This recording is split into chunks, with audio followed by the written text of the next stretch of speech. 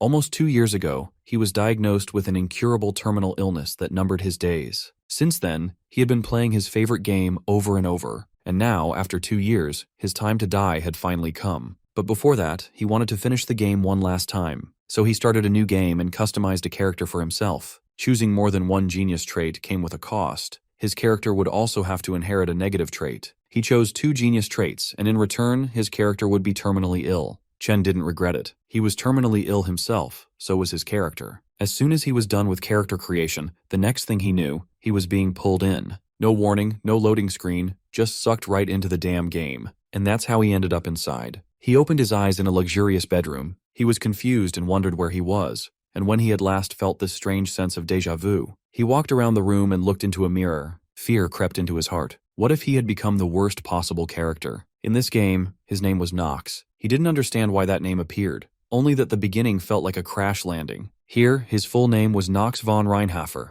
a member of the Inner Lunatic's third dark-renowned family. This family had deep ties to the world's most dangerous criminal organization, Lunatic. He was the youngest of 5 siblings in the Reinhafer family. This bloodline had produced gifted children in both magic and swordsmanship for generations. Unfortunately, Nox was the only one born without talent. Our boy had come to resent the world for his lack of ability. In desperation, he made a forbidden pact with the devil, and thus became the most notorious villain in the Inner Lunatic story. Our hero was stunned to realize he had become Nox. He questioned whether this was just a dream. As this character, he was merely 14 years old. His elemental affinity was darkness, but when he opened his status window, he felt a flicker of happiness, until he noticed that his stamina was only at level 2. He then looked at his negative traits: void revelation, terminally ill, curse of the weak, and frequent sickness, which included symptoms like cold hands and feet. He was shocked. This was the very character he had customized earlier. He shouted in frustration. He had been terminally ill in real life, and now, in the game, he was dying again.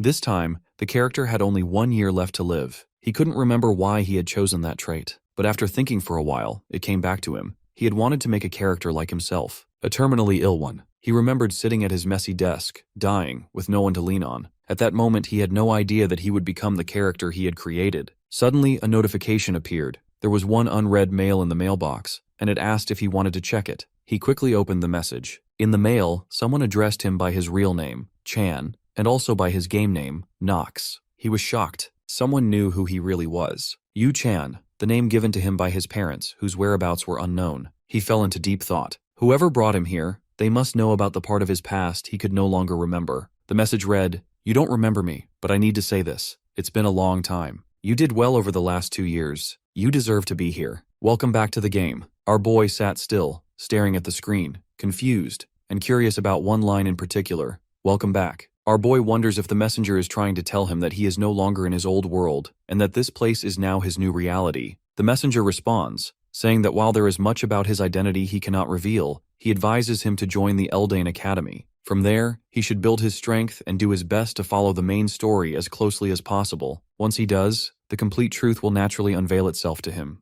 The boy is completely confused and finds himself needing time to sort through his thoughts. He remembers that he has been reborn as the final boss of the game, Inner Lunatic, but he is expected to follow the main storyline, and no matter how he interprets that, it always ends the same. He dies. He questions whether, even if Inner Lunatic has become his new reality, it still doesn't mean he should give up on regaining his memories. He makes up his mind that no matter what it takes, he will stick to the main storyline and, along the way, recover his lost memories. He wants to understand what he's doing in this world, and most importantly, survive. And if survival means becoming a true villain, then he is ready to take that path. Now that he reflects on it, not much has really changed from his old life. 2 years ago, he lost all of his memories, and he had been terminally ill. Every moment he lived pushed him one step closer to death, and he spent each day haunted by the fear of dying. The only difference now is the setting, the world he knows best. He asks the system for today's date, and the system replies, "It's the 4th of February, 1812. Once he hears the date, he immediately understands that he doesn't have much time left. He wonders why not begin his 28th clear attempt now. As he reaches to open the door, an intense pain shoots through his wrist. When he checks the system, it informs him that one of his negative traits has been activated. Due to the effects of constant illness, he has developed wrist inflammation,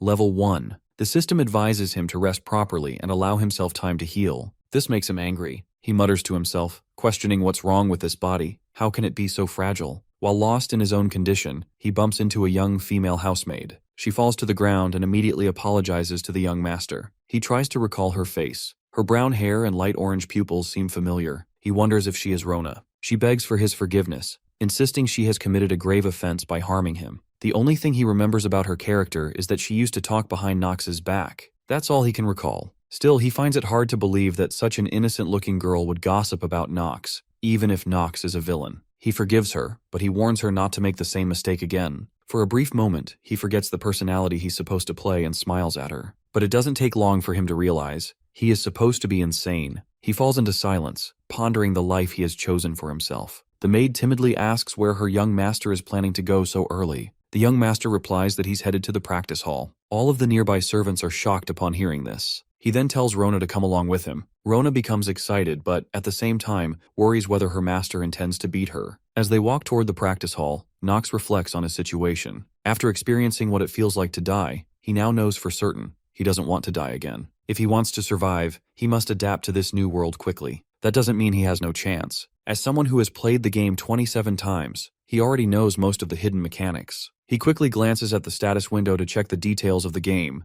Inner Lunatic. The system explains that Inner Lunatic features a storyline that pits angels against demons alongside the Empire, and it has a massive fandom worldwide. The unique aspect of the game lies in its vast number of customizations, allowing players to explore a wide range of playstyles. While lower-ranked traits such as Ordinary and Talented can be assigned multiple times, Genius traits are typically limited to only one per player. Our boy thinks to himself that Genius traits allow one to reach the peak of their field with ease, and yet somehow he possesses 2 of them. He knows that this game includes a concept called trait penalties, penalties that occur when a character is assigned traits beyond their limits. But by taking advantage of the system, which tries to analyze and compensate for these traits, it becomes possible to assign 2 Genius traits. His assigned traits are Swordsmanship Genius and Combat Genius. These provide him with superior sword skills and allow him to reach the highest levels of sword mastery. On the other hand, he also has Mana Sensitivity Genius. This boosts his ability to detect magical energy and makes his spell casting more efficient. Now Nox is aware there are plenty more traits that can be useful. He continues reading the system's details. As a perk of being the main character, he can view the status windows of other characters. He also has a trait called Master of Acting, which lets him perform convincingly in any scenario, a skill he knows will be crucial in his current situation. Another trait is Steel Mentality. When activated during combat, it allows the user to maintain mental strength and stay calm in high-pressure situations. However, the real issue lies in the negative traits. Among them, the Terminally Ill trait stands out as the worst, but it's not the only one he needs to worry about. He finds it almost amusing that he's practically a walking hospital. The system adds that for individuals with cold hands and feet, entering icy areas without a warming skill is nearly impossible. Additionally, the frequent sickness trait means he will faint from illness at least once every chapter. He sighs and tells himself that he has no choice, so he decides to face things one step at a time. Suddenly, Rona comes to a stop and informs him that they are nearly at the practice hall. She asks if he truly plans to go inside. The young master remains quiet for a moment, then opens the door. The system immediately informs him about a new obstacle, Curse of the Weak. It explains that this curse was placed on him at birth. As a result, his growth rate is reduced by 50%, and he has twice the vulnerability to enemy debuffs. The young master makes up his mind. Before anything else, he must find a way to remove the Curse of the Weak. While he practices inside the training hall, he keeps thinking that no matter how many times he goes over it in his head, he can only come to one conclusion: he's doomed. Just like reading the beginning of the story, that's the final thought he ends up with after thinking it through. After reading all of it, he suddenly feels weak and collapses onto the floor. Now he knows his limit. He can't even swing a sword more than 10 times. He had no idea the Curse of the Weak would make things this hard for him. After resting for a while, he slowly gets back on his feet and starts looking around. He notices a large collection of weapons nearby. The system informs him that this is due to the origin of the Reinhafer family, and suggests that he start with the sword. It also explains that when it comes to the Reinhafer lineage, there are many sayings that describe them well, but the most fitting title is the High House of the Blade and Darkness. They earn that title because of their unique sword skills that involve channeling dark attribute magic into their blades to cut down enemies. And it's all thanks to the Commander's Blade, also known as the Tyrannical Blade of Darkness. That very blade has been passed down through generations, from one family head to the next, and the tradition continues even now. Our boy starts wondering what all of that has to do with him. Aside from swordsmanship, there are many benefits to being born into a noble household, and one of the most obvious is wealth. Nox understands the true value of money, and he's honestly thrilled to have it. The Reinhafer family stands as one of the greatest noble families in the entire story, and that also means they're filthy rich. Even as their useless youngest son, Nox still has enough wealth to live the rest of his life without ever working a single day. And it's highly likely that his father, Teo, doesn't care whether he spends that money wisely or not. It's also true that Nox isn't someone who fits the image of a wasteful noble heir. His character archetype is already clear, but he's made up his mind to use every bit of it, all of it, until Rona finishes what he asked her to prepare. Still, he's a little worried that she might turn down his strange request. A few minutes earlier, Rona had come to him carrying a wooden sword, a towel, and some water. She handed them over and asked if he was seriously planning on exercising. He asked her if anyone else was nearby and then told her to come closer to him. Nervously, she stepped back, wondering if he was about to hit her. He quickly calmed her down and told her to bring her ear closer. He had something he wanted to whisper. After he finished whispering, Rona looked stunned. She told him that every one of his ideas was complete garbage. But he simply told her to shut up and figure it out. She agreed, but warned him not to yell at her again. Then she ran out of the training hall, saying he hasn't changed at all. Now, in the stillness of the training hall, he wonders how fast Rona will be, but he's fairly sure it should arrive by tomorrow. He drinks the tea she brought him and reflects on how he desperately needs a solution for this curse and his stamina issue. He never imagined it would be this overwhelming. Suddenly, the head butler, Robwell, walks into the training hall and greets him politely. For some reason, the sight of him takes our boy by surprise. The system immediately informs him that Robwell is one of the main managers of the Reinhafer estate and isn't someone he can handle carelessly. He's also the advisor to Nox's father and the family head, Teo. Our boy understands that dealing with Robwell might be difficult. He's aware that, in most situations, his father wouldn't pay attention to him, but now he wonders whether Robwell has sensed something off. He knows exactly how to approach this. Nox looks at Robwell and asks why he's here when he should be attending to his father instead. Instantly, he activates his trait, Master of Acting. Robwell responds, saying he's here on the family head's orders and has something to report. He informs our boy that he's been instructed to attend tonight's dinner. Our boy is confused. He hardly knows anything about this family, so it's strange. He looks at Robwell and asks if he's joking. It's genuinely surprising that his father suddenly wants to have dinner with him. Nox flat out refuses the invitation. The manager pauses for a moment, clearly wondering why the family head would issue such an instruction. Robwell then explains that a guest from the Styliner family has arrived. She has come to receive night training, and if the young master doesn't attend the dinner, it will anger his father. That's when our boy understands.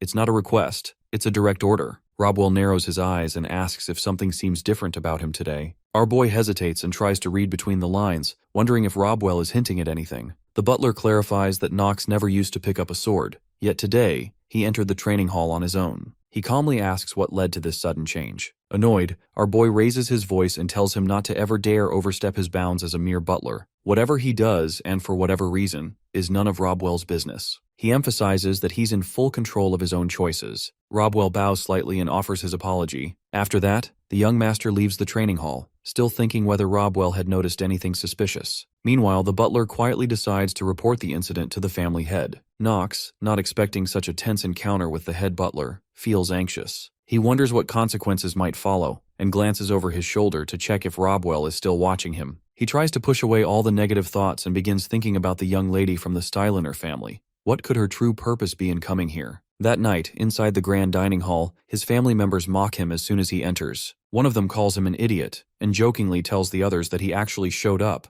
saying they won't be able to enjoy the meal now. They even taunt him, asking if he still has regrets about this family, especially the twin brothers, Hartz and Alan. They don't hold back. One of them says he never imagined Nox would show his face here again, and even now, he still can't believe it. They gossip openly about how he looked at one of the maids and call him a lost case. Our boy sits quietly and thinks to himself, he hasn't even done anything. Suddenly the door opens and his father enters, casually saying that it looks like everyone's here. Our boy turns his gaze toward him and thinks, there he is. That's the father of this character, Nox, and the head of the Reinhafer family. Alongside him walks a young and stunningly beautiful girl. She steps forward, introduces herself as Talia, and greets everyone with a composed smile. Teo then informs the family that Talia has requested night training and will be staying at their estate for a while. He tells everyone to feel free to welcome her warmly. The system instantly notifies Nox. She is the heroine of Inner Lunatic, the character destined to oppose the future version of Nox. She is the one who, eventually, will drive a sword straight through his chest. Teo notices that Nox decides to make an appearance too. Our boy becomes slightly uncomfortable at his father's remarks, and even Talia picks up on it. The family head tells everyone to begin eating.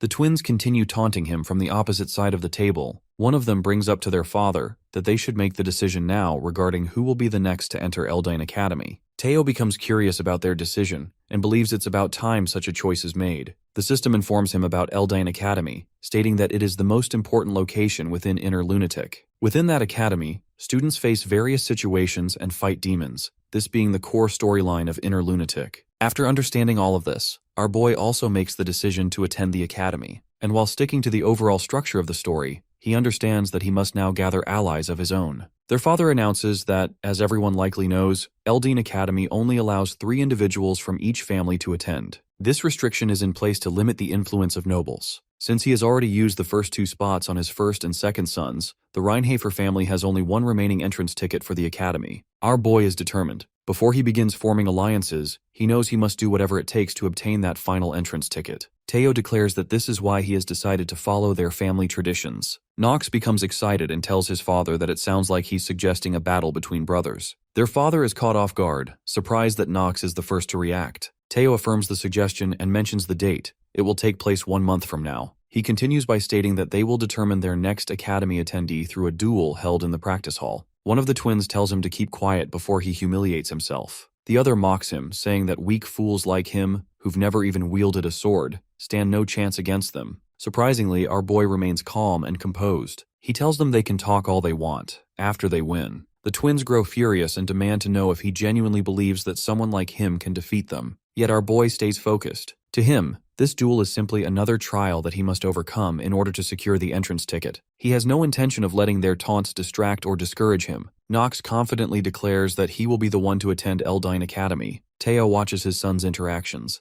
a little confused by what he's seeing. Talia, on the other hand, is visibly impressed by the young master's confidence and starts showing interest in him. This catches the attention of the twins and sparks a bit of jealousy. Nox quickly realizes that he has drawn the attention of someone he probably shouldn't have. After dinner, Teo sits in his office reading through Robwell's reports. He tells Robwell that, just as he had reported, it indeed appears that something about Nox has changed. Robwell agrees with this assessment. Teo reflects that had he not witnessed today's events for himself, he wouldn't have believed them. He wonders what exactly has caused this sudden change. He even begins to suspect that Nox might have been possessed by a demon. Whatever the reason may be, Nox has caught his full attention. The family head comprehends the situation and instructs Robwell to monitor Nox closely. Early the next morning, the young master is already in the practice hall. The maids gossip about the upcoming duel in 1 month. They also wonder aloud why running is the only thing he ever seems to do. Nox tries to grasp what the maids are talking about, but quickly realizes he doesn't possess the intuition for reading between the lines. The system then notifies him that his stamina stat has increased by 0.1%. He is shocked by the minimal improvement. He chooses to run because his greatest weakness lies in his stamina. The system informs him that in order to unlock the use of swordsmanship and combat genius, his stamina stat must reach level 4. He notes that if someone weren't as weak as he currently is, they would be able to use it without any issue. He tires quickly due to the curse of the weak still being in effect. He discovers that it took him an entire month just to raise his stamina by 1.9 points. The system reminds him that the curse of the weak is a debilitating curse that cuts his growth rate in half. It becomes obvious why, despite running so much, he was only able to raise his stamina by 0.1%. Adding to that, his terminally ill trait also halves his growth rate. He realizes that to keep up with others, he will need to exert 4 times the effort. He wonders to himself why everything is so difficult for him. The system then informs him that his stamina has reached 15 and his mana has hit 30. However, because of his terminally ill trait, 15 is the maximum stamina he can reach. He decides to put that worry aside for now. Rona arrives, bringing all the supplies he had requested the previous day. Our boy is impressed. She's faster than he expected. He feels glad,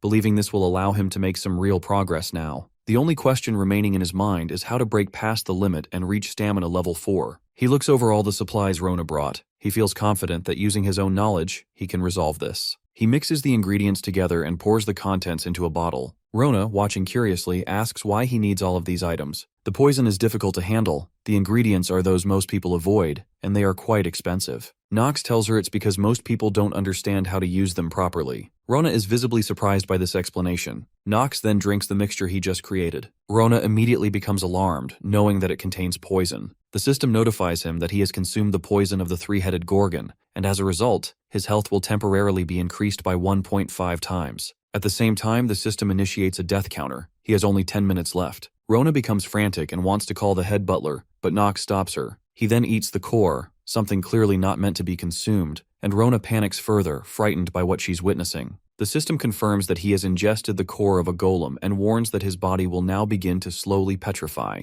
Suddenly, another notification appears. The system announces that a hidden piece has been activated. The poison of the three-headed gorgon is reacting with the golem's core. Our boy feels satisfied, knowing that everything is proceeding just as he planned. The system explains that normally, the golem's core is used to petrify individuals, rapidly boost defensive stats, or construct artificial golems. However, when combined with the poison of the three-headed gorgon, a special reaction occurs. The gorgon's poison becomes diluted. Then comes the most critical message. The curse of the week has been lifted. Nox is overjoyed to see this change. Rona, however, is still frightened and thinks her young master might die at any moment. But Nox knows there is still one more step remaining. He begins to unbutton his shirt, an action that terrifies Rona even more. Rona feels both anxious and curious, eager to understand what he plans to do next. To her surprise, he takes the poison and pours it over his head. The system promptly notifies him that he has used the dew of the Remembering Fairy, and the petrification effects caused by the golem's core have now vanished. It also reports that the dew is currently reacting with the core of the golem.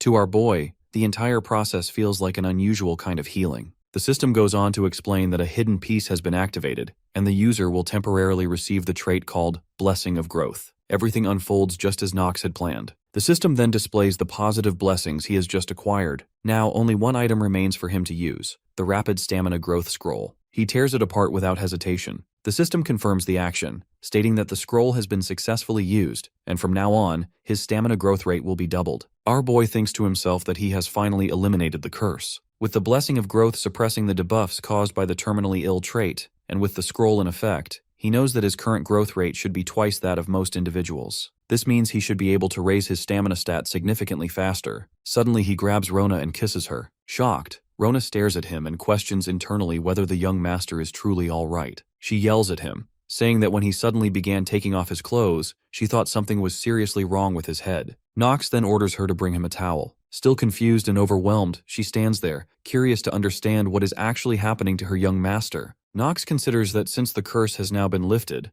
perhaps he should go easy on her. He tells her that he is fine. Rona asks him if he's absolutely sure he'll be okay, even if she doesn't call the head butler, and wonders aloud if he shouldn't be resting instead. He assures her that everything is fine now. Still puzzled, she asks once again what he intends to do next. Our boy calmly responds that he's just going to run. In the garden, our boy starts running, and Rona chases after him while carrying the towel in her hands. From her window, Talia watches the scene unfold, puzzled about why someone as weak as him would accept a match against his brothers. Her maid, Emma, gently reminds her not to stare so openly at the youngest son of Reinhafer, explaining that it's considered inappropriate. But Talia remains confused. He doesn't even carry a sword, he just runs around all the time. She recalls that even the other knights of Reinhafer have offered to train him, but he turned down all of their offers. She's convinced that in 1 month, he'll be beaten, and that will be the end of it. Despite herself, she feels concerned about the young master. Unable to suppress her feelings, she tells Emma that she'll be right back and heads straight to Nox. Our boy is taken aback and wonders why she came looking for him. He bluntly asks what she wants from him. Talia, slightly offended by his cold attitude, wonders what's behind his behavior. Still, she tells herself he's simply too stunned by her beauty to respond properly. She then questions him, asking if he's really certain he can defeat his brothers.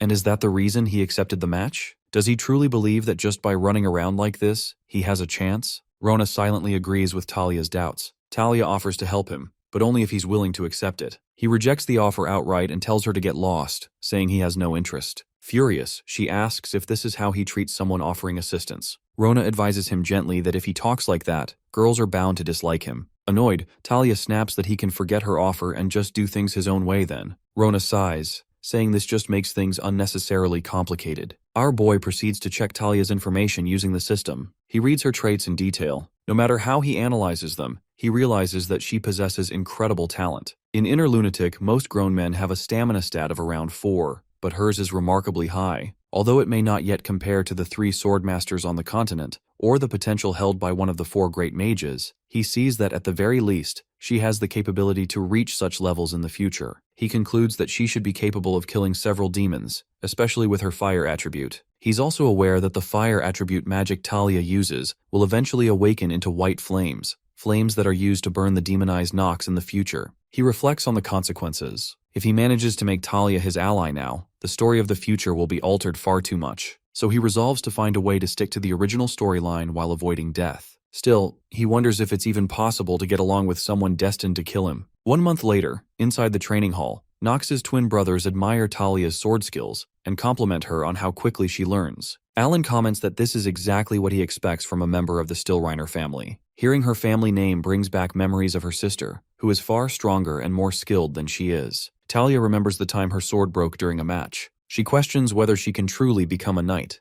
Her thoughts drift to the lessons ingrained in her. A knight must never be driven by greed, must live modestly, and must be ready to sacrifice themselves for the greater good. Above all, a knight must master the sword and its form to become worthy of the title. Talia also wonders whether Nox can realistically defeat his brothers, who've trained for years, just by doing cardio exercises. In her mind, it's not possible. The next day, a crowd gathers to watch the match. Our boy and his brother stand face to face. Their father, along with other elders and Talia, takes a seat on the balcony to witness the duel. Teo turns to Rodwell and asks what he thinks the outcome of this duel will be. But before Rodwell can respond, the referee steps forward and formally announces that the duel to determine who will gain the right to enter Elden Academy is now beginning. Both brothers stand tall, ready, swords in hand, prepared to fight. A few moments earlier, when Teo asks Rodwell about the possible outcome of the duel, Rodwell tells him that, considering young Master Alan's past performances, he thinks it's a given that Alan will win. Teo agrees with him. The head butler then wonders if Teo is expecting something else,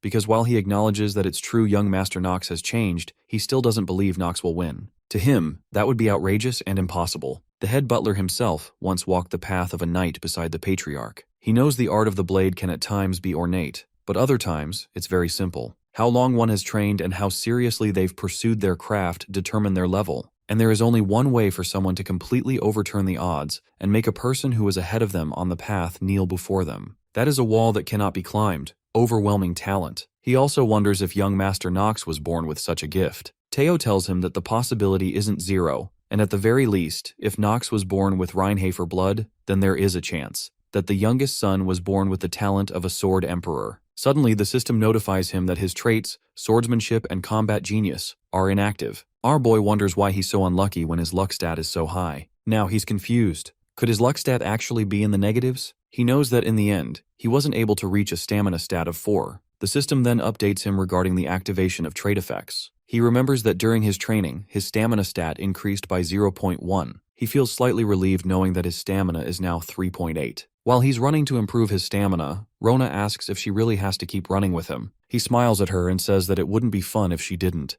and who would take care of him if she didn't. Nox then returns her towel and tells her to rest for now. She stays quiet and looks at him with anger. Nox gazes into her eyes and tells her that she just cursed him in her mind. She denies it. In truth, our boy is impressed by her stamina. He looks at her details in the system and confirms his suspicion. Her stamina is 4.5. He's surprised to see that a maid is stronger than the average man, and wonders what's going on with the Reinhafer family. He feels somewhat happy knowing that her starting stamina stat is higher than his, even though he's been training his ass off for a month just to improve this one stat. Still, it's a little upsetting for him. Rona informs him that it's already evening, and since the duel is tomorrow, he should get some rest. Now, inside the training hall, both brothers stand facing each other. His brother taunts him, saying why doesn't he just give up? Even if he is the shame of the family, he's still his younger brother, and Alan can't beat him up too hard now. Our boy responds that his brother doesn't look like someone who wants him to give up. Alan tells him that he's right, and to be honest, he wants to impress the daughter of the Stillreiner family, and he believes Nox will help him with that. Nox tells him he's not sure if that's a good choice. Our boy knows that Alan's stamina stat is 8. Alan then asks if he has a crush on her too. Our hero knows that he can't defeat Alan using ordinary methods. The referee announces that the duel for the admission ticket to Elden Academy is about to begin. He also informs both brothers that they must accept whatever the result may be, and that objections will not be tolerated. Our boy feels a little nervous because he knows it's all over if he loses here. He needs to find his memories,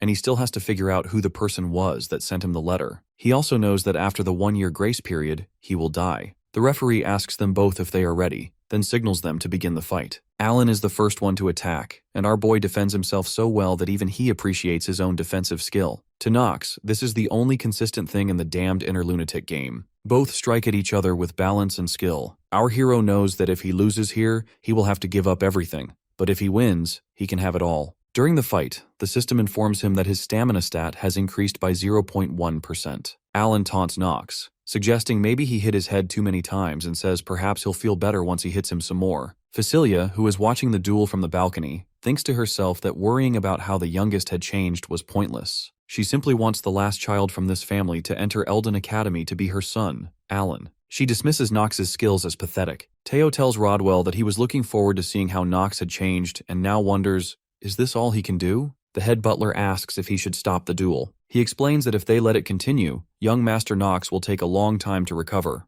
Teo replies that Alan and Hartz's talents are good, but not that good, especially when compared to his first son, Garen. They lack the ability to put everything beneath their feet, to dominate their opponents with the overwhelming power of the dark sword of domination. He wonders who that power will be passed down to. That thought saddens him, and he instructs the head butler to stop the duel. During the fight, the system once again informs Knox about a rise in his stamina stat. Suddenly, the system confirms that his traits, swordsmanship and combat genius, have been activated. Our boy is already exhausted, but he's happy to have regained his traits. Alan asks if he's lost his mind. Knox immediately activates his skill, the Hour of the Genius. Our boy remembers hearing somewhere that geniuses and the talented each have their own hours during the day. He's glad that this is the genius hour. To him, everything appears to slow down. Thanks to this skill that alters his perception, the world seems to move in slow motion. He understands that perceiving an enemy's movements as slower and him moving faster are two very different things. He knows it will be difficult to fully utilize this skill, but now that his traits, swordsmanship and combat genius, are active, it's over for his opponent. With a quick and powerful swing of his sword, Knox knocks Alan's weapon to the ground. That one move proves his unwavering determination to win. Alan's sword falls to the ground, and Knox appears victorious. The young master shouts that it's fun. Alan remains frozen in shock. The swordsman knows he still can't afford to lower his guard. Not yet. He's well aware that the duration of the skill is only 5 minutes, and he must finish this within that time frame no matter what. He tells his brother that he had been going easy on him until now, but says it's gotten boring and suggests they end this as quickly as possible. He then challenges him to come at him with everything all at once. Knox turns to his father and asks for permission to face both of his brothers simultaneously. Not only his father, but everyone observing the duel is taken aback by his confidence. Talia watches in confusion, wondering what he's doing right now. Their father notices a shift in his energy. It's clear his vigor has changed, and it feels like he's hiding something. Choosing to observe a little more, he allows the 2-on-1 spar to proceed. But just then, Facilia yells out, demanding they stop. However, Teo steps in and orders them to begin. Alan picks up his sword again. Hartz, seething with anger, growls about how dare this brat humiliate them in front of their father. He warns Knox to be ready. Both twins launch their assault together. At first, the young fighter focuses on defending himself, but soon he switches to offense. Alan quickly urges his twin to move closer to his left side, but Hartz, blinded by rage, refuses to listen. The system notifies the swordsman that, thanks to the special effect of Hour of the Genius, the proficiency of the Dark family's low-grade swordsmanship has increased. He's pleased to hear it. Now he can even track their sword movements. With his incredible speed and relentless attacks, he lands a hit on Alan's shoulder. Talia is stunned by the sheer speed and wonders how on earth he managed to pull that off. Alan looks at him in disbelief, thinking that even the shame of the family could evolve this much. All those watching wear that same curious expression. Hart scolds his twin, telling him not to get distracted in the middle of a spar. Soon, both brothers begin to tire, and then the young master unleashes his full power. He thinks to himself that even though this is just a spar, there's something significant at stake, and simply swinging the sword feels exciting. Before long, he sends both brothers crashing to the ground. At that exact moment, the system informs him that Hour of the Genius has ended. He's relieved that it wrapped up already. Facilia, fuming at her two sons, shouts furiously at them. Knox turns to the referee and asks whether the winner has been decided. The referee responds affirmatively and declares that the victor is young Master Knox. Everyone watching the duel rises to their feet, even their father. Knox expresses his gratitude for their appreciation and politely requests permission to take his leave. As he walks out of the training hall, Talia thinks to herself that she must speak with him immediately. After leaving, he feels extremely tired and then notices blood on his hand. He quickly realizes that it must be because he pushed the skill a bit too long. He knows that Hour of the Genius carries a major flaw. If the time limit is exceeded, it triggers a debuffing effect called recoil. The system informs him that, due to the recoil of the skill Hour of the Genius, his lifespan has been reduced by 2 days and 17 hours. He recognizes this as the worst kind of debuff. It permanently cuts his lifespan and also makes him more susceptible to illness. Though he's already terminally ill, he's glad that the recoil didn't activate in front of others. He worries that if anyone had witnessed it, his acceptance into the academy might have been revoked. Suddenly, Talia runs after him and asks if he got injured during the spar. He isn't thrilled to see her. He is not happy to see that she has found out, and he wonders why it had to be her when so many others were present in the hall. He cannot let Teo discover his skill rebound. She quickly asks him how he managed to win a fight between siblings with that broken body of his. The young master wonders what she is planning, but she simply explains that she has misunderstood him. She clearly seems impressed by his performance. What she witnessed over the past month was that Nox never once wielded a sword on the first day, and all she saw was him swinging a wooden sword clumsily. The fact that someone like him could win proves he is talented. Now she wants to know how he awakened such talent and how he trained it. But after seeing the duels end and watching him when he is alone, she is confused and wants to know what is truly happening and why he is in such a state. Many questions fill her mind, such as whether he overwhelmed his siblings with his genius and talent. There were also rumors that Nox was good for nothing. She also noticed that he simply worked hard to achieve victory no matter what. When she notices him coughing, she asks if he is all right and tries to support him, but he rejects her hand and tells her never to touch him. He acts that way because he has been obsessed with gaming for the past 2 years, making it difficult for him to get along with others. He also knows that she is a character who will kill him in the future. She apologizes and tells him she did not know he was that serious about the sword, and she had heard that his body was weak from birth. Now she understands why he was only doing stamina training. She tells him she is sorry for misunderstanding him, and that acting like a good-for-nothing was probably not his intention either. She also mentions that Emma told her people could make mistakes like that. The swordsman feels slightly confused and thinks about how to respond because she is so honest, just like he has seen in the game. Even though he knows she possesses the traits of a knight, he also thinks that as the daughter of a proud, reputable duke family, it must be hard for her to admit when she is wrong. He tells her that if that is what she thinks of him, then please do not tell others about the bleeding. She agrees to keep it a secret. While looking at her, he thinks he probably does not need to worry about others finding out about this matter. He tells her to keep her promise and leave. She feels sad because Nox did not pay any attention to her. That night, in Teo's office, he tells the head butler that it seems his guess was correct, and asks what he thinks of Nox's talent. Rodwell replies that at first, he could not understand why Nox allowed himself to be beaten up, but among the children around his age, and including all the other young masters, he believes Nox is the best. Teo agrees with him but admits he still thinks Nox has talents he is hiding. He orders Rodwell to monitor all of his movements and do nothing but observe, no matter what he does. He also wonders if Nox has enough talent to inherit the Supreme Black Sword.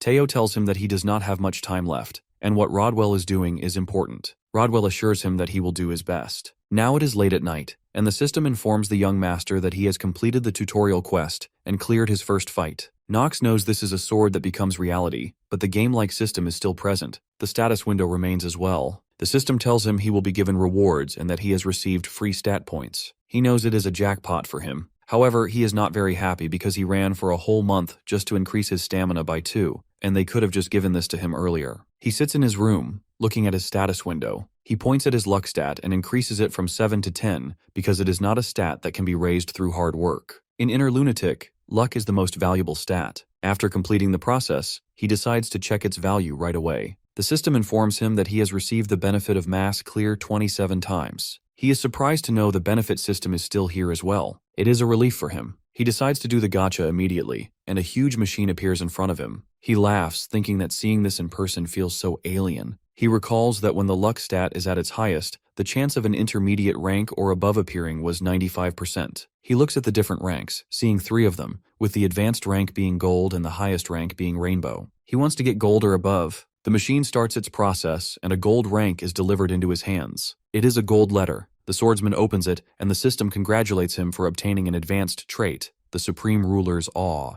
He cannot believe he actually got it. The system shows him the complete information of the skill. It is a super jackpot for him to think he would get a debuff skill, but he still has another reward. It is a one-time use skill confirmation voucher, and the system asks if he wants to use it now. He thinks that the skill he will obtain from this is already decided. It is one of the hidden pieces that can be obtained in the Reinhafer family, and in order to get it, he needs that skill. He knows Teo will soon gather all the siblings at the estate, and that is when he will use it. He wonders if it is almost time for him to return to the Reinhafer estate since it has been a while since the graduation ceremony of Eldine Academy ended. Vaughn, the second son of the Reinhafer family, should be traveling around to train as a knight. He suddenly remembers that he needs to find the hidden piece and handle Grain. There is no time to rest at all. The only fortunate thing is that he probably does not need to worry about Talia anymore. He is confident she is not the type of character to break her promise, and there is no reason for her to approach him either. In the morning, he reaches the training hall and finds Talia already there waiting for him. He had already thought about this last night. He asks her if they did not settle everything yesterday already, and what she wants from him. She wants to know how he became so strong so quickly. He asks her if she has been secretly watching him train for a month, and she begins walking away from there. She pleads with him for at least a spar and insists that he could at least tell her how he trains. He remembers that Talia was a character who always wanted to be recognized by her sister. Turning back to her, he tells her that before asking him something like that, or thinking about how she should train,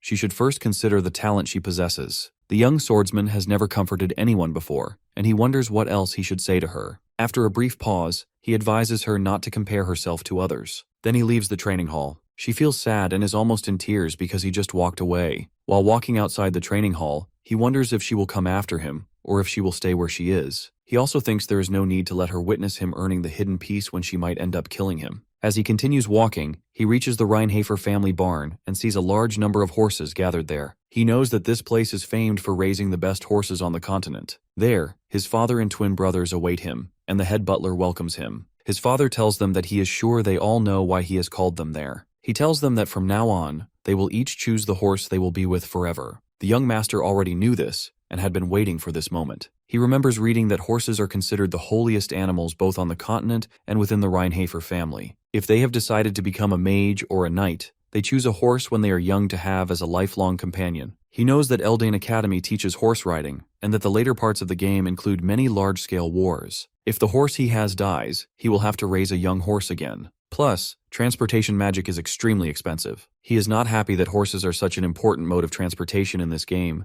but now he decides to choose the best horse. Their father tells them that since Nox won the duel, he can choose first. Teo warns him that he will give him just one chance. As Nox walks towards the horses, his father wonders which one the youngest will choose. He notices that all the horses are quite cute and good ones. After observing them, he finds one horse that is a different color from the others. He points at the horse and tells his father that he will choose this one. Everyone goes quiet, and his father tells him that he will give him another chance. The young swordsman wonders why he is being given another chance, and thinks it shows just how bad of a decision they think he is making. Actually, he is loading the target stat window. After some time, the system activates and provides him with all the details about his chosen horse. He notices that its rank is high, and most summoned creatures are divided into ranks. Depending on their growth, they can rise more than one rank. He knows this means the horse can at least become the highest rank, and on top of that, it is an obsidian. His system tells him it is the rarest kind among the many out there, and the name refers to the type of igneous rock. He thinks if the patriarch knew this, he would have taken this horse himself. He also knows that right now it is not that tempting because of its negative trait. The system displays all of its negative traits, and he knows that from some perspectives, it is an even more annoying trait than the terminally ill trait. He tells his father that he will not change his mind, and that he will go with this horse. He knows that with his knowledge he can save this horse. His father wonders why he would make such a choice and thinks he might be projecting himself onto the horse. In the end, he thinks his son is just an emotional and weak person. Teo calls his choice a disappointment and makes it clear to Nox that he hopes he will not regret this decision.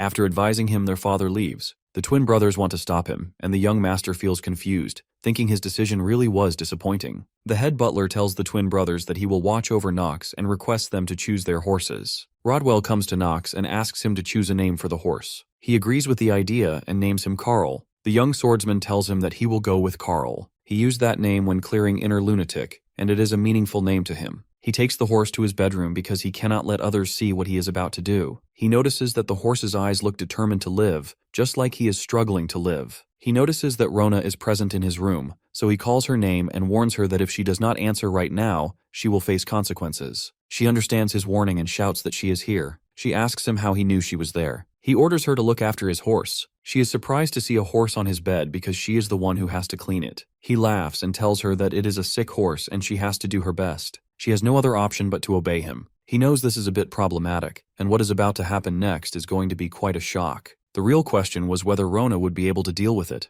3 days later, Carl dies, and Rona cries for him. Her tears make the young master feel sorrowful. He knows that Rona puts a great deal of effort into taking care of Carl, and he feels slightly bad for her. He already knew that something like this would happen. He orders her to stop crying because she is distracting him. He reassures her and tells her not to worry, because Carl will return to his side again. She stands there confused, wondering if something is wrong with his mind. He simply smiles and instructs her to get behind him now. He takes the scroll out from his jacket. Placing his hand on the scroll, he infuses it with his mana. Something magical begins to occur, and she becomes surprised to see that he can use mana, immediately warning him that this is illegal here. The first time, he is unable to control his mana properly, so he tries again and warns her that if she keeps distracting him, Carl will die once again, and this time it would be her fault. He explains to her that he has become someone who has not yet awakened his trait of genius of mana detection. In this empire, using mana below the age of 15 is forbidden unless one is from the imperial family. Because of this, compared to other students who begin learning mana control later, the descendants of the imperial family are several times more proficient in magic. The only thing he can do right now is pour as much mana as he can into this scroll. At this moment, he begins to feel a faint energy emanating from his palms. He knows that this is mana. He finds it interesting because this scroll is a one-time use energy voucher, and this time, he cannot afford to make any mistakes. From now on, the magic he will be using is black magic. The system confirms that the skill, Book of the Dead Necromicron, has been obtained. The system also informs him that the target, Carl, can be revived as an undead. He remembers reading from the system that within Inner Lucatic, there are two types of beings possessing the trait of an undead. The first type are beings brought back to life through black magic or dark mana, and the second type are those revived without an ego, reborn as stronger beings. He also knows that such beings would remain blindly loyal to their master, almost to a fault. However, the problem is that there is only one family known to revive corpses as undead, and that is the Dark family, the Marvas family. While Reinhafer is also a dark family, it is a night family, whereas the Marvas family are black mages who control the undead. In that case, he wonders, shouldn't players who do not belong to the Marvas family be unable to use their skills at all? He knows the answer is no, because of the one-time use skill selection voucher he obtained. From it, he received the Necromicron, also known as the Book of the Dead. Rona becomes shocked when she sees dark blood begin to flow from the young master's mouth, but he wants to push it a little further. Suddenly, he notices that his mana is running out. At that moment, Carl comes back to life. The system confirms that he has activated the skill successfully. Carl is now stronger than before. The system informs him that his pet Carl has been revived as an undead. He feels delighted to have achieved this skill successfully. Now, he looks at Carl's traits within the system. He is surprised to see that Carl is much more improved than before. However, Carl has some negative traits as well. He tells Carl that he will be his master from now on, and Carl behaves in a way that shows he completely understands his master. Rona becomes emotional and hugs the young master tightly, telling him that she thought something bad had happened to him, wondering how he can use mana so recklessly. She even scolds Carl, asking how he can also be so reckless. She shouts at Carl, telling him that she cared for him so much and orders him to spit out the carrot she fed him. Now the young master shifts his focus onto the hidden piece. A few days later, he goes out at night, looking at the map and thinking that the road is not much different compared to the game. He searches for the second hidden piece of the Reinhafer family, determined that he must obtain this item. It is the key that would help a little in compensating for his terminally ill trait. He wonders if he is being too sensitive, but this is not a game anymore. This is reality. He reaches a point where he sees a notice board with a warning written on it, stating that this is Mia's forest, and if young children enter, they may get lost and die, so please do not enter no matter what. He thinks to himself that he does not want to die a second time. The system warns him that he has entered the missing child's forest, and that failure to clear this place will result in death. In reality, the missing child's forest lies within Reinhafer's territory, a forest where entry is prohibited. Due to the darkness and thick fog, no matter how skilled a ranger or pathfinder is, they would still have trouble finding their way around here. He discovers that it is just like its name suggests, a place that causes everyone to get lost like a child. But he also knows there is a different meaning to it. Even if a fully grown adult kills a monster in this forest, they will not be able to obtain any artifacts. Additionally, the difficulty of the monsters increases if the intruder is an adult. He remembers that he died a few times here while trying to find the right way to clear it. That is why the difficulty rating of the missing child's forest is at least 2.5 stars,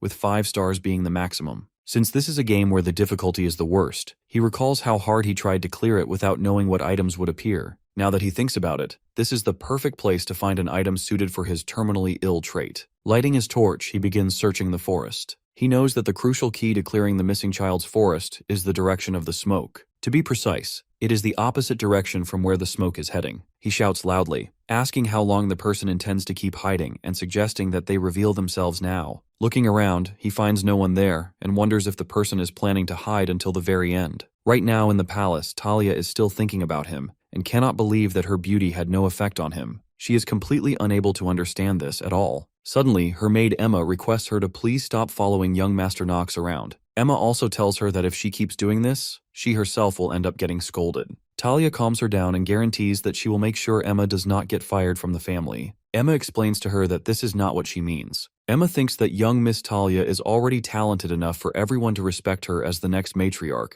and if only young Miss Chell was not around. She also wonders why Talia feels so inferior to her own sister and is being so impatient. Emma leaves her room, hoping that Talia has probably given up and is sleeping now. However, when Emma checks her room, Talia is already gone. Emma wonders if she went to find young Master Nox. Quickly, Emma wakes everyone up in the palace. Talia actually manages to find Nox in the forest, which shocks him. He asks her what she is doing here. Suddenly, the young swordsman senses danger and tells her to get behind him. Both of them are startled to see a gray wolf approaching. He wonders if this forest is part of the gray wolf's territory. Talia realizes that she only has a dagger with her right now. The wolf begins circling around them and signals others to join him. Suddenly, the gray wolf charges at them. She feels terrified, but he remains confident. Staring at the charging wolf, he steps forward and with a single swing of his sword, kills it instantly. She is deeply impressed and thinks that although it was only one wolf, he managed to defeat it so cleanly. Nox looks at her calmly and says that he will ask her again what she is doing here because he thought his brothers would be the ones to follow him. She simply smiles,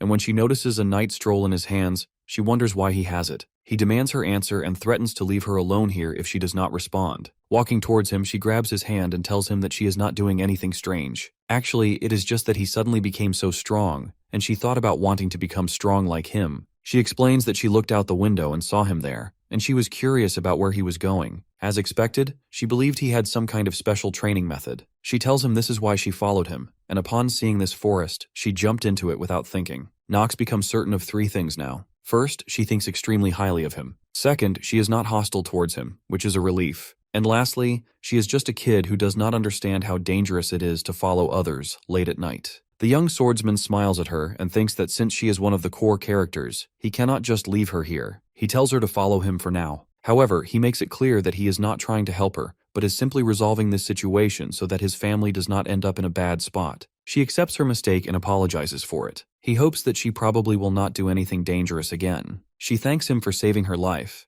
and just as she is about to say something, they notice a large number of wolves staring at them. The young master orders her to get away from him and hands the burning torch over to her. He instructs her that she should be on her way home as he swings his sword at the wolves. He considers that there are some unexpected variables he needs to focus on again. He knows this place exists before the scenario begins, and since it is an area within the prologue, there will not be any boss monsters. However, an elite monster, one rank below a boss, will appear here, and it will be an evolved form of the gray wolf he just cut down, the elite gray wolf. But simply knowing who his enemy is does not mean things will go smoothly for him. He slashes at the wolves and starts killing them. The wolves continue their attacks against him, and he continues cutting them down. He recalls the words he always repeated in times like this, back when he was Chan and played inner lunatic. Was he really the weakling? Talia watches him killing countless wolves and wonders if he has yet to reveal his full strength, since his sword technique had looked even more amazing when he fought his brothers. She also questions whether he has killed gray wolves before. Meanwhile, Nox considers that she is still very weak. A very large gray wolf appears before him, and he recognizes it immediately as the elite gray wolf. Soon, many people from the palace head into the forest to search for them. They find their footprints near the forest, and it becomes clear to them that Nox and Talia have entered. Emma is among the search party and urges them to go in immediately. However, Rodwell rejects her idea and calls it foolish. Emma demands to know why he does not want to go in. Rodwell explains to her that it is a forest not even Rheinhafer has managed to clear. The system shows that the missing child's forest is ranked as one of the highest within the Rheinhafer family territories. And while the Rheinhafer family is known to be the strongest dark family in the south, the fact that there is still a forest they are unable to clear is basically like saying they are incompetent. Furthermore, the reality that only children who have not become adults can enter the forest, and that the forest can only be cleared successfully by children, has not been made known to them yet. The head butler wonders why the young master entered the forest. He does not think the boy was bewitched by a mind-controlling monster. Observing the tracks, he notices that Nox definitely moved with care. There are also no traces of anyone getting past the strongest mana barrier of this estate, which means the young master entered the forest intentionally. He admits to himself that he was wrong, and can no longer deny that Nox is not the same weak and frail young master as before. Rodwell informs Emma that there is only one way for the two of them to return. The young master has to use his wisdom and find a way out of the forest. Emma becomes emotional, tears filling her eyes as she blames herself for causing her young miss to die. On the other side, the young swordsman continues killing the wolves. He notices Talia pulling out her knife, and he thinks she has not lost her focus despite being scared. He advises her not to attack unnecessarily since she might get hurt, and tells her to just stay out of this. He also instructs her to save her strength and use it to run away if she gets attacked, as only then can she slightly increase her chances of survival. He knows that killing an elite wolf is not particularly dangerous, since it is only rated at 2.5 stars. He simply wants Talia to remain vigilant and able to react to her surroundings. Looking at her, he observes that she has learned well, even though she is not yet at the level where he can trust her to cover his back. He quickly activates Hour of the Genius. He intends to use this skill to kill it in a single strike. As the elite Grey Wolf leaps at him, he manages to slay it instantly. He then notices that the other wolves have stopped, but suddenly they start attacking him one by one again, and he continues cutting them down. This time, the wolves are so ferocious and aggressive that Talia becomes worried for his safety. She thinks that even though Nox did tell her to run away if it became dangerous, she cannot bring herself to do that now. So she climbs up a tree. Finally, he asks her if she plans on helping him. Talia asks if he is injured. He knows it's pointless to call her for help,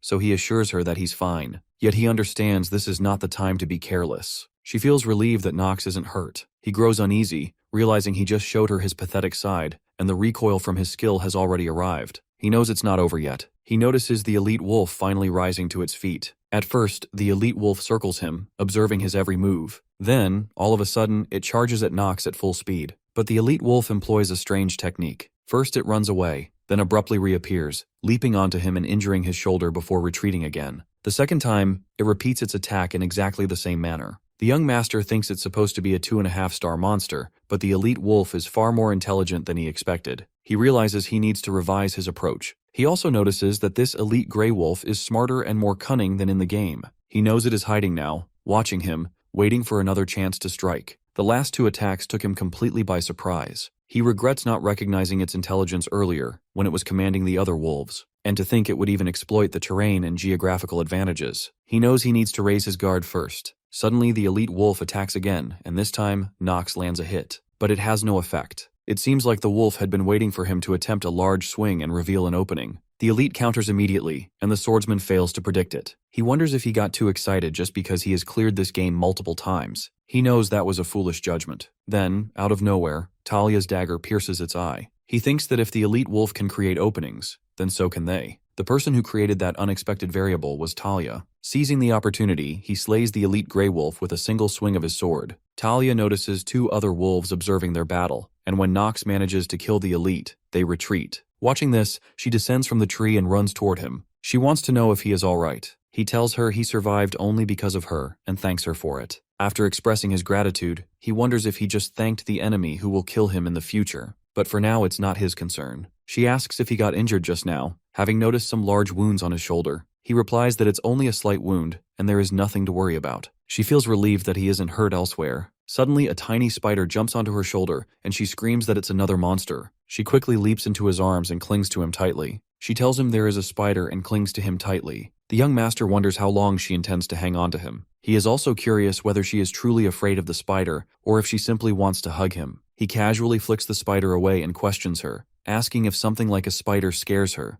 Then why on earth did she follow him into the forest? She asks if he isn't scared of spiders. The swordsman responds that with fear like that, she definitely won't be able to become a knight. Upon hearing this, she becomes angry and steps back from him. He smiles, thinking that finally she let go of him. He knows he survived only because of her, but he feels hesitant to say this, since she might suddenly scream. Now they just need to get out of the forest. It is morning now, and the search party is still waiting outside the forest. Emma is worried, wondering whether they survived or not. She feels anxious thinking that Miss Talia's disappearance could create problems between both families. Rodwell reflects that since many children in this area go missing within the missing child forest, there are people who secretly claim that the Reinhafer family is incompetent. Suddenly, Emma points towards the forest and informs the others that the fog of the forest is beginning to lift. Now they see that the missing child forest has been cleared. She does not know for sure, but that is what she thinks it is. The fact that the miasma is being lifted. Rodwell confirms her observation and tells her she is right. He explains that it means the forest has been cleared, and the only possibility they were thinking of has turned into reality. Now all of them enter the forest, and Emma tells the others that it means their young master Nox did it. Suddenly, they notice the young master and Talia coming out of the forest. One servant remarks that to think he could really clear the forest is hard to believe, and that he is coming out as if nothing happened. Rodwell thinks he can't help but smile. Now, he is certain that the hierarchy of the descendants within the Reinhafer family is about to experience great turmoil. Nox looks at the search party and wonders why everyone has gathered here. Emma runs towards Talia and hugs her, telling her they were so worried about her. Rodwell informs the young master that the family was worried about his disappearance as well. Nox finds it hard to believe that the family would worry over a good-for-nothing like him, thinking it is only because their dark family's reputation is at stake. Emma wants to remind Talia about the 7 rules of the Stillreiner family again, and urges her to follow her. Talia apologizes once more, repeating that she is sorry. Emma laughs and tells her that as a lowly maid, how could she dare blame Talia for it, adding that the patriarch will be teaching her the rules personally. Nox thinks that it looks like this maid has extraordinary stamina too. When he checks her status, he sees her stamina is 4.5. Emma approaches the swordsman and thanks him for protecting their young miss. Talia thinks that she did not even have the intention of going with him. He tells her that she pulled her own weight and advises her not to beat herself up too much. After that, they all return to the palace.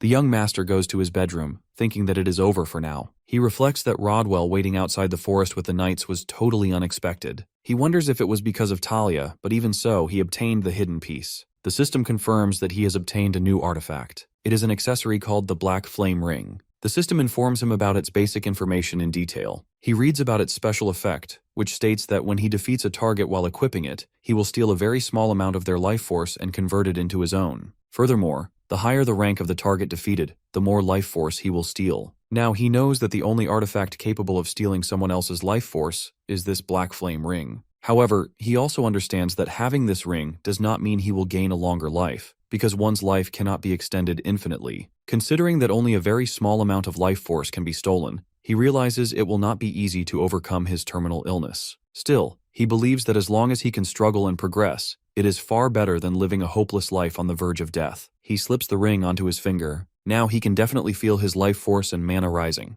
He calls Rona to come in for a short while, knowing she is just outside his room. Within seconds, she enters and wonders if he is able to see through things. He tells her that maybe he can. That thought scares her, and she asks him if he can see her naked body too. The young master becomes angry and shouts at her, demanding to know what on earth she is talking about, then flicks her forehead with his finger. She tells him that it hurts, and wonders why his finger flick feels even more painful than usual. He tells her to stop talking nonsense and offers to arm wrestle again. She asks him if she wins again this time, will he really increase her salary? He agrees and asks her what if she loses. She also bets 20% of her salary. Both agree to the bet. This time, however, he defeats her within a second. She is surprised to see this outcome. After losing, she asks if he really thinks it is befitting of a reputable family's son to reduce a servant's already pitiful salary by 20%. He smiles and agrees with her, saying that as the rumored good-for-nothing of the Reinhafer family, he has decided not to care about trivial things like honor. She bows before him and gives her apologies. The system informs him that the effects of his frequent sickness have been activated, and he has obtained wrist fracture level 2. He becomes annoyed by these negative traits. He tells Rona that he will cancel her salary reduction, and in return, she must go and bring him some ice and a wet towel. She is worried, thinking that her young master does not look too well. The swordsman thinks that for now, he will be satisfied with obtaining the ring. Now he just needs to get some rest. Time passes by, and the two hidden pieces, Carl and the Black Flame Ring, remain with him. It has been 6 months since he obtained them, and regretfully there has not been a chance to use either. Then came the decision that Nox has been grounded. It is not as though he got into any trouble. He even cleared the missing child's forest. He cannot believe he is grounded when they should be rewarding him. It feels unbelievable to him. He turns to Rona and asks if she agrees with him. She simply responds that she is a maid belonging to the family, and that her salary would be reduced if she spoke poorly of the patriarch. Nox swears upon his hand that her salary will be reduced if she does not act according to his preferences. Hearing his threat, she quickly tells him that the patriarch is way too harsh on him. She also mentions that he could not even understand how she felt. He thinks about how he has been working hard to adapt to this life, living a pretty productive life while watching Carl's growth. However, he knows he cannot carry on like this because his life is being shortened even now. The system shows him the remaining life he has left due to terminal illness is 147 days. He thinks that this darn system seems more interested in his life than he is. He sarcastically thanks the system for explaining it so nicely. Finally, he decides that he cannot take it anymore and must go to his father and get permission to go out somehow. Rona knocks on his door and tells him that she has just warmed up more bathing water for him. Suddenly, Rodwell enters his room and informs him that the patriarch has summoned him. His father sits in his office, thinking about the night of slaughter and how he killed countless monsters and demons. He remembers the time when demons were swarming everywhere and the humans who were caught among them during the night of slaughter. He recalls that it was like a disaster. He hopes that someday one of his sons will probably learn the supreme black sword. Yet he knows he cannot rely on probabilities. He needs talent that is certain because one of them will have to kill him. Rodwell enters his office and informs him that the young master will soon be here. Teo thinks to himself that Nox is late and tells Rodwell to send him in right away. He thinks about how the missing child's forest is a place that not even he knows how to clear, and to think Nox was able to clear that place, it would be appropriate to reward him. Teo tells his son that he had summoned him to discuss his reward and that he can have just one request. He will fulfill just one request, no matter what it is. The young swordsman thinks about it and wonders what one thing he should ask for. It is the first time his father has ever asked him for a request for a reward. He also knows his father is usually authoritative and stern. He even doubts this is a trap. He feels as if someone just shot him in the head, or as if someone just slashed him from behind. He asks his father if he can ask for anything. His father repeats that he will grant him anything, and as the patriarch of Rheinhafer, he promises to grant him anything, swearing it upon the long-standing history of the Black Sword. At first he did not think his father was serious, but now he guesses he is right. His father explains to him that in the case his request is too ridiculous, his evaluation of him will change. Teo shows his trust in him, believing he will not do something that foolish. The offer was so sudden that he requests his father for some time to think it over. His father agrees and also permits him to leave the estate, but warns him not to get into trouble like he did previously. Nox obediently accepts his father's words. His father reminds him to always keep in mind that he is of the Rheinhafer family.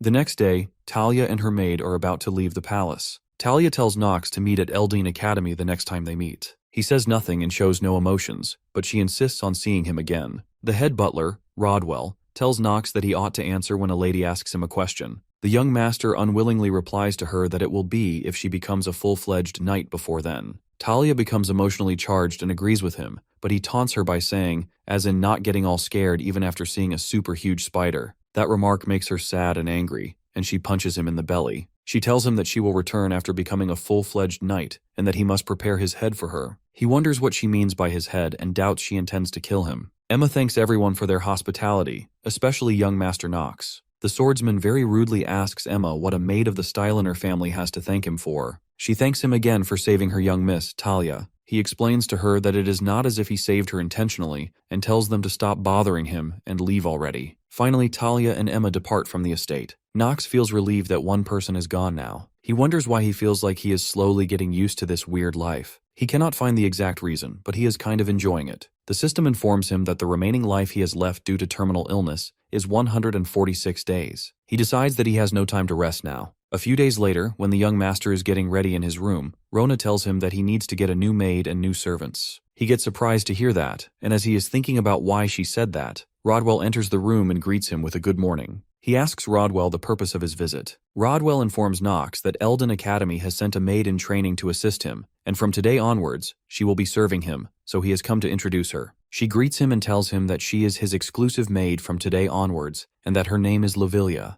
The young master quickly checks her details on the system. A few important things he finds out about her are that she has a perfect housework active skill, and that she is monitoring him based on orders from Teo. This information about her makes him feel a little conscious. Suddenly, the system informs him that the remaining life he has left due to his terminal illness is only 140 days. He observes that when one's time is limited, it feels like it goes so darn fast. The only good thing for him right now is his positive stats. He reflects that despite having such a severe penalty, he is actually growing pretty fast. Soon he will also be admitted into Eldon Academy. Rona tells him that after 2 months he will finally start attending Eldane Academy and wonders if he feels nervous. Nox questions whether she is that happy about the fact that he will be leaving this place for the academy. At this, Rona starts crying and tells him that she is already starting to miss him. He stops her from overreacting and remarks that he is not going to reduce her salary. After hearing that, she becomes happy. The young master thinks that he does not even have time to bully her. Within the next 2 months, if he does not increase his stats even a little, he definitely will not be able to survive inside the academy. He knows Eldane is the Empire's best academy, where monstrously strong cadets from all over the country gather, and after surviving that place and entering the main story, he must play the role of the villain. Right now, everything is so tough for him. Rona tells him again that he needs to get a new maid and new servants. Lavilia assures him that she will do her very best to support him. The young master realizes that they will not let him leave this place comfortably. In truth, Theo von Reinhofer is one of the greatest villains and among the strongest beings in the world. When people wonder how he rose to his current position, many ask if it was solely from his swordsmanship. He is so skilled that few doubt this to be the case. However, the main reason Theo was able to take his place at the top of the Rheinhafer family was because he remained suspicious of everything and everyone around him. Theo tells Lavilia that he has great expectations for her this time. He also mentions that he heard she was pushed back in the line of succession within the Lavilia family, and states that if she does well this time, the Rheinhafer family will spare no efforts to support her in the succession. She assures him that she will assist young Master Nox with all her heart. Theo, however, tells her this is not what he wants. She then confirms to him that she will monitor Nox strictly and report every single thing to him. Theo reminds her to never forget who her master is. She comes out of his office and decides that from this point onwards, she must not waver any further. On the other side, the young master is lying on his bed, thinking about Lavilia, a spy. He knows Teo probably wants to confirm whether the person within Nox is really Nox or not, since demon possession is something that happens quite frequently within the inner lunatic. Nox is a character whose body was stolen by the #1 demon, Baal, in the original storyline. He realizes it is all right as long as Teo does not find out who he really is. Still, he knows Lavilia is the problem. While she is not involved in the main storyline, it would be a waste to throw her away like this. Originally, she was supposed to become the next head of the Lavilia family, but her father and mother were killed by her uncle, and she lost her position as the next head. What happened next is obvious. In the end, she became a maid of the Reinhafer family and managed to escape from her family. She looks cheerful on the outside and is always smiling, but inside she is so jaded and rotten, a character on the verge of breaking. Her final decision was that before the first part of the main story started, she would commit suicide. Now he wonders what he should do to create a change in the storyline. He thinks that saving someone who ought to be dead might be the correct decision, despite knowing that doing so would mean placing a noose around his own neck. The next day, he informs both his maids that from today onwards, they will be hunting monsters within the forest in the territory, and both of them will accompany him and assist him. Lavilia stays confident and says nothing, but Rona is shocked to hear this, and tells her master that she is going to take a leave of absence because she is sick. However, Lavilia agrees to obey her master. Rona warns her that she cannot just agree to everything so easily. The young master observes their reactions very closely, knowing it is normal for a maid to be scared of hunting monsters because it is a ridiculous request, after all. Lavilia's immediate answer makes him curious. He tells Rona that he knows she has used up all her leaves. Rona starts crying and asks if she is not allowed to take a sick leave today, questioning how he can do that. Nox asks if she forgets that he is good for nothing and warns that if she does not follow what he says, he will reduce her salary. For starters, he will go easy on her, maybe about half her annual salary. Rona keeps crying and asks whether he wants her to bring along a bow or a sword. Lavilia asks him if she should inform Sir Rodwell that he will be leaving the estate before she starts preparing. He suddenly remembers that from now on, his top priority will be increasing his lifespan, and since he is now free to go anywhere, he intends to act on that. Afterwards, all three of them mount their horses and ride into the forest. Mr. Teo watches them leave from his office window. A few days later, in the missing child's forest that now looks like an ordinary forest after being cleared,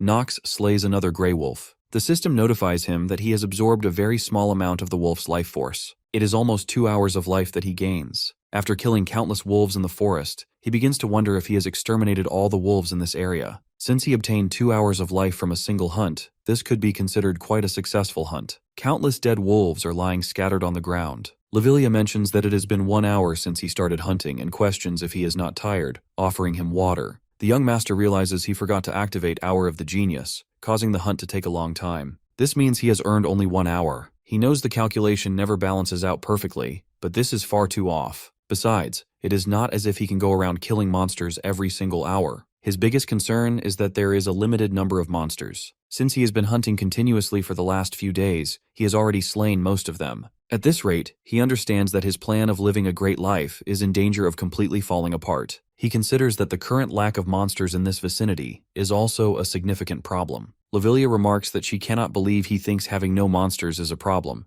and if other people heard what he just said, they would think he had become strange. He informs his maids that it cannot be helped and tells them to return to the mansion for today. Lavilia asks if she should prepare warm bathwater for him and promises to set it at a comfortable temperature. The swordsman was expecting such consideration from a support genius. He orders her, saying he wants to bathe before dinner, so she must make sure the timing is correct. Rona reminds him not to forget about her, adding that she will clean his room. He simply tells her to do as she pleases. Before leaving the forest, Nox wants to ask Lavilia something. He asks who she serves. She is surprised to hear this. The young master thinks that no matter how beautiful and great a sword is, if he cannot use it, he will not hesitate to throw it away. She remains silent. The swordsman comments that her silence is her answer. She quickly responds that she has not said anything yet. Before she manages to say anything further, he tells her that he already knows what she wants to say, and assures her that she does not need to worry, as he does not intend to interrogate her any further. The young master also adds that he is actually thankful towards her, at least for not lying. He informs her that no matter who she serves, he will still think of her as one of his own. He also allows her to make use of him if she ever needs to. He thinks that rather than having mutual trust, it is sufficient for them to simply make use of each other. After all, that is the kind of relationship he has with her. That night, in Rona and Lavilia's bedroom, Rona asks if young Master Nox is just too much. She tells Lavilia that during training, he would say to them that if they did not run together with him, It would not be fun for him to train, and it happens every single time they train.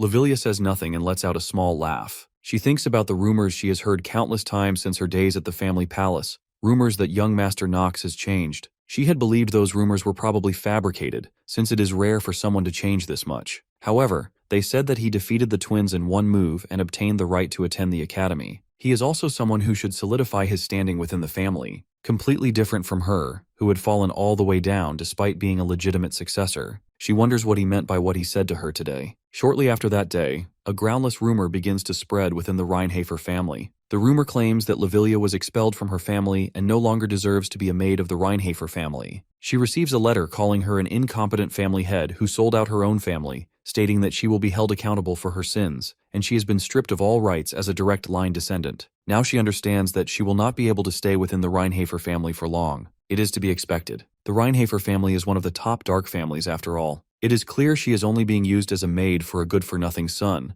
and as a commoner who has lost her family, she no longer has the right to serve him. It is obvious she will soon be cut off and forced to serve someone new. She enters the kitchen and greets the other maids. Everyone looks at her with surprise. From their reactions, it seems everyone has heard the rumors, but she is already used to these looks of disdain. Suddenly, Rona calls her name and tells her that she had been looking for her everywhere. Lavilia wonders whether Rona does not know about the rumors, is simply messing with her, or truly thinks of her as a friend. Whatever the case is, she feels Rona is doing something foolish now. Soon she realizes that she, Rona, and young Master Nox are all doing foolish things, and the end is imminent. The young master sits inside his room, thinking not just about Lavilia, but also about Teo, who probably received the letter as well. He knows that all the crimes framed upon her father were fabricated. However, he is also aware that he is unable to help her, because there is no way to predict what butterfly effect would be caused just by him helping her survive. They go into the forest again, and he keeps killing the monsters there. Lavilia turns to Rona and asks if she doesn't think the young master seems a little harsher today. Rona responds that he used to be a little more merciful in the past, but today he is angry. Lavilia feels uneasy about this change. It seems like Nox is waiting for something, and he wonders if it should be about time for it to appear, or if it is not going to come out today as well. He knows that in the missing child's forest, there is a monster that appears randomly when only about 20% of the monsters remain, and it is called the Hidden Boss Monster. Nox thinks about killing it because he believes it would help him increase his stats, but he remains doubtful, thinking it might not work. Suddenly, he notices some movement in the forest. Its speed is on a completely different level. He assumes that must be what a hidden boss is like, but then he gets shocked to see that it is an elite king wasp. The sight scares the young master because he knows this is a troublesome one, but it is not at the level that he cannot kill it. Suddenly, Lavilia jumps between Nox and the wasp and gets stung by it. The swordsman knows that even without her help, that was an attack he could have either dodged or blocked, so he questions internally why she chose to save him. He wonders how many people would be able to run towards a monster that appeared so suddenly. He decides to make use of this situation for the sake of saving her. He quickly activates Hour of the Genius. Lavilia remembers her mother telling her father about how their daughter is always falling down, and how there has never been a day when the wounds on her knees are completely healed. That is what her parents always said, that her wounds are never fully healed. However, that does not apply only to her knee wounds but also to the wounds in her heart. She wonders if they were prophesying over her back then. She also remembers the time when Nox asked her whom she served, and she did not reply, and she thinks about the murder of her parents and the question in her mind about who she should serve. All the words Nox told her that day come back to her. Nox and Rona run towards her after he kills the monster. The system confirms the defeat of the monster and details the rewards he will receive. Lavilia is badly injured, and the young master tells her to hold on, saying it is all over and he will take her back now. In her mind, Lavilia knows that he is lying to her, and she wonders if that is what the expression of someone who is just trying to make use of her would look like. She also wonders why there is a slight tremble and anger in his voice. Back in the palace, Teo says that this is indeed troubling after reading the letter. Rodwell informs him that based on their investigation, the contents of the letter are true. The Lavilia family has decided to completely cut off Miss Lavilia. Mr. Teo thinks about how the reason he brought her here in the first place was for the sake of taking over the Lavilia family, and since they have lost their previous head of the house and are in an unstable state, he thought this would be the perfect chance to take them over. For example, if the situation within the family is so unstable that the successor's position in the family would be shaky, then with the involvement of Reinhafer, they should be able to bring them into submission somehow. But what if she is expelled from her family? Because it is written in the letter that she has been stripped of any rights she had as a direct line descendant. He knows that before any plans can even take place, this changes everything. He tells Rodwell that this cannot be helped then, and asks him what he thinks they should do with her. Rodwell advises that while it is regretful, if they place a maid who does not belong to any family beside young Master Knox, they will be looked down upon within Eldon Academy, and they ought to deal with this quietly on their end. Teo agrees with him and confirms that he had similar thoughts. Suddenly, a servant enters the office, and Rodwell asks him why he is barging in without permission. The servant apologizes and informs them that the young Master Knox carried back a maid who had been injured during his hunt, and the maid has been poisoned and is in a very critical state. He also tells them that Knox has used a very expensive antidote without permission, so he is here to report that to him. Rodwell asks if Knox used the mandrake purifying potion. The servant confirms the potion. Teo wonders if he already grew attached to the maid so quickly. He feels worried because no one knows what result could come out of personal feelings like that. In the hospital, Lavilia finally wakes up, and Rona gets emotional upon seeing her regain consciousness. After gaining her senses, Lavilia wonders what happened to her, and if young Master Knox is safe, and also questions internally why she did what she did back then. Rona tells her that the young master used an antidote on her, the mandrake, which is supposed to be very effective. Rona also tells her that he completely ignored the doctor's refusal to use it and told him to use it on her unless he wanted to die. Rona guesses that the good-for-nothing side of him is still around. Lavilia wonders why he saved her life and wasn't he going to make use of her. Rona tells her that she needs to rest more, but Lavilia says she wants to see young Master Knox right now. Rona explains that he went to look for the Chamberlain, and he asked her to update him when Lavilia woke up. Rona tells her that she will be back soon and leaves the room. Lavilia gets up and starts packing her bags because she thinks that she should not be here, and the truth is she knows that she doesn't deserve to be anywhere. While packing her bag, she looks at her parents' picture and leaves a note for Knox. In that note, she writes to the young master that she heard he used a potion for her, and she thinks this pendant should be able to pay for the cost of that with some excess money. She places a gold pendant on top of the letter. As she walks away from her room, Knox stops her on the way and asks where she thinks she is going. Young Master Knox recalls the time when he brought the injured Lavilia to the palace hospital and argued with the doctor,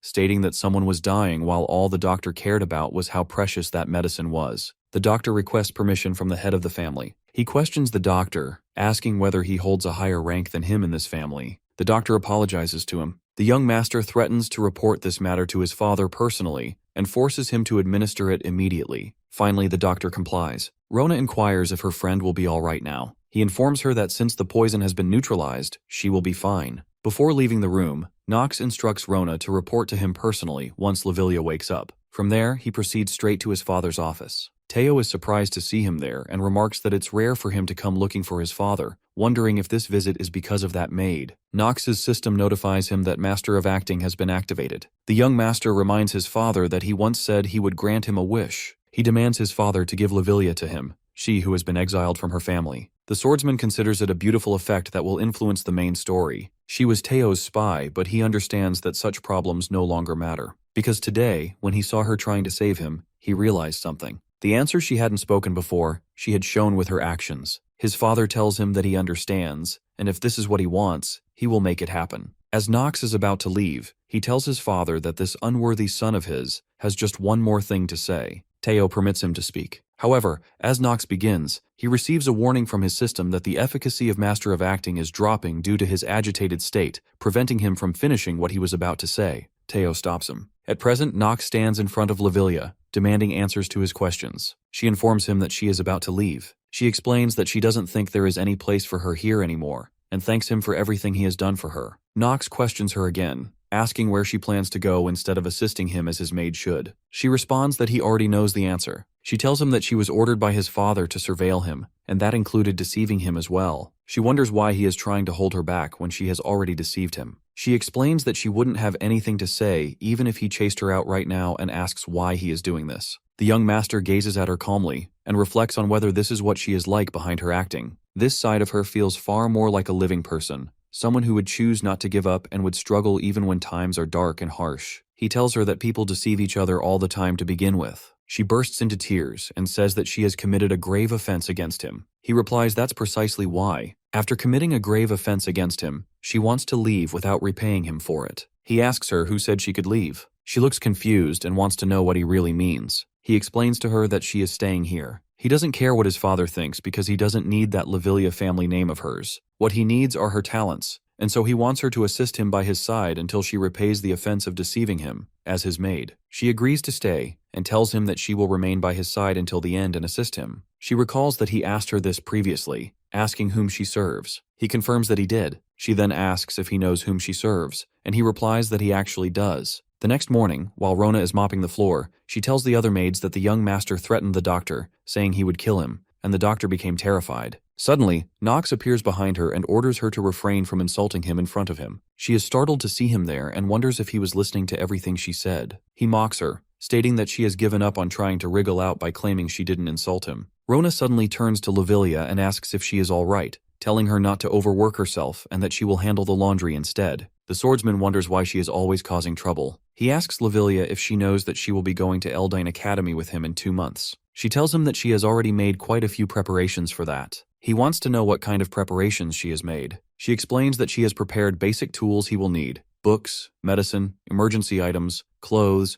and a cadet uniform for external trips. He notices that she no longer forces herself to smile in front of him. The reason is that last time she decided she was tired of acting and admitted to herself that she was no good at it anyway. The young master knows that he feels more comfortable with her being like this because they don't have to give unnecessary compliments to each other or engage in meaningless small talk. But in a situation where they are driven into a corner, even when their backs are facing each other, they won't betray one another. And for him, that is good enough for his relationship with her. Lavilia enters his study and asks if he is truly all right. She also mentions that some negative rumors about him have been spreading recently. The young master grows curious about these rumors. He wonders if it isn't just one of the already existing ones, because it's quite impressive that there could be worse rumors than those that are already circulating. She tells him that people are saying the reason he continues to hire her as his maid is because he likes her. He smiles, thinking he would feel such a sense of shame for playing the role of Nox. He apologizes to her, saying he is sorry that she got implicated because of him. She explains that isn't why she told him about it. Actually, she was just thinking he might feel uncomfortable because of such rumors. The young master reassures her there is no need to worry and asks if she must have heard about his previous rumors,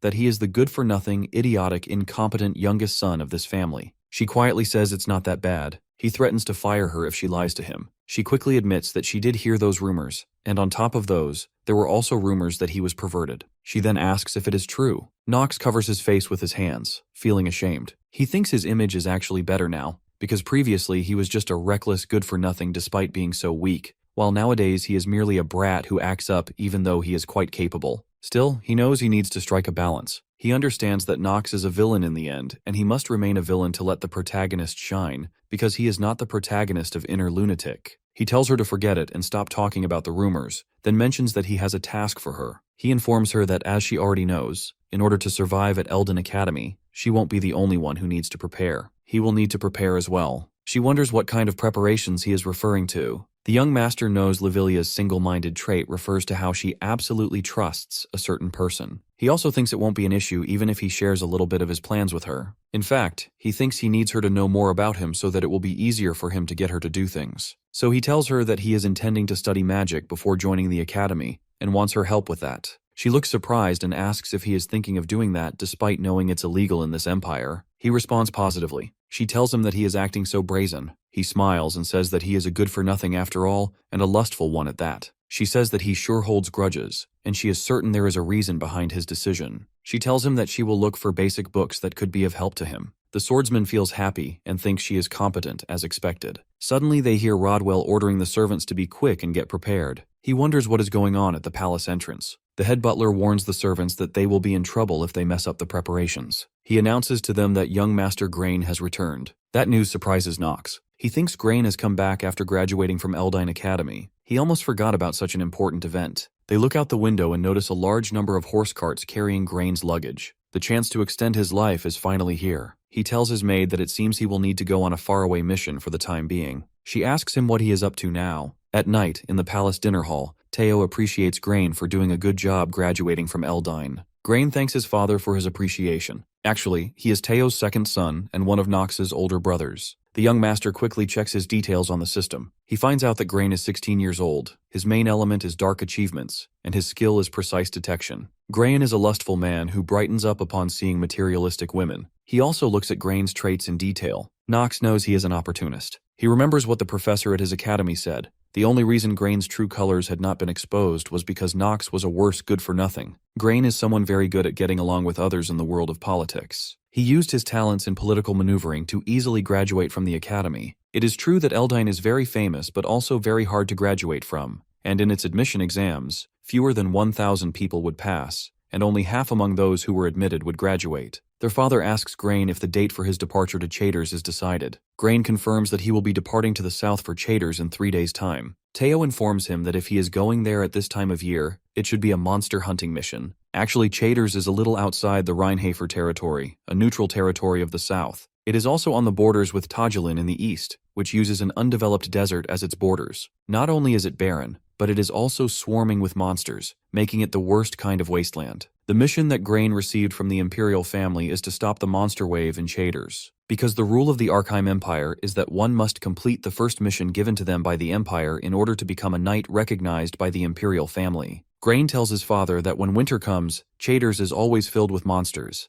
and it seems the Imperial family wants to take some initial measures against them. Teo tells him that while the land is barren, other areas will also suffer if that place falls. He also advises him to never bring shame to the Rheinhafer name. Grain replies affirmatively. The young master knows that this Chaders mission is not just a simple monster hunting one, and it doesn't just end as a sub-story. It is involved in several complicated storylines, and so there is a lot to gain from it. Nox asks his brother Grain if he is going to Chaders, and he replies positively. The young master knows it is natural for him to gain those things he wants. Nox requests his brother to bring him along, because he has decided that he will have to participate in the Chaders subjugation himself. Grain wonders what he is talking about and asks if he knows what kind of place Chaders is. Nox tells him that he has heard it's a neutral area where monsters attack suddenly on an intermittent basis, and also a place where bandits are secretly increasing their forces. Grain tells him that he has been hearing a lot about him recently. Nox knows about the skill Grain has, precise detection. Grain asks if it is true that he cleared the missing child's forest together with the second daughter of the Stillreiners. The young master confirms that it's true. He knows that Grain's skill allows him to figure out why someone is restless, and if his target's stats are lower than his, then he can find out the reason for it quickly. Simply put, that is the skill that made Grain an expert at living in the world and playing politics. Grain tells him that in that case, it must also be true that he defeated the twins and took in a commoner maid. The swordsman quickly activates his steel mentality and affirms that it's all true.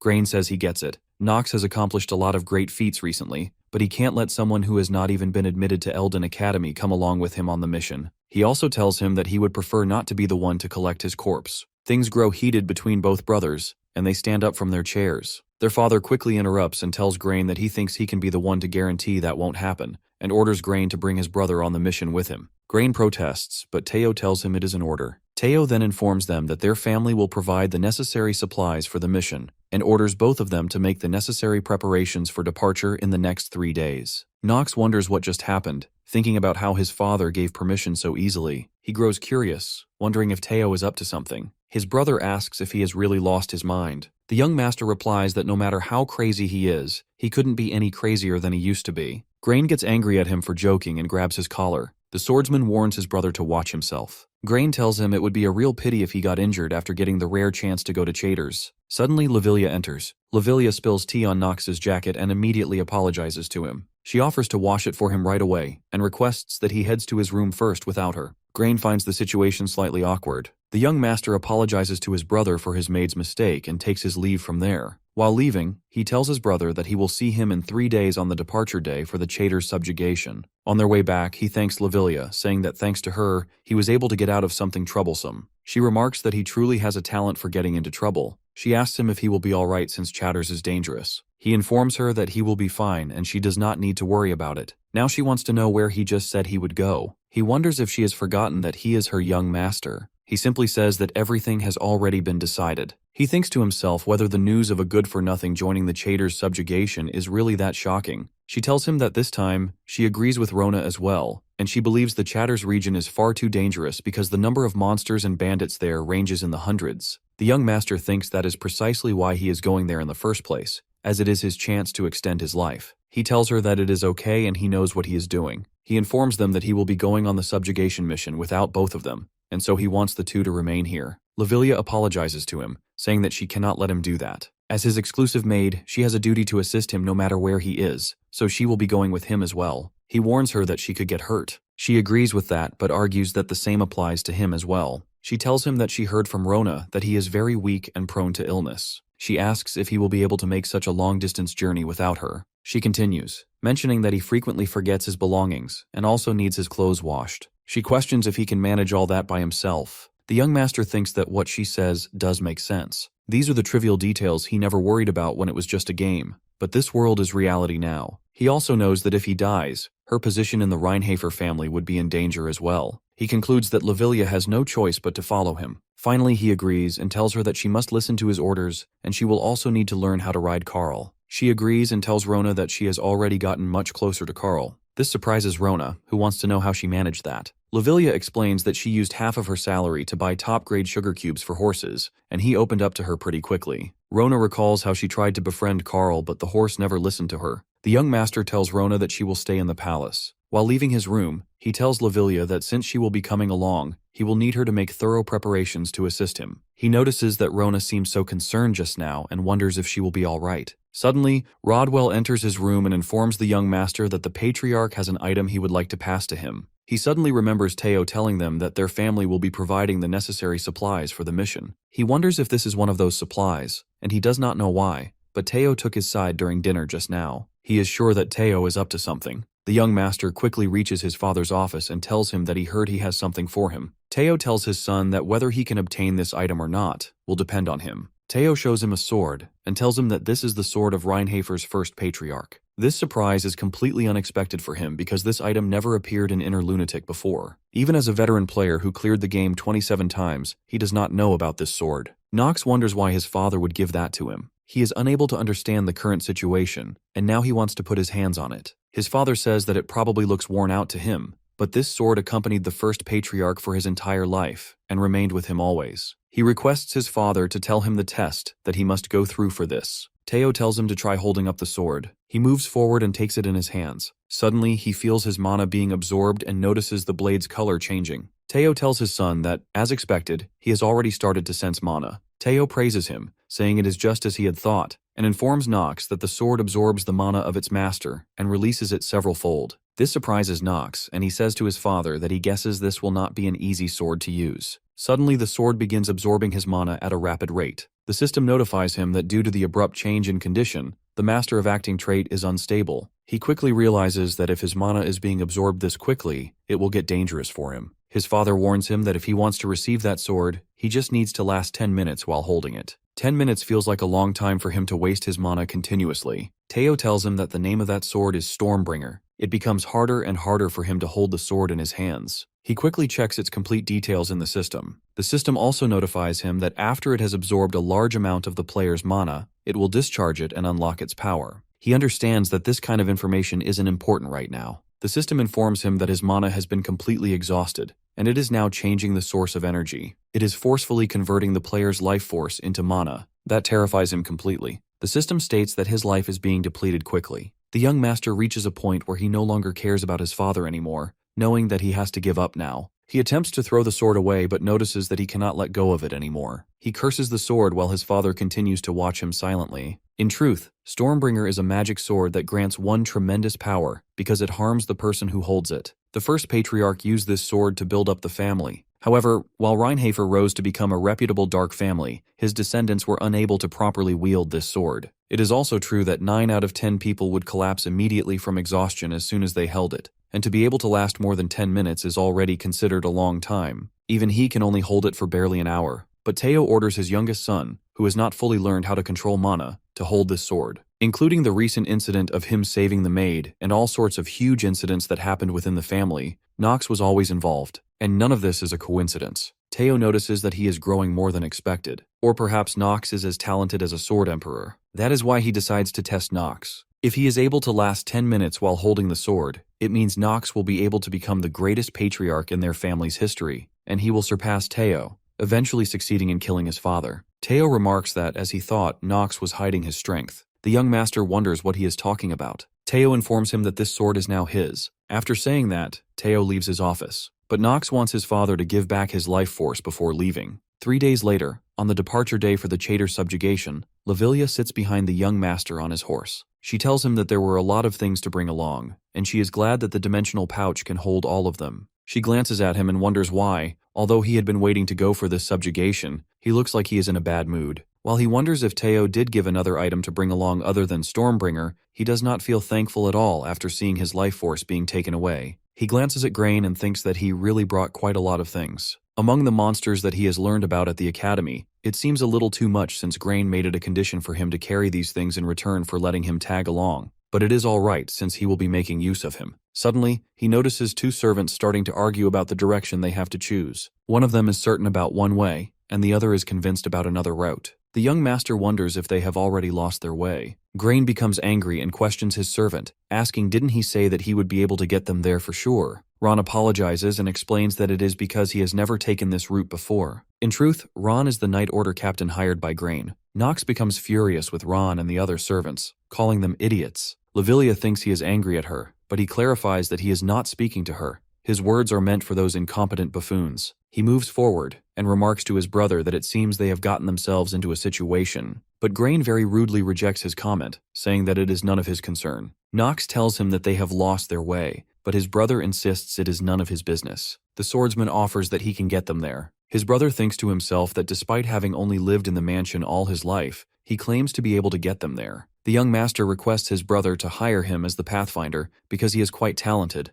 and even their family vassals complimented him for it. Grain wonders if the vassals really said that. He doubts Nox, thinking he is blatantly lying now, but he also considers that arriving late could become a problem, and what if Nox fails to get them there? He thinks he might be able to bring down that confidence of his. In that case, it might not be such a bad idea, even if it means taking a little detour. So he tells him that since he is so confident, he will let him take the lead for now. He confidently leads them in the right direction. At night, they set up their camp in the forest. Grain becomes curious and asks how he managed to find the right path so quickly. He questions his guides, stating that this is the south, which has not yet been explored, and even trained guides have a hard time finding their way around here. He yells at them, demanding answers. He doubts his captains for supporting Nox and asks if they expect him to believe that Nox managed to find the way so quickly on his own. The young master listens to their conversation while hiding behind a tree. Nox already knows the way, as it is an easy task for a veteran player. And since the Chaders area is a strategic hub, he has visited it more than a few hundred times. Finally, Lavilia asks her master how he found the way so quickly. He asks her if she saw what was on the ground. When she looks down, she notices some footprints and feathers of an owl bear. He explains that it is a monster with a bear's body and an owl's head that lives in the south, and their habitat is on the southern Chaders border. He further elaborates that if they just follow the direction of those tracks, they will be able to easily find their way to Chaders.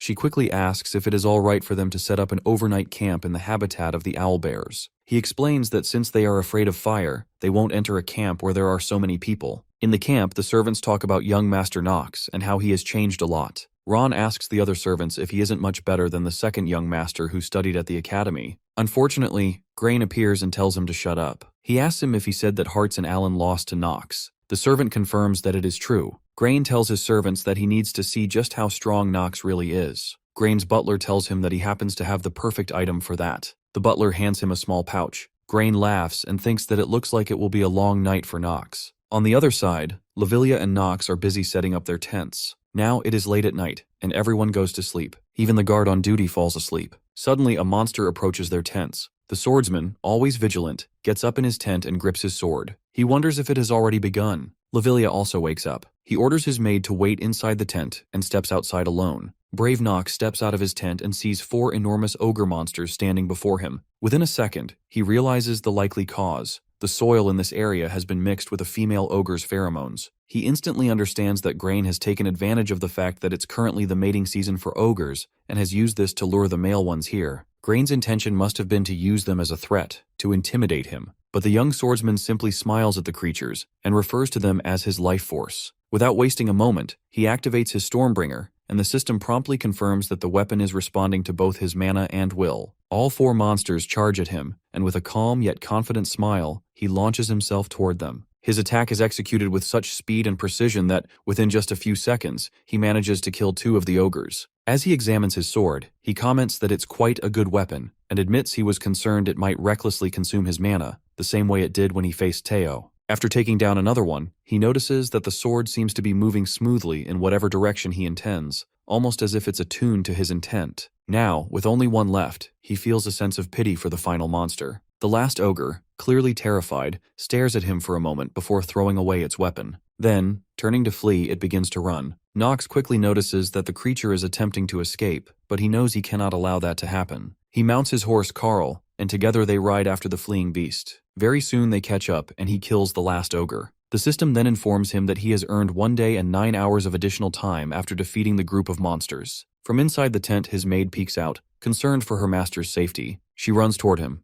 and the young master questions whether he didn't tell her to wait inside the tent. She hesitates, but then expresses her confusion, asking how it's possible for ogres to appear right at the entrance of the forest. She asks if they should call the night watch and wake the others, just in case something more happens. Nox calmly tells her that the ogres were deliberately lured to this location. She appears slightly confused, clearly unsure of who could have done such a thing. He explains that Grain manipulated the ogre's behavioral instincts, and that's the reason why he intentionally set up his own tent farther away from the rest of the group. She wonders aloud if this means young Master Grain is trying to keep him under control. Nox then tells his horse Carl that he can go and rest now. Quietly, he reflects that Grain probably assumes he doesn't understand how to position himself as a candidate for succession within the family. That's why he decided it would be better to test Nox's capabilities in advance. But Nox knows that when compared to the eldest son, Grain isn't as strong. He had no choice but to come up with such a cowardly tactic to gather information about him. However, Nox intends to make it clear that such a strategy won't work against him. He sits down near the corpses of the fallen ogres. Lavilia, curious, asks him what he plans to do now. He asks if she knows how one could lure even more ogres to this place. Then, taking a small bottle, he collects some of the ogre's blood and tells her that the idea is to make use of the monster's own blood. According to him, these beasts are similar to humans.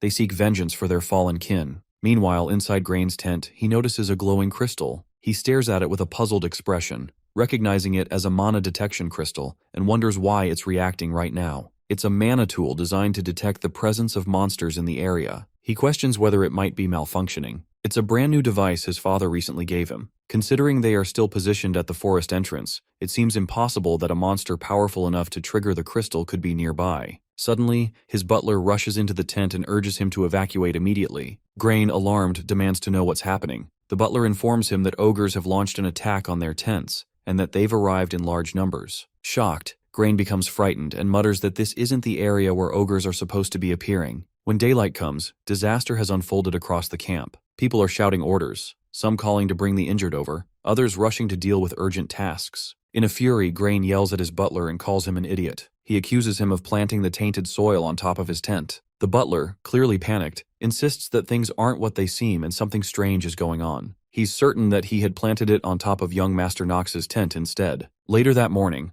both Nox and Lavilia awaken from their deep sleep. The young master comments that the morning feels refreshing. Lavilia, now hungry, says they should eat breakfast. He invites her to join him and take a seat. However, she declines, saying that she is a maid and cannot eat alongside her master. He explains to her that, given their current mission, it would be troublesome if she had to prepare her meal separately. Besides, if monsters were to appear again, it would be dangerous. Tens of ogres could show up here, just like they did at his brother's camp. She begins to ponder something, and when the young master asks what's on her mind, she responds that she was just thinking that the master she's supposed to serve is a little shameless. He laughs and tells her to get used to it. Elsewhere, Grain orders his men to tear down the tents and dispose of the ones stained with blood. He mutters that this is probably the reason they keep getting chased by ogres. Lavilia asks her master what he intends to do next, and wonders if they should help Grain and his group. Nox refuses to offer any help to his brother and questions why he should. She comes to the realization that they will continue to be attacked by ogres, and that even if they move from this location, the monsters will likely keep pursuing them. Nox doesn't respond to her remark, because that's exactly what he wants. He also knows that if he told her, she'd probably start nagging him. And right now, he needs more ogres to appear in order to extend his lifespan. After they finish their meal, he tells her it's time to pack up and get ready to depart. As they begin to move out, he spots an ogre not far away and kills it. On the second day, Nox and Lavilia ride on Carl, and by now, Carl has successfully memorized and adapted to the terrain of the entire area. Nox reflects that Chaders is still quite far away, which had caused him a bit of concern earlier, but now, realizing their current position, he feels reassured. His brother rides up beside them and questions what Nox intends to do about the ogres that are still on their trail. He also asks whether Nox believes he can manage to shake them off. Nox answers with calm confidence, saying that while they could attempt a large-scale subjugation operation right here, doing so would definitely attract the attention of other monsters lurking in the area. Therefore, instead of risking that, they'll focus all their efforts on getting out of the forest as quickly as possible. He assures his brother that as long as they escape the forest in time, there won't be any problems. Grain, however, silently questions whether things will truly be that easy. He also notices how every soldier is now turning to Nox for advice and protection. He finds himself wondering how, without anyone realizing it, command of the troops has suddenly shifted into Nox's hands. Meanwhile, the captain of Grain's unit asks with a puzzled expression, since when Nox had studied so much about ogres. A young soldier then turns toward the young master and curiously asks why he keeps tapping the ground with his stick. Nox replies that he's doing it because monsters might appear at any moment. Hearing this, all the soldiers grow uneasy and tense, but the young master simply smiles at their reaction. Just then, a massive worm monster bursts out from beneath the ground. The sudden appearance causes everyone to panic and cry out in fear, but the young swordsman appears delighted to see it. The creature before them is a worm, a monster that resembles a fusion of a snake and an earthworm. Within Inner Lunatic, it's known as a malformed dragon, a beast that never managed to fully evolve. Nox knows that the worm cannot cast any magic, but despite that, it remains well known for its overwhelming strength. Even if 10 or more ogres charged at them together, this worm would still be a tougher opponent to defeat. But Nox had been waiting for it. In fact, he had deliberately lured it out. He knows that if the soldiers realized he had been tapping the ground specifically to provoke the worm into appearing, they'd be stunned. The thought makes him chuckle. Still, he's confident. They can't stop him. He orders everyone to prepare for battle and take cover in the bushes. The soldiers, still in panic and confusion, wonder aloud if they're seriously going to fight the worm, but Nox doesn't plan to do that directly. He intends to let their enemies take care of each other. His maid anxiously asks whether he's referring to the ogres. Nox nods and tells her there won't be any problems as long as they get out of the forest quickly, because from the beginning, he never had any intention of shaking the ogres off.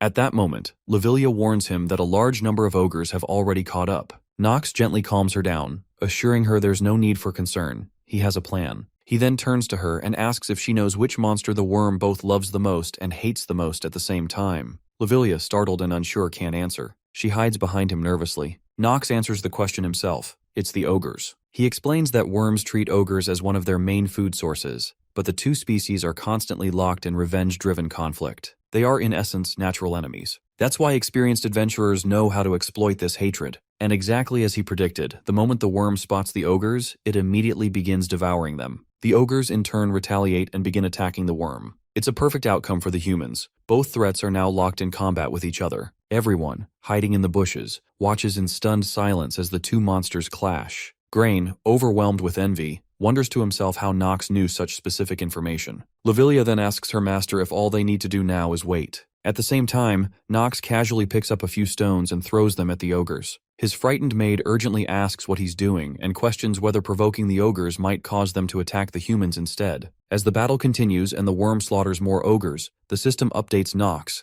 informing him that his strength stat is steadily increasing. Eventually, the system notifies him that his life has been extended by 8 hours as a reward for defeating the ogres. He quietly apologizes to his maid, explaining that in order to earn experience points, he needs to damage the enemies at least once. The system continues to inform him of further increases in both his strength and lifespan. Even his older brother now seems impressed by the strategy, thinking to himself that while it was brilliant to use the ogres this way, they still lost in the end, and now they have the worm to deal with. He wonders what they're supposed to do next, considering how difficult the worm is to kill. Grain then gives an order to his men, telling them to prepare for an attack, but no one moves. The soldiers remain frozen in fear. It's at that point the young master steps forward and suggests that they should either fire arrows or throw spears into the worm's mouth, its most vulnerable spot. Suddenly, the soldiers regain their resolve. The captain rises, rallies his men, and commands them to follow young Master Nox. The troops surge forward and begin attacking the worm with their spears and arrows. Then, without any hesitation, Nox rushes toward the beast and strikes it with his sword. With one powerful swing, he slays the monster. The system immediately alerts him that his life has now been extended by 10 full days as a result of defeating the worm. His total remaining lifespan increases to 122 days. He hadn't expected to gain such a large extension.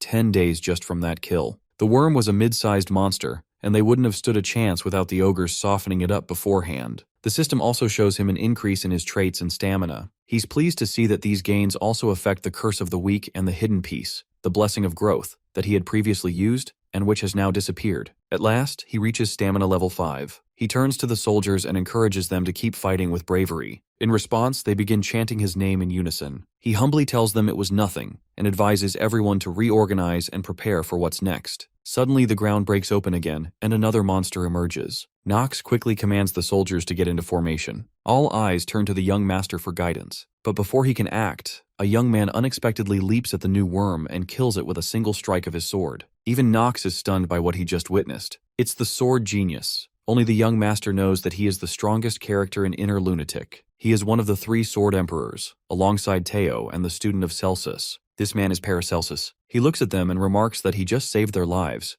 then wonders aloud whether he won't even get a single word of thanks. Nox knows that Paracelsus also despises nobles down to his core. The butler scowls and calls him an impudent bastard, asking sharply if he even knows who he's speaking to. The stranger lowers his head slightly and apologizes, introducing himself as Paracelsus. He tells them they can simply regard him as a mercenary. Nox understands. It's easy to grasp Paracelsus's hatred for nobles when one considers the kind of treatment he must have endured in his youth. But what concerns him more right now is the fact that their first encounter with Paracelsus was supposed to take place at Eldine Academy. He's played this game countless times, and not once has Paracelsus appeared before the academy begins. The captain, still skeptical, insists on checking his identity, and Paracelsus agrees to show it. After that, the group continues their journey, with the mercenary now among them. During the travel, Grain turns to the mercenary and asks if he is also headed toward Chaders. Paracelsus answers affirmatively, saying that it's his first stop. He adds that he heard this region is an excellent place to hunt monsters around this time of year. Nox keeps thinking about the monster hunt. He already knows that Paracelsus is pursuing this journey as part of his training. He had traveled extensively throughout the Empire before the academy term started. Nox wonders if he deliberately chose random locations to train in.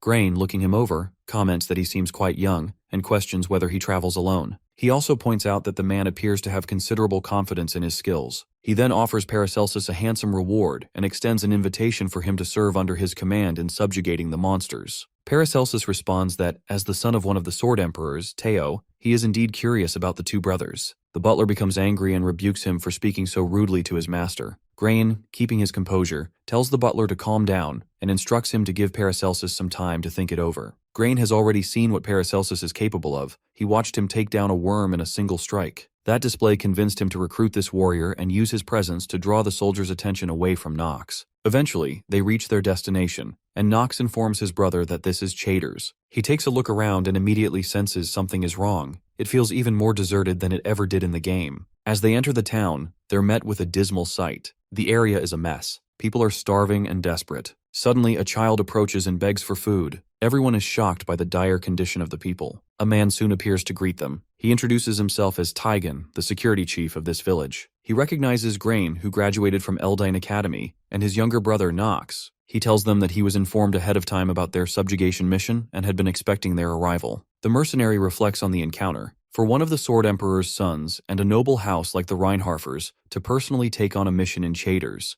that had stirred his expectations. But although Grain did handle the worm with respectable swordsmanship, they're still just pampered young lords from a noble lineage. He finds it disappointing. He also observes that this town is clearly falling apart. The Night Order is corrupt, misappropriating funds just to fill their bellies, while the citizens are powerless to withstand the approaching monster wave. The fact that they would be satisfied just to have food is heartbreaking. Taigen informs them that since it's already quite late, he'll brief them on the mission details tomorrow. He gestures toward the nearby inn, apologizing for its poor state, but hoping they'll find some rest after their long journey. The soldiers begin unloading supplies and gear from their horses. Paracelsus walks up to Grain and mentions the offer Grain made to him earlier. With calm politeness, he turns it down. Grain, slightly irritated, questions what he intends to do then. He asks if Paracelsus is seriously planning to fight the monster wave alone. The mercenary replies that, first and foremost, he plans to proceed as originally intended and wishes Grain a safe subjugation. Grain scoffs and calls him an obnoxious commoner. Paracelsus simply responds that in this world, those with true skill will always find their place.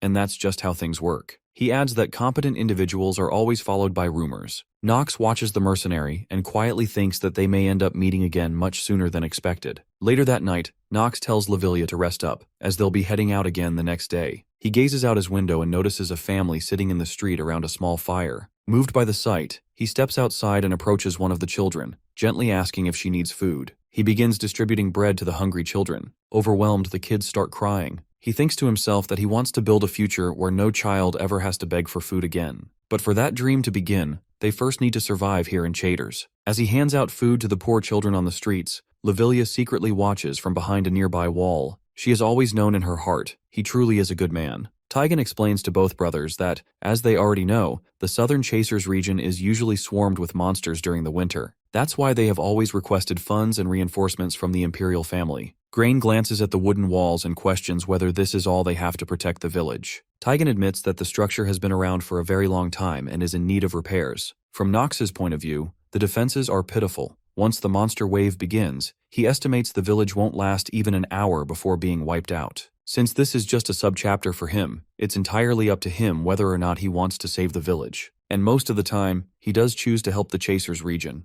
The reason is obvious, the land holds high value. In the future, Chasers will become a tremendously expensive piece of territory. Taigen remarks that something feels different about the monsters this year. The number of rampant beasts has increased significantly compared to previous winters. Through their conversation, Nox realizes something these people don't understand yet. The rise in rampant monsters might actually benefit them in the future. Taigen then adds that the worst part is that some villagers have even seen a griffin. Grain reacts immediately, stating that a griffin definitely makes the situation far more severe. He questions Taigen about where the sighting took place. Taigen replies that it was in the wilderness. The young swordsman knows that one of the most critical elements of the Chaders' subjugation will be whether they can drive away the griffin. Griffins are, in fact, the kings of the wilderness. They were designed to be halted, never truly defeated. But Nox fully intends to defeat one. Taigen then leads them outside the village and shows them the vast, endless horizon of the wilderness. He explains that the area stretches all the way to Tahalan in the east, which is a neutral zone, and it's widely known as barren land. The young master recognizes the landscape but notices that something feels off. He informs the others that griffins don't typically dwell near Chaders village. They usually stay closer to Tahalan. He asks them if they understand why the creatures are here now. Everyone looks at him in silence, and from their facial expressions, he picks up on something. Now, he has a strong suspicion about who the traitor is,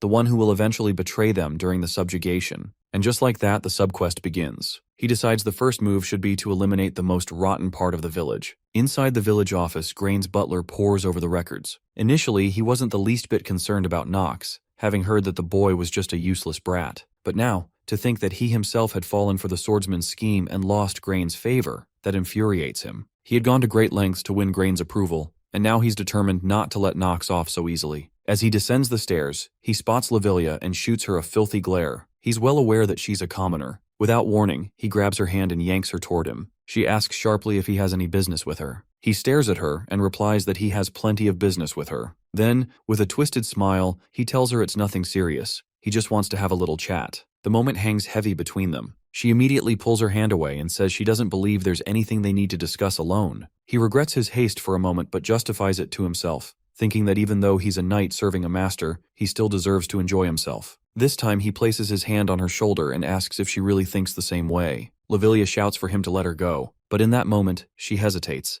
If she outright rejects him now, her young master Nox might fall out of favor with young master Grain. That could bring him trouble or attract unwanted attention from the family. She doesn't want Nox to suffer because of her. The butler growls that, thanks to her master, he has lost more than 10 years of hard-earned progress, and now she's going to pay the price for that. Suddenly, Nox appears and slices off his arm. Coldly, he asks the butler if he wants something, then he'll pay for it. He follows up by asking him again, with a deadly calm, how he'd like to pay. The butler collapses in pain, screaming, and demands to know what Nox thinks he's doing. He insists that not even Nox can get away with something like this. He threatens him, asking if he really believes that young Master Grain will stand by and let this happen. The swordsman glares at him and asks if he's seriously threatening him with his brother. Without another word, he severs the man's other hand. The butler wails that this is all wrong, and even though Nox has his family behind him, this is going too far. But Nox tells him that he's not the one acting out of place because of family backing. Then, without hesitation, he steps forward and kills the butler. Lavilia is clearly shaken. She looks at him in horror and asks what he just did, warning him that Grain won't let this go. At that moment, Grain arrives with his guards and surveys the scene in disbelief. He asks his brother if he truly killed Schultz, the butler. Nox answers plainly that he did. Grain's fury explodes. He accuses Nox, someone he considers good for nothing,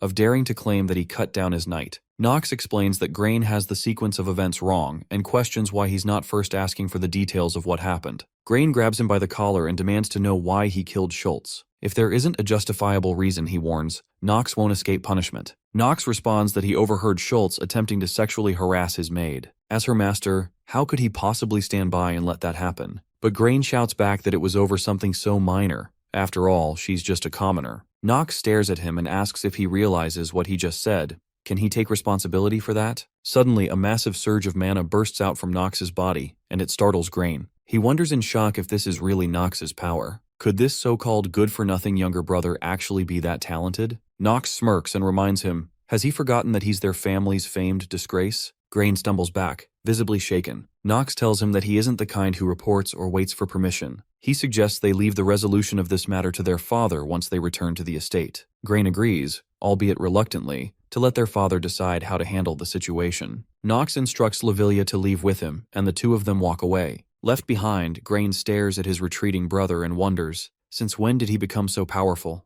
That sword he was holding, he's sure he's seen it somewhere before. With narrowed eyes, he resolves not to underestimate Nox during this subjugation mission. Both Nox and his maid step outside to the well, and he reflects silently, thinking there will soon be quite a ruckus among the soldiers. The military ranks are already fractured into different factions, and now they've reached a critical juncture, a point where they must make a decision. He wonders whether they'll choose to follow his brother or side with him instead. He turns to Lavilia and asks if she's all right. She responds with a firm nod, confirming that she is. Then, with concern in her voice, she asks if her master will be okay, and wonders aloud why he did what he did. If this incident gets blown out of proportion, it will only result in more enemies being added to his list, and if that happens, he'll find himself in danger once again. In response, he questions her. Does she even know what kind of person the master she serves truly is? He is the so-called good-for-nothing of the Reinhafer family, which means, no matter where they are, she must never bow her head. She acknowledges this and assures him that she will keep it in mind. That night, Grain lies in his bedroom, brooding. He thinks about his younger brother. How dare that worthless brat attempt to rise above him? Back when their father first placed Nox under his care, he'd thought of him as nothing more than an annoying responsibility. But now that they're out here, involved in this mission,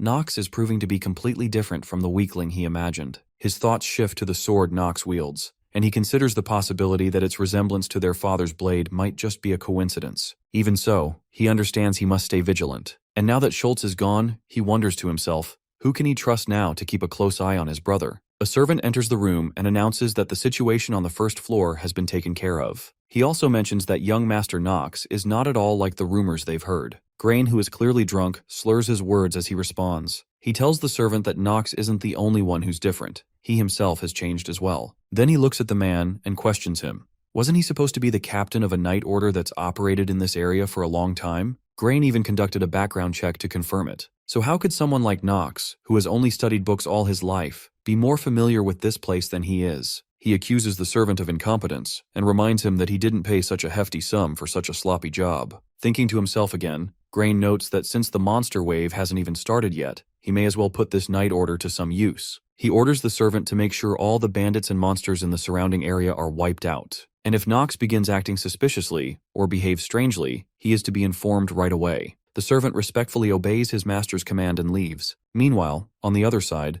Lavilia turns to her master and asks him about his actions during the day. She wants to know whether he inspected the village walls. He responds that he did take a look and remarks that they're barely holding together. She wonders how they could possibly defend against a monster wave with such poor fortifications. He instructs her to follow him. As she trails behind him, she grows puzzled, thinking about how they're moving in the opposite direction from their inn. She asks where they're going. Nox explains that he's thinking of recruiting a new person into their team. Even in a small village like this, he says, there's bound to be at least one genius. He reveals that the person's name is Alina. She's a character he makes sure to recruit every time he comes to Chaders, a genius potion maker. In essence, she becomes his potion shuttle. As they walk through the dimly lit streets, Lavilia turns to him and asks if there could really be a genius potion maker hidden in such a shabby and remote place. He replies without hesitation that there is. She frowns and says she doesn't understand. If Alina is truly so talented, then there shouldn't be any reason for her to be hiding out in a place like this. He tells her that Alina has her own reasons. In truth, he knows that the reason is tied to the hidden route required to clear Chaders, because in the future, Alina will end up working for someone else instead of the Arkheim Empire. And if one doesn't clear Chaders through the hidden route, they'll never have the chance to recruit her. As they approach a turn, he warns Lavilia to keep her eyes on the path so she doesn't trip. She listens carefully and continues following close behind.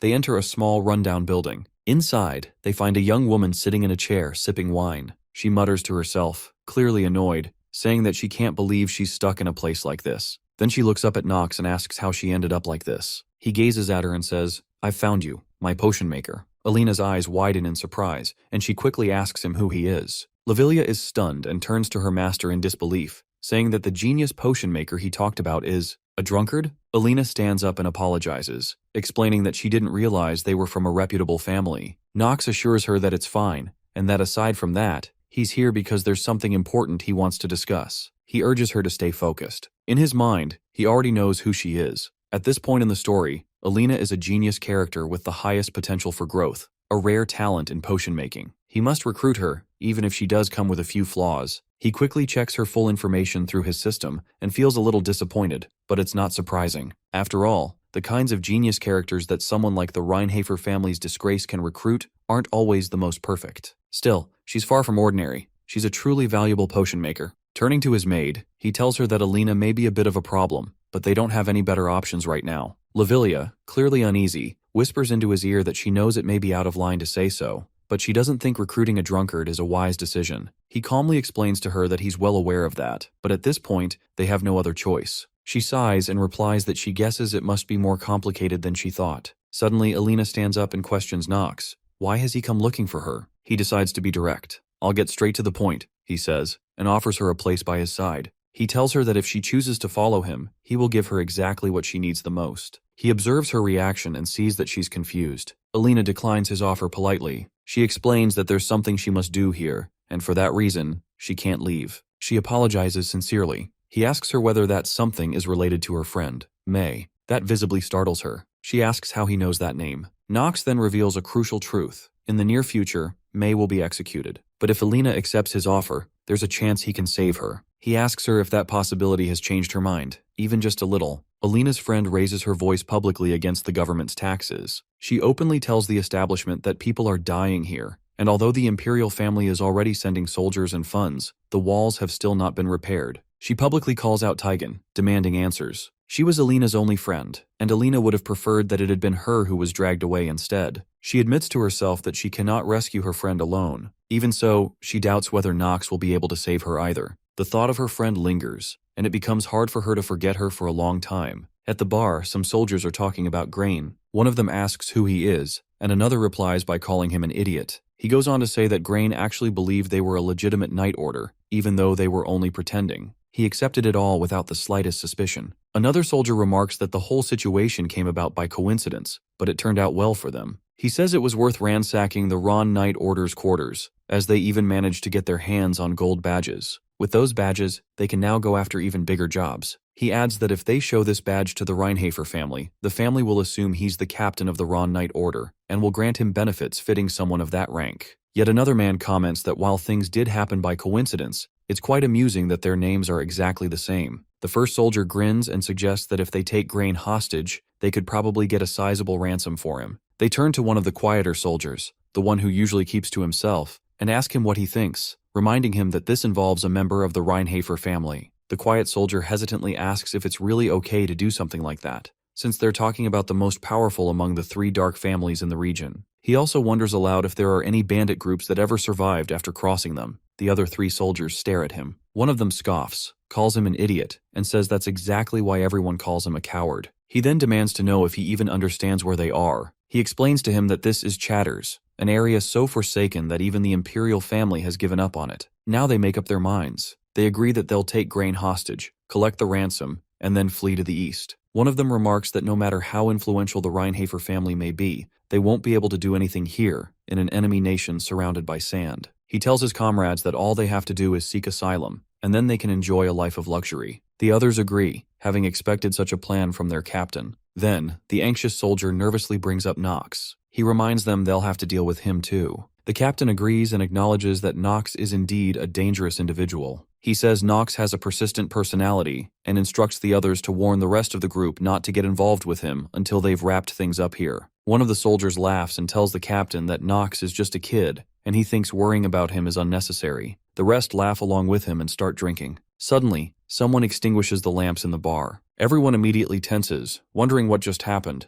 The captain tries to calm his men, but then he suddenly feels blood splash onto his face. They all notice that one of their comrades has been killed. Panic sets in as they assume it's an enemy raid on the village. The captain freezes in shock when he notices a man standing right behind him. That man asks why he's speaking so rudely. It's Nox. The young swordsman has just killed one of the soldiers. He demands to know why they're hiding in this hole like rats, and how they dare try to rob the Reinhafer family. He tells them that they've clearly overestimated themselves. Captain Vermin quickly tries to defuse the situation, insisting that Nox must be mistaken about something. But Nox cuts him off and declares that he already knows about the various crimes they've committed, including the misappropriation of funds alongside Taigen. He also reveals that he's aware of their plan to use grain for their own gain. Captain Vermin asks him what he wants, urging him to think carefully. He proposes that if Nox allows them to get rid of grain, it would actually benefit him. He would gain a better position within his own family. He tells Nox that all he has to do is look the other way this one time, and advises him not to take any unnecessary risks. The soldiers all draw their swords, and the captain accuses Nox of pretending to speak nobly while clearly harboring murderous intent. Nox strikes again, killing another soldier. He turns to the rest and asks if they really think anyone would be foolish enough to believe such lies. One of the soldiers shouts for the others to kill him, and they all charge at once. But the young swordsman is far faster and more skilled than any of them. Within seconds, he slaughters every last one. The captain is stunned. He wonders whether Nox has been hiding his true abilities all along. Realizing how dangerous he is, he decides this must end now. He draws his sword and warns Nox that he's only dying because of his own arrogance. He then unleashes the Southern Sword technique, exclusive to the captain. But Nox is unfazed. He tells the captain that he's more simple-minded than expected. The system immediately confirms that Nox, as a genius swordsman,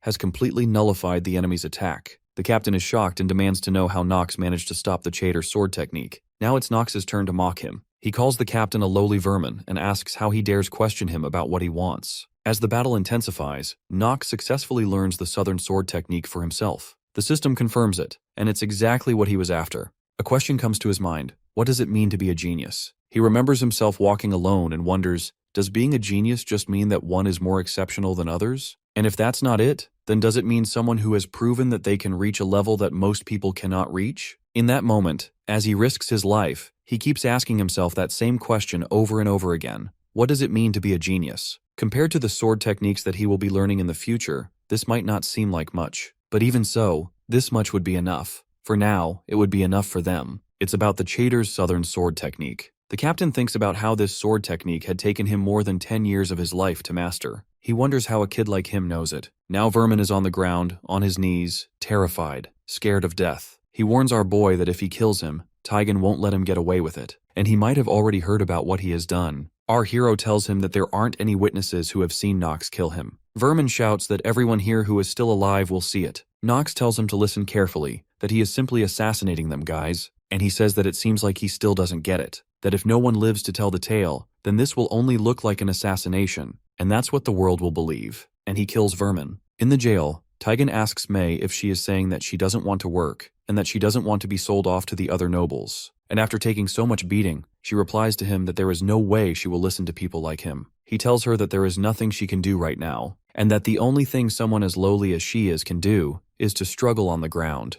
Her arms and legs are chained to the wall of her prison cell. But even then, she tries to struggle, and he wonders what she thinks she is doing. He slaps her across the face and asks her if she wants to be sold to the Black Mage. Mei remembers her childhood, when her teacher tells her that she did her best, but she got the mixture wrong this time as well. And this is a matter of aptitude. She also tells Mei that she thinks she doesn't have any talent in this area, and she was confused about how to do it. She had zero talent from the start, not in alchemy, nor in swordsmanship, nor in anything else for that matter. And Alina was totally the opposite of her. Their teacher tells Alina that she no longer has anything else to teach her, and wonders how could they have someone as talented as her in the countryside. Her teacher tells Alina that if only she was not a war orphan but from a noble family, even if it was a low-ranked one, and if she could at least get out of the orphanage. She remembers that Alina was an alchemy genius, and she seemed like someone who did not belong in this place from the start. She had a sparkle around her and was constantly shining. Despite that, she was her best friend. And Alina was always nice to her. She remembers that her bright smile had caused her to feel helplessly envious of her, and that's why she had decided to sacrifice herself instead of her,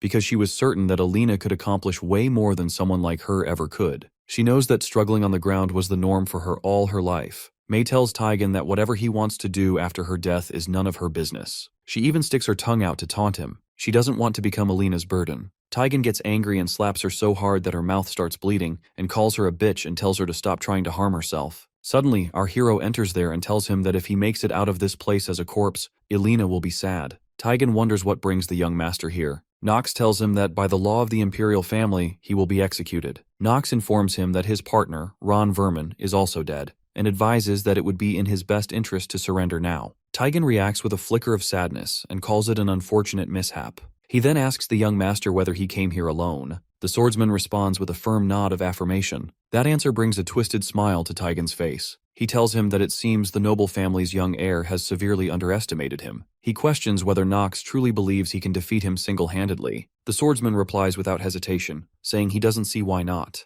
Drawing his sword, Taigen remarks that events are unfolding faster than he anticipated, but insists that it no longer matters. He calls for his soldiers, and within seconds, countless troops surround the lone warrior. Taigen then gives a cold command, "Kill Nox." Analyzing the situation swiftly, the young master activates the Hour of the Genius skill. He now has exactly 5 minutes to eliminate them all. He moves at such blistering speed that in just 2 seconds, he slaughters every last soldier, and in the following instant, he knocks Taigen unconscious. The system notifies him that 4 minutes and 55 seconds remain. Without wasting a moment, he makes her drink a potion and softly speaks his name to her. He assures her that when she awakens from her slumber, everything will already be over. Taigen regains consciousness, only to realize they've been utterly defeated. As he glances around, he sees the bodies of all his soldiers lying motionless on the ground. Nox tells him not to expect death to come so easily. With chilling precision, he severs both of Taigen's legs from the knees. Taigen stares up at him in disbelief, struggling to comprehend whether this is truly happening.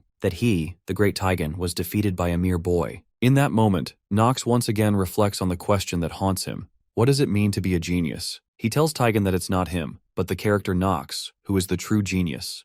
Taigen stares up at him in disbelief, struggling to comprehend whether this is truly happening. That he, the great Taigen, was defeated by a mere boy. In that moment, Nox once again reflects on the question that haunts him. What does it mean to be a genius? He tells Taigen that it's not him, but the character Nox, who is the true genius. Taigen remembers his father. He was the most outstanding person in the village. Every man aspired to be like him, and everyone showed him respect. He recalls a moment when his father was beating his mother. During that violent act, his father looked at young Taigen and asked if he knew why the people in the village followed him. At the time, Taigen, still a child, had no idea. His father grabbed him by the hair and told him it was because of his strength. He claimed that if someone possessed overwhelming strength, then they could do anything they wanted and still get away with it. That, he said, was the law in a city located on the borders of the Archive Empire. Young Taigen asked him if he was the strongest person on the continent. His father let go of his hair and answered that he was not. He told him that even he was merely one of the countless nobodies scattered across the continent. He explained that there were numerous swordsmen across the land,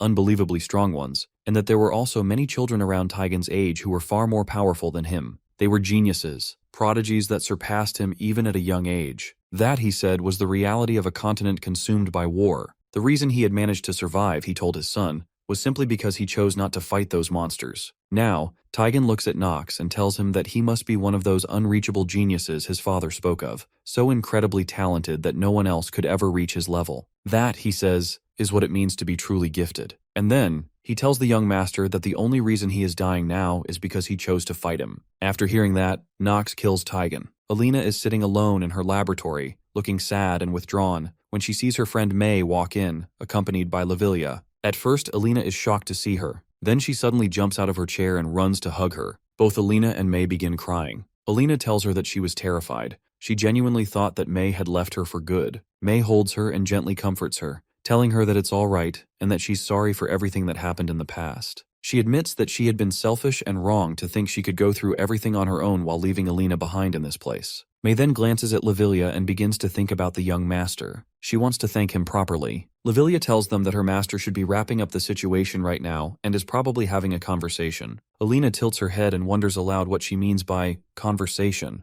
Lavilia responds that she thinks he's taking a moment to have a heart-to-heart talk with his brother. However, she also knows this might not be his true intention. Grain sits in his office waiting for Vermin. He glances at the clock and wonders how much longer he's going to keep him waiting. He's visibly irritated and hopes that nothing bad has happened. Suddenly, Nox walks in and asks if he is available for a moment. He says he needs to talk and emphasizes that it's important. Grain asks him why he would want to talk to him specifically. Nox repeats that the matter is important. At that moment, Grain notices blood on Nox's shirt. After a brief pause, Grain finally tells him to take a seat. A few days later, Rodwell reads out a letter to Teo. He informs him that they've received a message stating that young Master Nox has purged the corruption within the chatters. The letter also says that Nox has administered appropriate punishment to those involved. Rodwell then tells Teo that Nox has submitted a request for a separate reward for completing that task. However, he apologizes and admits that he is unable to figure out what the request truly means. Teo takes the letter from him and thinks about the situation. He reflects on how the corruption in that region had worsened day by day, but no one had ever bothered to intervene.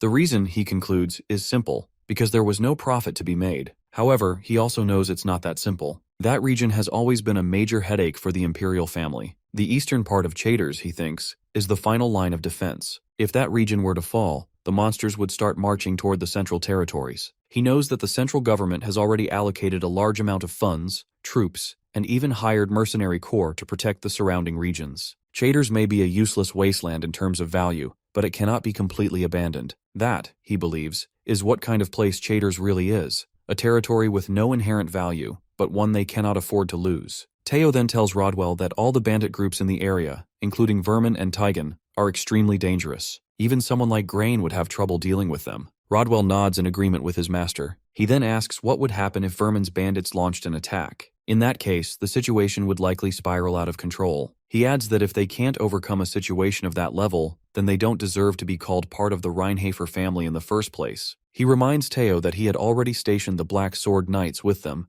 not only to prevent their deaths, but also to ensure they had proper protection. Then, Rodwell circles the conversation back to Nox. Teo says what he finds hard to understand is why Nox would purge that corruption without any personal gain. He doesn't believe Nox has a generous heart. He's not the type to do something so extreme without a motive. The same applies to his request concerning Chatters. Nox is seeking authority over that wasteland, and Teo knows it. Teo then wonders aloud what Nox could possibly hope to gain from a place like that. He points to the letter again, highlighting the line where Nox writes that if he cannot deliver results, then he will willingly give up his rights as the youngest son of the Reinhafer family. Rodwell asks if Teo intends to reject the proposal. Teo replies that he will accept it. He explains that if Nox is truly able to defeat all of those enemies, then he deserves to be granted jurisdiction over the territory. He believes that this might actually be a good opportunity to see how capable Nox is when it comes to managing a region. Rodwell listens and nods in understanding. He tells his master that he will send a letter to the Empire and begin the negotiations to acquire control over the Chatters. Teo instructs him to proceed. Then, Teo looks down at the letter again, deep in thought, and wonders just how far ahead Nox is planning. At the Chatters estate, Grain asks Nox if what he's saying is true, that Ron and Tigan intended to kill him, and that Nox was once their underling. The young master replies that, unfortunately, it's the truth. Grain grows upset, troubled by the thought that their family had already verified their identities. What infuriates him even more is the realization that they tried to leech off him by deceiving the Reinhafer family. Nox notices the way Grain is looking at him and questions him about it, wondering if he's scared of him. Grain finds it almost amusing that Nox genuinely wants to provoke him, but he chooses to restrain himself, for now. He knows that if he fails this test, he cannot become a knight. In the end, he has no choice but to accept his brother's proposal. He reins in his anger and asks what it is that Nox wants. Nox, unsurprised, comments that Grain is quick to weigh the pros and cons. He then informs his brother that he doesn't want much. The first thing he wants is command over all the soldiers under Grain's authority. Grain agrees, knowing that even if he refuses, his life is already in Nox's hands. Though he doesn't want to admit it, he still doesn't know exactly how strong Nox really is. Grain makes a condition in return.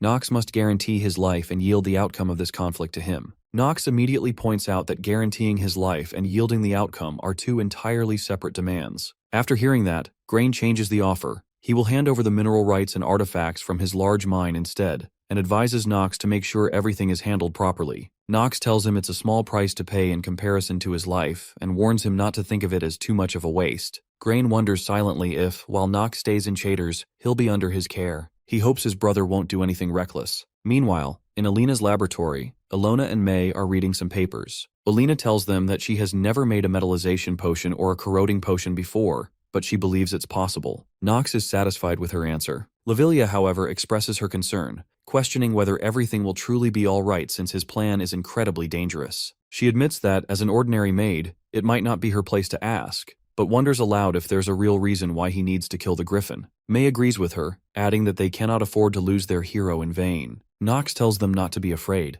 If it were impossible, he would never have brought it up in the first place. Deep down, he understands their fear, but since he cannot reveal that there's something vital he needs to acquire after slaying the Griffin, he has no choice but to lie. He simply tells them that he's thought everything through and asks them not to question it any further. Lavilia assures him that she'll do her best to prepare everything he needs. He reflects that killing the griffin in chatters at the beginning of the game is practically impossible, and no one has succeeded in doing so. At least that's true when they exclude him. With that in mind, he begins to explain the plan to the girls. He makes it clear that he won't repeat himself, so they must listen carefully. He reveals to them the hidden route and explains that defeating the griffin through normal play isn't possible. The path is concealed, only revealed to so-called stagnant water gamers, and he is one of them, a veteran who has cleared Inner Lunatic 26 times. After outlining the entire strategy, he asks if they all understand. All three respond affirmatively. He concludes the briefing and tells them they'll move forward with the plan tomorrow. The next day, while feeding his horse, Nox reflects that unless he's willing to stake his life, he won't survive,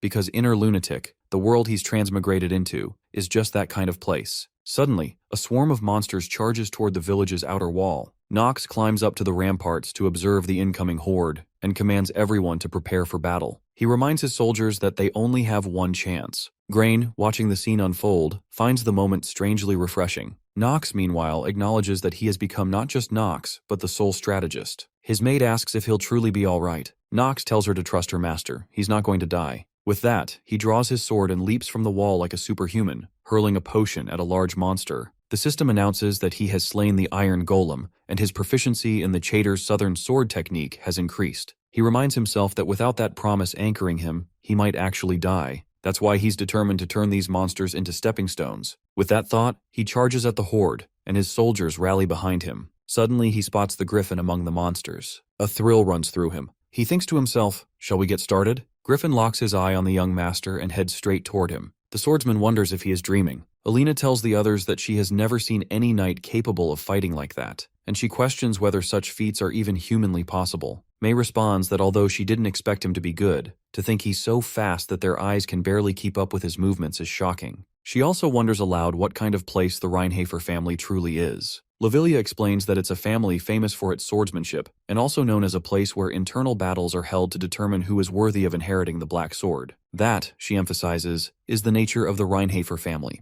They all stand on the top floor of the castle, watching the battle unfold below. Navilia adds that one could also say her master, Nox, is the most talented among all the candidates. All this talk gives Master Grain a headache as he stands alongside them at the top floor of the fortress. She reflects that she still doesn't understand why young Master Nox refuses to address the negative rumors surrounding him. Yet, she feels certain he must have his reasons. May speculates that not all the rumors are true and observes that it seems like he has his own reasons that require him to act like a good-for-nothing. She admits she has no idea what those reasons might be. Lavilia agrees with her and asks her to please play along because she's confident there's a good reason behind his behavior. After all, she says, he is a wise person. Alina then asks if she's expected to hide who he really is. Both May and Alina assure Lavilia that they will keep their lips sealed. Grain and the rest of the soldiers grow tense as they see the young master standing face to face with the griffin. Even from the safe height of the castle wall, the sight is frightening. Grain wonders whether Nox truly intends to fight that monster and concludes that his brother must be out of his mind. On the ground, Nox and the griffin begin their clash. Grain watches with anger as his younger brother bravely engages the creature. Regardless of how he feels, he knows he must follow through with the plan. He orders all his troops to wait until the griffin comes within close range of the fortress walls. Once it does, they are to fire the ballistas upon his command. The soldiers follow his orders. When the griffin flies close to the fortress, Grain gives the order, and the ballistas are launched. They manage to hit it in the wing, causing the beast to crash to the ground. Nox understands that in order to defeat the griffin, they must neutralize its absurd flight ability. He quickly consumes the metallization potion, and the system confirms that his stamina has temporarily increased by 1. He feels relieved, knowing he had already made the necessary preparations in advance. He remembers when he first instructed his brother to build the ballistas.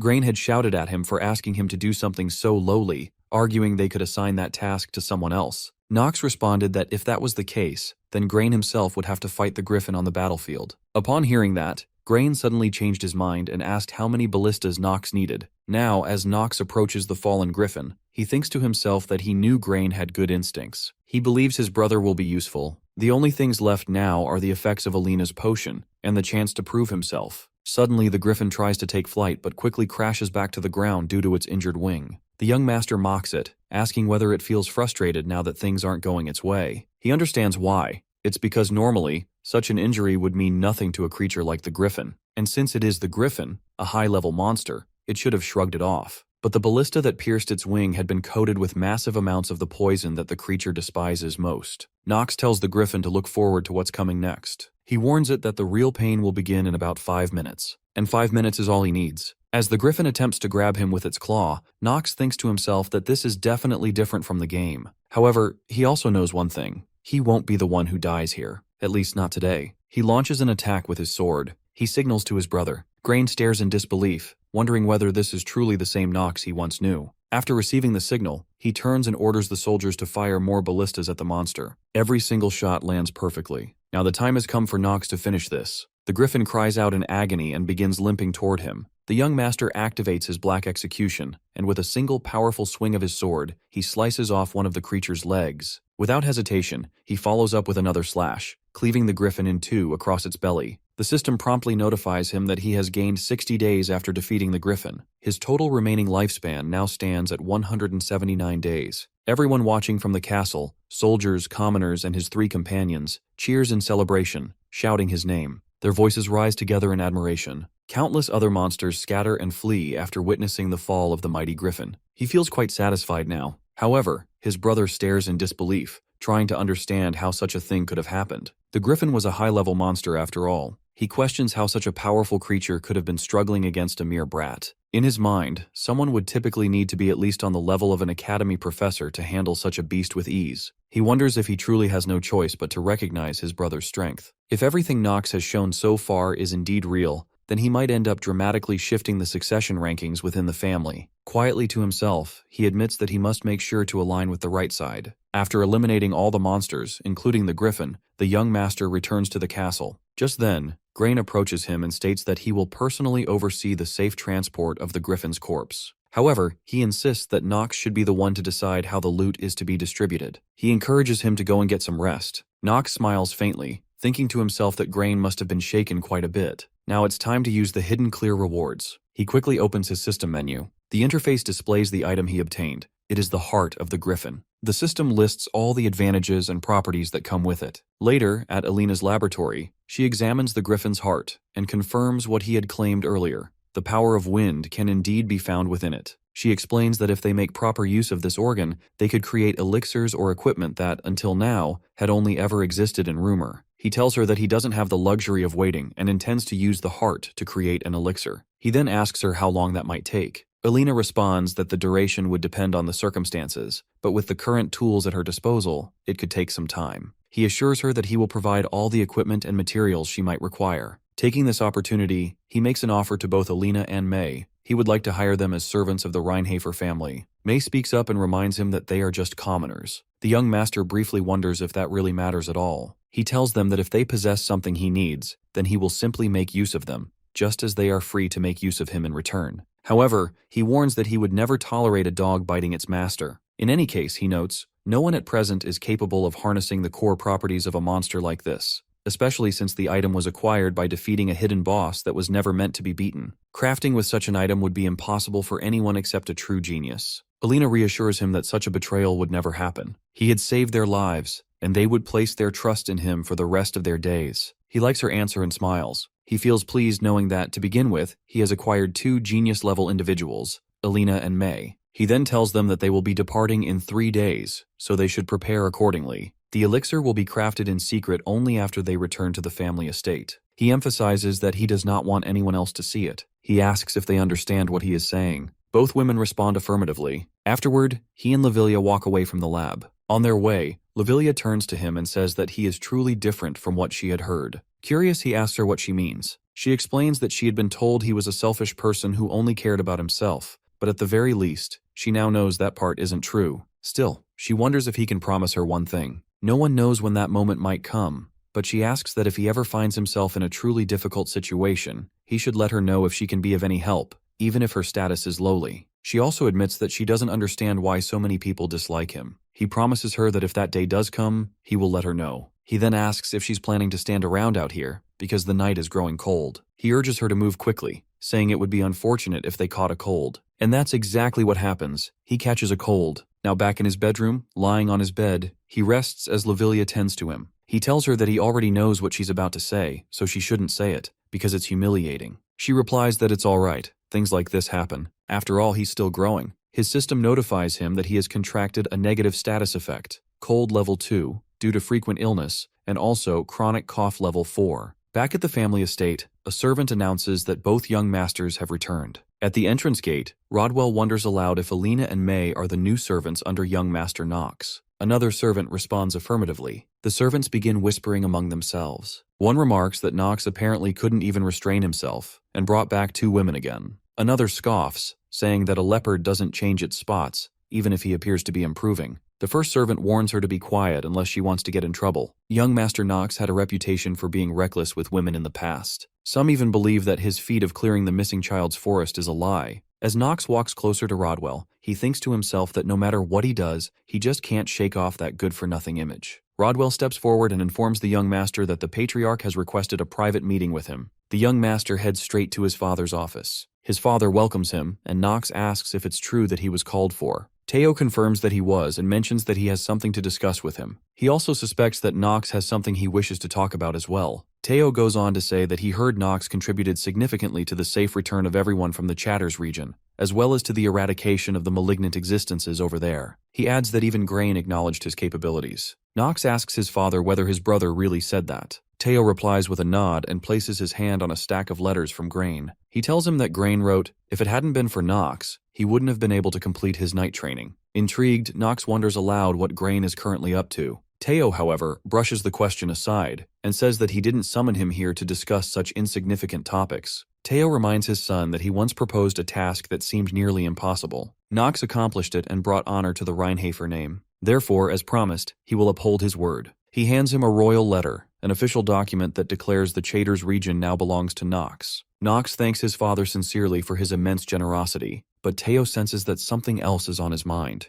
Curious, he directly asks what it is. Without delay, he asks Knox if he's interested in taking his seat. Startled, Knox is taken aback by the question and begins to wonder why Teo is suddenly speaking like this. Far away, in another place, someone gazes into a pendant. Through it, he observes all that Knox has done over the past few days. He announces to those nearby that the Griffin is dead and that the Rheinhafer bastards have finally begun to act. He goes on to say that, according to what he's heard, the Chatters region has been secured, and it was handed over to the youngest member of their family. He then instructs Kremser to prepare for war. His servants look at each other with concern and question whether they will be all right. But he declares that the Rheinhafer family stole something deeply precious from him, and that now he has nothing left to lose. The servant bows and immediately follows his command. That same servant later approaches a young girl and tells her that the time is drawing near, the day he takes control of the kingdom, and the day she awakens. Back in Teo's office, the Rheinhafer patriarch turns to Rodwell. Rodwell cautiously suggests that his master's question might be a bit premature for young Master Knox. He believes Knox understands the value and burden of becoming the patriarch of the Rheinhafer family, but insists the timing might not be right. Teo, however, is resolute. He insists that this is the right moment. It must be now. Rodwell, maintaining respect, apologizes, but says that he disagrees. More precisely, he doesn't believe that young Master Knox is ready for such a responsibility just yet. He also brings up the existence of the first young master, Garen. Teo responds calmly but firmly, saying Rodwell is not the one who gets to make that decision. Knox then speaks up, telling his father that he has no desire to take on the role of patriarch. He also voices his concern about the many responsibilities that would fall on his shoulders. Teo questions him, asking whether his own son truly fears the position. The young swordsman replies bluntly, saying he doesn't see why he shouldn't. Teo sighs and says that it's fine. He will respect his son's stance, for now. But he adds that exceptional talent cannot be hidden, and human beings are weak creatures who will never stop testing him. Knox agrees with his father's words. Teo tells him he may leave now, as he must be tired from the journey. Knox thanks him for his concern and departs. He returns to his bedroom, where Lavilia greets him and asks whether his father scolded him. He tells her not to worry. It was nothing serious. It wasn't anything he couldn't refuse. She informs him that the accommodations for Alina and May have been arranged. He appreciates her effort. She responds that it was nothing. She was simply fulfilling her duty as his maid. He then reflects, explaining that if everything in the world had a fixed set of rules about what to do and what not to do,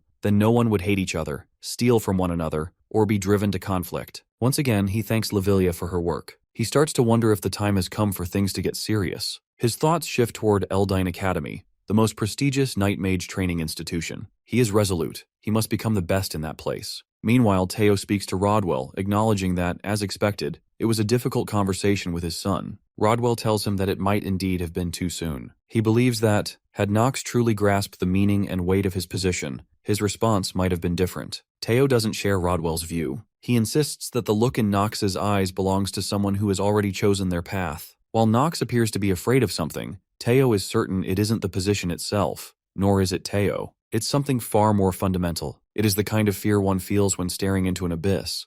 Death, Teo declares. Right now, Knox is afraid of death. Rodwell hesitates but requests permission to speak freely. He admits he may be out of line, but believes what happened to Madam may have dealt a heavy blow to young Master Knox. Teo agrees. It's likely Knox blames him for it. To Knox, Teo is just a pathetic man who failed to protect his own wife. Rodwell says there's something even more pressing. He believes that young Master Grain has begun to take action, this time with an even greater move. In the morning, Talia wakes up and gets ready. She asks her maid Emma how she looks. Emma, already tired, responds by asking the young miss if she hasn't already seen that set of clothes more than 20 times. But Talia, lost in her own thoughts, continues searching for better and prettier dresses. She even begins worrying about her accessories. Emma wonders to herself if Talia is truly that excited. Talia replies that of course she is, because they're talking about her admission into Eldine. Emma responds, pointing out that isn't what she was asking about. She meant young Master Knox. It's Talia's first time meeting him since he officially became her fiancé, but Talia stays focused on picking her dress, not paying full attention.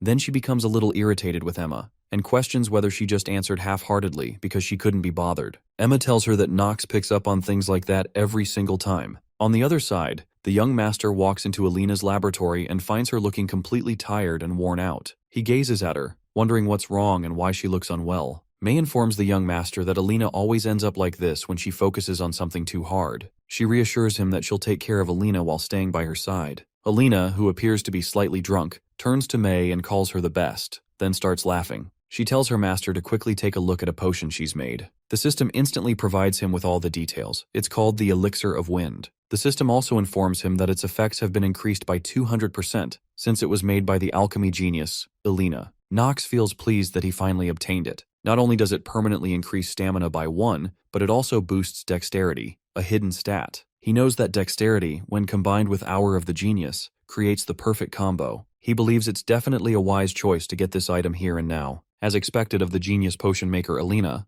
things would have gotten tough if he hadn't brought her back to the team. The young master expresses his appreciation for Alina's work, which makes her extremely happy. Without wasting any more time, he drinks the potion. Then he informs them that now all preparations are complete, and that they'll be heading to Eldine. Knox and Lavilia arrive at the academy. There, he immediately becomes the talk of the town. Students stare at him and murmur about his white hair and lavender eyes, wondering if he's the youngest son of the Reinhafer family. Word had already spread that he would be joining the academy in this batch. Some students even refer to him as a troublemaker. One of them whispers to another to watch his words, warning that he'll die if someone hears him. Knox glances around at the students and casually asks why it's so noisy, and whether there's a dog barking somewhere. Instantly, the students fall silent, and some of them run away from the area. Lavilia notices another chariot arriving, and Emma steps out of it. She quickly greets the young master. He remarks that it seems they've arrived early too. The system alerts him that the acting genius is temporarily shaken. Emma confirms it, saying that after all, this is about the admission ceremony of Eldin Academy. Emma quickly looks toward the chariot where Talia is still sitting and tells her to step down and offer her greetings to young Master Knox. Talia appears slightly confused, but she's clearly excited as well. Finally, she gets down from her chariot. The young lord gazes at her, thinking that she was originally the ambassador. He never expected something like this to happen without his knowledge. He recalls the time his maid told him about rumors of his engagement with Talia, something that everyone seemed to already know. He had shouted that this was exactly the problem. He didn't know anything about it. So after checking things out, it turned out their families had really agreed on the engagement behind their backs, without their knowledge. Talia walks straight up to him and greets him. Lavilia then asks if this is Lady Talia, the fiancée he mentioned before. The young master quickly reminds her that he had already told her not to talk about it. Talia asks him if he's doing well. He replies that he's been all right, and in return asks how she has been feeling. Suddenly, another noble arrives at the scene. The swordsman knows instantly that it must be her, one of the genius figures of Eldin Academy, known as the Merchant Star and the head of the Rivalin family, which dominates the entire continent. Her name is Eleanor de Rivelin. She looks at him and says, "Look who it is. Isn't this young Master Knox of the Reinhafer family?" She admits that she had no idea he would be getting admitted into Eldine, and tells him it's nice to meet him. He recognizes her at once. She's the woman who held great hostility toward the old Knox. He calls out her name, Eleanor. She confirms that it's her, the noble from the merchant family he had once looked down upon. She introduces herself again as Eleanor de Rivalen and says she never imagined they would meet like this again. He knows that Eleanor is the only child of the wealthy Rivalen family, whose immense fortune could influence the entire continent. She is also destined to become one of the continent's most prominent stars, a figure who will later dominate the financial world. He's aware that her infamous nickname is the Fox of Wealth. His system notifies him that his acting genius is temporarily shaken. In reality, she met Knox when she was younger. At that time, he taunted her, saying that someone as lowly as her calling herself noble was pathetic. He mocked her for thinking she could buy status with money, and sneered at the idea that doing so would erase her family's past. At a party, he went as far as calling her an idiotic bitch and demanded she get out of his sight. Their strained relationship is part of the karma accumulated by the previous Knox, and he now recognizes that it has become his burden. He can't believe that there are already two people present who seem capable of driving a sword straight through his heart. Eleanor steps forward and asks what is going on, pointing out that he's acting unlike his usual self. He throws the question back at her, asking what she thinks his usual self is like. She replies that she's sure he already has a sense of that, then asks if he's the type who enjoys hearing the truth from others. He sharply retorts that if she's trying to start a fight, she can get lost. She simply smiles and remarks that, just as she expected, not a single thing about him has changed. He demands to know what she wants and wonders internally if she's after his recognition or something else. She laughs coldly and says there's nothing she would ever want from a good-for-nothing member of the Reinhafer family. He realizes now that she harbors zero positive feelings toward him. Deciding to take a closer look, he activates his insight and checks her full status. After reviewing her complete details, he discovers that she has no achievements recorded. As he examines her traits and statistics, he notes that they aren't much different from what he already knew, and that brings him a sense of relief. The middle name D in the Rivalen family was actually bought by Clarkson, Eleanor's father, a merchant. Although she despises her social standing, she has no choice but to make use of it. In simple terms, she is wrath incarnate. The former Knox had essentially poked a hornet's nest, and from her perspective, he was undoubtedly the worst person alive. She tells him she'll leave as he wishes, but before turning away, she adds that, unfortunately, she doesn't believe they are close enough to wish each other good luck. Unexpectedly, he replies that there's no reason for him to do such a thing for someone as lowly as her. She gives him one last smile and says her goodbye. Turning away, he tells Talia that it's time to get going, since the admission ceremony at Eldine Academy is about to begin. She agrees without hesitation. He reflects on the situation, acknowledging that he can't exactly shake off Talia, who is clinging to him under the pretense of being his fiancée. He decides that he'll just have to make the best of this arrangement and utilize her where possible. Determined to stay alert, they enter the academy hall. As expected, he observes that children from many prestigious families are gathered here. He recognizes that some of them will prove useful, and notes that he must recruit them in a way that doesn't interfere with the original story. He identifies a few of the most powerful individuals present, and considers the possibility of bringing them to his side. But he also worries that doing so might distort the story's original flow, so he reminds himself to approach the situation with caution. Still, it feels like a lot of people are watching him. He starts to wonder if he's just overthinking things. Just then, Lavilia informs him that quite a few nobles are glancing his way, and it seems he's become fairly popular. He agrees with her, but Talia notes that their gazes seem to be filled with hostility. He shrugs it off, remarking that hostility still counts as popularity. Suddenly, a girl's voice rings out, shouting for everyone's attention. He immediately realizes this is where it begins. She welcomes everyone to the academy. The crowd turns to look at her, surprised that someone so young is standing on stage. Some students murmur among themselves, confused, asking where the professors are. One student wonders aloud what a mere child is doing at the sacred admission ceremony of Eldin Academy. Others speculate that maybe she wandered here after following her parents and got lost. But he knows that these fools have no idea who she really is.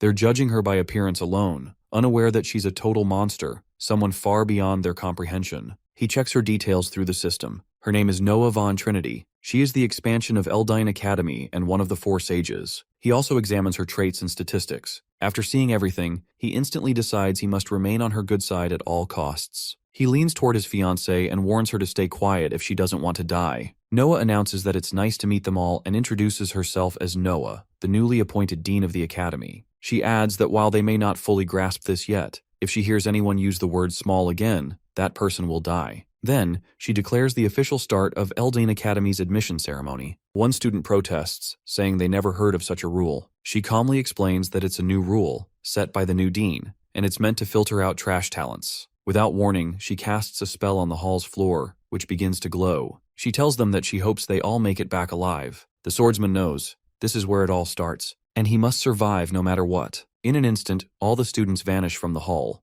All of them are transported to a forest, and a man immediately orders them to get up. He calls them a bunch of darn young brats and demands to know how they dare sleep in his forest, declaring that they must be out of their minds. None of the students wake up, except for Nox. The men assume that one has survived, having somehow managed to endure. The young master guesses that the aftermath of the intermediate magic force teleportation can't be ignored. He walks directly toward the stranger and starts wondering. It's just as shiny as it looked in the game. In fact, it's so shiny it appears to have a halo. Nox is actually thinking about the man's bald head. He remembers the storyline did mention that the guy once had a full head of hair. His name is Bernon. He's a combat instructor, and also a former student who graduated from the academy during its earlier days. In the game, users gave him the nickname Takoyaki Bernon, a fairly dishonorable moniker, all thanks to his baldness. Despite that, Bernon is quite skilled, particularly when it comes to footwork. The swordsman knows that nothing bad could come from getting close to someone like him. Bernon yells at him and asks what's up with the white hair, wondering why the boy is looking at him with pity. Nox quickly realizes he was too obvious and that he must have done it without realizing. He tells Bernon it's nothing and instantly activates his acting genius skill. Bernon then explains that he'll tell him this in advance, so he better keep it in mind.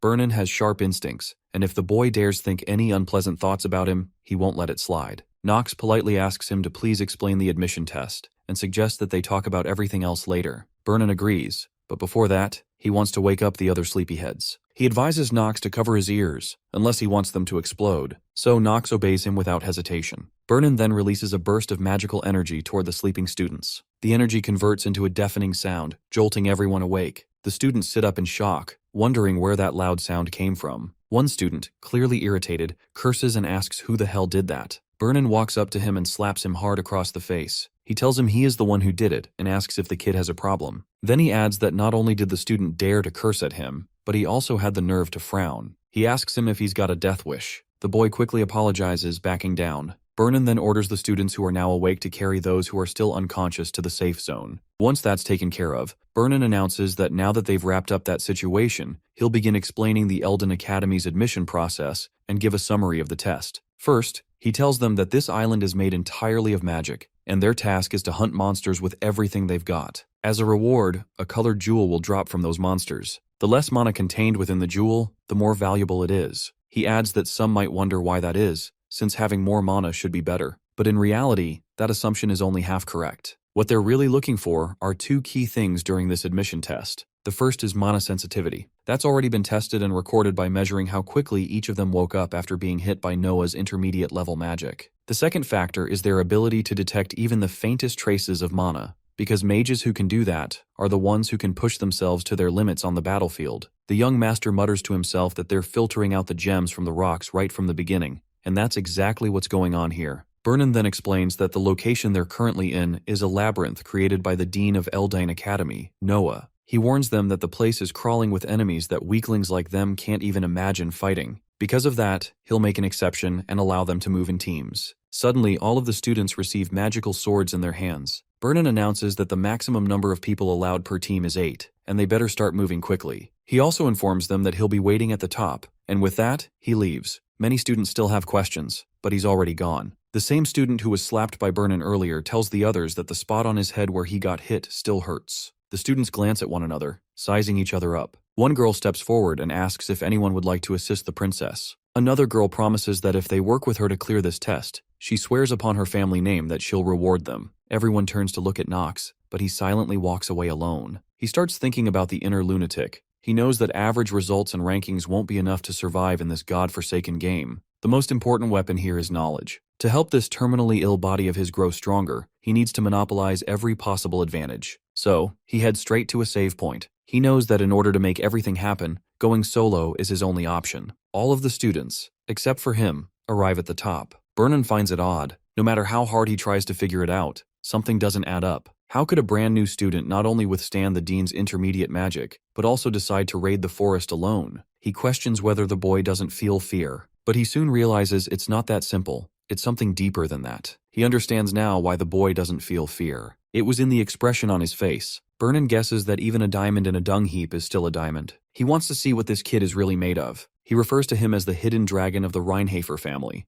Looking into the system, he checks the boy's talent. By now, The young swordsman has already slain a countless number of monsters and collected a large number of diamonds. While he kills countless monsters inside the cave, a girl silently follows him from behind. At the same time, Talia, along with 3 other princesses, gets surrounded by monsters. Talia wonders where Nox is now, since she was supposed to go along with him. Suddenly, another princess turns to her and questions what she is doing. She reminds Talia that she has been entrusted with the grand task of protecting Princess Penelope, and insists she ought to fight these monsters with a joyful heart. That girl then tells the others that they've climbed quite high already, and she guesses that the purple crystal must be of the highest grade. Still, she doubts it's actually the highest, since this is a test set by Noah, one of the 4 sages. She believes there's probably something more hidden. Penelope agrees with her. She observes the other students and notices that they all seem exhausted. One of the girls informs her that it would be difficult for everyone to continue climbing in their current condition. The princess, however, is determined. She cannot allow that to happen. One of the girls reflects on the promise she made to help Princess Penelope sit upon the highest seat. The current Archime Empire is rotten to its core, and for it to return to its former glory, Penelope must ascend the throne.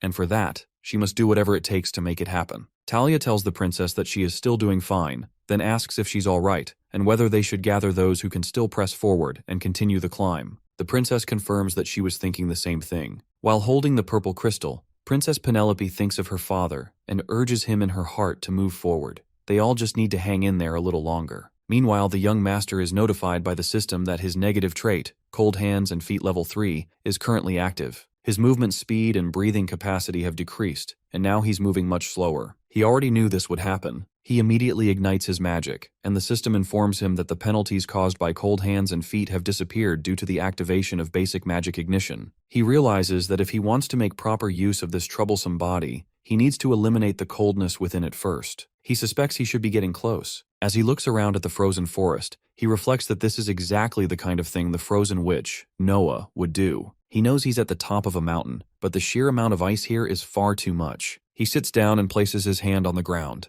While it looks like a normal island on the surface, he knows that's not the case. In truth, this entire area, including the artificial labyrinth, was designed by Noah, and everything here is created through her magic. Because of that, all the living things and monsters appearing in this place are also born from her spells. He has no idea how much darn mana she must possess to maintain all of this. Still, he knows it's not something worth focusing on right now. Suddenly, a large group of ice trolls appears before him. He immediately recognizes them. These monsters are infamous for having massive amounts of HP and exceptional regeneration. He also knows that they're among the creatures responsible for killing many newbies, but that means absolutely nothing to him. He draws his sword and launches an attack against the monsters. He's aware that even though Noah is insanely obsessed with talented students, she wouldn't push those who haven't even been officially admitted yet into such a desperate situation. And on top of that, ice trolls aren't weak enough for just any student to handle. They are at least classified as lower intermediate grade. If this were a real situation, it would be the kind of test that perfectly ensures participants get slaughtered. He wonders what exactly that could mean. While he's surrounded by monsters, the same girl continues observing him from a short distance. He starts to notice that the trolls in this trial follow a specific attack pattern.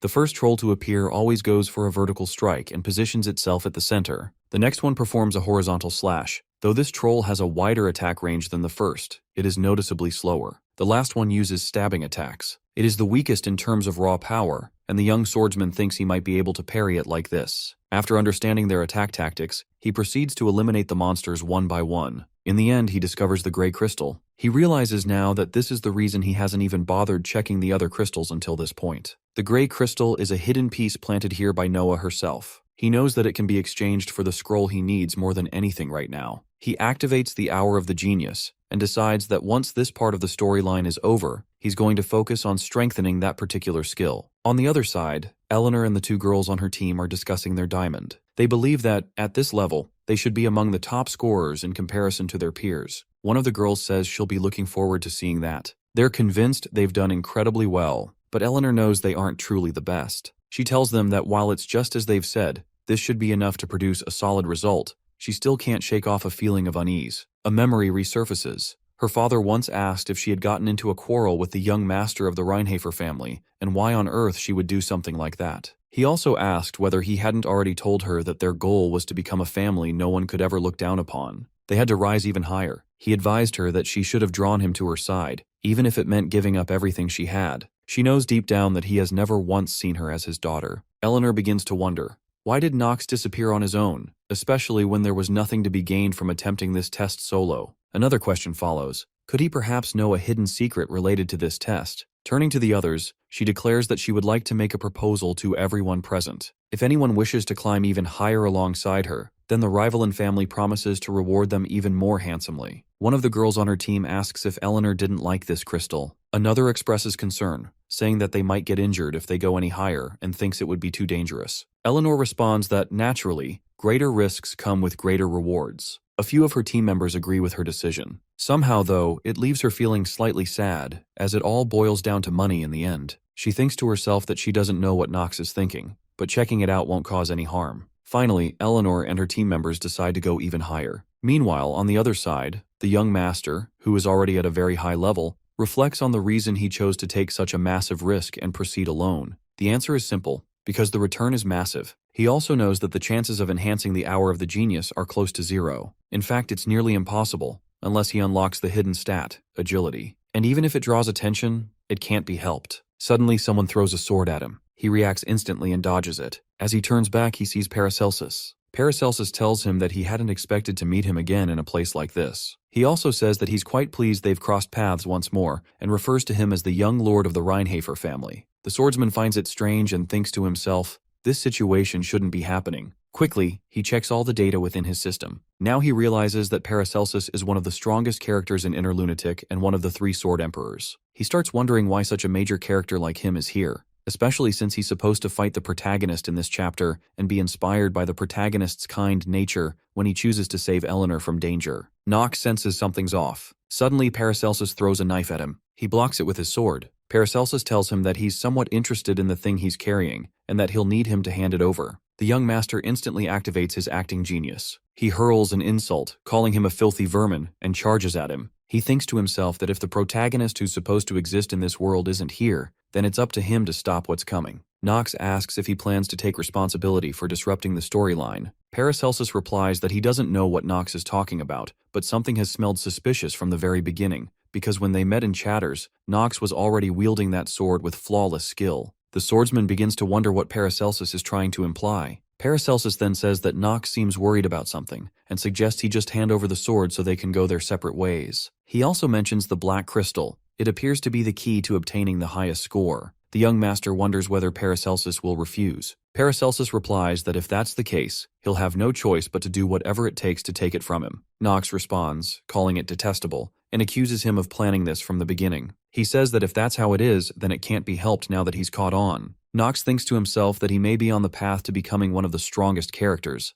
but his talent still hasn't fully matured. He knows that even though his opponent is a genius, he could definitely win if he used the Hour of the Genius. However, he also understands that he can't use it in this battle. He comes to a conclusion. If the protagonist truly doesn't exist in this world, then it's his responsibility to save Eleanor. It may be a gamble, but it's one he has to take. The young lord tells Paracelsus that he's not the only one who knows the secret. Paracelsus responds by saying that since Nox remembered his name, he doubts he's going to ask him to go easy on him. Nox calls out his name, Celsus. He also knows that Paracelsus enrolled in the academy to uncover the truth behind his master's death. Paracelsus angrily calls him a bastard. The swordsman calmly asks if he's in the mood to talk now. On the other side, Eleanor, along with her 2 team members, arrives at the heights where the air is freezing cold. There she spots Princess Penelope. The princess looks at her and remarks that she knew Eleanor would make it here. Eleanor bows before her and responds that she would never dare to stand in her way. However, there is something she would like to confirm, whether Nox is still fighting with his opponent. And now, they can see the battle playing out right in front of them.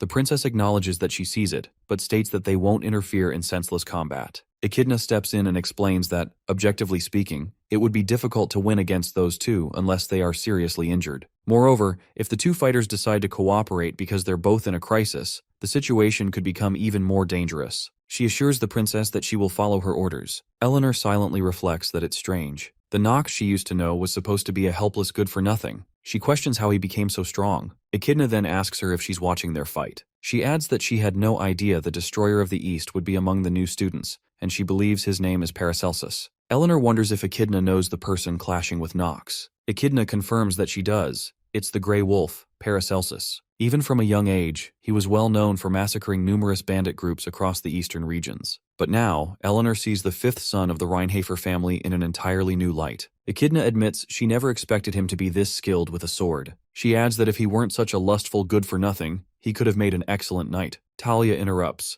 saying that she doesn't believe Nox is all that lustful. Echidna, raising a brow, questions how she could possibly know that. Meanwhile, the Grey Wolf, irritated by Nox, curses him and calls him a bastard. He has noticed that Nox is wavering, a natural response. He's aware that Celsus was Nox's only teacher and that the man is already dead because of him, back in Mill's academy. At this point, the Grey Wolf decides he's had enough of being polite and lunges at the swordsman with full power. Nox activates his acting genius and begins mocking him in return. He questions what's wrong with him now and points out that it's not like he's the one who killed his teacher. After a few more strikes, Nox realizes that Paracelsus's attack patterns are becoming more simplistic. Although he's a genius, he's still young. The young master then throws him off mid-battle. Paracelsus quickly attacks again, shouting that they'll see if Nox can still spout that nonsense after this. The swordsman taunts him again, saying he'll keep repeating it. The Grey Wolf notices that Nox's blows are getting sharper, and he knows he can't afford to drag this out much longer. At the same time, Nox recognizes something dangerous.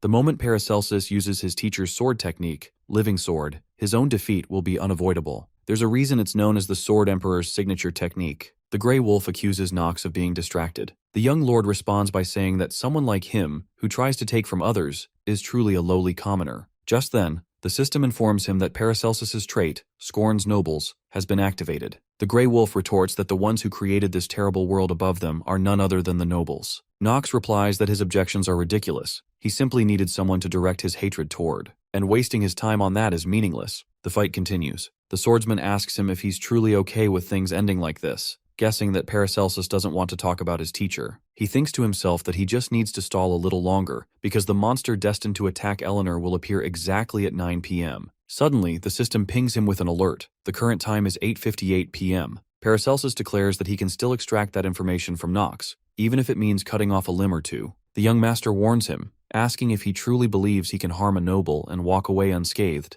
The Grey Wolf says he'll think about that later and points out that they seem to have a rather large audience now. Nox coolly replies that he doesn't care, since this will be the final attack. Paracelsus remarks that he's awfully confident, so he decides to put that confidence to the test and launches at him again with his full strength. Both of them rush toward one another. This time, Nox also unleashes all his power. He shouts at Paracelsus to get lost. He doesn't have the time to deal with someone like him right now. Eleanor notices that Nox accelerates in an instant. Even though he's up against Paracelsus, the strongest among the new students, he doesn't falter. At the same moment, she senses something approaching, a black shadow moving swiftly, and she immediately suspects that it can't possibly be a Nightwalker. She realizes she won't be able to dodge this one. Fear overtakes her, and a cold thought crosses her mind. She might die here, just like that. In terror, she screams that she's scared. But suddenly, the young master rushes in and strikes the black shadow, saving her at the last second. He calls the scene a pathetic sight. Nox destroys the dark shadow. Eleanor steps forward and questions him about why he did that. He informs her that he simply cannot believe they couldn't even defeat a single monster, despite fighting together. In truth, this reaction comes naturally, because a Nightwalker is classified as an upper intermediate rank monster. What's even more troubling is that this creature never existed in Noah's Labyrinth to begin with. That's because the real monster was the protagonist himself. He's also the one who killed Paracelsus's teacher, and the reason he's involved in all of this likely stems from the fact that Eleanor was originally supposed to die because of him. However, her cold personality had mellowed after the protagonist saved her. Yet now, that no longer means anything, because the protagonist doesn't exist in this world anymore. The princess moves forward and comments on his harsh words. She adds that, although he did save Eleanor, what just happened was far from normal. The young man acknowledges her presence and remarks that she must be the princess. He bows his head in front of her. She tells him that the people responsible for the current situation are the instructors of Eldine and Noah. After all, a Nightwalker is not a monster that students can reasonably be expected to defeat. He responds by telling her that enemies don't choose their opponents. Strangely enough, a princess should be the one to understand that best. Suddenly, Echidna steps forward and warns him not to dare insult the princess. She yells at him and demands to know if he doesn't also agree that their situation was clearly problematic, and that's why he stepped in to help. He takes a moment to observe her. Dirty pink hair and vertical pupils. She must be Echidna, the princess's closest aide and the next head of the Janos family. Her nickname is the Snake of Greed. He knows she's not on good terms with the Reinhafer family. After all, a dark family getting along with a holy one was never likely in the first place. He ponders the idea further. There's no way a development like that could happen so easily, not within the inner workings of Lunatic. Nox replies that he has nothing to say to a dog from a holy family. Echidna fires back, asking if he's daring to insult the Janos family. He shrugs and responds, so what if he is? Just then, Bernon arrives and tells everyone that the fighting amongst themselves needs to stop. He calls them all bastards. The young master asks if the test is over. Vernon confirms that all testing has been halted. The boy reveals the black crystal. Vernon eyes it with surprise and admits that he never imagined someone would actually come into possession of a black jewel. He notes that the swordsman is far more impressive than he expected, full of surprises even. Vernon then announces the results. The top student of the admission test is Nox, for having obtained the black jewel. Those who earn the purple jewels will share second place. He turns to the students and asks if anyone has any objections. Princess Penelope steps up and questions whether the Nightwalker's attack that happened earlier will be taken into consideration. She insists that a monster like that doesn't belong in this place, and they'll need a proper explanation for its presence. Vernon tells her that an investigation will be conducted. He admits that he knows it isn't a sufficient explanation, especially when lives were at risk. He adds that separate compensation will be provided to Cadet Eleanor. He then informs Nox that he will receive a special reward for saving a fellow cadet. The boy turns his back on him and replies that he doesn't need it, because he knows accepting it would only pull him deeper into involvement with Eleanor. No matter how messy things have become, and regardless of the fact that the protagonist no longer exists in this world, this isn't right. More importantly, if he accepts the reward, he'd have to admit that he intervened on purpose. He wants to avoid any more unnecessary misunderstandings, and so he walks away. Eleanor calls out his name and asks why he saved her. He already suspected that things had ended a little too smoothly. The system alerts him that his acting genius is beginning to waver. He tells her plainly that he was merely taking down a monster, and she just happened to be near it. He doesn't like the way she seems impressed by him. He knows that, as her nickname, Fox of Wealth, suggests, she's cold and calculative. She believes that everything in this world, including a person's loyalty, can be bought. After returning, she talks to her friend and tries to make sense of it. She wonders aloud why he saved her, especially since he even rejected the reward offered by the instructor. She still remembers his words, and she knows it was such a ridiculous lie. Her friend responds by saying he doubts Nox meant anything by it. He reminds her that she herself already said so, that Nox is just a good-for-nothing, but she counters that she doubts it.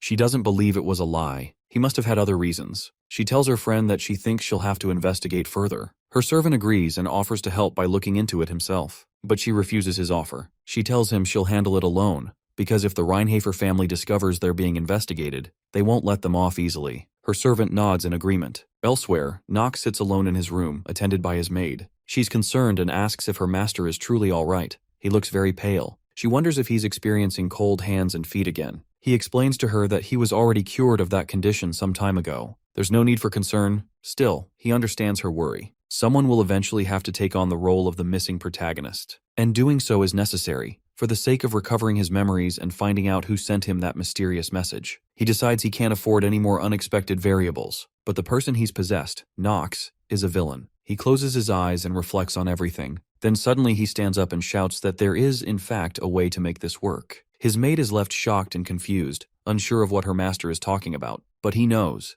if he is to play the role of both a villain and the protagonist in this twisted world, then somewhere out there, a battlefield awaits. Countless monsters lie slain on that ground, and standing among the corpses is a young woman named Luna, gripping a sword in her hand. A soldier approaches her and gives a report. He addresses her as Miss Luna, and tells her that the demonic humans have started to move. He adds, he will awaken. She informs him that a storm of blood is about to descend upon the continent once more. She tells Def to prepare. They must accomplish their mission, and he already knows what that goal is. As she puts on her jacket, a badge gleams upon it, a moon and star. While walking away, she thinks to herself that all of this is for one purpose, the destruction of the Arkheim Empire. Now, inside his messy room, Chen is playing a game on his computer. He knows there's one thing that gamers who have played countless games tend to agree on, the fact that a very thin line separates the protagonist from the final villain. And he agrees with that too. Both of them often go through overlapping situations, excluding the boss monster, which stands as an embodiment of absolute evil. In most recent games, the villains who appear usually have experienced trauma or live under harsh, disadvantageous conditions.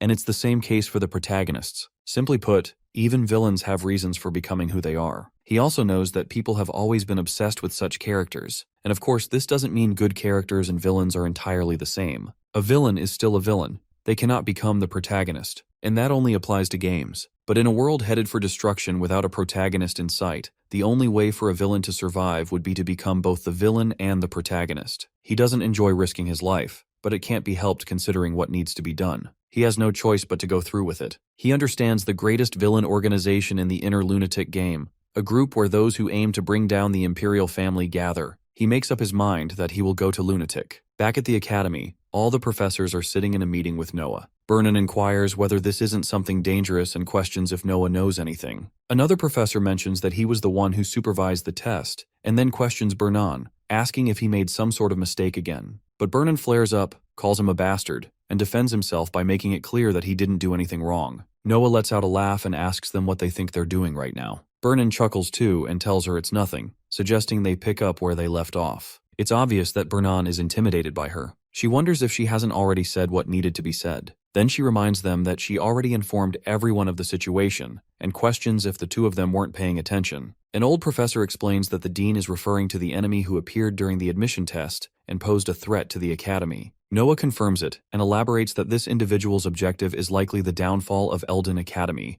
and even the collapse of the Empire. She emphasizes that Eleanor is just the beginning. She then turns to her team and asks if they know why someone like her, dubbed the star of the finance world, was targeted. One professor replies that it's because the Rivalin merchantry, run by the Rivalin family, handles 70% of all goods distributed throughout the Arkheim Empire. Vernon adds that if their enemy is intentionally targeting the Rivalin merchantry, then it means the next target must already be decided. Noah agrees with him and states that what happened this time wasn't just an attack, it was both a challenge and a warning aimed at the academy. She advises that they must prepare thoroughly for what lies ahead. All the professors voice their agreement. Then suddenly something crosses her mind. She tells her team that there's one more person who might be considered dangerous, a student who could very well be the most talented among this batch of new admissions. A young professor leans in eagerly, clearly curious to learn who this student is. He even expresses surprise that there's someone whom she acknowledges as gifted, especially since it hasn't happened since the incident with the princess. She informs them that it's Nox. The young professor's expression twists into clear jealousy as he asks if she's referring to the notorious, lustful, good-for-nothing from the Reinhafer family. She confirms it.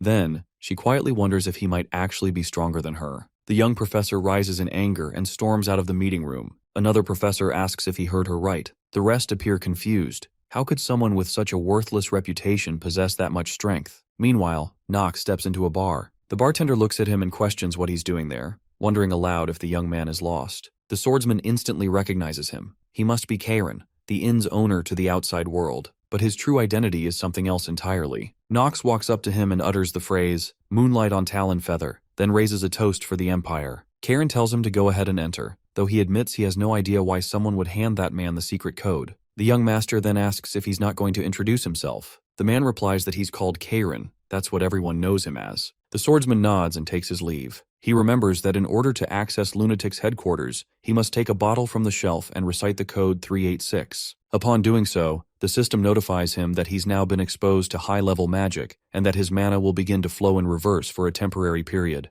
It also states that his mana sensitivity, his genius-level trait, will be deactivated. The system informs him that the player is now being teleported to the designated location. As he regains consciousness, he notices that his stats are still too low, and dizziness overwhelms him. Suddenly, a girl places a sword against his neck and demands to know who he is. He instantly recognizes her as Luna, the leader of Lunatic, the only sword emperor among the three whose face remains unknown. He tells her that he's come for her. She finds it strange that not only does he know where their secret headquarters is, but he also knows who she is. She warns him sternly and says she'll ask one more time. Who is he? He introduces himself as Nox von Reinhofer and declares that he would like to join Lunatic. Late at night, the Grey Wolf Paracelsus sits in his room, thinking about the young master. He wonders if it's possible that the boy already knew something about Old Man Celsus's death, because he had known from the start that his teacher was no longer alive. Paracelsus harbors suspicion. He doubts that the death of one of the three sword emperors was just a coincidence, or caused by someone else. He can't believe the Reinhafer family would fabricate such a story. The shame of that household disgusts him. He also recalls, even if only for a fleeting moment, how Nox had completely outmatched him in speed. And he has never seen anyone move like that before, except for the old man. It unsettles him. Paracelsus also begins to doubt all the information he received about the boy. He realizes that everything, the rumors about his nature and behavior, must have been falsified. What torments his sleep is a single question. Why would the Reinhafer family go so far as to hide someone with such extraordinary talent? He doesn't understand the reason, but even so, he reminds himself that it's not his business. He resolves to crush anything that dares block his path, and even more so if that obstacle is a noble. Exhausted, he shuts his eyes and tries to sleep. Memories of his childhood come back. He remembers the day his teacher informed him that the Empress of the Empire, Esteban von Archheim, had lost her sanity and tried to impose rule through sheer tyranny, which fractured the authority of the imperial family. Her daughter, Penelope, gained a reputation as a benevolent princess and began building her own forces, standing in political opposition to the first prince. His teacher had advised him that survival would require choosing a side. He had also urged him to enroll at Eldine Academy and use the time there to consider which faction he would ultimately support. That advice was given as his final assignment. The Grey Wolf recalls it all in his dream. He remembers his mentor telling him that everything he had was passed on to him. But then, someone approached from behind and stabbed his teacher. As he lay dying, the old man apologized for departing this world before fulfilling his duty. Paracelsus jolts awake. A red mark catches his eye. It's on the back of his hand. He mutters to his teacher, telling him that if he truly is dead, he should disappear from his life once and for all. He can't understand why someone who's gone keeps appearing in his dreams. Meanwhile, Luna holds her blade against the young master's neck. He opens his system and begins checking her stats, traits, and skill sets. He realizes she's a monster, standing shoulder to shoulder with knights who've reached their peak at only 20 years of age. Now he understands. Luna's swordsmanship isn't something just anyone can master. More importantly, unlike the black sword arts that he can only learn by becoming the patriarch, Luna's techniques can be learned if he manages to earn her trust. But of course, that would only happen if he joins Lunatic and proves his worth. Luna asks him why the son of the Reinhafer family would be interested in a criminal organization. Just then, the system alerts him that bleeding level 1 has occurred, because her blade is pressed against his neck. He responds that his motive is to bring down the Archheim Empire. He explains that she likely already knows this.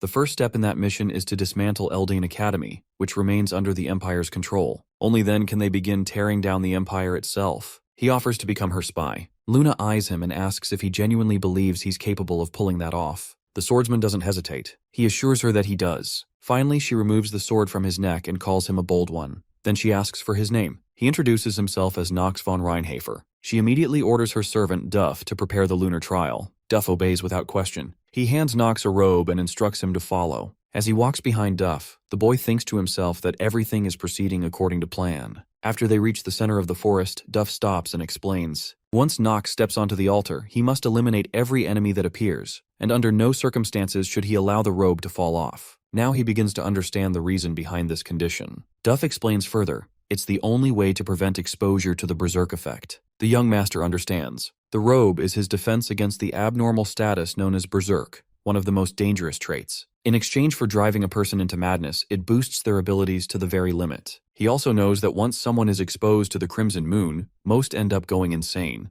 More accurately, it's not just insanity, it's full-blown berserk. He recognizes that there are two conditions to pass this trial. First, stand within the red moonlight while remaining vigilant against the berserk state. Second, defeat the wave of monsters that will appear. Originally, the game offered no information on how to clear this trial. After all, in a world ruled by a protagonist, no one would ever willingly attempt to join a villainous organization. He realizes that no one ever knew how to survive this ordeal, but he believes he can manage it. Luna then informs him that once he begins the trial, only one of two outcomes awaits. He will either pass and become a member of Lunatic, or he will die and rot as a corpse. The young lord simply smiles and tells her they'll see which way it goes. Duff then slices his own palm with a small blade and lets a few drops of blood fall onto the center of the altar. Instantly, the ritual activates, and countless monsters materialize. Knox quickly realizes the situation is far beyond his current capabilities. Each monster is a chimera, creatures at least at the intermediate rank, and their numbers are outright absurd. But there is still a way. He casts off the robe. Luna watches, stunned, wondering if he's gone mad. The system immediately flashes a warning. The Crimson Moonlight has triggered the berserk abnormal status. It alerts Knox that he may lose control of his mind, and once he does, he might never be able to recover. But there's more. The system also informs him that all of his stats have now increased by 1.5 times. Duff tells Luna that he can't believe Knox threw his robe away, that it's as good as throwing his life away. He then asks her whether they should try to stop him. Luna disagrees with him and explains that Knox isn't the type who listens to warnings to begin with, and whether he lives or dies has nothing to do with them. Duff informs her that he's from the Reinhafer family. He reminds her about Knox's father, Theo von Reinhafer, saying that if he tries to harm Lunatic, it would bring trouble for them. Luna assures him that it won't happen, and she'll make sure of it. She then asks him, does he really think Theo is the kind of person who's overflowing with fatherly love? Duff agrees with her. He decides that for now, he wants to observe. She knows that young Knox must have a plan. Duff simply follows her lead. The monsters begin attacking the young warrior, and he continues slaughtering them at an unmatched speed. He thinks that the entire world has been dyed red, and that's exactly how the lunar trial is described within the inner lunatic. He notices that several of his stats have slightly increased, but that's not all. His talents, height, and even his shoulders have improved. He's grown taller and broader. He has now reached a level that his peers wouldn't be able to compete with easily. Then there's the berserk status abnormality, one of the worst traits hidden within the inner lunatic. It's also a condition that only appears under a crimson moon, but he came here intending to use it from the very beginning, because of the talent he possesses. The system informs him that, due to possessing 2 specific genius traits, he has neutralized the Crimson Moon's status abnormality. Now he holds the titles of Swordsmanship Genius, Combat Genius, and Mana Sensitivity Genius. The system notifies him that the abnormal status has been neutralized, but only temporarily. To him, it's all very straightforward. When viewed from this world's standards, the level of his talents is completely unfair, and he's the one gaining all the advantages. By now, he has already slain countless monsters. He now uses Black Execution to kill them with even more efficiency. It's obvious that both Luna and Duff are jealous of him after witnessing the high-level skills he displays. Then, the system notifies him once again. Thanks to the effects of the artifact known as the Black Flame Ring, his lifespan has been extended by 2 days and 7 hours. He turns to Luna and remarks that if she has an issue with that, then she should go ahead and become terminally ill too. He becomes so fast that now he begins cutting down many monsters with a single swing of his sword. He kills all of them, and soon, there's a massive pile of monster corpses beneath his feet. He walks toward Luna and asks her if this trial is over. A little while ago, while the swordsman was busy killing the monsters, Luna had said to Duff that she believed they would have to acknowledge him as one of Lunatic's members. Duff responded to her that there are only a handful of people on the entire continent who possess that level of talent. Luna then speaks to Nox and tells him that he has passed and he can return now. But he doesn't stop. He continues killing monsters without hesitation. She wonders if he's been consumed by madness. Duff even suggests that they should kill him right then and there. After covering the floor in monster blood, the warrior finally returns to them. Now both Luna and Nox stand face to face. She informs him that the trial is over. She also adds that Teo has raised a monster. Duff completely agrees with her. The young master feels satisfied that he has succeeded,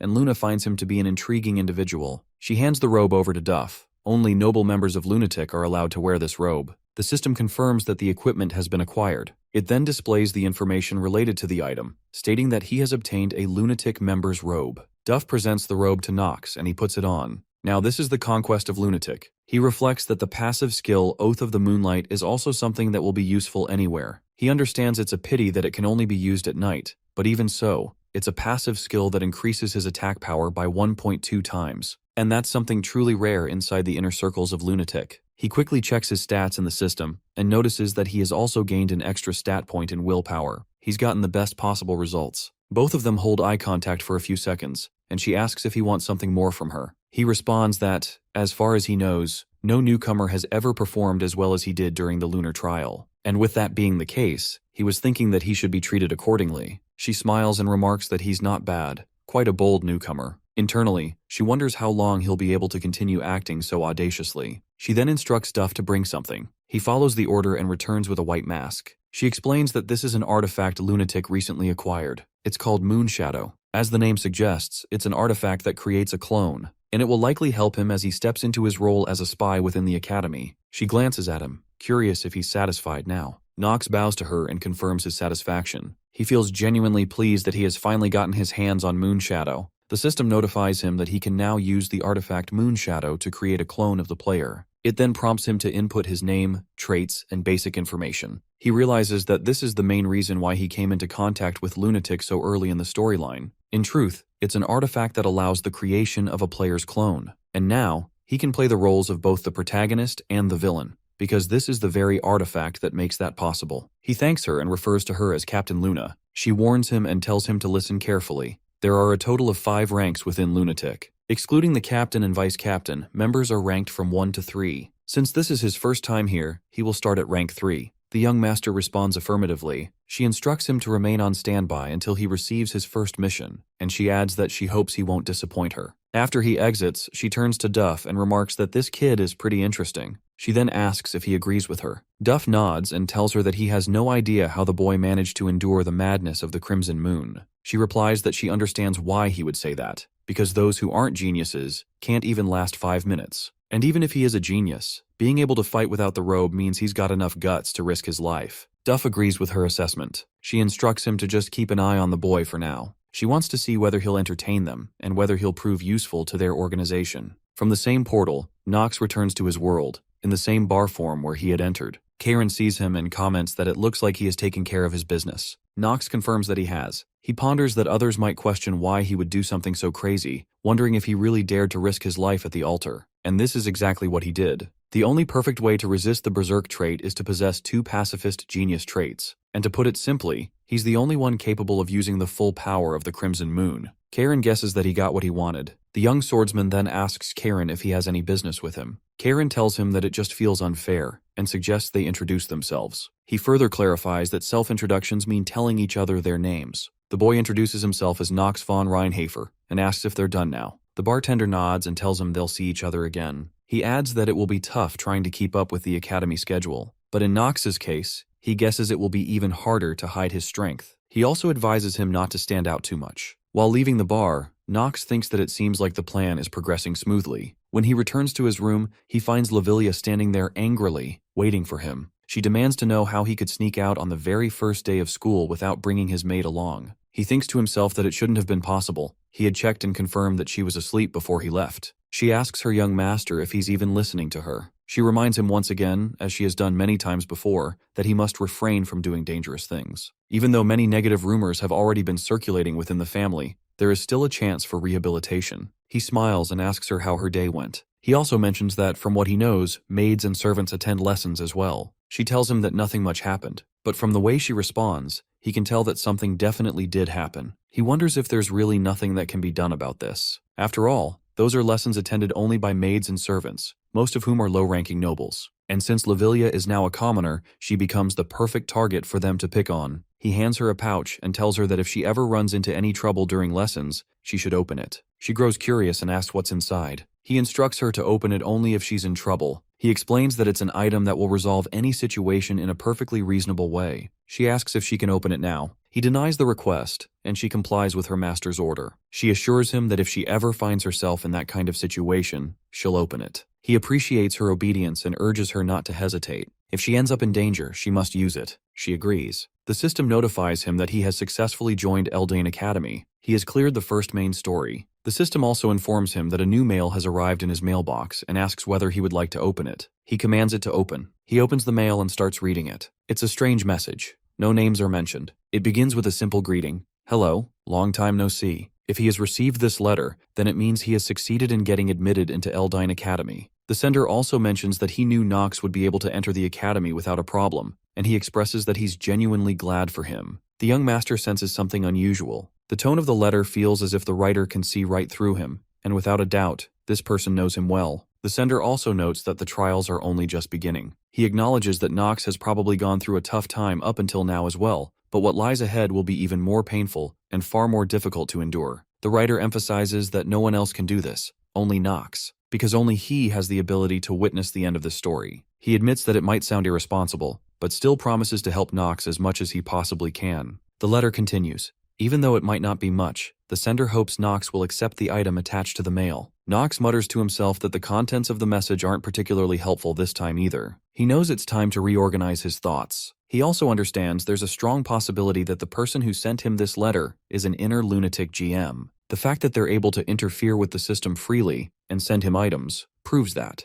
That's the most likely conclusion. And so, he decides he must focus entirely on clearing the main storyline, recovering his lost memories, and finishing the game. He concludes that it's no use worrying about problems he can't resolve right now. For now, it's time to check the gift. He accesses the view character system. A list of various names appears, and he's stunned to find Talia's name included there as well. Also present is the complete profile of his father, Teo. It's an incredible feature, he thinks. Originally, in Inner Lunatic, using Insight required seeing the target in person, but this system is different. He can now check the status of any character he's encountered at any time. He remarks to himself that this gift is definitely something only a GM could provide. He checks Teo's stamina and sees it listed as 25.2. He's surprised to discover that Teo's stamina increased by 0.2% in such a short period. At his age, Teo already holds the title of Sword Emperor, and yet he continues to grow stronger. As Nox examines the stat increase, it dawns on him. This world might look like a game, but it isn't the actual game. That realization makes everything feel even more complicated. Still, he tells himself he should be thankful that the class selection process went smoothly. Now his next challenge at the academy will be team magic techniques. Meanwhile, Lavilia heads to the maid's classroom. Inside, all the maids and servants are whispering about her. They mention that she's the one from the Lavilia family who fell from nobility and became a commoner. One maid remarks to another that she doesn't know how Lavilia has the audacity to come all the way to Eldine alongside her young master. They express doubts about her motives, suspecting that she's looking for an opportunity to strike it big in life. Others gossip about her pretty face, saying it would be easy for her to bewitch others with it. They mockingly refer to her as the maid of the rumored good-for-nothing son. One maid speaks to her directly, saying she's heard that Lavilia's master is known to be very lustful, and obviously Lavilia must be planning to take advantage of that. She says it as though it's a given.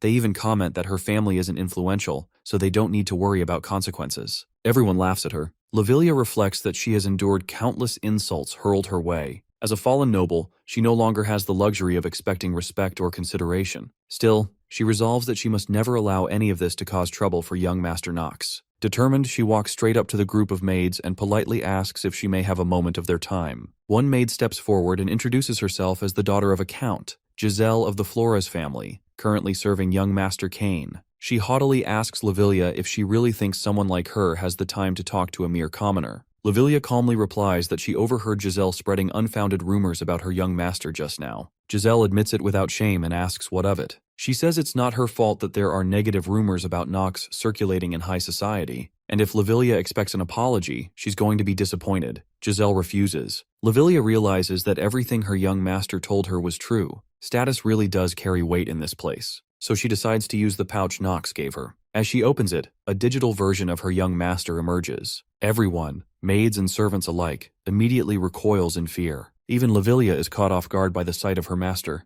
The digital version of Nox introduces himself to the entire group. He states that he doesn't know what happened here, but it doesn't matter. If Lavilia was forced to use the pouch, then one thing is certain. Someone, or all of them, disrespected her. He threatens them outright, telling the maids and servants that they're all dead meat. He declares that he'll be sending their heads back to their families. With that chilling message delivered, the digital version of Nox disappears. Lavilia wonders if this is the object meant to resolve situations peacefully. Strangely, it actually works. Giselle falls to her knees and asks for Lavilia's name. All the other maids and servants are now terrified of her. Lavilia calmly states her name. Giselle trembles in fear, thinking to herself that even a sigh from Lavilia could now be dangerous. She realizes the Reinhafer family could wipe out her own family from existence in an instant. She lowers her head to the ground before Lavilia and begs for forgiveness. She promises never to be disrespectful again and pleads with her to let this go just this once. All the maids and servants bow deeply before Lavilia. She feels a sense of relief. It really did resolve itself exactly the way her young master had said it would. But the outcome also worries her. This might only lead to even more negative rumors about him. She quietly wonders what he was thinking. Without saying another word, Lavilia simply walks away. At night, Nox and his maid Lavilia walk along the street. She glances at him with concern and wants to know if her master is all right,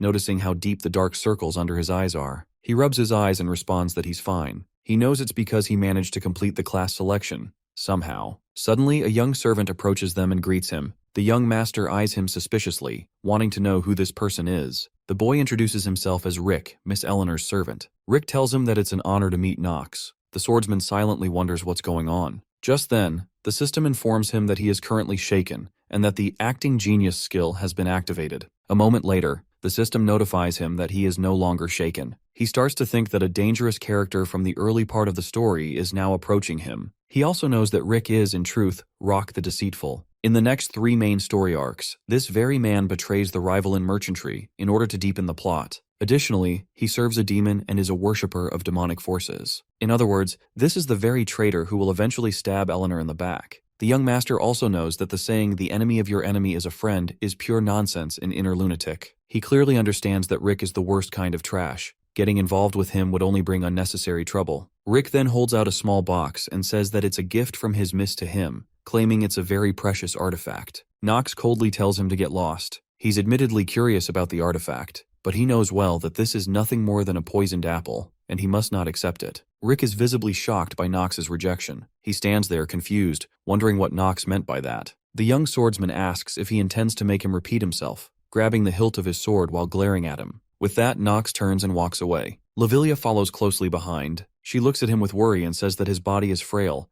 asking what he would do if he collapsed from walking too quickly. Nox glances at her and asks just how pathetic she thinks he is. She replies that just recently he had chills, the flu, and cold hands and feet all at the same time. Frustrated, she raises her voice and tells him that she never imagined anyone could be as weak as him. He doesn't deny it, but reassures her that he's all right now and confirms that he's not going to die suddenly. She nods in agreement, though she still feels uneasy. Lavilia adds that he's always right in the middle of every incident. He guesses that in that sense, he's quite popular. But more importantly than just being her master, Nox is the person who once saved her life. Furthermore, if a character possesses the single-minded trait, they naturally become anxious when separated from their master. She can't hold back her curiosity and asks him why he acted that way toward the person just now. He pauses, then wonders aloud if she's referring to Rick. She confirms it, then asks if he was acting more emotional than usual. He tells her to listen carefully. No matter what happens, having Rick anywhere near her is never a good thing. She wonders aloud if it has something to do with his past conflict with Miss Eleanor. Still, she knows Nox wouldn't behave like that without a good reason, and she's certain there must be one. She agrees with her master and promises to keep Rick at a distance, just as he advised. Nox quietly thinks to himself about what might happen in the future. They must start keeping Eleanor at a distance too, otherwise they'll draw far too much attention. He tells Lavilia that from now on, they'll have to be very careful. He then heads inside the lecture hall, annoyed, and wonders why he has been facing such trials right from the beginning.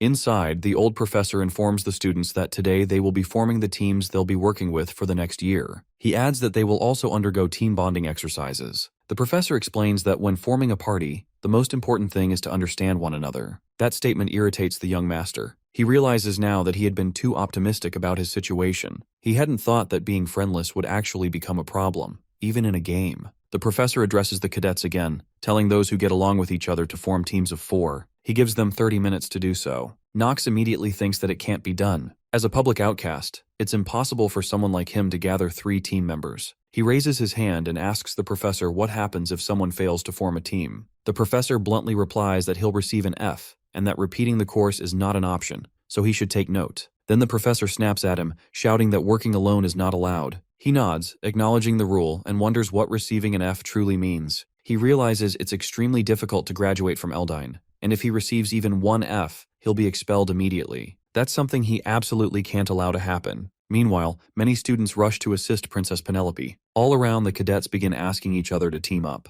But Nox remains seated alone in his chair, trying to come up with a way for someone like him, a complete outcast, to make friends. One boy approaches Eleanor and offers to team up, boasting that he's quite athletic, even if he doesn't look like it. A girl chimes in, saying she'll join her and even treat her to a special meal that only her family can provide. But Eleanor ignores them both. Without saying a word, she walks straight toward Nox. She comments that it seems he didn't like her gift. Then she asks him whether he'll give her the chance to repay her debt. He looks at her and asks what she's talking about. She then offers to form a team with him. He thinks it sounds rather arrogant, but deep down, he instantly knows that he'll end up on the same team as her. To add to that, Talia also comes over to join his team. He sighs internally, thinking that another burden has now joined him. Eleanor understands that Talia is somewhat with him. She also wonders whether or not Talia likes him, but she must feel sad that Nox is her fiancé. Seeing that he is all alone, she wants to support him. The young master mutters that this drives him nuts. Eleanor comments that it's unexpected. The swordsman questions what she means by that. She responds that she finds it fascinating someone like him has a friend. He reflects that based on what he has done so far, he can't exactly refute her words, but strangely, he feels anger rising within him. Talia asks him again if he is going to team up with her. Nox simply smiles, and Eleanor informs him that they just need one more member. Nox questions both girls, pointing out that it seems his opinion doesn't even matter anymore. Eleanor explains to him that it's not like he has any other choice. He responds by telling her that she and her sharp intuition never fail. Nox knows that to recover his memory, he needs to stay in Eldon Academy, and he also has to achieve good results for the sake of the upcoming first episode, where he must place within the top 10 present.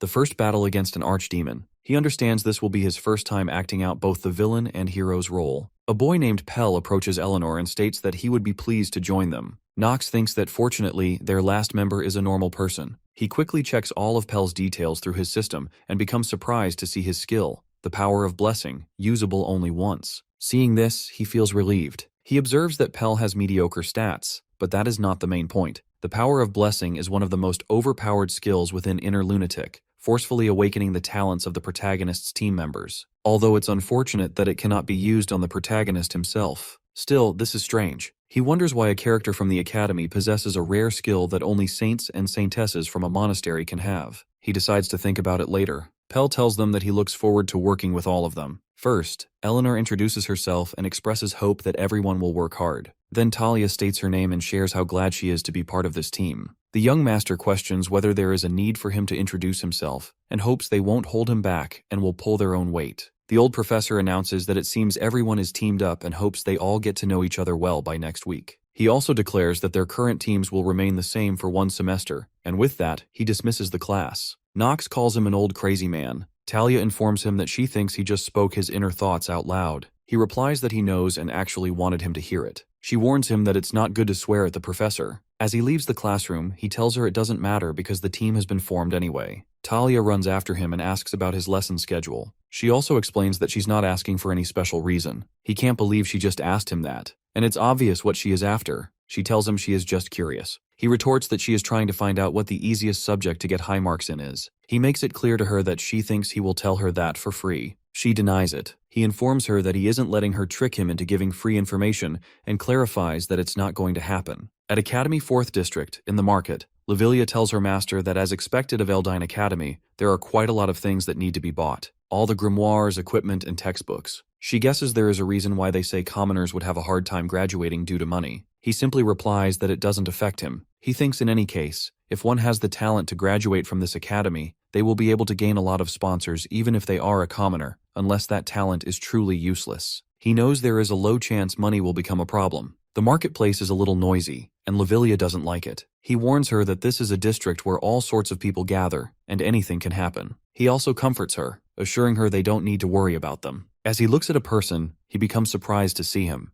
A shopkeeper tells this man to get lost if he isn't going to buy anything, and asks why he is getting in the way of other people buying. The young master recognizes him as the son of a top 3 dark family, the young patriarch of the Marvas family, and his name is Leon von Marvas. He also guesses that Leon is probably poor right now because his family went broke. Knox mumbles that even so, Leon is a kind person, so he hopes he will get past this. Leon apologizes to the shopkeeper and tells him that he is just trying to make a reasonable purchase. The shopkeeper shouts at him, asking how it's reasonable when he is just lifting and weighing the same items. He tells Leon to stop with the nonsense and get lost, adding that the standards of Eldine have surely dropped if they took in a beggar. Hearing the word beggar, Leon becomes angry and tells him that even though his family is poor, he can't forgive him for saying that, then casts a magical spell at him. Knox wonders if Leon is out of his mind and runs towards him, thinking he shouldn't be doing this even if the shopkeeper triggered him. The young master feels anger towards Leon because there are so many people here in the 4th District, and he is using his mana to cast black magic. He informs Lavilia that this kid has gone completely crazy, and those eyes look like he is about to cause trouble, so he needs to stop him. The shopkeeper shouts at Leon, calling him crazy and wondering if he knows what he has just done. 2 skeletons appear and start walking towards the shopkeeper. Knox reaches in front of the shopkeeper and tells him to get out of there immediately, unless he wants to die. The foolish shopkeeper shouts at both of them, calling them rascals and asking how dare they try to climb over his head. He demands to know if they know who he is. He grabs Knox by the shoulder and asks him who he is. The young master turns back and, in a meaningful tone, replies that he doesn't need him to tell him who he is. At night, Talia sits in her room and asks her maid, Emma, if she is saying that even though she teamed up with Knox, he still won't let her know what his class schedule is like, and if this is him being shy because he's going through puberty. She wants to confirm if that's what Emma means. Emma informs her that there is no way she would know what he is thinking. She also advises her to calm down a little. Talia explains that she tried to be as mature as she could, that she avoided judging people easily, and that she tried not to hold Knox back. But despite all that, she still received a cold response from him. Emma believes she will remain dejected for a few days at this rate, and she wonders what she should do. She thinks that if she had known this would happen, she would not have spoken so nicely of Master Knox to her. While traveling in a carriage, Talia asks her maid why her fiancé is so cold towards her. Emma explains that it is because he is undergoing puberty. Talia is surprised to hear that. Emma elaborates, telling her that boys at his age usually act like that they grumble all the time and behave coldly towards others. Emma reflects that looking back, she thinks that was when she started to develop more feelings for him, and at that time, she did not think it would become such a huge problem. She also wonders if she should have been more careful with her advice. She knows for sure that Miss Talia definitely likes Master Knox, and since things have turned out like this, she tells Miss Talia that she does not think this is what Master Knox truly feels. Talia wants to know what she means by that. Emma tells her that since he is already her fiancé, he might be acting this way so he can keep a clear line between his personal life and her life in the academy. Talia holds Emma's hand and tells her that she knew she was knowledgeable about dating. When they reach her room, Talia tells her that she sounds like a pro in dating and that she will keep asking her for advice whenever she has concerns from now on. Emma apologizes to her and informs her that she has never dated anyone before. Suddenly, Eleanor enters their room, and Emma introduces herself as the maid of the Stillreiner family. She asks Eleanor the purpose of her visit. Eleanor introduces herself and tells her that she is in Talia's team for the Team Magic Combat class, and she was wondering if she was available for a short moment. Emma tells her that if she did not make a prior appointment, then please arrange for one at a later date. Eleanor informs her that she is here to talk about Nox. These words grab Talia's attention, and she moves closer to her. Eleanor remarks that this is the second time they are meeting today. On the other side, the young master stands between the shopkeeper and Leon. He questions the shopkeeper, asking if he needs to tell him who he is. The rude shopkeeper answers that he has white hair and purple eyes. Suddenly, the shopkeeper wonders if he is the one from the Reinhafer family who got admitted into the academy. The swordsman simply tells him that he doesn't like repeating himself. The shopkeeper quickly apologizes, saying he was unable to recognize who he was because of the robe he is wearing. Nox orders him to get lost, saying that this is him being generous, and he hopes he doesn't have to repeat himself for the third time. The shopkeeper obeys and leaves the area. Leon tells him that he was talking to the shopkeeper. One of the skeletons approaches Nox, and he grabs its skull, shattering it into many pieces, and it disappears from there. Nox comments that Leon might as well beg the Imperial family to arrest him. Leon understands, since it is illegal for them to learn magic before becoming adults, and he admits that he doesn't think that far ahead. Leon quickly bows in front of him, apologizing and thanking Nox for helping him. The young master advises him that if he understands his situation, then he should buy what he needs and get lost, and if he doesn't have enough money, then he should use his. Nox throws a bag full of gold coins towards him. Leon looks at the gold and wonders why he is helping him. He makes it clear that if Nox is trying to make him feel indebted, then it won't work. The swordsman tells him that those few pennies mean nothing to him, and he can't say he has no purpose behind it. Leon agrees with him and returns his magical skeletons. He supposes this money is for shutting his mouth. He tells Nox that he feels the unique power used by the Marva's family, who control the undead, coming from him. Leon takes one gold coin and tosses it in the air, telling the young master that he is breaking the deal down. He asks Nox why he possesses the power of his family. On the other side, Eleanor and Talia sit together at a coffee table. Talia recalls that Eleanor mentioned she had something to talk to her about. Eleanor observes her reaction, finding it quite different from what she had imagined, and notes how elegant Talia appears. She also wonders if Nox could truly have feelings for her, but soon concludes that it isn't possible. Someone like him would only see an engagement as a restraint, and she decides she will need to be more straightforward as she speaks. Eleanor suddenly states that Nox is a dangerous person. She explains that first of all, he is the son of one of the top 3 dark families. Additionally, there are numerous negative rumors regarding his behavior. Talia responds that she doesn't think Nox is a bad person. Eleanor ponders whether other people share Talia's perspective. She calls Talia strange and questions why someone as honest as her would like a good-for-nothing like Nox. Eleanor notices the emotions reflected in Talia's eyes, sensing her hostility and anger towards her. Talia wants to make it clear that while Nox might be somewhat lacking, she doesn't believe he is the type of person who would do something bad. Although he is easily misunderstood because he acts coldly towards others, that is only a small part of who he is. She also informs Eleanor that she has heard about the marriage talks involving her and Nox. However, that alone isn't enough for her to support him, and she knows it as well. Marriage discussions between noble families can change as easily as flipping their hands. Talia tells her that this is not the reason she trusts Nox. Eleanor comments that people don't change easily. Talia replies that may be true, but hopes she remembers one thing. Nox saved her, and if he hadn't been there back then, she would definitely have died. She believes Eleanor already knows this too. Talia wonders why she remains suspicious of Nox. Eleanor admits that it seems she has misspoken and suggests they end their conversation here, thanking Talia for giving her time. Talia very coldly bids her goodbye, and Eleanor leaves the room. Outside the hostels, Eleanor stands alone, clearly looking sad. Rick approaches her and wonders if the conversation didn't go well because it is unlike her to appear upset. She asks Rick what he thinks is the most important trait for a merchant. He replies that of course it would be eyes that are always wary and doubtful of others. She reflects that this was what drove her to achieve the nicknames Fox of Wealth and Star of the Finance World. She also notices that he has actually changed. In truth, she has feelings for him. She tells herself that there is no way that could still be true after such a long time. On the other side, Nox and Leon stand face to face. The young master instructs everyone to get out of there. He warns them that it's barrier magic and people begin running away. He realizes the situation has become complicated. He knows that no matter how money-obsessed Leon is,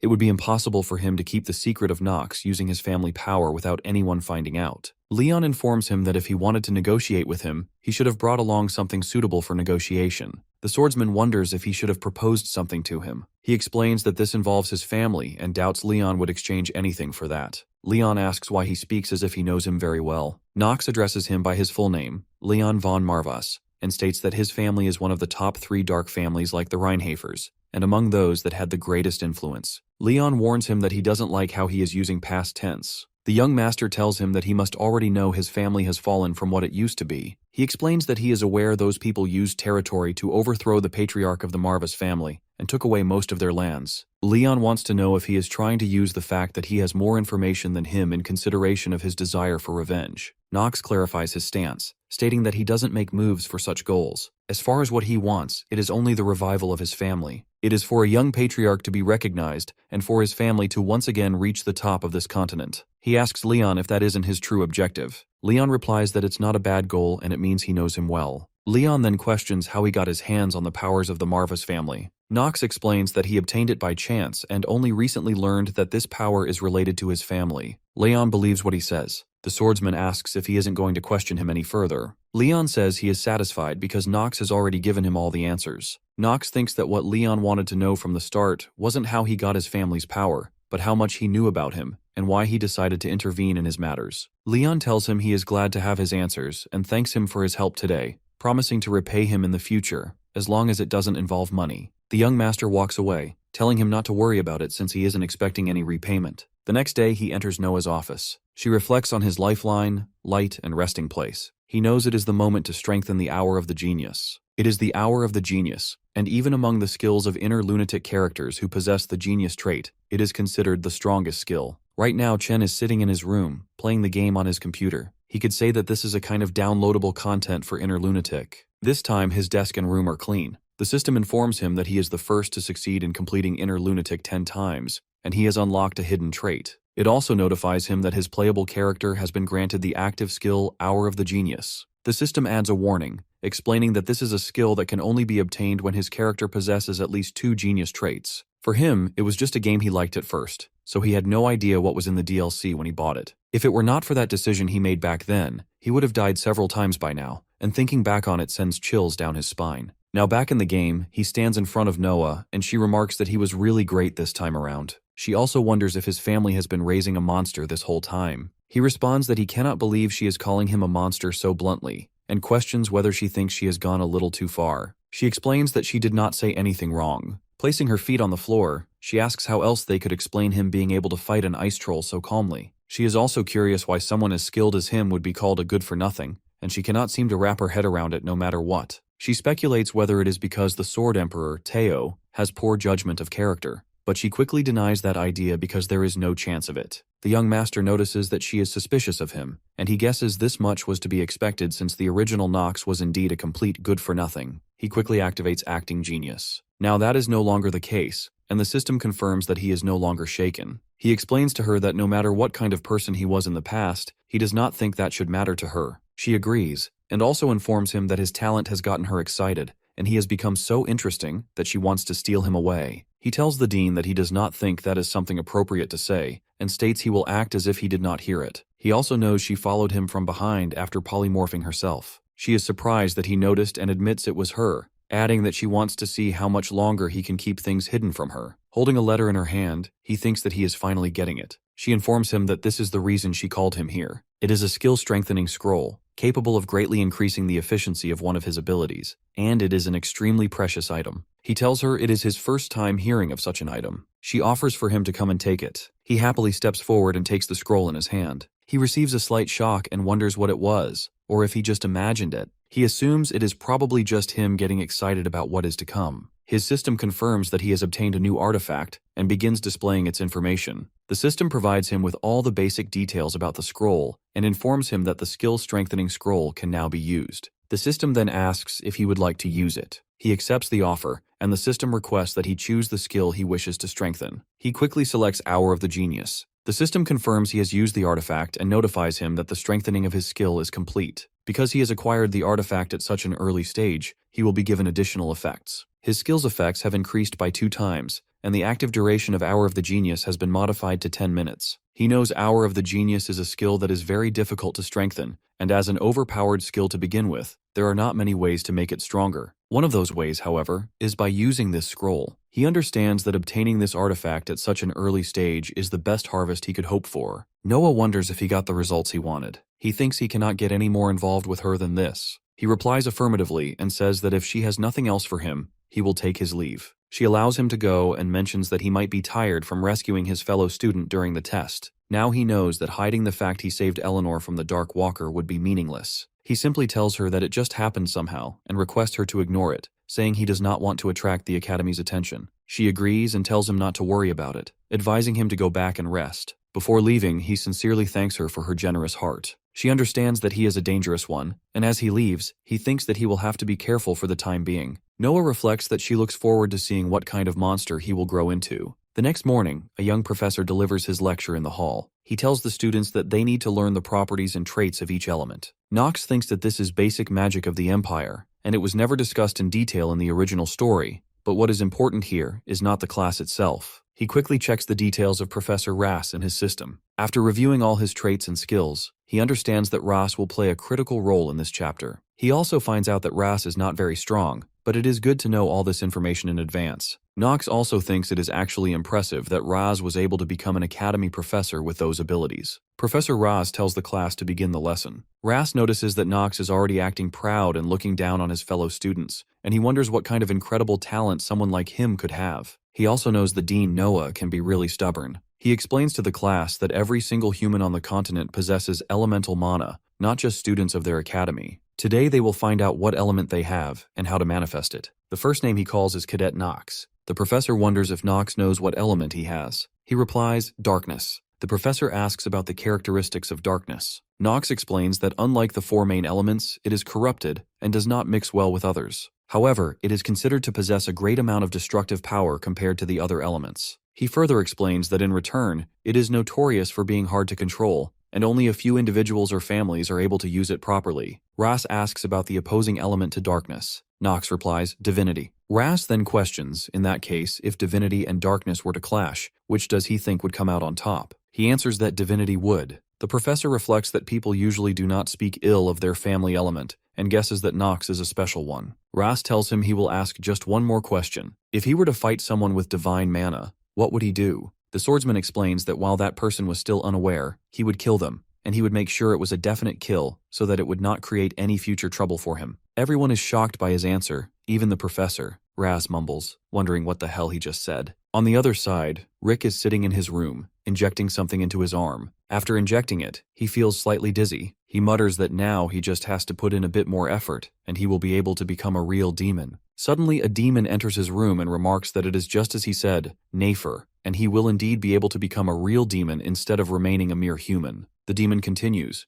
telling him that after that, he will no longer need sleep and he will not age, becoming a demon that surpasses the limits of humans. Rick expresses his gratitude to the demon and promises that he will do everything in his power to revive him. He bows deeply in front of the monster, then puts his clothes back on. In the classroom, after Nox finishes explaining his technique, the professor reflects that he would want to pull out the roots before they grow into any future issues. He acknowledges to himself that he was not expecting such an answer. The young master apologizes if that was not the correct answer, explaining that he simply thought it was the most efficient way of doing things. The system informs him that the acting genius has activated powerfully. The professor notices his unwavering eyes, upright posture, and shoulders that do not droop. Now he understands that Nox truly means what he says, and he is starting to comprehend a little why Dean Noah showed disinterest in him. Ras orders his assistant to prepare the IMP right away. His assistant looks slightly surprised to hear this command. Ras questions his assistant if he did not hear him, then repeats himself, stating that he is asking him to prepare for the magic adequacy test. Ras thinks to himself that this kind of arrogant attitude needs to be brought down a level, and that in order to obtain a sharp sword, it must be tempered thousands of times. All the students gather around the professor as his assistant brings a handcart near him. The students are shocked to see a tiny demon inside a cage. Ras explains that these are the lowest-ranked demons provided by the association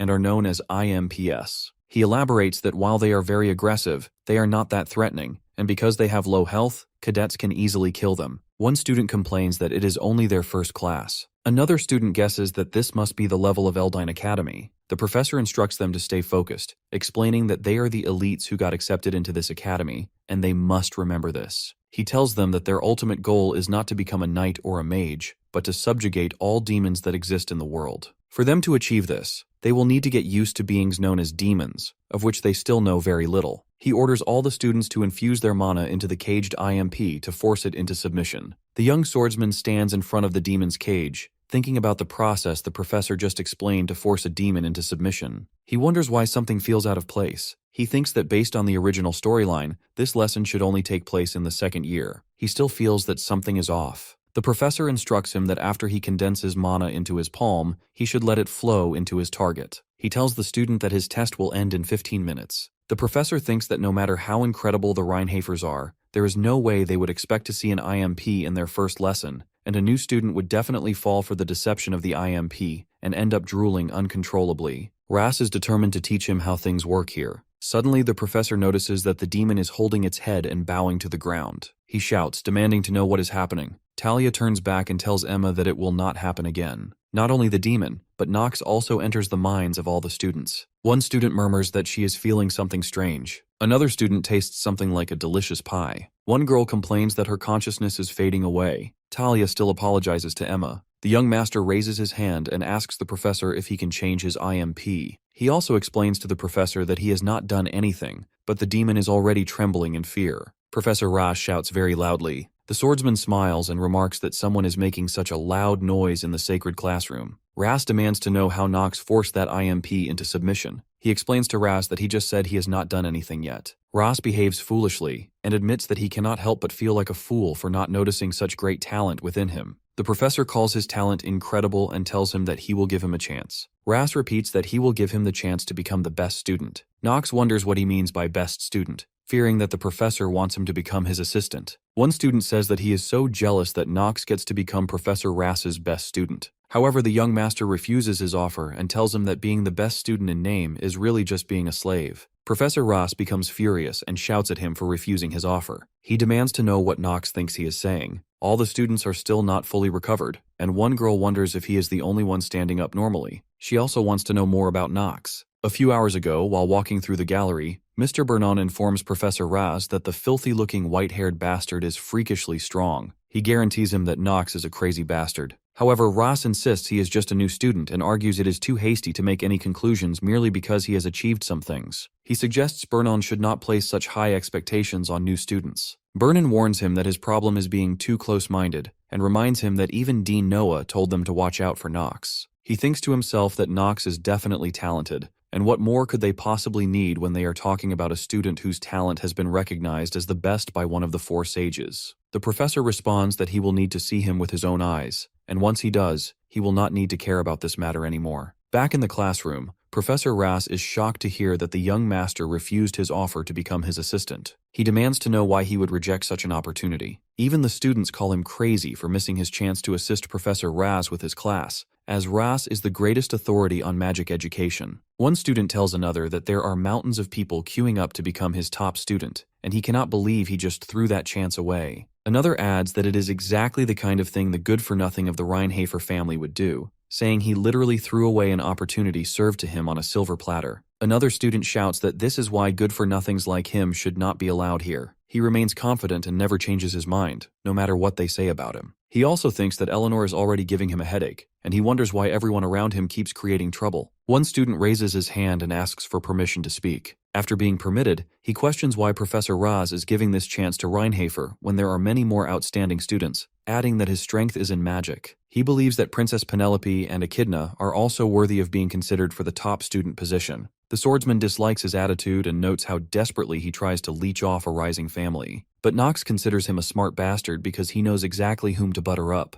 deciding he should remember him. Ras announces that the professor is the one who decides who the right person is, but he admits that if he says so, they might not be convinced. There could be negative rumors claiming he is biased towards Nox's talent, so he wants to set the record straight. He declares that he will tell them right now why Nox is the right person to become his top student. At the same time, Nox mumbles slowly that he already told him he is not doing it and calls him a crazy bastard under his breath. Professor Ras explains that firstly, he subdued the imp's mana, The young master thinks Ras's opinion would be something like this. Number 1, he does not know why, but Nox was able to subdue the imp quickly, and although it might be a low-ranked demon, it was not easy to do, so it is no surprise that Ras is fascinated by it. Number 2, he possesses mana sensitivity talent to a genius level. He also knows Ras has studied magic for a long time, and someone like him would easily identify who has talent for magic and who does not. Professor Ras declares that for these reasons, it is only fair for Nox to become his top student. Nox replies firmly that he already said he is not doing it. Ras shouts at him to take his time to reconsider, and advises him not to rush his decision here. The swordsman requests him to speak after wiping his saliva, and suggests Ras choose a more suitable candidate instead, telling him not to expect gratitude if he gives up on him. Professor Ras feels confused and frustrated. Princess Penelope tells her friend that he is different from the rumors she has heard. Her friend Echidna apologizes for the misinformation, admitting that her information-gathering ability is lacking. The princess thinks she has just gotten a little curious about him. She also wonders whether Nox will become a light to the imperial family or a dark cloud hovering over them. After all this, Nox leaves the classroom, wondering why Ras is suddenly acting like that. He also notices Ras was looking at him as if he were some food covered in honey or something, and that thought makes him sick. He wonders why there are no normal characters in Inner Lunatic. He feels relaxed that he managed to get Ras off him for now, so he should be able to live in peace for a while. At night, Nox rests in his room, and Lavilia asks him if something bad happened at the academy. He takes a cold breath and says something horrifying. He explains that Professor Ras follows him everywhere, in the corridor, in the classroom. In class, Ras sits behind him and keeps whispering in his ears to become his top student. In the canteen, he does the same thing. Worst of all, in the latrine, Ras climbs onto the door and asks him to become his top student. And when he comes out of the toilet, Ras again asks him if he has finished considering becoming his top student. Nox tells him to stop it and calls him a crazy bastard to his face, but Professor Ras just laughs and does not mind his harsh words. Ras even tells him that he likes how rough he is with his words and that he loves it. The young master tells his maid that this bastard Professor Ras keeps asking him to become his top student. Lavilia comments that there is a term in there she thinks should not be mentioned alongside a professor's name, but asks if by Professor Ras he is referring to the person known to be the best in magic theory. He nods in confirmation. She says that is strange, as from what others say, she remembers him being a good professor, and she wonders why he would do something like that. He admits Ras is an alright person as well, but also remembers Ras's negative traits, that he can be obsessive, paranoid, traumatized, weak-minded, and cold-hearted. He tells her that the problem lies in those traits he has. Later at night, guards shout to stop someone and not let him go out. One guard orders everyone to stop him, saying it is the Patriarch's command. Another guard tells his companions that they were told not to let Master Garen into the room. Master Garen, holding a bloody sword in his hands, keeps walking towards the guards. Garen tells them that it is so harsh and that this is not how a father should treat his son. After killing all the guards outside the office, Master Garen enters Teo's office, where he finds Teo and Rodwell waiting for him. Rodwell thinks to himself that he cannot even move and wonders how Master Garen has gotten even stronger in such a short time. Teo says he never thought Garen would come back to the Reinhafer family again.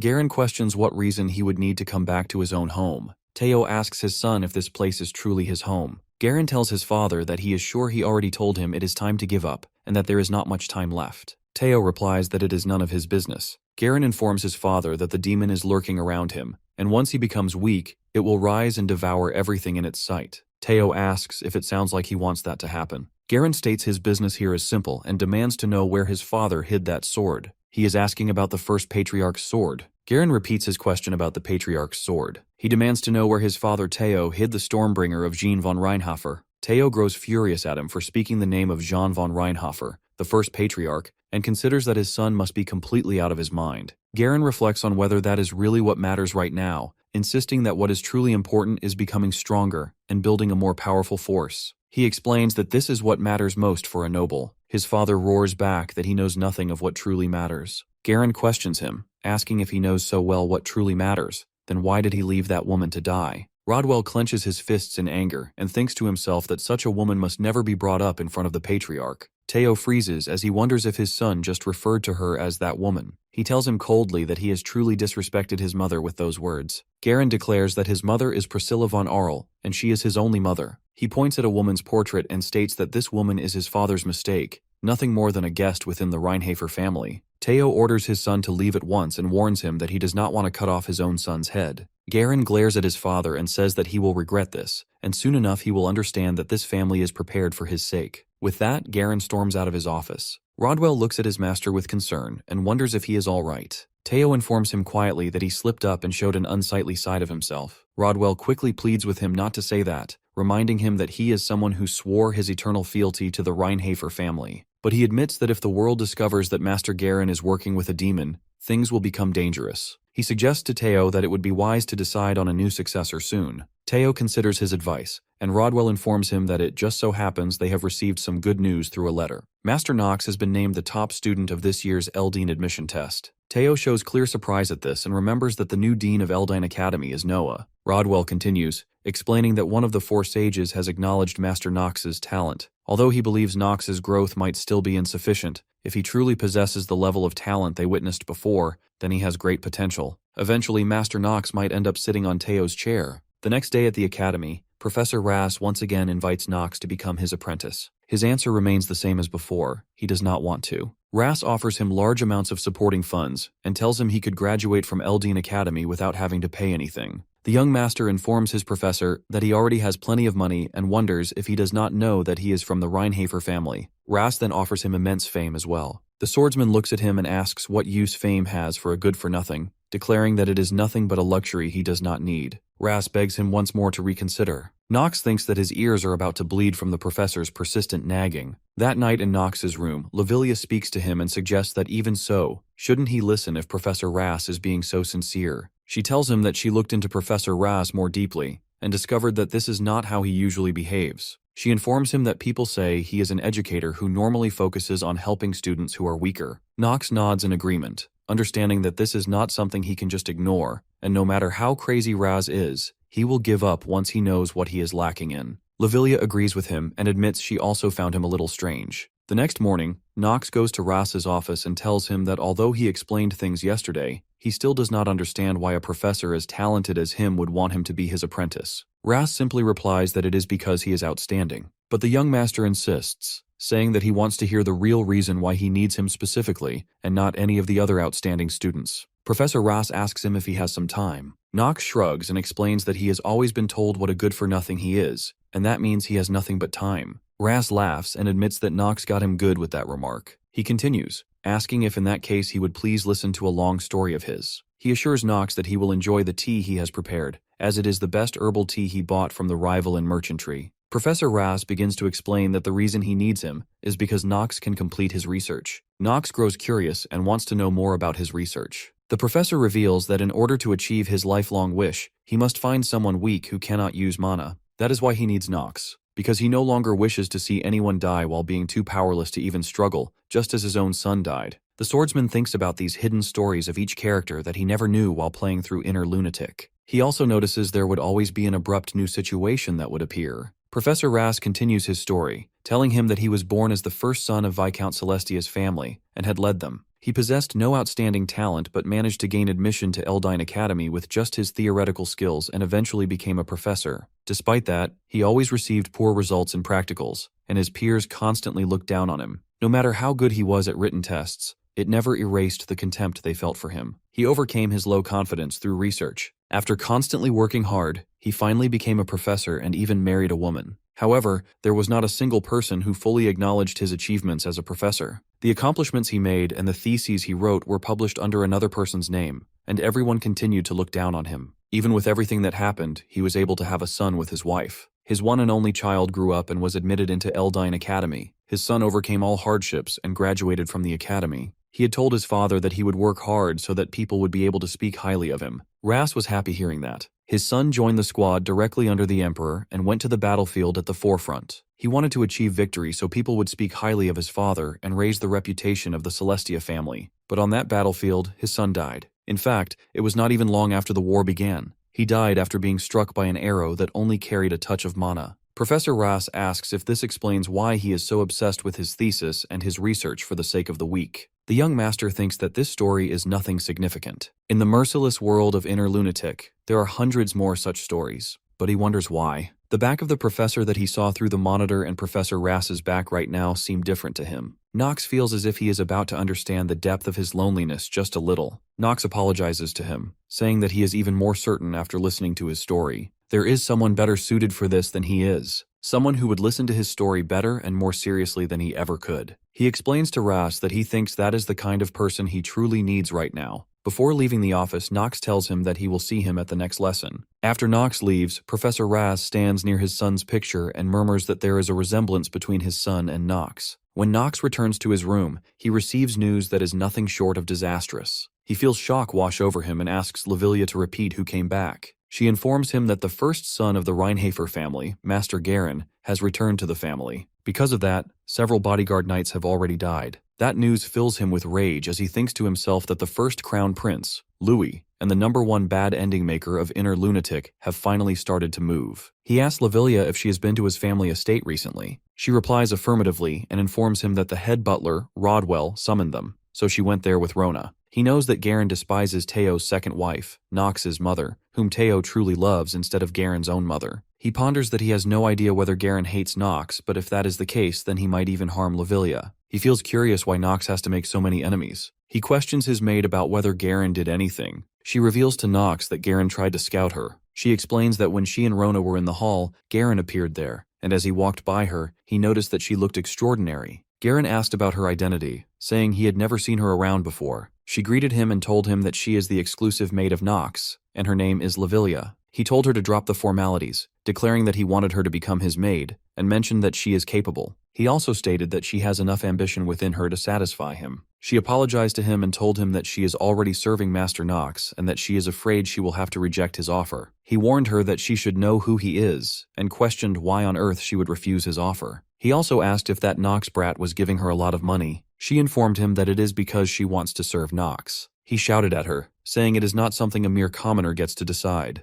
Lavilia explained that her master respects her, and while she does not know what kind of person Garen is, above everything else, she wishes to stay by Master Nox's side to see what he will do. Garen grew surprised upon hearing that, and could not believe she wanted to serve a brat like him, finding her a strange one. He even offered to pay her 3 times whatever Nox is paying her. She respectfully rejected him. The young master thinks that although he does have money, the real story has not even begun yet. He knows that he cannot use that much money, but he cannot give up on Lavilia. So he offers her a wage raise, telling her he will match Garen's offer and pay her 3 times more. He instructs her not to worry about it and to focus on her work. She laughs at him, and he wonders why she did that. She apologizes to him. The swordsman feels confused and wonders if she just laughed at him. He asks her if she has already decided to work with Garen. She explains that whatever he is thinking of, that is not what is happening. She confirms to him that she will not follow Master Garen, and the wages she is receiving now are sufficient. He asks why she laughed then. She simply replies that she cannot tell him that. He orders her to tell him the reason. She explains that something funny came to her mind, so she laughed. He warns her that she has gotten worse at lying. He thinks that whatever the case, he is fine as long as he has not lost her. He declares about Garen that he will not let him off if he ever catches him. He thinks it will be after he becomes stronger. The next morning, all the students begin their physical workout in the playground.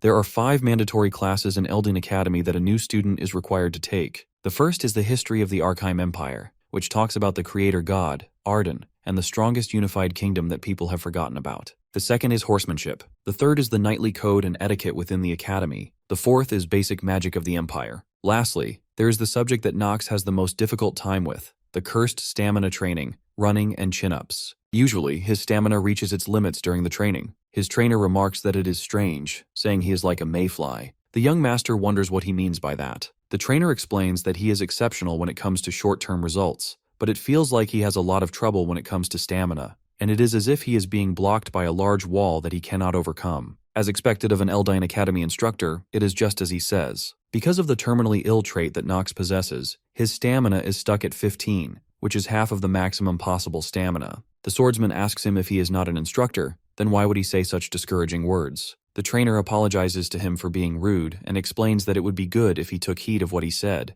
as if he moves recklessly in this manner, he might end up shortening his life. Nox agrees and confirms that he will keep that in mind. He knows there is a countdown for his heart, and how could he not heed what the trainer said? His system also confirms that because of the trait, terminally ill, his lifespan is decreasing at a fast rate. It is quite annoying for him. He did not realize, but Paracelsus was standing just behind him, observing his condition. Paracelsus the Grey Wolf ponders that he cannot figure Nox out at all, because Nox did all that stuff at the admission test to get first place, yet he is hiding his stamina now. This is definitely related to him acting like a good-for-nothing. Nox looks at him with a smiling face and calls him an annoying bastard, warning that if they fight again, he will get it good. After his classes, he goes into the marketplace while wearing his robe. He finds Rick there and greets him, saying he did not expect to meet him in a place like this. Rick also recognizes him. Actually, the young master feels angry at him and wants to know why he is doing this to him, calling him a game destroyer in his thoughts. Rick smiles and greets him, saying it has been a long time since they last met. He knows that Rick's real name is Hausholtz de Nefer, known as the worst bad ending maker,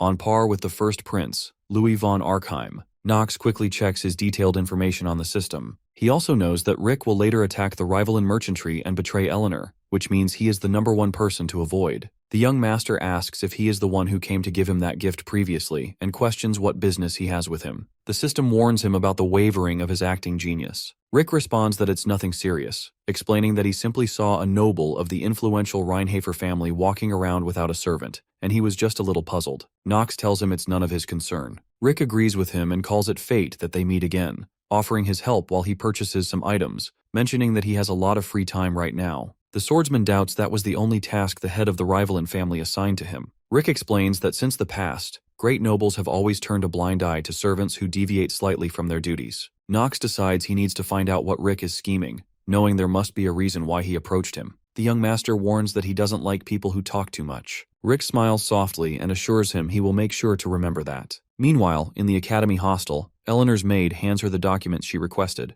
Among the documents, there is a paper with Knox's picture on it. She wonders why on earth he saved her, as there was no reason for him to do that. In the first place, the Rheinhafer family has pretty much no interaction with the Rivalen family. If he wanted to gain something, he should have accepted Professor Bernon's proposal, but he rejected it. She knows the youngest son of the Rheinhafer family she knows does not have that kind of personality. What's for sure is that he started behaving differently after resolving the missing child's forest incident, but she has no idea what caused this change. She has also noticed that Rick's recent movements have been strange. He is gathering people within the merchantry, but she believes he probably can't accomplish much anyway. She closes the file and looks outside the window. She remembers the day her father got angry with her for simply having an argument with Knox as a child. She recalls his words when he told her that if it was needed, she should have given everything she had. She also remembers the day her mother died. Back in the market, Rick helps Knox negotiate with the shopkeepers. He advises him there is no need to buy a high-grade orb to use in magic classes, as when he becomes a second-year student, he will be given an even better orb for free. For the pot and ladle needed for alchemy, he instructs that he needs to buy ones made with a special type of iron. Rick explains that the items will usually be made in the empty chemical room, so he just needs to meet the minimum requirements. He also mentions that the store he sees further down has connections with the Eleanor merchantry, allowing him to get items at an affordable price. The young master thinks he doesn't want to admit it, but Rick's talent is genuine. The con artist trait and his passive skill negotiation revision are real. He wonders if Rick were not a demonic human, he might have considered recruiting him. After some time, Rick mentions that he thinks Knox has probably purchased everything he needs now. Knox agrees, saying this will be sufficient. The swordsman asks him again, saying he still doesn't know why he was looking for him. Receiving no answer, Knox grabs Rick by the collar and demands to know why he approached him. Rick plays innocent and wonders what he means. Knox shakes him roughly and warns him that wasting time is not in his favor. Rick remarks that it looks like his conversation with him will be a quick one and says he will get straight to the point. Suddenly, the young master feels a barrier appear near him. He recognizes based on its appearance that it is magic that blocks out sound. Rick offers him to betray the Rheinhafer family and become a servant of the first prince. Rick opens his shirt and shows his dark chest. Knox states that the one he serves is not the first prince but a demon. Rick confirms that Knox really does know a lot of information and makes it clear that he doesn't think his master will like that. Knox wonders whether Rick's master will truly grant his wish. Rick remains confident that he will. The young master hopes Rick doesn't end up regretting it. He also warns Rick that if he dares to insult him or his family again, he will kill him.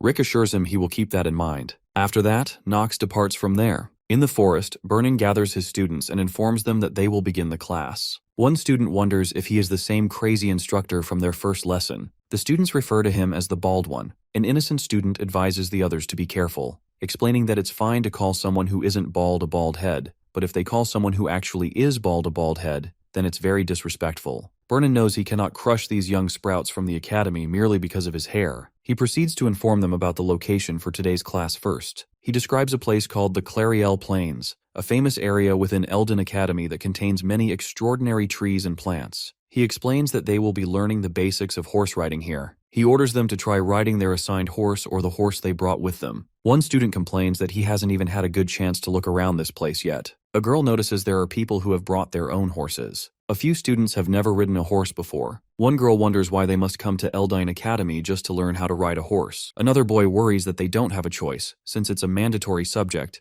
and they will be expelled if they get an F. The young master has brought his horse Carl here. Professor Bernon instructs the students to try riding their horses and advises them to hold on tightly so they don't fall off. He notices Paracelsus and observes that he is quite skilled at horse riding. He thinks that Paracelsus has lived in the East for so long, so he should be able to ride a camel or a horse. Some girls notice Nox's horse and wonder if it's an obsidian, questioning how a good-for-nothing like him could have such a horse. They also mention that while the Rheinhafer house is rich, it still isn't as wealthy as the Rivalin house. The young swordsman knows this is the benefit of being a veteran player. Vernon appreciates the students for riding their horses and advises them to slowly communicate with their horse while riding. When he notices that all the students have become familiar with their horses, he informs them that it's time to start the main race of the class. A few students complain that some of them only started riding horses today, and it makes no sense. One student even complains that his horse tried to kick him with its hind legs. Some students call it madness. One student wonders if Bernon is angry because some students called him a bald head. Suddenly, Bernon slaps that student and knocks him out. He then explains the rules, stating that each of them will ride their horse to the corner located in the nameless forest at the end of the woods, and then return to this place. He declares that the first to get back will be given additional points. He thinks that the rules are as simple as Bernon's hair. Talia comes up to him, but he tells her to mind her own business. He knows that even though horse riding is a class everyone takes, the event that takes place today is very important. It is an episode where a demonic human appears for the first time. Since it's their first appearance, it has been arranged so that the protagonist encounters the demonic human.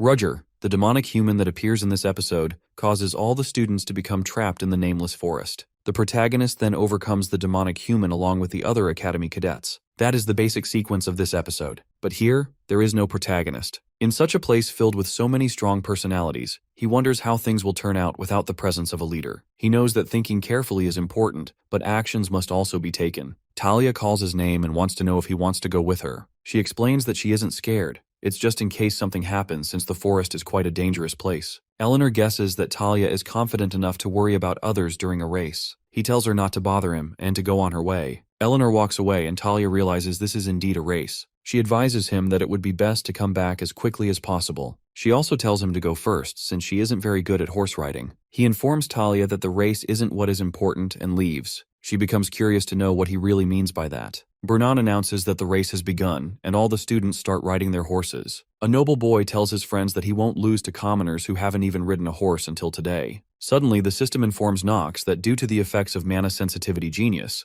the circle has been revealed. The students are shocked to see strange circles on the ground. The young master shouts that it's teleportation magic and advises everyone to stay still unless they all want to die here. Suddenly, all the students get teleported away. On the other side, a very large and strong demonoid human waits for them. He declares that finally, it's time for his revenge. A few moments ago, when the circle appeared on the ground, Nox warned everyone to stay still unless they all wanted to die there. He swiftly jumped off his horse and informed Carl that he was counting on him, and Carl immediately ran away from the spot. Suddenly, all of them were teleported from there into an unknown forest. One student complained that her head hurt, and everyone wondered where on earth they were. The students remained confused about their current location. He was certain that this was some kind of teleportation magic. He also noticed that it was different from Dean Noah's, as the formula itself seemed unstable. The princess questioned him, asking if he knew what was happening right now. He responded that he was trying to figure it out, but one thing was for certain. There were outsiders involved who were not with the academy. Echidna moved forward and shouted at him,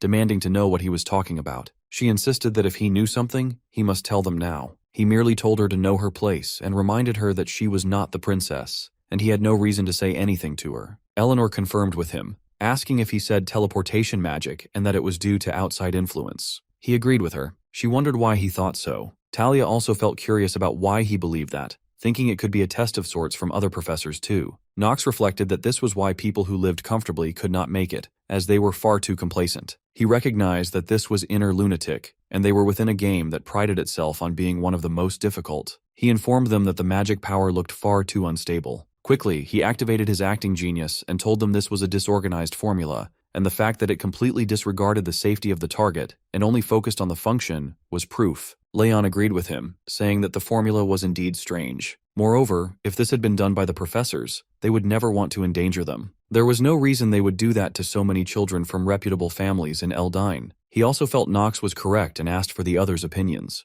The princess thought that although she didn't want to admit it, he was right. The formula was definitely unstable, and it was right to think that outside influence was at play. She wondered if this could have been done by her brother. Leon advised that they needed to get out of there quickly. Most of them agreed with him. Echidna shouted that the dark families were trying to take matters into their own hands and insisted they needed to prove what they were saying first. The princess stopped her and informed Echidna that everything they had said was correct, and if they stayed in this vortex of unstable mana for too long, they would be as good as dead. Leon came to think that the way the magic circle was deployed was indeed strange. His friends agreed with him. He also mentioned to the students that the princess was sharp and had learned magic earlier than they did. Paracelsus, the gray wolf, had been listening to them quietly, and suddenly he drew his sword. Echidna asked him what he was doing. He questioned if she couldn't smell the stench of blood. He explained that this was a monster of intermediate rank or above, and its location was above them. Suddenly, a very large and dark bird jumped down from the tree and attacked them. Nox alerted everyone to get ready and cut down the bird. He informed the others that in this dangerous situation, he would take command of the fight. Many students did not agree with him, and some even called him good for nothing. The princess thought about the ambush of a monster whose presence she had not even detected, and he had been the first to notice it. She wondered how he was suddenly so different. On the other side, Professor Burnin waited for the students at the finishing line.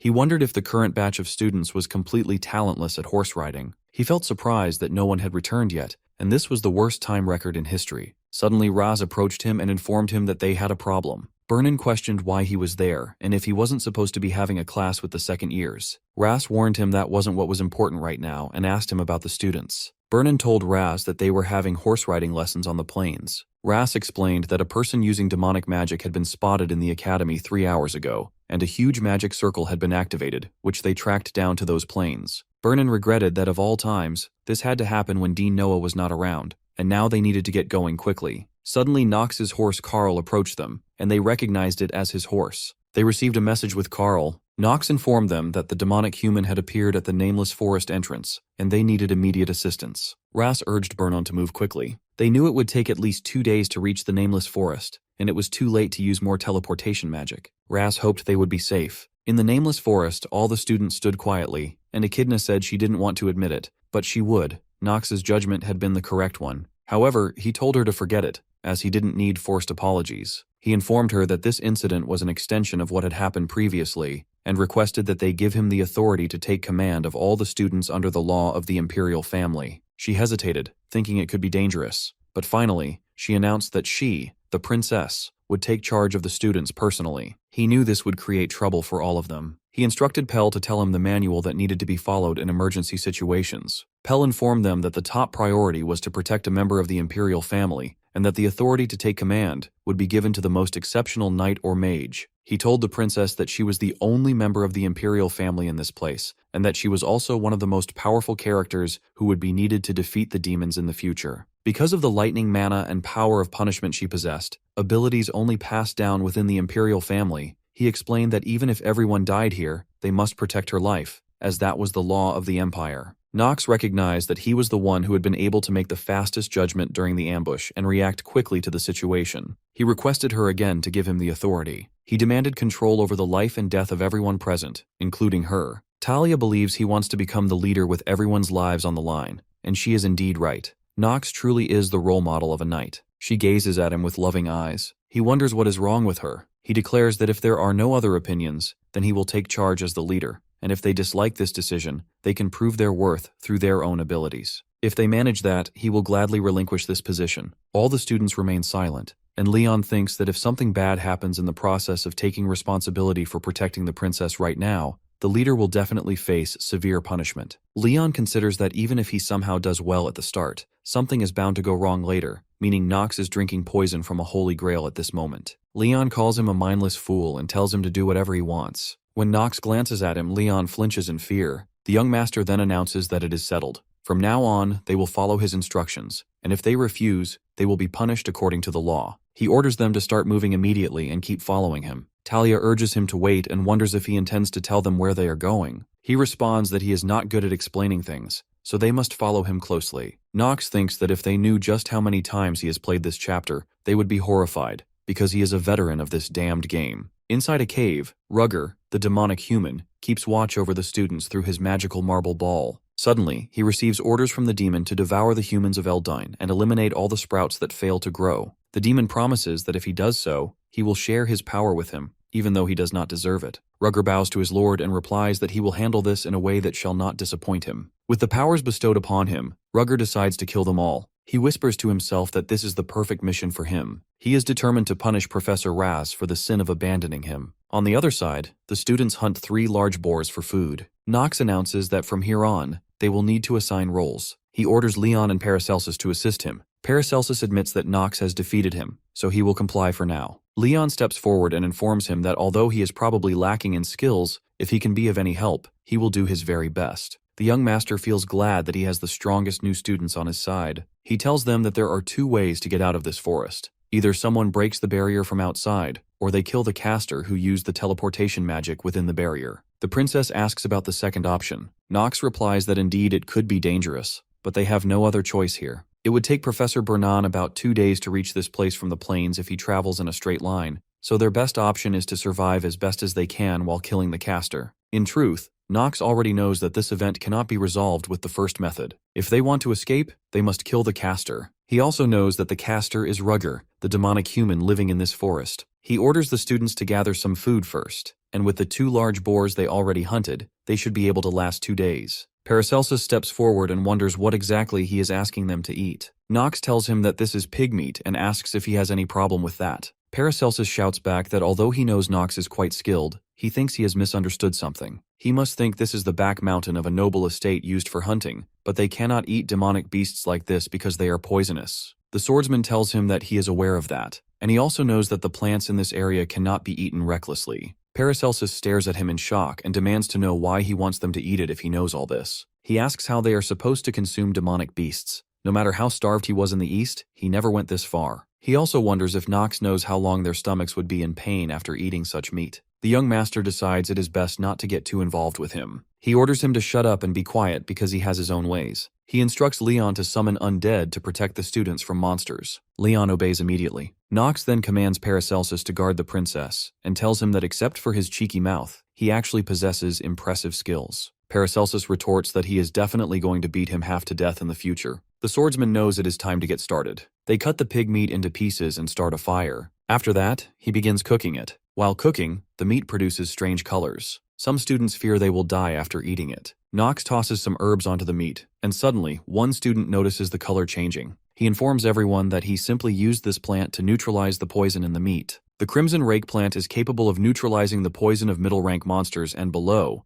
and the horned boar is one of those monsters. A student confirms that she has read about it in a book somewhere. The princess approaches him and asks why, when the Reinhafer family has no reason to starve, he knows such information. He replies that he does not know either. He then asks her if she prefers it rare or medium rare, boldly excluding the option of well done. He knows there was once a mention within the game that well-done meat is thrown away. All the students gather around the fire as the smell of cooking meat increases their hunger. While riding their horses, Raz contacts Dean Noah and informs her that the demonic human is at least intermediate rank or above. He also reports that the Academy has determined this to be a grave matter, and they are on their way to rescue the children with Professor Brennan, while the other elite professors are already out on other dispatch missions. Suddenly, they hear a sound resembling someone eating snacks. Brennan thinks to himself that he knows she is crazy, but there is no way she would be casually snacking in a situation like this. Raz questions her, asking if she is eating snacks right now. She laughs softly and wonders if they heard that. She tells them there is no need to be so worried, assuring them that the children will come back without any major issues. However, she adds that if they were second-year students, this situation would not be as dire. Brennan shouts back that they are first years, and they have not even been studying at the academy for that long, calling them basically dunces right now. Raz agrees with his statement and adds that they have not even learned basic defense magic properly. After hearing that, she hangs up. Both professors are shocked by her cold attitude. Professor Brennan shouts that he will just do as much as he can and turns his horse back from there. However, Professor Ras worries about his top apprentice Nox and is determined that he will never let him die in a place like this,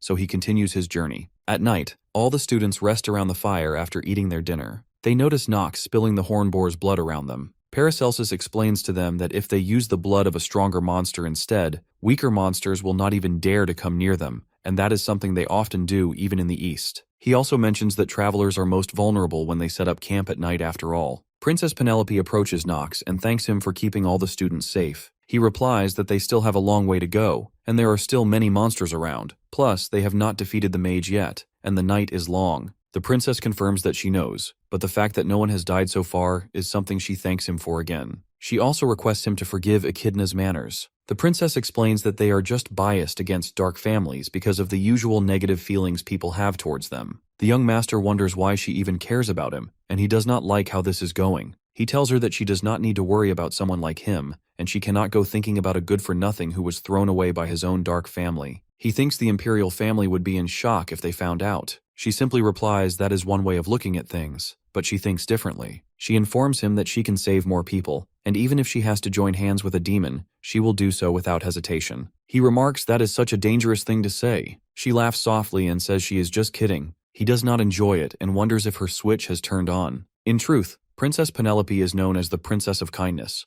but her biggest flaw is that she is an extreme utilitarian. She is also a dangerous character who would give up her own life for her beliefs, and her nickname as the Princess of Kindness could easily turn into the cold-blooded princess. He orders all the students to team up in groups of 4 to set up the tents. He also has some decent clothes, so each of them can come and take one. He knows having a dimensional pocket is definitely convenient. One student tells another that this is the Reinhafer family for him, and he heard that when they turn 5 in that family, they are pushed off a cliff. The swordsman wonders how such bad rumors could be going around, but he guesses that is how things are for a dark family. He mumbles to Talia that they better be careful. She asks what they should be careful of. He says nothing and orders them to decide on the night shift rotations and take turns guarding the place. He knows it is time for him to get started too. He recalls that there is a problem that exists in the second episode of the Academy during this ambush. If they do not kill the mage who set up the barrier quickly, it will become impossible to clear this scenario. And that means if no one kills the mage, they will not be able to complete this story. All the students start sleeping. Suddenly Pell hears some sounds and gets up. He shouts and awakens everyone. He informs the princess that they have gotten into trouble, and a huge number of creatures that possess mana are gathering near here. All the students get ready to fight. Echidna urges the princess to get behind her. Paracelsus shouts that they are coming, saying the Hornboar's blood does not mean anything in the face of stronger monsters after all, and asks what she intends to do. Talia shouts that Nox is not here. Leon tells them that he has gone elsewhere temporarily, and he has left this battlefield to him. Echidna shouts that Nox was so confident about protecting the princess, yet he went somewhere else. Leon explains that he did not run away, but she doubts it. She tells the others that there are just way too many of these monsters, and this is too dangerous. A girl agrees with her, saying it is impossible for them to deal with them. Leon calms them down and begins his magic spell. The princess observes his magic and wonders how he can have such a ridiculous amount of mana. Leon has become curious about Nox, about what kind of person he is and why he has given him this responsibility. Actually, before leaving, Nox handed him over a magical diamond and declared him as the patriarch of the Marvas household. Leon starts reading from his book, knowing that the result of this battle will solely be decided by him. Many monsters try to enter his magical circle, but they all die. Numerous magical warriors appear and begin slaughtering the monsters. On the other side, the young master reaches Rugger's cave. His system notifies him that the mana sensitivity genius has neutralized intermediate restraint magic,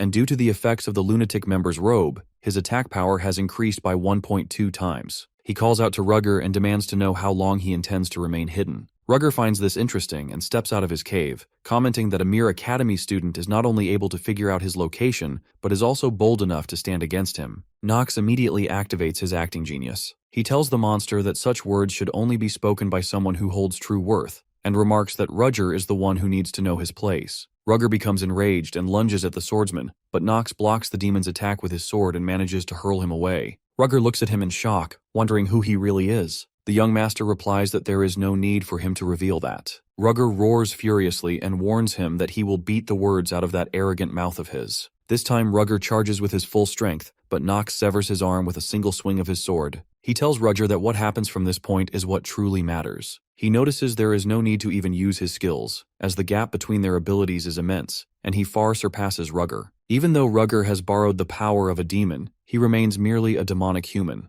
Rugger regenerates his arm and glares at him, wondering if he is so arrogant as to believe he has already won. The swordsman calculates that Rugger is far weaker than his current self. He halts Rugger's attack with his blade and activates swordsmanship and combat genius. The system confirms that he has neutralized his enemy's assault. He taunts Rugger, saying that an attack like this is meaningless, and swiftly reactivates his acting genius. He grabs the monster by its arm and slams him onto the ground. Rugger thinks bitterly that he should have been cautious from the beginning, because the good-for-nothing of House Reinhafer has ruined his plans. The young master twists Rugger's magically regenerated arm and pins him down. Rugger screams in rage, demanding how he dares to humiliate him, someone who carries the blood of the Archduke. Nox tells him this is farewell and that he has had enough of him. As he is about to finish him off, Professor Ras suddenly appears and pleads with him to stop, revealing that Rugger is his apprentice. Ras apologizes for letting him go through all this, but affirms it is true. He explains that Rugger is his disciple. Rugger snaps at him, telling him not to spout absurdities, and demands to know if he was ever his apprentice even for a moment. He accuses Ras of abandoning him after he lost his arm in their empire's war. Rugger continues,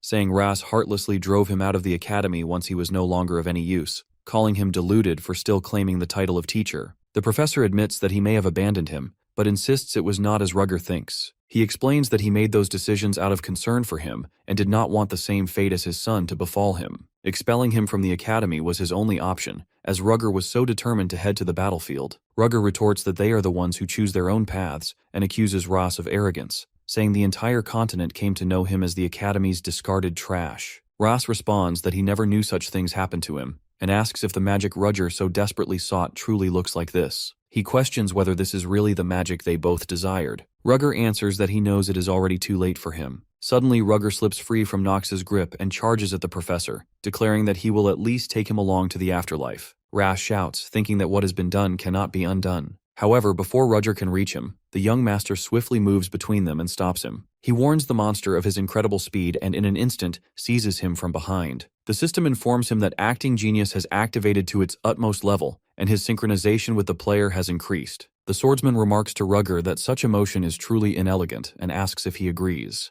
The system warns him that he might lose his mind. With a powerful swing of his sword, he kills Rugger. Professor Ras falls to his knees and begins sobbing over his dead student. Ras questions what he should do now. Nox wonders what Ras truly means by that. Ras reminds him that his research and thesis exist solely for the sake of those who are weak, but now he is no longer certain if there is any meaning to his research. He explains that he is not even able to protect his own apprentice and questions if there is any purpose in continuing his research, because he has lost the direction of his life. Nox wonders how he is even related to that demonic human. The young master knows this is a lesser evil, and he needs Ras's thesis to be published so that artifact creation and the strengthening system can be unlocked within the game. For that to happen, the professor must continue his research. But is that really all, he wonders? The system warns him that his emotions have interfered with the character and displays a warning that the acting genius is wavering. He informs the professor that something like that is not actually important to him. Nox believed that making use of Professor Ras was the best decision. He tells him that he considers his research worthless. Ras questions him, asking if he has not seen how powerless he is. He responds that he has seen it and thinks he actually looks pathetic. Now he understands. Ras has gotten inside his fence, and that is why Nox is wavering. Every word Ras speaks affects him. The young master admits in front of Ras that he is lazy by nature and requests him not to assign too many tasks. He also reveals that he does not really like tea. He prefers coffee. Furthermore, he says he does not need money and does not think much of things like fame. Professor Ras looks surprised and asks what he is talking about.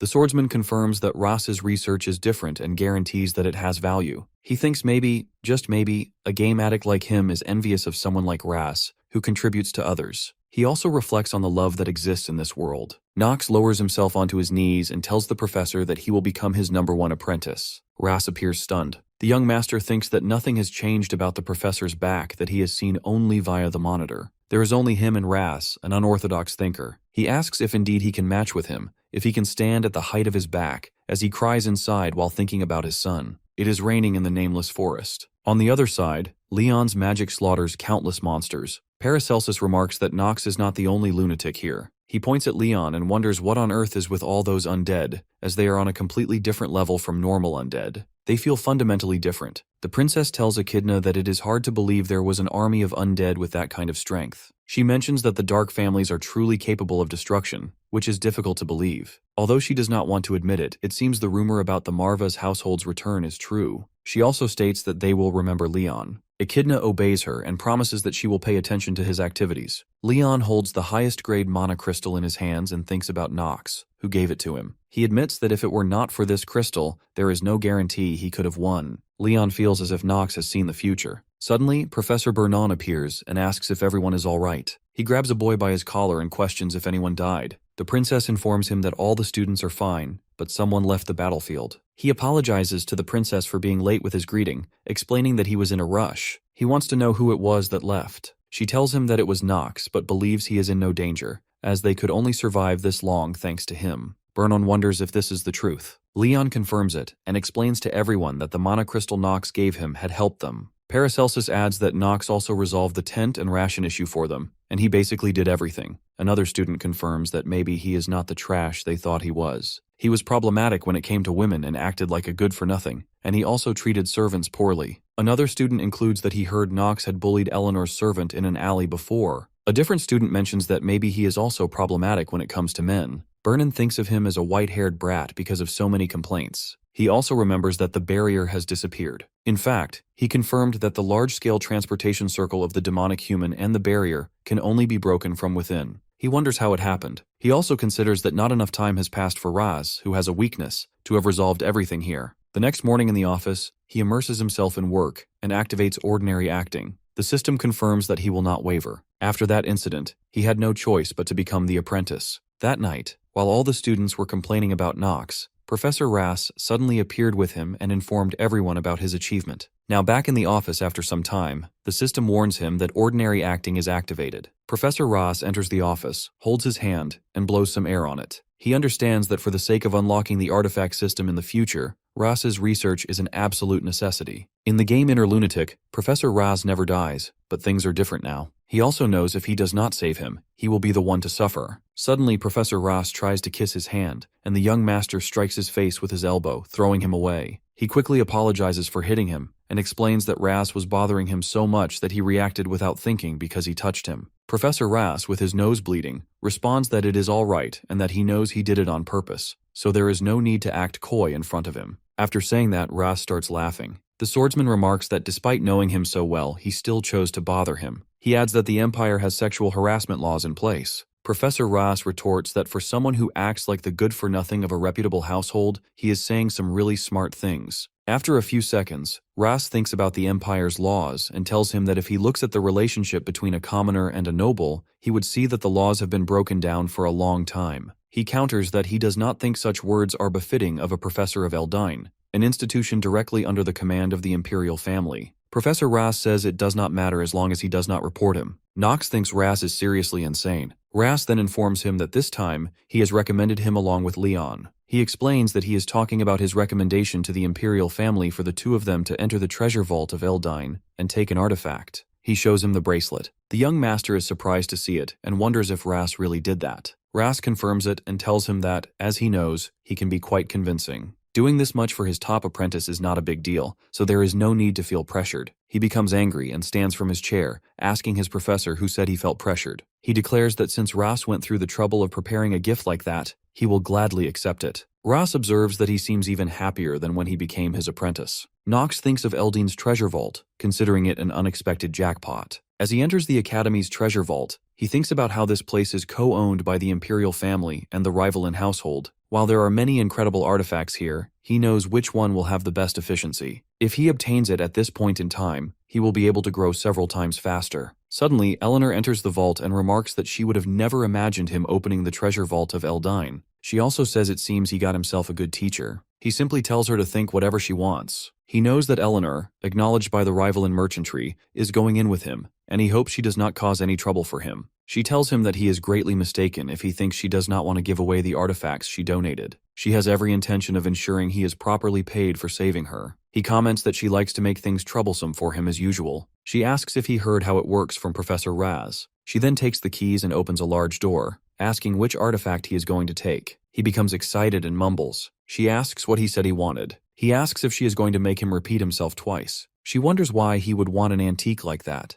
but guesses it is not completely surprising if it is just a hobby of the son of a rich family. He tells her to give it to him first before continuing their conversation. She stops him and informs him that she wants to test whether he is fit to receive an item from this place or not. He explains that he was not told about anything like that. She says it is her special right as the person who donated the artifacts, and the rival in merchantry is already fully in control of Eldain after all. Suddenly she uses some kind of magic, and he recognizes it as space teleportation magic, remembering he has seen this countless times in the game. She asks if he is not surprised. He replies that he has experienced things even more surprising than this after all. She offers him a seat first. He agrees, and now both of them sit on chairs. She tells him to not waste any more time and begin the test. He knows she is making him work for the artifact, and since it is just a formality, it should not take long. She asks again why he saved her. He wonders if that is the test. She replies that it is up to her to decide what question is asked. He answers that he has told her previously. She suddenly stops him and says she forgot to tell him that lies do not work on her. Her behavior makes him slightly angry, and he thinks there is something he forgot. In Inner Lunatic, the difference between acting genius and ordinary acting is that acting genius can see through the lies of another person.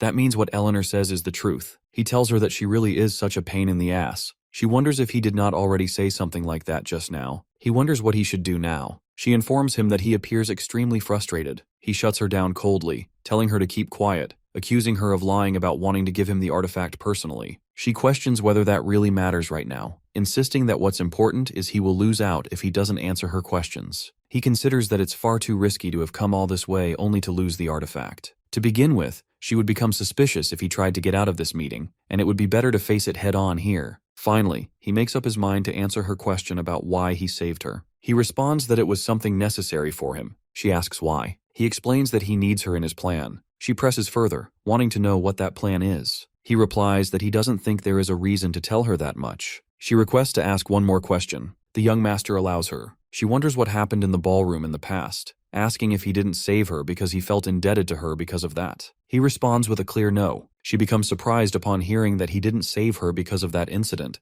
and realizes she is involved in his plan, wondering what on earth that could mean. He states that everything he has said is true, and she probably already knows it. She remarks that it's not good to have too many secrets. He counters that she is the one to talk. She mentions there are people in the world saying he has changed, and she doesn't believe that. Even though he saved her, she still remembers what he said to her in the past. He tells her to do as she pleases. His attitude is quite surprising to her. He continues, explaining she can blame him and hate him as much as she wants. It's her right to feel however she wishes. He clarifies that she can act however she wants, and her feelings towards him won't change anything. He thinks that it has to remain that way as well. He rises from his chair, implying that if she is done here, now that he has received the artifact, he will be leaving. She thinks to herself that he has truly changed. After that, she goes to her room and, while drinking tea, wonders why he chose that kind of artifact when there are so many other better ones. Even though it's not a bad item, it isn't the best either. Rick comments honestly that he has no clue why a knight like him would need an orb. She simply remarks that she cannot fathom what he is thinking. She thinks again about how there were many items that were better, things like swords, elixirs, shields, and top-quality armors, but instead, he chose an old-looking orb. She doubts he did this to make her feel indebted to him. Rick interrupts, saying he doesn't think she really needs to think so deeply about it, and adds that it's not like he caused her any harm. She wonders if it is really okay to think of this matter in such a simple manner, and it's not like he has any other choice. She inquires about the situation with the merchantry from Rick. He informs her that things are going well, and nobles of the capital and Talonfeather are buying rival and household products in large quantities. He tells her that it is all thanks to her. She shows her satisfaction upon hearing this, and instructs him to keep watching Nox and report back to her if anything happens. He agrees to her orders, reassuring her not to worry about it. On the other side, Nox sits on his bed, holding the artifact in his hand. The system informs him that he has obtained an advanced grade artifact, the Great Sage, a highest grade orb, and it provides him with its complete details. It also displays information about the skill gained due to the artifact. He thinks to himself that to be able to get this at this time, he is really lucky. He activates it, and it begins floating in the air. He muses that Eleanor probably doesn't know that this is a good item, but there is a special way to use it. The system tells him the conditions have not been met, and the artifact is unable to utilize its full effect. To unlock it, he has to say the real name of its original owner, which will upgrade it to the highest grade. The original owner of the artifact is one of the 4 sages who will appear in the future. She was also one of the characters he frequently took as his teacher in the game. However, it is still too early to activate it, and if he does, it will reveal his identity to her. Since this is only the first half, this level of effect is sufficient. Lavilia wants to know why he chose that orb when there must be numerous items in Eldine's secret vault, and she also heard there are tons of items suited for knights. He asks her if he has never told her before that he is going to use magic too, so he needs both types of items. She becomes shocked to hear that. Nox laughs, guessing he really didn't mention it. and it looks like he forgot to tell her. She looks scared and worried, wondering just what she should do with him. She wonders if it would not be difficult to learn two things at the same time. It is not that she doubts his abilities. He informs her that if it really does not work out, then he just needs to get money from his family and live his own life. She clarifies that she was just boasting to the others about how hardworking he has become recently. He gives a small smile and remarks that he did not ask her to do that. She questions if he knows he can be pretty nasty sometimes. He reminds her that he is good for nothing. She complains that he plays with women a lot. He denies it, saying it is just an accusation. She insists that she has heard all about it, including how Patriarch Teo was also quite the womanizer in the past, and that now he is repenting for his past mistakes. He admits that he is completely unaware of that. He lies down on his bed when she tells him that there is a letter for him. It seems to be from the imperial family, and they have requested that he read it himself. He quickly sits up, wondering why they would send him a letter. She informs him that Echidna was the one who asked her to pass it to him, and she requests that he take it from her. He questions why the hell the princess is paying so much attention to him. He knows he cannot allow more unknown variables to keep appearing. Taking the letter, he begins reading it. In the letter, she writes that thanks to his previous actions, she was able to keep her life. And on the basis of the laws of the empire, she would like to give him a reward. She would like to invite him to the capital of their kingdom, Talonfeather, to receive his reward in person. He will be departing in 3 days at 9 p.m. Lavilia hopes he will accept the reward of the imperial family. He tells his maid that the princess wants him, someone from a dark family, to go to the capital. He wonders what kind of reward this is. She advises him to think about the conflict between the dark families and the divine family. She suggests that this could be a trap.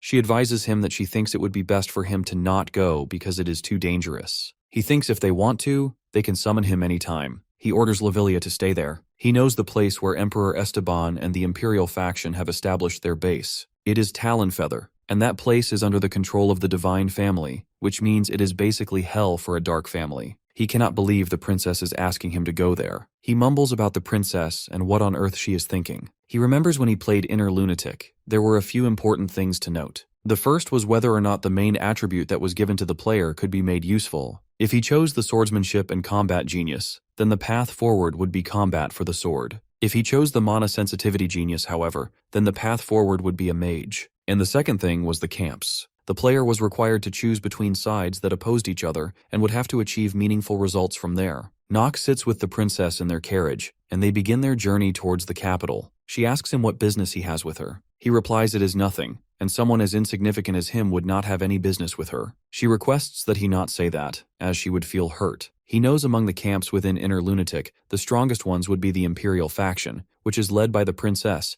and the radical faction that opposes them, which is led by the dark families, such as his own family. Lastly, there is the merchant faction, which, backed by an immense amount of funds, tries to decide what the dynamics of the continent would be like. While each of them has their own way of doing things, there is one thing that is certain, and that is the relationship between the Reinhafer household, a dark family, and the Imperial family. He does not know the exact details, but he can say that relationship is the worst. She tells him that he is going into the lion's den. She wonders if he is thinking that. He questions if she is trying to feel him out, and as a good-for-nothing he cannot just back down from that. He apologizes to her and informs her that he is not glad about going there. She laughs at him and comforts him by telling him that there is no need to be too worried. She is just going to the capital with him to reward him for what he has done for her. He knows she is taking her lie a bit too far. She laughs again and says he did catch her. Finally, they reach the palace. He wants to know what she wants from him. When they come out of their carriage, a young man welcomes them, saying he heard a guest was coming and he was looking forward to it. He tells the princess that this is unexpected.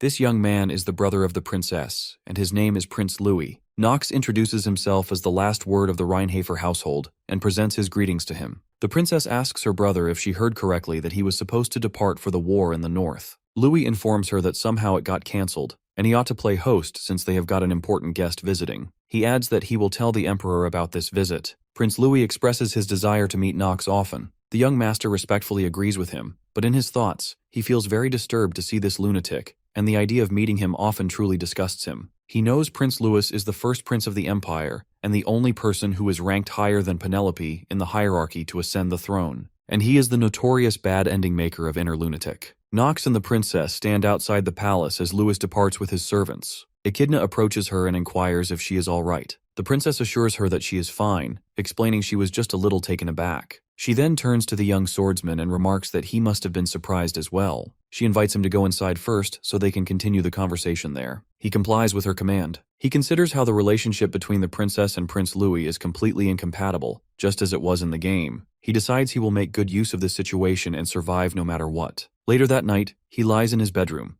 thinking about tomorrow when he will receive his reward. He decides to rest as much as he can for now. He murmurs to himself that as long as there are no crazy assassins coming for him, he will be fine. However, after a few moments, he hears some noises and immediately gets up, gripping his sword tightly. But instead of an attack, someone knocks on his door. It is Princess Penelope, and she softly asks if it is all right with him. Could he open the door? The young master rises and opens it, seeing the princess and her maid standing before him. He questions her, asking what brings her here so late at night. She explains that, as he knows, it is not wise for her to remain standing here in the corridor, and without waiting for his response, she enters his room. Echidna follows her inside and informs him that the princess has something to propose. She adds that she will stand guard since there are many eyes within the imperial palace. The princess gestures for him to sit down, and he obliges. Although seated, he appears clearly worried, wondering what on earth could have brought her here in person at such an hour. He suspects he might have an idea. Calming himself, he listens as she explains she does not intend to take too much of his time,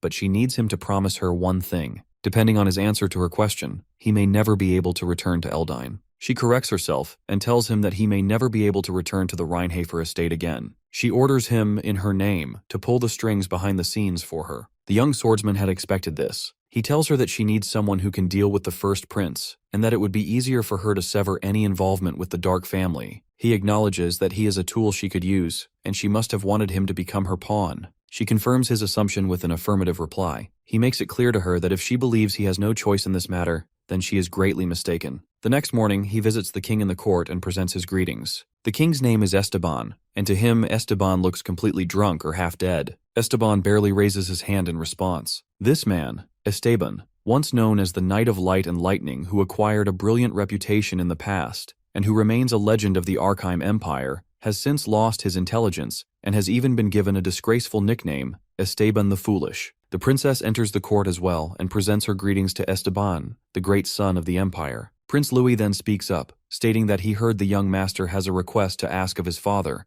and guesses it is probably to bestow an appropriate reward upon the one who saved a member of the imperial family. The swordsman replies that he was simply doing what he had to do. He recalls that Prince Louis became the new head of the house after Esteban's fall from power, and he resolves to remain cautious here. The prince announces that the imperial family shall bestow a gift upon the knight candidate of the Rheinhafer household who saved his dear sister. He inquires if there is anything he desires, instructing him to speak freely. Knox agrees and requests, if it would be acceptable, that he be allowed to enter the Ark River. The entire court is shocked upon hearing this. The Ark River is a mysterious river that only the imperial family and divine households are permitted to enter, as it possesses the absurd effect of increasing stats randomly. Prince Louis comments that it is true he is a good-for-nothing, and yet he acts so impudently. Bastards from the Dark family are all the same. A minister of the court shouts at the swordsman, informing him that such a thing can never be allowed. Another minister demands how the Ark River could possibly be open to someone from a Dark family, adding that even if he did save the princess, it is not the right course of action. One minister wonders aloud if it is not a river reserved solely for the divine households. All the court members agree with him. He had anticipated all these objections. In truth, he made this request precisely because he did not want to say he refused to receive a reward,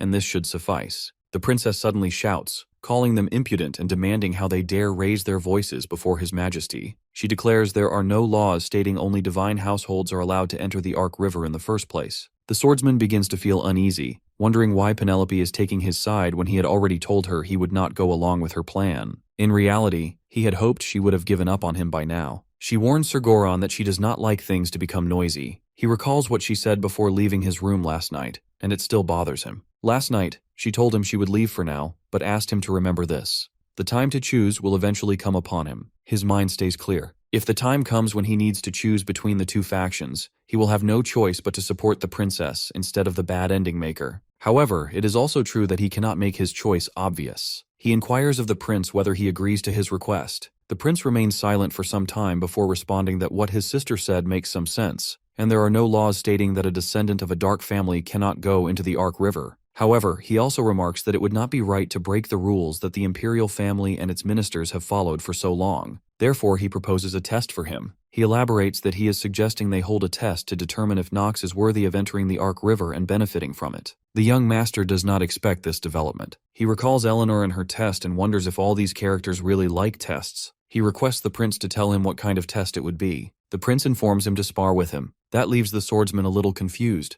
and he asks for pardon. The prince states that from what he has heard, he possesses exceptional swordsmanship skills, and in that case, he finds it only appropriate to ask Nox for a spar. He explains to him that the Arc River is their empire's sacred river, so it is only open to those who are competent. The young swordsman guesses that the prince must be thinking he has suggested a good idea, but he does not intend to lose easily. He accepts the challenge. The prince smiles and declares that he will see him at the training grounds in 1 hour, allowing him to bring and use any weapon he likes. Nox bows with respect and promises to do his best. After that, he departs from the palace court. The princess runs after him and demands to know if he really has a death wish, questioning whether he understands what her brother is truly after. She warns him that whether he wins or loses, the result does not matter. He is merely trying to show off. She explains that her brother is attempting to trample on him because he is young, so that his family will be humiliated. The young master replies that he already knows that, and even if he wins, the prince will try to harm him using the excuse that he is the youngest son of the impure dark family trying to harm the prince.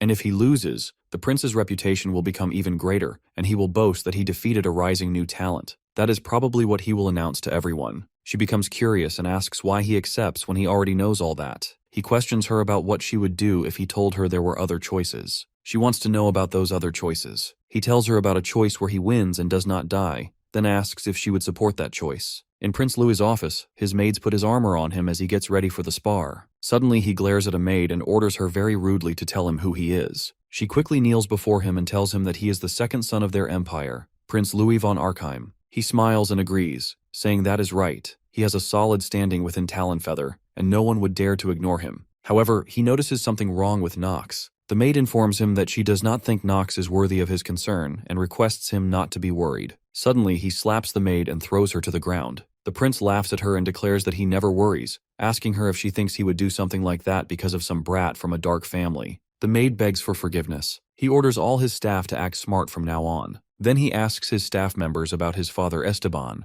the one known as the son of their empire, and questions how long they think he has left to live. He adds that the empire and all its honor will soon be within his grasp, and in that case, theatrics like those they saw today will be needed. He asks his staff if they understand what he means. The maid assures him that she will never make that mistake again. He calls his head butler very rudely and orders him to get rid of that maid. The maid begs him for one last chance. The prince laughs and tells her that chances are things only given to people like him, and even if she was born a noble, the blood that flows within her is different from the blood that flows within the imperial family. He asks if she agrees with him. She keeps begging his highness while two servants drag her away. The prince thinks about Nox and mumbles that no matter how outstanding he is as an up-and-coming talent, he cannot overturn a match when his defeat has already been decided. He wonders what kind of face he will make while crying. Right now, in the training ground, both Nox and Louis stand face to face. In the gallery, the king and the princess sit on chairs to watch the spar. All the seats are filled with the crowd. The prince tells him to do their best in this fight. He smiles, thinking that in the end, Nox will have to play along in his show. The referee announces that the first prince of their empire, Louis, will now begin his fight with Nox. Both men draw their swords, and Louis still thinks that Nox will not be able to go up against the imperial family anyway. Regardless of how exceptional he is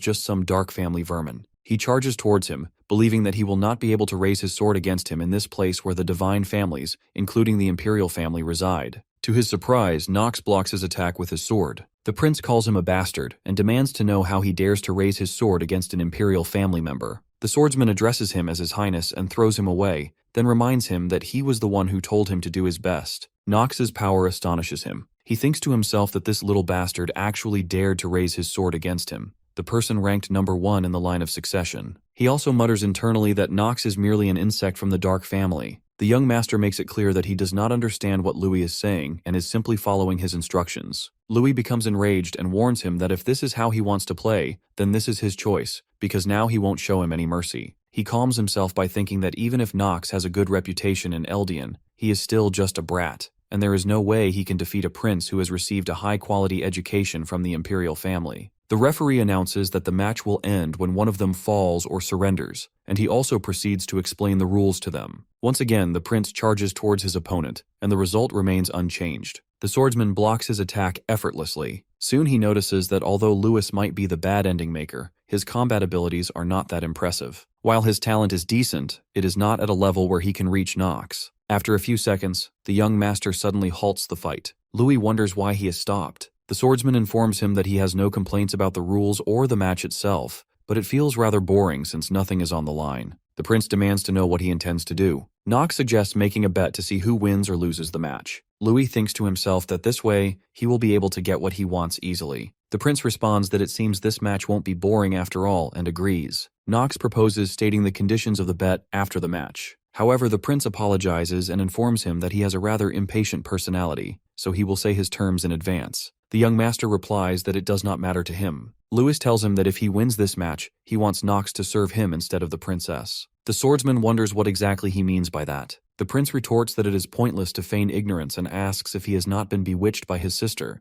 suggesting that is the reason he saved her in that forest. Nox thinks Louis is completely delusional and has got it entirely wrong. He explains that he simply followed the laws of the imperial family to save the princess, and he does not harbor any other intentions, nor is there any reason for him to do so. The prince replies that in that case, it will make things easier, and he offers him the position of his knight. He declares that he wants him to become his shadow, not the shadow of the Rheinhafer household, and to swear loyalty to him. The young master responds that if he wins this match, he will do just that. Louis contemplates that if Nox were injured here, he would simply put the blame on Eldian, the Rheinhafer household, and Penelope. Louis tells him to blame himself for his foolishness in failing to realize that this match was already decided from the beginning, and he can tell at a glance that Nox's sword cannot penetrate those artifacts. He launches an attack at him. The swordsman knows that right now it would be impossible for him to break through all those artifacts and injure Louis. The system informs him that his artifact, the great sage's highest grade orb, is shining. The system also tells him to state the name of the owner in order to properly utilize the orb and reminds him that he has only one chance,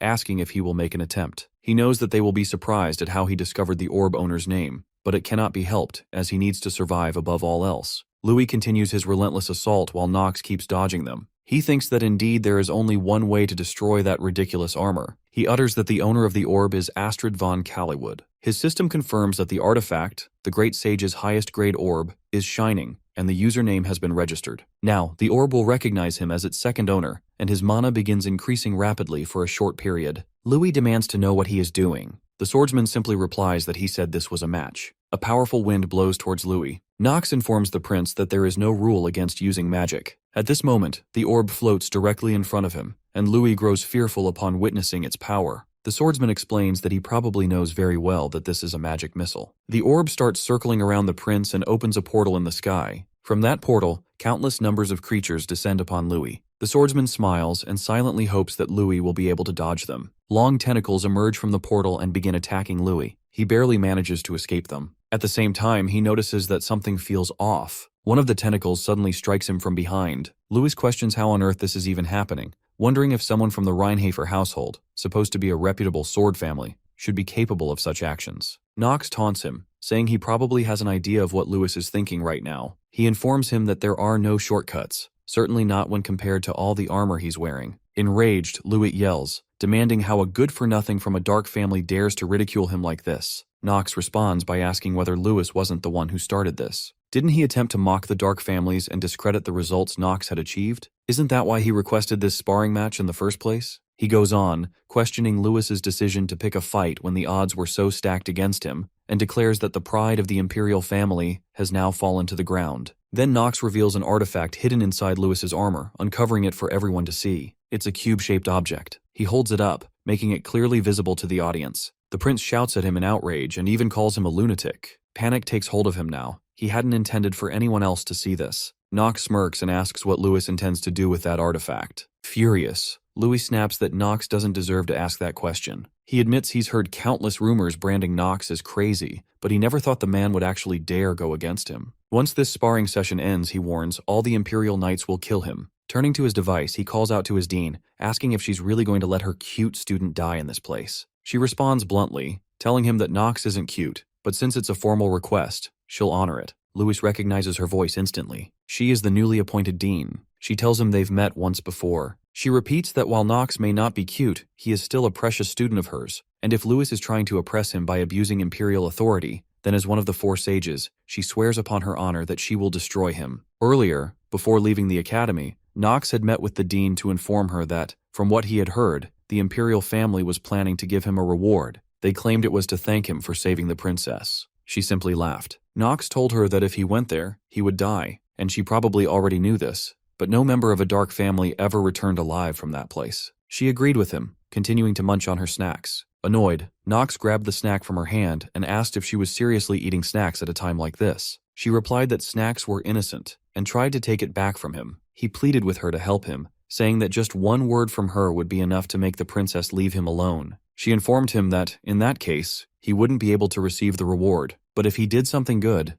then he deserved to be rewarded for it. He responded that not receiving the reward would be far better than accepting it and returning as nothing more than a severed head. He added that he had no idea how things had gotten so complicated. She told him that magic was quite advanced these days, and any lost limbs could be reattached very quickly, though she wasn't entirely sure if that applied to heads. He wondered aloud if she was really saying something like that for her own student. She replied, asking if there was a way for him to both receive the reward and return from Talonfeather safely. What would he choose to do? Then she showed him the communication device. He was shocked to see it. It was a magical crystal that allowed people to talk to one another just like modern-day phones. Unlike ordinary artifacts, it was a tool into which mana could be infused and transferred across to the other side. And not even the prince could interfere with the leader of Eldain and one of the four sages. Nox told the dean it was rare to see her being this helpful. Noah, her name, reminded him that she could hear everything he was saying, and if he didn't need her help anymore, she would take her leave. He quickly told her that he still needed her help.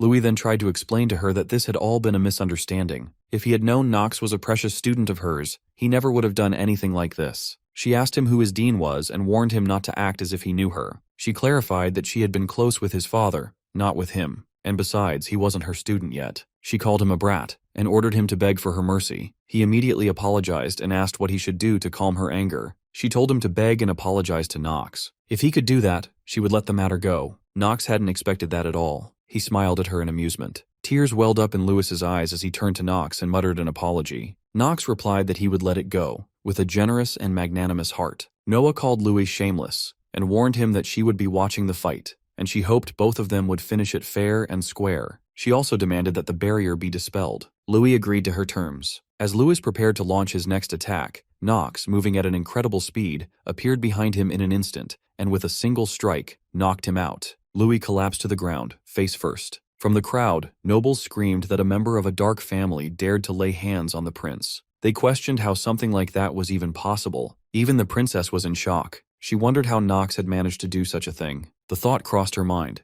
Maybe Nox had two lives. The princess voices her concerns to Echidna, stating that Nox can't possibly be relying on sheer guts alone. He must be hiding some kind of trump card. Penelope suspects that the authority of the Dark family might even be capable of exerting influence in this place, the Archive Empire, but for her, that should be impossible. That realization leads her to believe that Nox must have something else he's depending on. She decides that no matter what it takes, she will uncover what it is and obtain it. Echidna nods in agreement and remarks that, though she doesn't want to admit it, Nox's abilities are the real deal. She remembers the time they were in the forest, and also during the admission ceremony. And now, after witnessing this fight, it's clear to both of them that he has no intention of joining Prince Louis. The princess tells her that there's something that needs to be done right now. Echidna respectfully asks if she may know what the princess has in mind. The princess leans in and whispers something into her ear. Echidna reacts with surprise and questions whether she's truly serious about it. Meanwhile, the royal guard gives an order to have Prince Louis move to the infirmary immediately, stressing that he must not suffer any after effects from the battle.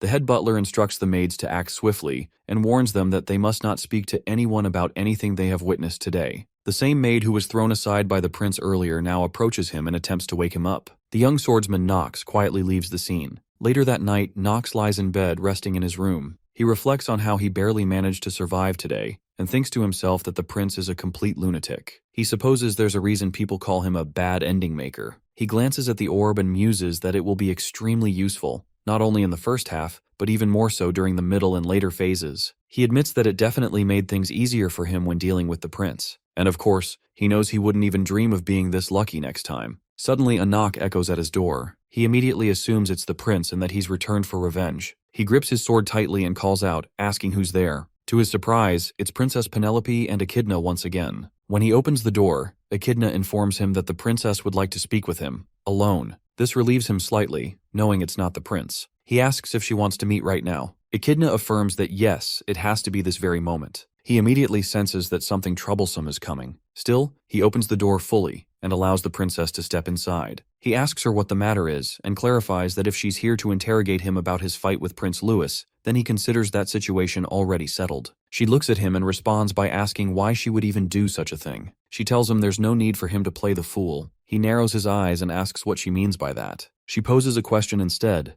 Can he even imagine her and her brother sitting down together at the dining table? As she speaks, she calmly takes a seat. He remarks that it's almost midnight and insists that there's no need to talk at this hour. There will be better opportunities for them to speak later. She rejects that suggestion and insists that right now is the perfect time. He wonders how she could just come into his room at this late hour. If rumors begin to spread, he knows he'll be the one held accountable. She asks if he's worried that a scandal might occur. He answers her honestly. That is exactly what he's worried about. The fact that she is inside the room where a member of the Dark family is currently staying is already enough to cause problems. She replies that he's thinking the same way she is. A scandal will definitely break out, and that's precisely the reason she came here. He's utterly confused. In his mind, he shouts at her to explain herself properly. Crazy bitch. But out loud, he holds himself back and instead politely asks her to explain in detail what she just said. Looking him directly in the eyes, she tells him that she needs him. Then, with complete seriousness, she proposes marriage. At night, inside the lunatic's stronghold, Luna is seated in the meeting room of her castle. She asks if it's true that their remarkable new recruit is heading to the Ark River. Def confirms it, adding that it seems the imperial family was the one who approached him first. Luna is surprised that he trusted them and actually agreed to go. She wonders if he isn't worried about the kind of humiliation he could face there. Marin, one of Lunatic's top executives, scoffs and says this is exactly why kids can't be relied upon. She acknowledges that Captain Luna must have her reasons for bringing him in,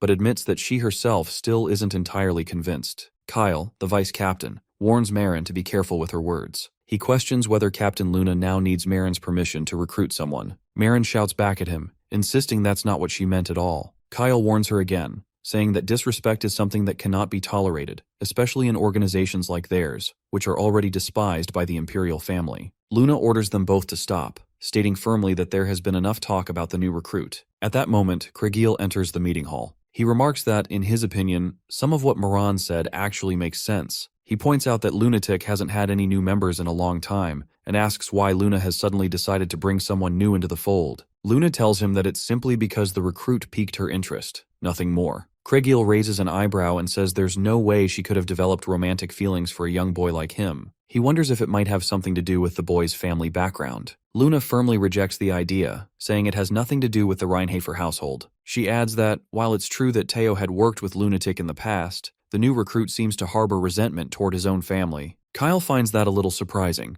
Marin then wonders aloud whether they should look into it, perhaps investigate the reason behind the Reinhafer household aiding a criminal organization. She thinks it's something they need to look into. Captain Luna agrees with her, acknowledging that Marin has a point. She suggests a course of action. They will assign the new recruit his first mission. Then they'll see. Either he performs exceptionally well, or he betrays them during the task. Marin reflects on the decision, thinking that not even she received a mission during her first year here. She feels a little disheartened, but concludes that it can't be helped since they need to properly evaluate him. Ultimately, she agrees with the captain's decision. The other members voice their agreement one by one. Captain Luna turns to Marin and informs her that she will need her involvement this time, as the recruit's senior. Marin becomes ecstatic at the news. She's finally a senior now, and she thinks the title has a beautiful ring to it. She thinks to herself that while she doesn't know what kind of person this junior is, she will show him just how amazing a senior can be. She's curious to know what kind of mission it will be. Luna explains the details to the team. Beneath the academy lies a hidden floor. According to a recent report, an executive of Eldine has secretly stashed away the demonic essence stone of Paimon there, one of the 72 demons. Luna explains that while the new recruit is buying them time from within the academy, they will infiltrate the location and steal the demonic essence stone. She orders Marin to provide support to the new recruit and asks if she's capable of handling the task. Marin agrees enthusiastically. Suddenly, Izel enters the meeting hall and congratulates Marin, noting that she is finally no longer the lowest in rank. He encourages her to do her best. Marin confidently replies that she will. Meanwhile, in Nox's bedroom, the princess stands before him with a serious request. She tells him that she needs him to marry her. He looks at her and asks if there's a particular reason she's reached that conclusion. She tells him she's sure he already knows about her position and standing within the imperial family. Now he understands why she made the request. Initially, he had thought she had fallen in love with his face, and for a moment, that thought scared him. she begins to explain. The imperial family has split into two factions. Inside the palace, rumors are swirling. Many believe her father, King Esteban, is in poor health and will soon step down from the throne. One of the two factions is led by her brother, Prince Louis, whose forces are currently the strongest. The other faction is hers, Princess Penelope's. He asks her why she's telling him something so important. She admits it's true that her position is weak. Prince Louis has a much stronger legitimate claim to the throne than she does. Not only is he the eldest son, but he also has far more noble connections. She says there are even rumors circulating that many nobles have already begun discussing what kinds of rewards they'll receive once Prince Louis ascends the throne. He asks her if she desires to become the new empress. She confesses that she does, but to be precise, she simply cannot stand by and watch Prince Louis ruin their empire. She reminds him that he knows firsthand how brutal Louis can be and how he treats people as nothing more than tools. He agrees. He thinks to himself that Louis earned the title of a bad ending maker for good reason. He experienced it personally. She tells him that she needs a force of her own, a powerful one, a group that the prince won't covet, and one he wouldn't dare mess with. He wonders silently, could she be referring to him? She answers without hesitation, yes, she is. He apologizes internally. He thinks getting involved with the princess won't do him any good and that he needs to avoid this path. She anticipates his response. She tells him that if he plans to say he's not strong enough, or claim that marriage discussions are already underway with the Stillrainer family, then that won't be a good enough answer for her. The system informs him that he is wavering. His trait of ordinary acting is becoming unstable. He realizes she's already made up her mind. He wonders if there's any way for him to avoid this situation. He asks her if she's really all right with choosing him, someone with such a poor reputation, despite his skills. She tells him that from now on, this is their plan, and she wants him to listen carefully. She reminds him that he saved her in the nameless forest. Despite being from a dark family, he did everything he could to protect her. He acknowledges internally that it's true, but something about it just doesn't sit right. She suggests they'll simply say that he was the one who fell in love with her first. Or, if he prefers, they can say that she was the one who fell first. He wonders if she's truly serious. She assures him, anything can happen in this world. As she says it, she takes his hands. She also informs him that, according to imperial law, a royal family member has the right to choose their own spouse. And then, smiling softly, she adds, who knows, maybe she really will fall in love with that handsome face of his. After returning to the academy, Knox rests in his bedroom when Lavilia comes to see him, demanding an explanation. She holds today's newspaper in her hands, and on the front page, the headline reads, Princess Penelope falls in love at first sight with young knight Knox, the opposing force who saved her life. A large photo of him is printed alongside the article. He gives a slight smile and asks if there's already an article about it. Then he remarks that the princess's ability to get things moving is truly frightening. Lavilia says she had heard that various things were happening, but she doesn't understand how everything ended up like this. It completely confuses her. Knox tells her it's actually pretty obvious. He's being used, thanks to the ongoing war of succession within the imperial family. She reacts with surprise. He then explains that the princess wants to make use of him because she has her own reasons to stop Prince Louis from being crowned and to seize the throne for herself. That, he adds, is the reason she suddenly chose him as her future spouse. Lavilia informs him that she's heard about how Prince Louis has been gathering many powerful forces to his side recently, but considering the Rheinhafer household is a dark family, she genuinely didn't expect the princess to collaborate with them. He explains that this is exactly why the princess called him a good-for-nothing troublemaker in the first place. Then, with growing anger, he curses under his breath, calling the princess a bitch, because he just realized that she's making use of him precisely because she knows his family has already given up on him. Now feeling both enraged and desperate, he grabs his sword and rises from the bed. He orders Lavilia to stay quiet. He's sensed something. He suddenly feels the presence of someone eavesdropping. He moves quickly to the window and peers outside, then tells her that whoever it was is already gone. It's Marin, hiding on the roof of the building opposite them, silently observing him. She thinks to herself that Knox is indeed just as handsome as the rumors claim. But at the same time, she notes that he's still just a boy, one who looks too frail and sickly to ever be acknowledged by Miss Luna. Regardless, she decides that she must confirm it for herself to see if he's capable of becoming the new face of Lunatic. The following morning, the young knight studies in the library, lost in thought. He wonders why Professor Rass suddenly left. It doesn't sit well with him, and he resolves to do something about it. All of a sudden, the professor appears in the library and informs him that he needs to find the dean immediately. Rass apologizes to Knox for leaving the cleanup duty to him. Knox is about to make a sarcastic remark about the professor, but Echidna cuts him off and warns him not to say what he's thinking. She reminds him not to speak carelessly about a professor. He fires back, asking her if she even understands the kinds of struggles a graduate student goes through. She looks puzzled, wondering what graduate student he's even talking about. Frustrated, Knox thinks to himself that becoming the top apprentice is much more troublesome than he had anticipated. He sharply tells her to shut up and be quiet, warning that he's about to lose his patience. She nods and agrees, backing off and leaving him alone. However, he notices that she seems like she wants to say something else. He warns her again that if she's going to say something pointless, he's not going to listen. She quickly clarifies that it's not what he thinks. It just seems like the two of them really don't get along. He tells her to reflect on her own actions. She lowers her gaze and apologizes for everything that happened with the princess, adding that she won't ask him to understand. Her sincerity causes him to grow slightly self-conscious. He looks at her and directly asks what she's trying to do. He reminds her that she already knows he has a marriage partner, and questions whether she suspects that the princess declared she'd marry him just to make his life miserable. He asks if she's referring to marriage arrangements. He admits he was a little surprised, but then asks why she is the one apologizing. She explains that it's actually simple. She's not asking him, a member of the Dark family, to support their faction. She only wanted to let him know that the princess isn't that kind of person. He comments that she must really care for the princess. He finds himself once again encountering a character that defies the expectations he built from his past gameplay experiences. It's something different from what he had already encountered many times within the game. He starts to feel a growing frustration inside. He wonders whether this sensation is a kind of excitement, or maybe empathy, he's beginning to feel as a gamer. He brushes it off and tells her to forget about it. He's sure she had her own reasons for acting the way she did. Then he mutters that all he can do now is clean up these damn books, and tells her to just ignore him. She sincerely thanks him. He waves it off and tells her to act normally and not say embarrassing things like that. While speaking, he pulls a book off one of the shelves. It stands out. It's clearly different from the others. His eyes lock onto the name written on it, Marin. Inside is a message. Contact complete. Mission delivered. He hadn't expected them to reach out to him this way. Turning to her, he tells her he needs a moment to himself. He has something to check out. She tells him to do whatever he wants and walks away. Opening the book, he discovers shocking information. A demon that had been sealed on the night of slaughter, along with Paimon's demonic essence stone, has been hidden beneath the academy, underground. He continues reading. His instructions are clear. In order to steal it, he must first gather detailed information about the academy's internal structure and trap as many faculty members as possible. He immediately recognizes it as a message from Luna. It has finally begun. He knows that this is the start of the first main episode in this hellish game. He thinks about the inner workings of Lunatic. On the other side, Emma enters Talia's bedroom and asks if she is all right. She tells Talia that she has been acting like this for the past 2 days, and if she's feeling unwell, she can call a doctor for her. Talia lies in bed, her face hidden beneath the blanket. Emma silently wonders how Master Knox could possibly be involved with the princess. No matter how handsome he is,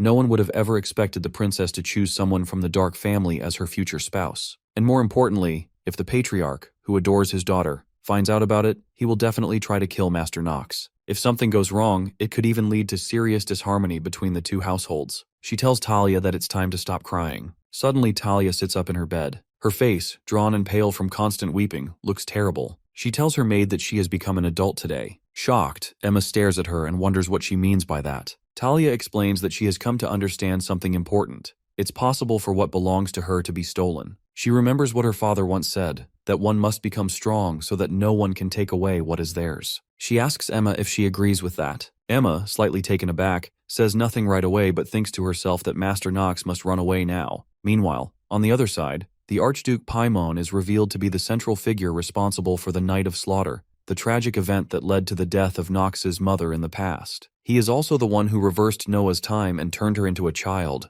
And for the young knight, the first major scenario is to kill him. Knox gets dressed and leaves his room. As he walks, he thinks that it is impossible for him to defeat Paimon using only his own strength. The only fortunate thing in this situation, he believes, is that by being in the Ark River, he can randomly increase his stats. And indeed, he has already traveled there. The system confirms that he has discovered a hidden piece and has entered the Ark River. It also reports that one of his stats has increased by 2 points at random. In addition, he has obtained the Dragon's Tongue, the lost ancient language of magic. He thinks to himself that, had it not been for the marriage discussions with the princess, this would have been a truly worthwhile harvest. When he arrives at the designated location, Marin greets him and comments that he made it on time. She admits she was starting to think he might get lost on the way. He looks at her and asks if she is Marin. She confirms that her codename is indeed Marin, but notes that he speaks rather casually. She tells him to listen up. She is both his senior and his archer. Then she pointedly asks if he understands that. In reality, Marin is one of the more troublesome characters within Lunatic. He quickly pulls up her full profile through the system, examining her traits, stats, and skills. He immediately notices that she possesses one of the traits he despises most in inner lunatic, her bossy personality. With a proud expression, Marin announces that from this moment on, he is her junior and must speak to her with proper respect. He stares at her and tells her plainly that she is unbelievably bossy. After she hears his remarks, she becomes angry and shouts at him. She tells him that this world has completely gone to shit. The young man doesn't hesitate and replies that it seems she has a habit of being long-winded and spouting nonsense. She fires back, insisting that he needs to show her some respect because she joined Lunatic several years before he did, and she's also 2 years older than him. He affirms that he already heard her the first time and then asks her what exactly she gains from someone like him, who she considers a good-for-nothing, showing her any respect. He begins to mention the rulers within Lunatic, but before she can respond, he stops her and tells her to wait because people are approaching. He suggests they head to the hideout first. She becomes irritated and orders him to just ignore the others. However, she warns him that she's letting him off easy only because it's his first mission. She agrees to move to the hideout as he suggested, but also instructs him to tear up the scroll first. He recognizes it immediately. It's a low-grade dimensional teleportation magic scroll. He thinks to himself that the connection between this world and the game doesn't seem to have changed much after all. Without hesitation, he tears up the scroll, and the moment he does, both of them are instantly teleported from that spot to their hideout. After arriving there, she complains that she simply can't get used to that damn dimensional teleportation, no matter how many times she uses it. She commands him to sit in the chair. Then she tells him that although the details of the first mission should have been roughly conveyed to him already, she will go over them again, and advises him to listen carefully. He wonders if he's heard of the Night of Laughter. He replies that he has. He explains that Dean Noah, Sword Emperor Celsus, and his own father, Teo, once joined forces and were just barely able to seal Archduke Paimon. That night, when the three of them gathered to defeat Paimon, later came to be known as the Night of Slaughter. She agrees with him and confirms that Paimon is an extremely dangerous being, a master whom even the strongest individuals on the continent could not stop easily. The real issue, she explains, is that during the process of sealing him, the demon essence crystal containing Paimon was lost. Eventually, after much searching, it was discovered beneath the academy. He begins to suspect that Lunatic's plan is for the two of them to draw attention away while they destroy the demonic essence crystal. She is surprised at how quickly he understands and remarks that, setting aside how casually he speaks to her, he might actually prove to be useful. He proposes that they put the trivial matters aside for now. Then he asks if a date has already been set for stealing the crystal. She replies that it's almost finalized, during Eldin Academy's nighttime self-study period. She explains that his role will be to ensure that the other students and instructors are kept in one place. He knows it won't be too difficult to manage, but he still questions whether it can really be done, especially because if Paimon is revived during the destruction of the demonic essence crystal, he realizes he might be underestimating just how powerful Luna really is. She begins to explain that Luna is the youngest of the 3 Sword Emperors and the savior of this decaying continent. She assures him that what he fears, Paimon's revival, will never happen. He thinks to himself that while it would be nice if things played out as Marin described, there's absolutely no way they will. He knows this episode. It's the one where Paimon revives. And even though the demon won't return in his full form, any small mistake will result in the total destruction of the academy and everything surrounding it. He is fully aware that this is the opening chapter of the main storyline, known as the Newbie Killer, the Night of Labyrinth and Slaughter. He understands that, in order to save the others, he must take on both the role of the protagonist and the villain at the same time. He resolves to stay focused. He informs her that he has heard everything he needs for the operation. Elsewhere, in an old building, Rick speaks to the Archduke and reports that all preparations have been completed. Now, all that remains is for the Archduke to raze everything on Earth to the ground, just as he did in the past. Hearing this, the Archduke is pleased. He tells Rick that although a complete revival would be difficult,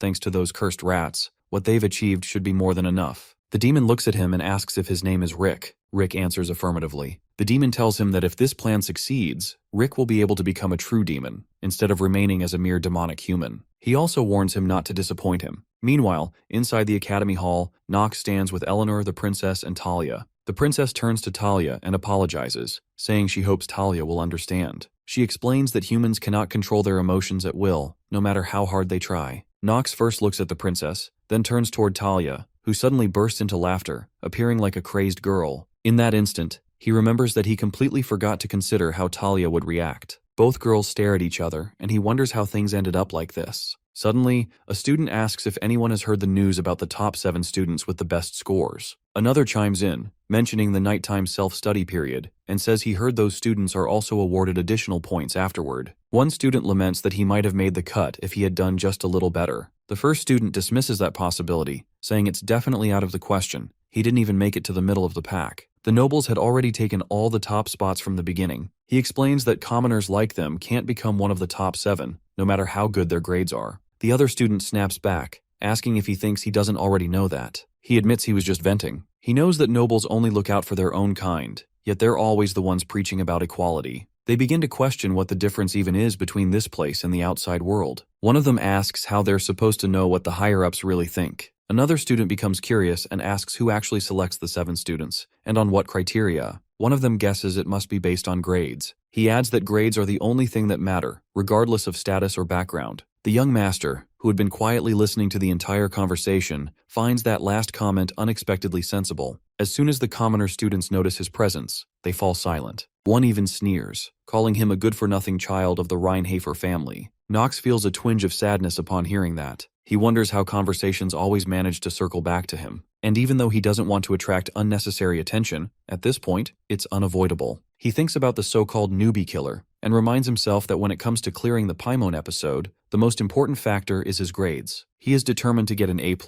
He knows it sounds ridiculous, but unless his results are exceptional, he won't be eligible to attend the nighttime self-study event. And if he fails that, he won't be able to keep the other characters from advancing prematurely. Another student insults him outright, calling him an obnoxious asshole, and questions whether Knox thinks he's something special just because he's a little handsome and comes from a powerful family. One of Knox's friends attempts to defend him, but the offended student cuts him off, shouting that Knox is the enemy of all men and that no one should be taking his side. A third student approaches and asks if the others haven't heard the recent rumors, that Knox has become the princess's fiancé, and that crossing him might very well result in death. Knox hears every word from a short distance but remains silent. He knows he cannot afford to let his relationship with Lunatic fall apart. They are the cloak he plans to use to escape from the Reinhafer household. What's certain is that he must prevent Paimon's revival. This time, Knox takes first place in the exams. Leon comes in second. He resolves to act on the final night of the 7-day nighttime self-study period. Inside the academy hall, Knox stands alongside 4 girls, the princess, Talia, Eleanor, and Echidna. He realizes he forgot to check who was ranked beneath him.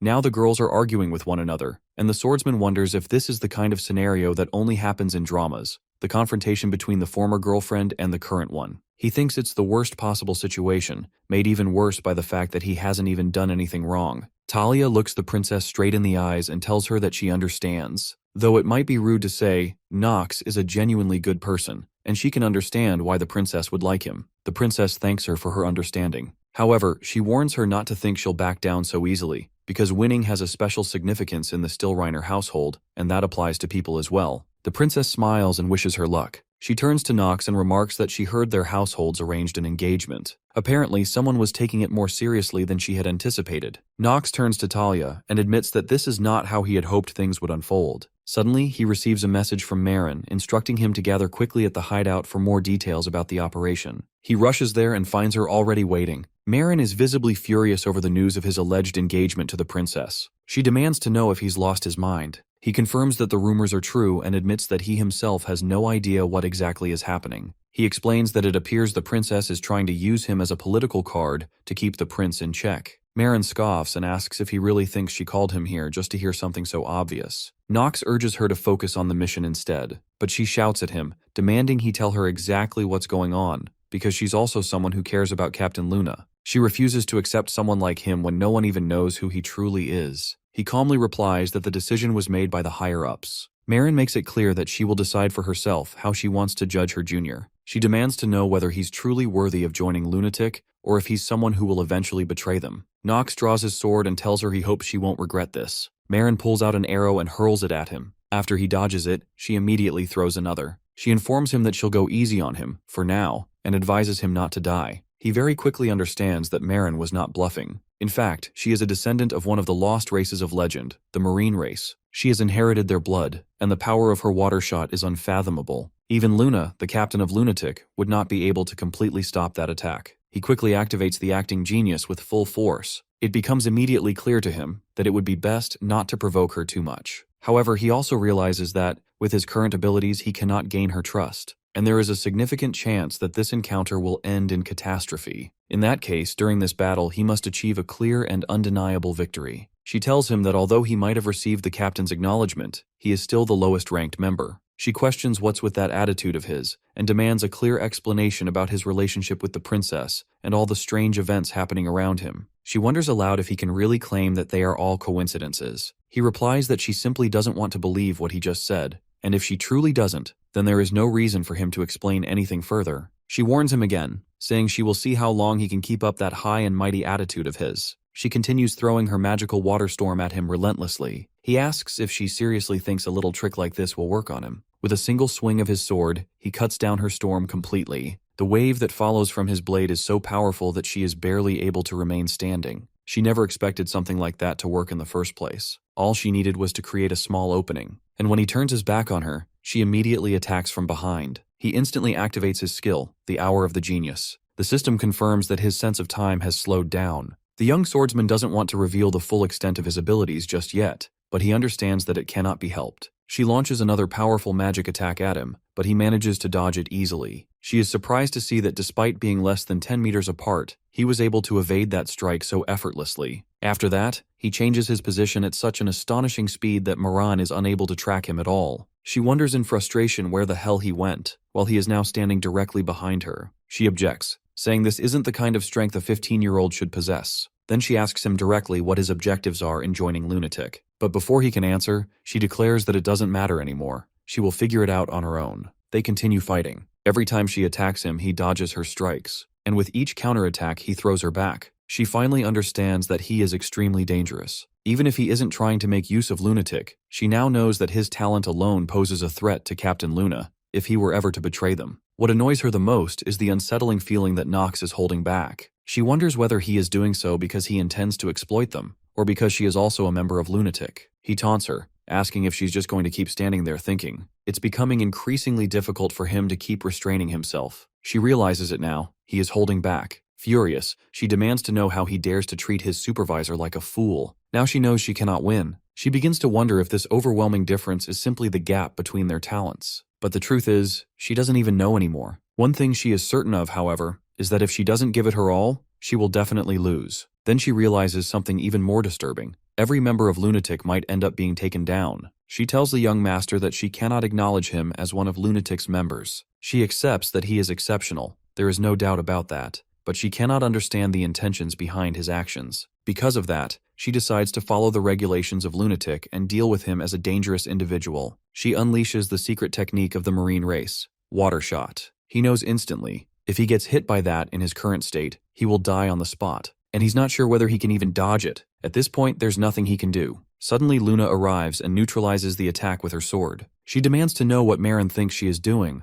reminding her that she had instructed her to execute the mission alongside her junior. Then she questions what part of that order included trying to kill him. The young swordsman respectfully offers his greetings to Luna. She warns both of them that if they don't properly explain this entire situation to her, she will punish them both. She asks Marin what exactly she is doing right now, and reminds her that her mission was to cooperate with the newcomer in order to draw the attention of both the Academy's staff and its students. Marin lowers her head and apologizes. She explains that she wanted to confirm whether or not he was truly loyal to their organization. Luna warns her that the authority to make such judgments belongs to her, the captain, not Marin. She also notices that Marin's blade is chipped, despite the fact that the trajectory of her final attack was already off. Luna narrows her eyes, realizing that with that much power behind the blow, Marin must have been trying to kill him. In truth, she's referring to the knife she herself used to intercept Marin's final strike. Luna wants to confirm whether her suspicion is correct. She says she does understand Marin's perspective. She even agrees that the new recruit hasn't revealed much of himself so far. But, despite that, Marin still crossed a clear line. Luna firmly reminds her that there is only one situation in which a member is allowed to kill another,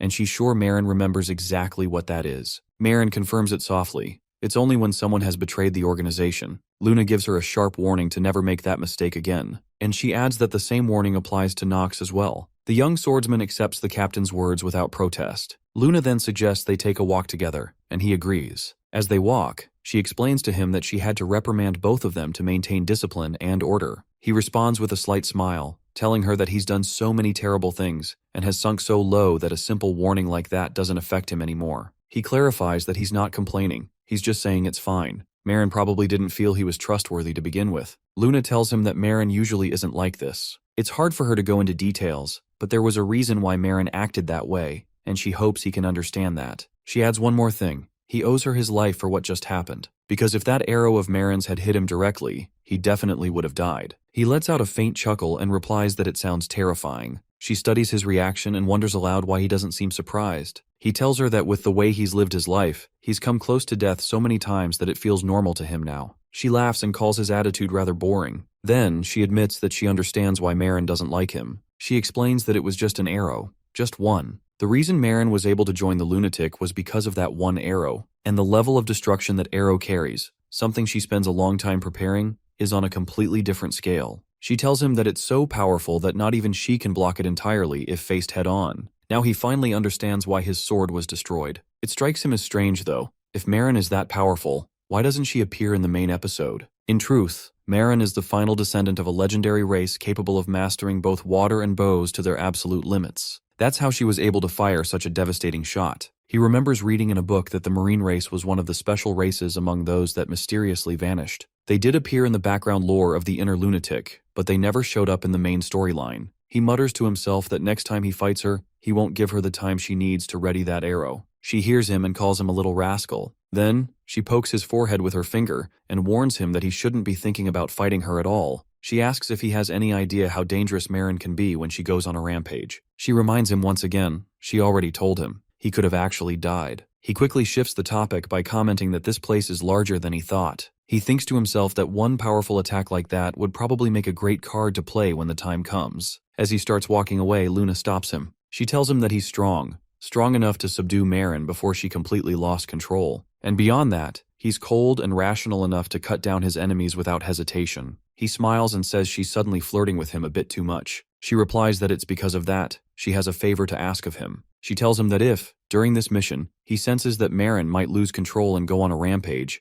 then he must kill her. And that's something only he can do. Back in the Academy's classroom, a professor addresses the students. He tells them that one can only become a great knight or mage by unlocking their upper, central, and lower energy cores. And while being talented is important, in the end, it's only those who truly work hard who succeed in unlocking them. In the classroom, the young master is seated next to the princess. He notices that Talia keeps glancing in his direction. He wonders to himself what the hell he did wrong this time, and why Talia can't at least give him the chance to explain what actually happened. The princess jokes that Talia's glare looks like it really stings. He shuts her down immediately, telling her not to even start with him, and says he doesn't even want to be sitting next to her right now. She explains that since they're practically engaged, if they don't sit together, it'll make others suspicious. Nox argues that personal and professional matters should be kept separate. After all, she's a princess of a nation. She replies that it's all fine. And now, at least Prince Louis won't be able to kill him so easily, now that he's her fiancé. He finds himself at a loss for words. Suddenly, Iana von Satter walks up to him. He instantly recognizes her as the next head of the Sadar family of succubi. They're infamous for their ability to drain a man's life essence using their charm skill, and they can also amplify their own strength, or that of others. He quickly averts his gaze from her. Leon, who sits behind him, tells him that even though they're supposed to be doing nighttime self-study right now, he's feeling completely exhausted. He groans about how they've got classes both at night and in the afternoon. Echidna chimes in, saying that from what she remembers, they still have 3 more classes left for today. She wonders if he'll be all right. Nox replies that he doesn't think those classes are going to happen. Leon asks what he means by that. Suddenly, the entire room begins to shake. Everyone panics and scrambles for answers, trying to figure out what's going on. Nox realizes it immediately. The main episode has begun. The subjugation of Paimon is underway. Deep underground, Rick stands in front of Paimon. Rick smiles and says, "It's finally starting." At the hideout, the young master asks Marin if their mission was to draw attention so that Lunatic can destroy the demonic essence crystal. Marin smiles, pleased that he understands so quickly. She tells him that once the barriers dividing the areas are activated, this place will become a labyrinth that the students must escape from. She wants him to buy as much time as possible. Meanwhile, at the Academy's lecture hall, the ground begins to shake violently, and objects start falling from all directions. He thinks to himself that Marin is doing a good job. Now, it's his turn to stall for time, because his objective is clear. He warns the other students that staying here will be dangerous. Leon informs everyone that 2 spells are currently active. He explains that the first is a dimensional barrier, which cuts them off from the outside world and keeps them trapped inside. The second is a layer transformation spell, which randomly alters the floors of the building, making escape difficult. The young swordsman is surprised that Leon has figured all of that out so quickly. He asks him if he means they should focus on breaking the layer transformation spell first. The princess confirms it and explains that, in their current state, it's impossible for them to destroy the dimensional barrier. Iana agrees with her and adds that it seems to be the type of layer-transforming magic most commonly used on buildings. He is caught off guard, not only by her input, but by the fact that Iana isn't supposed to interfere with the main incident of this episode. He wonders why she keeps getting involved. Has the original storyline already gone completely off course? Talia agrees with Leon, stating that they need to destroy the magic. Nox also voices his agreement, pointing out that the spells clearly have a specific purpose. The young master isn't surprised. Talia figuring this out isn't unexpected, even if she normally hates thinking things through. He informs the other students that if they either fulfill the spell's purpose or forcibly destroy it, they will be able to escape. Leon further explains that there is a high probability any powerful attacks launched against the spell will simply be dispelled. Nox tells them they should first check the condition of the building. He suggests they split into 2 teams to assess the situation and then regroup in exactly 1 hour. Meanwhile, Marin, still in her invisible state, rushes into the academy. She thinks to herself that Nox truly is competent, and it's no wonder he managed to defeat her. He wasn't shaken by the large-scale magic and had already gained the trust of the others. She reaches the academy's basement and wonders if it's finally time to begin the first attempt at navigating the labyrinth of the second area. She stands on a large statue, which she believes is called the Labyrinth of Dreams and Delusions. She steps down to the ground and pours some blood from her pot onto the floor. She reflects that the illusion magic, powered by spilled imp blood, steals the minds of travelers and lures them in with their sweetest dreams. Once the blood is spilled, mysterious writings begin to appear on the floor. She thinks to herself that not even the sharpest students from Eldian would be able to endure this easily. And since she has poured out that much blood, it should buy them at least an hour. Now, she needs Nox to get through this somehow. She peers through her magical device and sees that all the students, including Nox, are lying on the ground unconscious. She is confused. This wasn't supposed to happen. Her magic should have been at a level that he could resist. It feels strange to her, and now they have a problem. She realizes she has no choice but to intervene. It is late at night, and Luna and Def are observing the situation from above, flying through the sky. She tells him that it's time to begin, and Def promptly obeys her command. Both of them land inside the academy. Def asks her if this is really okay, since Noah is extremely strong. Luna agrees with him. Finally, they arrive at their destination, the resting place of warriors. Both of them enter the place. Inside, they find Noah already waiting for them. She tells them that she knew they would come. Noah, the captain of Lunatic, and one of the 3 new sword emperors. Luna remembers her well as the final successor of lunar swordsmanship. Luna asks Noah to step aside. She explains that the demonic essence crystal is an artifact that will bring chaos into the world. Noah replies that she already knows what her answer will be. Luna draws her sword and casts a magical spell on Noah, but Noah instantly disappears from sight. She then launches an attack on both Luna and Def, but Luna destroys the incoming strike with her sword.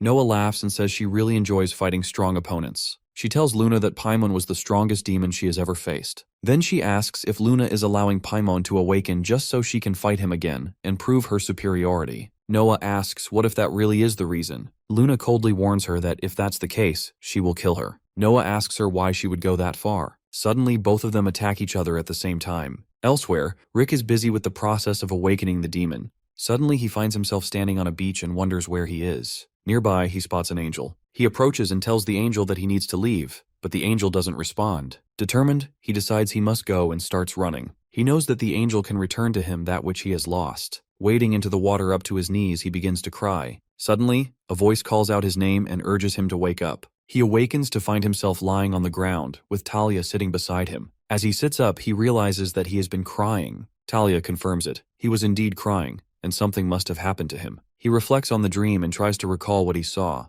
The memory is hazy, but he clearly remembers seeing a woman. It felt as though she was trying to tell him something. Eleanor and Talia both watch him with suspicious eyes. He looks at them and says he must have shown them a pathetic side of himself. He asks them to forget about it and insists they move on. He has no time to dwell on dreams. He recalls the second labyrinth and everything that happened there, how a large number of ministers appeared, and how they fought them. Leon summoned his magical skeletons to combat the monsters, and they battled fiercely. After closely observing the creatures, the young swordsman realizes that this level isn't particularly dangerous. During the fight, he deliberately strikes Echidna's foot. When she turns on him angrily, he immediately apologizes and admits his mistake, reminding himself not to forget the importance of dragging things out. Once they have defeated all the monsters, Leon comments that they somehow managed to clear the second labyrinth. The princess observes that Leon appears tired. Iana remarks that he's like that because she still lacks the skill to carry her weight. Iana then turns to Nox and asks if he's alright. Annoyed, he snaps that he's fine and tells her not to compare him with these weaklings. Eleanor reminds him that it hasn't even been 3 hours since they saw him crying, and she wonders aloud whether he might be acting just a little too tough. The princess intervenes, stating that she won't allow them to speak that way to her future husband. Eleanor quickly apologizes to her. Echidna, still concerned, asks what they think awaits in the third labyrinth. She expresses her worry, noting that the second one was already quite difficult. The young master replies that he has no idea. He smiles faintly, thinking to himself that it's finally his turn to play his role. In truth, he knows exactly what lies ahead. The third labyrinth is home to the flower boss monster of the labyrinth, and that boss monster is him. Elsewhere, Rick tells Paimon that his revival is finally complete. Just then, Rick receives a call from Prince Louis. He assures the prince that everything is progressing smoothly and that there's no cause for concern. The prince instructs him to ensure that nothing goes wrong. This is a rare opportunity for him to become a hero. Rick agrees obediently, but in truth he's deceiving the prince. Inwardly, he mocks him as a fool for believing that defeating the revived Maimon will make him a hero. Rick laughs quietly at the prince's naivete.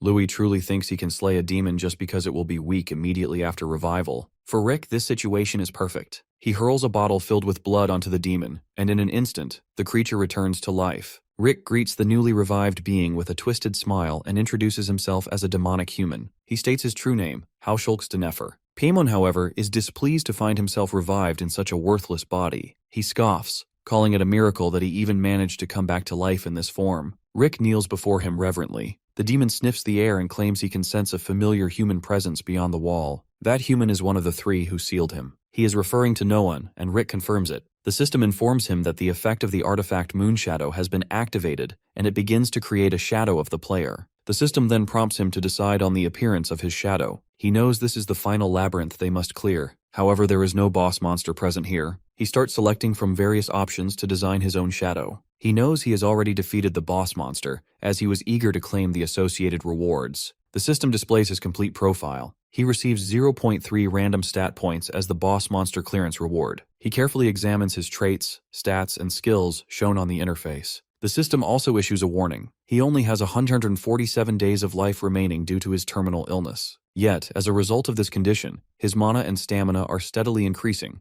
boosting his stats continuously. He recalls that his role as a member of Lunatic is to buy time by making sure the students remain trapped within the labyrinth. That is precisely why the solution he devised is to use his Moonshadow-created doppelganger, alter its appearance, and deploy it to the boss monster's former location. Since it is his shadow, it will be even stronger than the original boss. When he rejoins his team, Talia immediately asks where he had been. He curtly tells her to mind her own business. Deep down, he knows that he just needs to do whatever it takes to keep them here. Suddenly, a young man steps into their path and commands them to stop. None of them recognize who he is. The young swordsman thinks to himself, while his shadow can act independently and make decisions, it is still fundamentally shaped by his own personality. If it ends up speaking too much, there's a real risk they may start to grow suspicious. Leon wonders aloud how someone with mana that ominous could even be human. Nox is taken aback, surprised that Leon actually noticed it. Echidna shouts that she knew something felt wrong, that the stranger's face had a discomforting, unpleasant familiarity. The young master wonders what she meant by that. Eleanor directly questions the stranger about his identity. In truth, he knows that the man before them is his own shadow.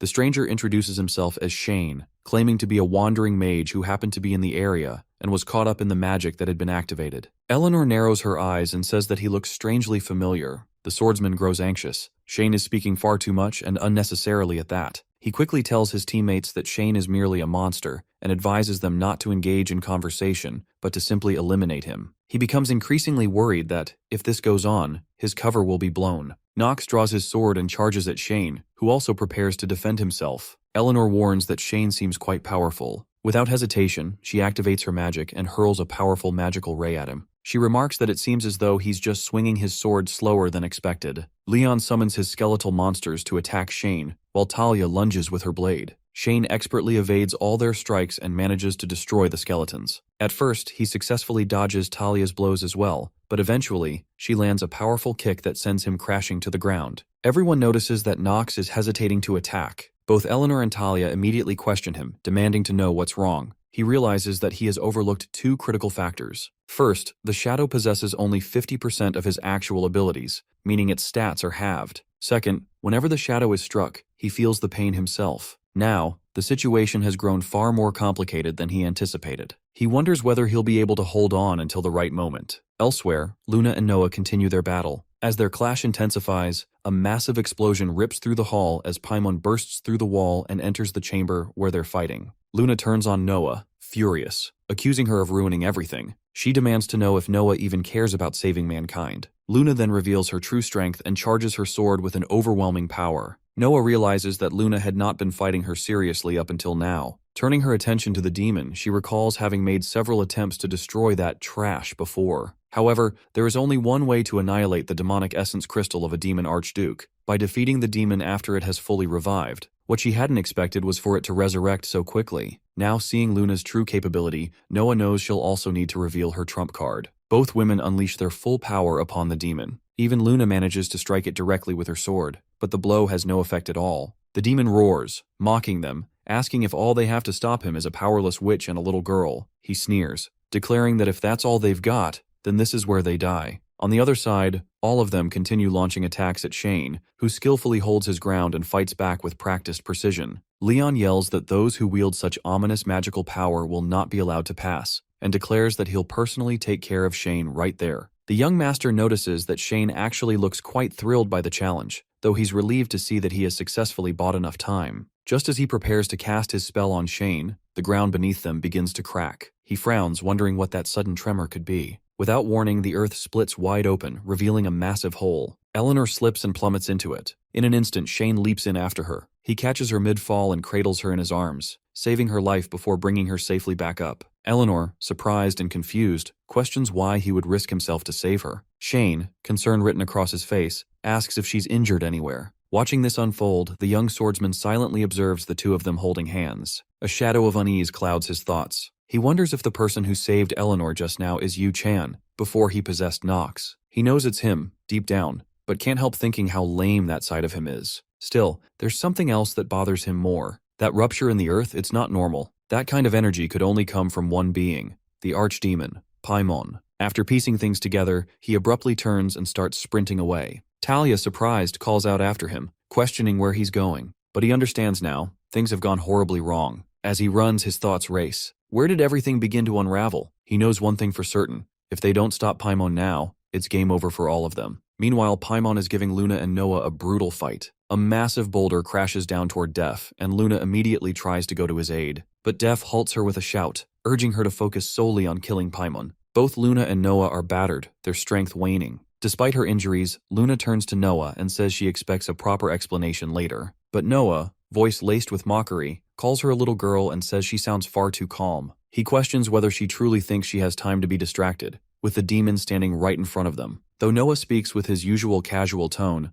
Luna knows her mana reserves are nearly depleted. She realizes that the powerful spell she just used can only be cast twice more. The demon sneers, amused by their struggle, and mocks them both. He tells them they're weak, and though playing with them has been entertaining, he now has a much more exciting idea. He gestures toward a distant group and tells Noah that there are plenty of others over there, perhaps her students. Noah's expression darkens. She replies coldly, saying that he's grown even filthier and more vulgar since their last encounter. The demon grins and taunts her further, telling her to watch closely so she can witness firsthand how pathetically weak humans are and how they can never stand against someone like him. Refusing to give in, both Luna and Noah charge the demon again, unleashing every ounce of their remaining power in a desperate attempt to bring him down. But Paimon effortlessly swats them away like insects, sending them crashing back. As she struggles to rise, Noah finds herself lost in painful memories. Back then, she couldn't protect them, her own family. She recalls vividly how many lives were lost that day. Her heart burns with resolve. She can't lose anything else.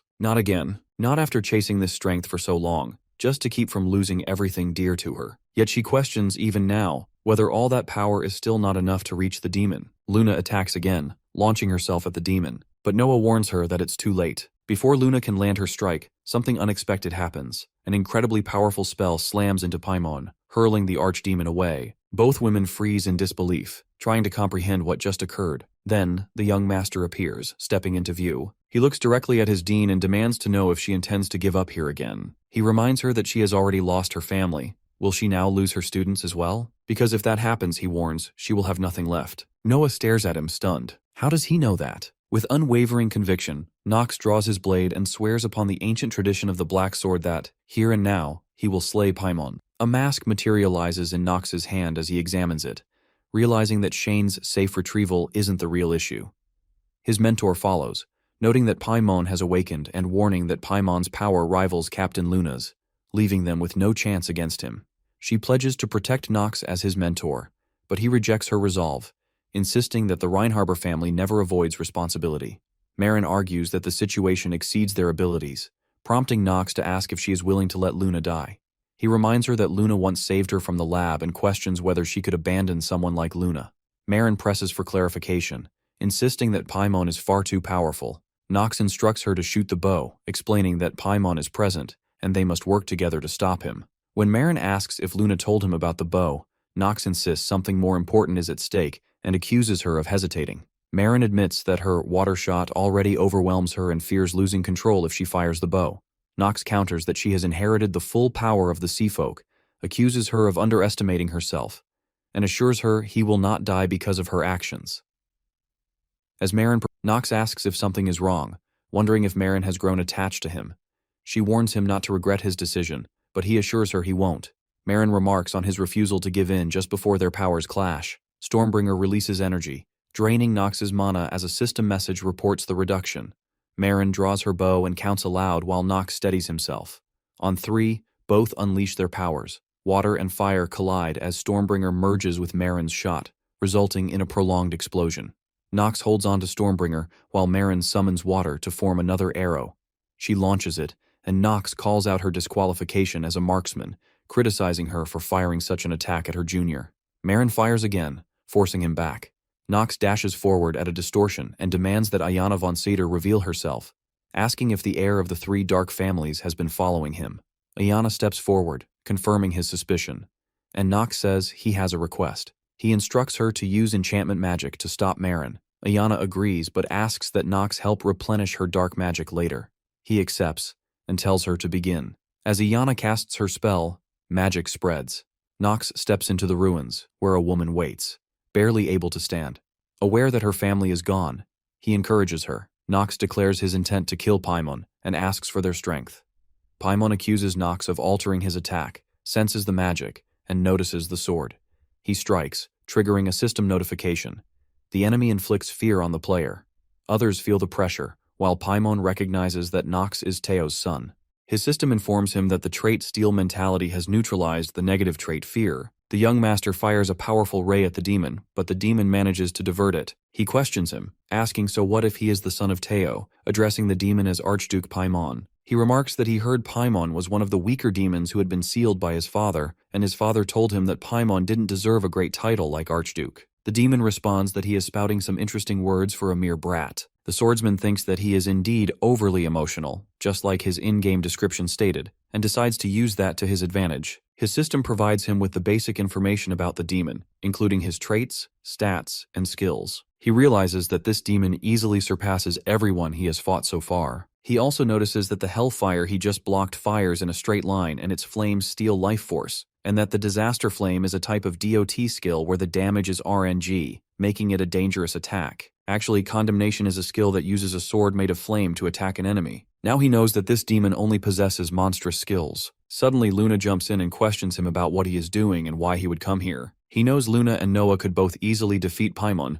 but that is only after they obtain their items, and right now he has to defeat him with what he has. He requests Luna to work with him, assuring her that he has a way to defeat Paimon. Luna then asks him about Marin and whether she is still alive. He confirms that she is alive, just as he promised. The demon becomes enraged and shouts at him, demanding how he dares to be distracted when he is right there, then hurls fire at him. The young master blocks the fire with his sword. The system warns him that the rare genius of acting is wavering due to a large impact. Nox understands that this is the condemnation skill as he stops the demon's fire attack. He informs Luna that he needs Marin for his plan, certain that Marin will be able to overcome her trauma and gain control over her strength. Luna charges towards the demon and attacks with her sword, but the demon stops it with his large blade. She shouts at Paimon, warning him not to forget that she is here too. After giving it her all, she agrees with him and tells him that she will leave Paimon to him, because that is better than everyone dying here. He quickly informs the dean that she can use her wide area magic 2 more times and requests her to deploy a wide area barrier spell around the area, ensuring that no one can enter it. She agrees and wonders if he wants to protect the students. He responds rather rudely, telling her that she can think whatever she wants. She tells him that he is so dishonest with himself, and that is why he is so cute. Meanwhile, the demon, busy fighting Luna, calls Noah's magic a pretty trick. The demon then asks Luna if she thinks she can buy time when her opponent is him, before swiftly attacking the young master,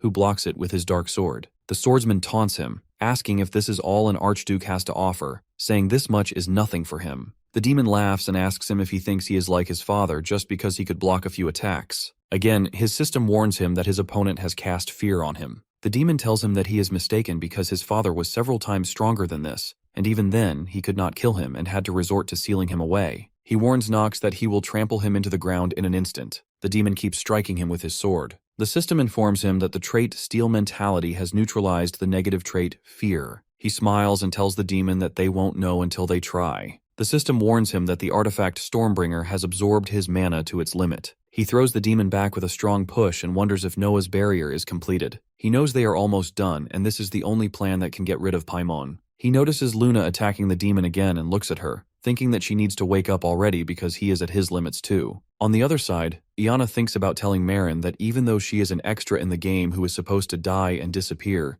she does not wish for her to die. Then she thinks that saying she does not wish for it sounds funny. Suddenly, Nox's system informs him that his remaining mana is low. Then the system tells him that the energy being consumed will be replaced, and his life has started to reduce rapidly. Iana thinks that Marin has a right to live on, and the right to take control of her own life. She requests Marin to please wake up. After listening to Iana's request, Marin collapses to the ground and recalls her past. She remembers being confined within a large tube while scientists conducted various experiments on her in a laboratory. The first breath she took after being born into this world was not of clear, fresh air, but of stale air reeking of medicine. Beside her, glass capsules stood lined up in rows, and the experimental tools appeared horrifying. She saw people use those instruments to conduct experiments on children. Knowledge would be forcefully implanted into her mind, and she became aware of this even before she could fully grasp all the information and language that had been instilled within her. This research lab was her home and her birthplace. She had to prove her worth in this place, as it was the only way she could survive. She did not have a name, only a number. They called her H210. One night, someone called her number and ordered her to come with them. It was a scientist who led her to a section of the laboratory where they discarded useless subjects. Now she understands she was one of the test subjects used to manifest the power of an ancient race. She came to know that numerous war orphans had become test subjects because of this. One scientist commanded her to try moving a block. She always smiled brightly and behaved as if she were the most useful test subject there, for she needed to prove she was the best at utilizing the blood of the ocean tribe. She knew she had to do this, so she would not become one of the children who vanished. But one day, someone came to her. A strange woman told her that from today onwards, she would be living with her. The woman introduced herself as Jay, a lab researcher. After that, Marin began living with her. Naturally, she had no choice in the matter, and had to obey whatever was asked of her, like a cow being dragged to slaughter. Jay commented that the research lab was no fun, and that Marine must have endured a lot. She even asked her what kinds of things she liked. Jay said that H210 was too stiff a name to call someone by, and, since she had blue hair resembling aquamarine, she would call her Marine. Marin held no expectations because until now, all these people had treated her like a zoo's monkey, a mere test subject. But Jay was different. She took her home and treated her like a human being instead of a tool. They spent time playing together. One day, Marin asked Jay why she was so kind to her when others called her a monster with the blood of the ocean tribe, and said she was a weapon meant for the battlefield to be abandoned there. Jay smiled and said that since Marin had shared her secret, she would tell her something as well. Jay explained that she worked here because her family had been taken hostage. Marin immediately asked her if she missed her family, and Jay nodded in response. Jay then asked if Marin would miss her if she ever left. Tears streamed down Marin's face as she wondered if Jay was going to leave her, and she hugged Jay tightly. Jay told her that was what family was like. Marin asked her if that meant she was family to her as well, and if that was why Jay was so kind to her. Jay nodded again and told her there was another reason she wanted to protect her. Jay explained that Marin was still a child, and children were meant to be protected by adults, and that she must always protect those younger than herself. Marin agreed to remember that. As she spent time with Jay, she felt a sense of stability, and she was gradually able to understand how to use the power of the ocean tribe. When she looked back on her younger days, she doubted she could find a time when she was happier. Yet such happy times are always shattered for the most trivial reasons. One day, all the scientists gathered around Jay and Marin as they cuddled each other. One scientist asked Jay how much longer they needed to wait, informing her that to strengthen the power of the imperial family, they required the power of the Ocean Tribe. Jay shouted at them not to call her Ocean Tribe, insisting her name was Marine. Another scientist reminded Jay that she was not human, that she was a weapon, and weapons were meant to be used in times of war, like now. One of them seized Marin by the hand and ordered her to stand up. Jay tried to intervene, but they struck her down and commanded the guards to take her away. They declared that since she had defied the imperial family's laws, she would be executed without trial. Suddenly, Marin tore her hand free and told them to stop. A soldier laughed and mocked her, saying that a mere weapon dared to be swept up by emotions. He drew his sword and severed Jay's hand, telling Marin that if she was a tool, she should act like one. He threatened that Jay's right arm would be next. Marin screamed, demanding how he could do such a thing. She insisted that although she might not be human, she was still a person like them, and questioned how they could inflict such suffering on another. The soldier sneered, telling her that a mere weapon had no right to question him, and ordered her to follow him quietly. Marin refused, declaring that they were the weapons, not her. She unleashed her magical powers upon them. Jay tried to stop her, but it was too late. Marin had already fired her arrow at them. After a huge explosion, she wakes up outside the building. She wonders where she is. A woman calls her number and, based on the reports, says that seems to be her name. The woman introduces herself as Luna, the leader of Lunatic. Marin wonders who this woman is and where the research lab is. More importantly, she worries about what happened to Jay. Marin asks Luna about Jay, describing her as a lady with brown hair who looked after her. Luna informs her that Jay is dead. That news shatters Marin's heart. Luna confirms it and tells her there is one thing that needs to be made clear. The person who killed Jay was her. The young girl cannot believe what she hears. Luna explains that Lunatic's current mission was to attack the Imperial Research Lab, which had been kidnapping children and experimenting on them. However, the entire situation was over before they even arrived. Luna goes on to tell her that when she reached the place, she found a badly injured Jay calling for help and requesting Luna to take Marin with her. At that time, Marin had been sleeping in Jay's arms. Luna asks if Marin was overwhelmed by the power of the Ocean Tribe. Jay tells her it was not the girl's fault, as she was just a child who had suffered under grown-ups who forcefully experimented on her. Jay pleads with Luna to take Marin with her and help her live a normal life because she had done nothing wrong and had never killed anyone. Luna then says she killed Jay and everyone else. Marin starts crying after hearing that. She had relied on the power forcefully injected into her to save Jay, but in the end, she did not save her at all. She had become the very weapon those people wanted her to be. Luna offers her the chance to join Lunatic if she wishes to seek revenge against the Imperial family that caused her to suffer. Little Marin wonders if Luna is a demon, because she remembers Jay telling her about them in the past when reading her fairy tales. She thinks that demons would squirm their way into weakened human hearts, offering them sweet deals and temptations. However, she knows she has no place to go, so she decides to go with Luna, even though she knows a heart of revenge will only drag her into the mud. She agrees to join Lunatic. She remembers the feelings of anguish she has towards Jay that pushed her onto this path, so what Luna said was nothing short of salvation to her. Luna tells her to call her captain from now on and informs her that in Lunatic only her talent matters, and she is talented. Marin thinks, even though that power and talent do not belong to her, Luna tells her that if she learns to control that power even a little, she will promote her rank immediately. Marin thinks she needs to run towards Luna like a moth to flame and make use of her, for the sake of Luna who saved her and Jay whom she killed. After remembering and thinking about all this, she wakes up in the forest where Iana waits for her. After a few seconds, she remembers what happened there, that she had just fired the water shot. She wonders if she definitely went berserk. She gazes at Iana and thinks about how she is still alive. Iana comes close and tells her she understands if she is very confused. She explains that she used her ability to suppress her, so there is no need to worry about going berserk. This, she says, is the trait of the satyr household. Marin realizes that with such an ability, Iana would be able to put an end to her berserk state, which is why Nox entrusted her to Iana. She asks Iana where Nox is. Iana informs her that he is fighting. Upon hearing that, Marin quickly runs towards him. Nox contacts her through the device and asks if she is finally awake. He informs her that Luna and Dean Noah are still alive. She replies that it is good to hear he is alive too and calls him Rumi. Nox explains that she is under the charm of Iana and she must understand her current situation. She wonders what he wants from her. He tells her to shoot him. That surprises her. He explains that Paimon is very fast, and no matter how well she shoots at him, he will easily dodge her attacks. So when he holds him in place, he wants her to shoot. Marin asks him why he is trying to sacrifice himself. He denies that he is sacrificing himself. She wonders who would ask another person to shoot them in the back if that was not the case. He tells her to just trust him. He won't die.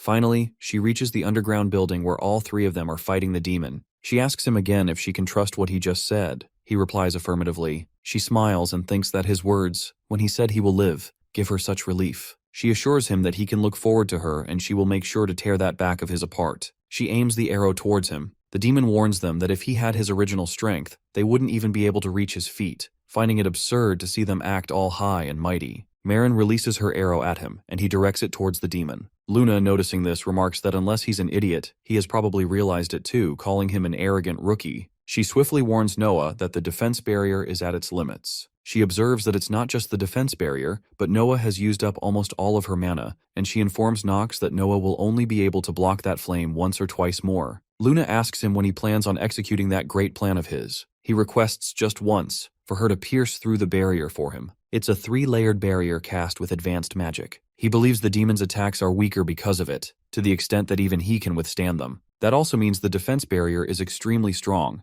and if they can't break it, then having a plan is meaningless. Luna hopes that his plan works. The demon shouts that a young girl who has barely even lived doesn't know her place, then charges towards Luna. She decides to use her lunar sword art, third technique, on the demon. Her attack is so powerful it can split the moon. A very powerful ray of light strikes the demon, but he is far stronger than that, easily blocking it before throwing Luna away. He roars that it's not bad, but it still couldn't reach him, and all she managed to do was break the first layer. The young master moves so close to the demon that even the demon asks if he's really trying to die here. Suddenly, Nox commands the archer to do it now, and Maren, using her full strength, hurls the arrow towards the demon. Nox smiles and tells the demon to die. The system confirms that his skill hour of the genius has been activated. He knows the speed of an ocean tribe's arrow, based on the story settings, would be at least 400 kilometers per hour. Since she's pulling the bowstring from the rooftop, the distance is about 3 meters, and it should reach him in approximately 3 seconds. He also knows he's not a mathematician, so that's not an accurate calculation. He takes a gamble here, relying on the instincts that have helped him survive this long in this damn world. He starts counting to 3,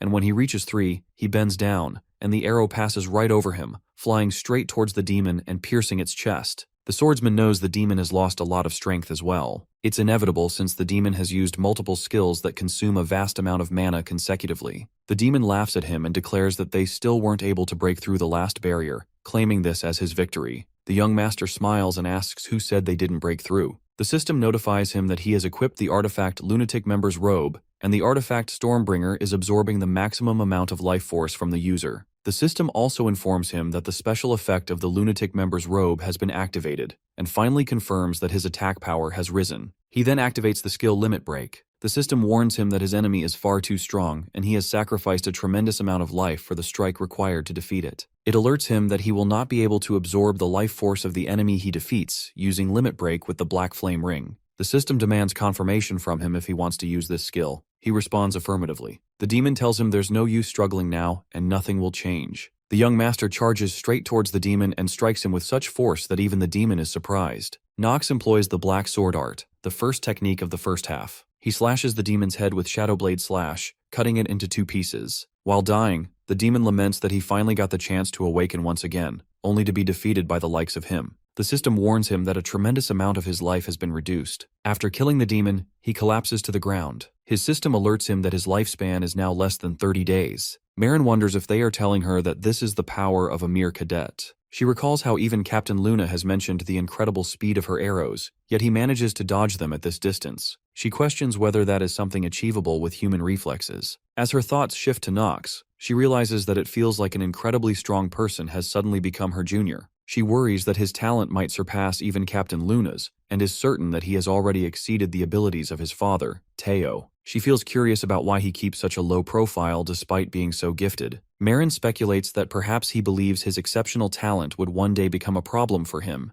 and that might be the reason he lets others call him a good-for-nothing, simply to hide his true existence. She also assumes that is probably why he goes almost everywhere accompanied by his maid. While running from the forest towards the underground building where Nox is fighting the demon, she feels happy thinking that he is not only a handsome boy, but also has quite a crafty side. She hopes that together with Nox and Captain Luna, they will be able to bring down Esteban Von, the foolish emperor. However, she wonders if they will have to kill his daughter, Princess Penelope, in the process. Meanwhile, Luna and Noah find the demonic essence crystal, and Luna ponders whether this is why Noah allowed Paimon to awaken, so she could destroy his essence crystal. She finds it very strange because it is Noah who has suffered the most from demons, yet she still allows Paimon to wake up. Luna remarks that if it had only been about revenge, it would have been far too childish of her. Noah acknowledges that it is true she wants revenge, but unfortunately, her abilities were not strong enough, and she confirms it without hesitation. Luna accepts her words, but before leaving, she tells Noah that she hopes she will give a proper explanation before doing anything like this next time. Noah laughs softly and says she hopes that will be the case. Luna warns her to recover her strength as much as possible before they meet again, as even stronger enemies will appear. Noah reassures her not to worry and promises she will make sure to look after Nox. Luna entrusts him to her care and departs. While the young master remains unconscious, Noah sits next to him and quietly thanks him. Suddenly, Brennan and Professor Rass break through the protective wall and enter. They ask Dean Noah if she is all right. Brennan questions her about the demonic essence crystal in the museum's basement being released. Noah chuckles and tells him it just sort of happened. Brennan shouts, demanding how on earth that could have happened. Professor Rass notices Nox and calls out to his top apprentice, telling him to wake up. Brennan wonders aloud, knowing that Paimon would still be powerful even when weakened, and asks who was the one who defeated him, questioning Noah if she managed it alone. She responds by asking what he thinks happened here. From her expression, Brennan understands that she will never let them know who truly defeated Paimon. He then asks how they should report this to the Imperial family. Quickly, he orders Rass to handle it. Rass retorts, asking why he has to be the one to deal with it and why Brennan cannot do it himself. While the two argue with each other, Noah thinks that the seal of the demonic essence crystal would not have been released for no good reason. She also wonders if the Imperial family is behind it, and if so, that would mean they are here. Anger burns within her as she thinks about how dare those demon worshippers bring their foul stench into her territory. On the other side, in the Academy's hospital, Talia asks Lavilia if her master is still alive, as he has been unconscious for 3 days, which is truly bad news. She insists they must contact his father immediately to get some medicine for him. Lavilia requests her to wait and observe the situation for now. Talia looks at her incredulously and asks why he went to where Paimon was. Leon steps in and pleads with her not to say that, believing he surely had his reasons. Talia disagrees with Lavilia and declares she is going inside his room. Lavilia tries to stop her. Inside his room, the swordsman hears their conversation and thinks that this is his first time feeling afraid to wake up. He notices that he has recovered at a surprisingly fast rate. His system informs him that the blessings of the moon are upon him, along with the blessing of ice. He figures it cannot be helped since he possesses both blessings. He understands that the Academy needs to appear aligned with the Emperor in the public's eyes,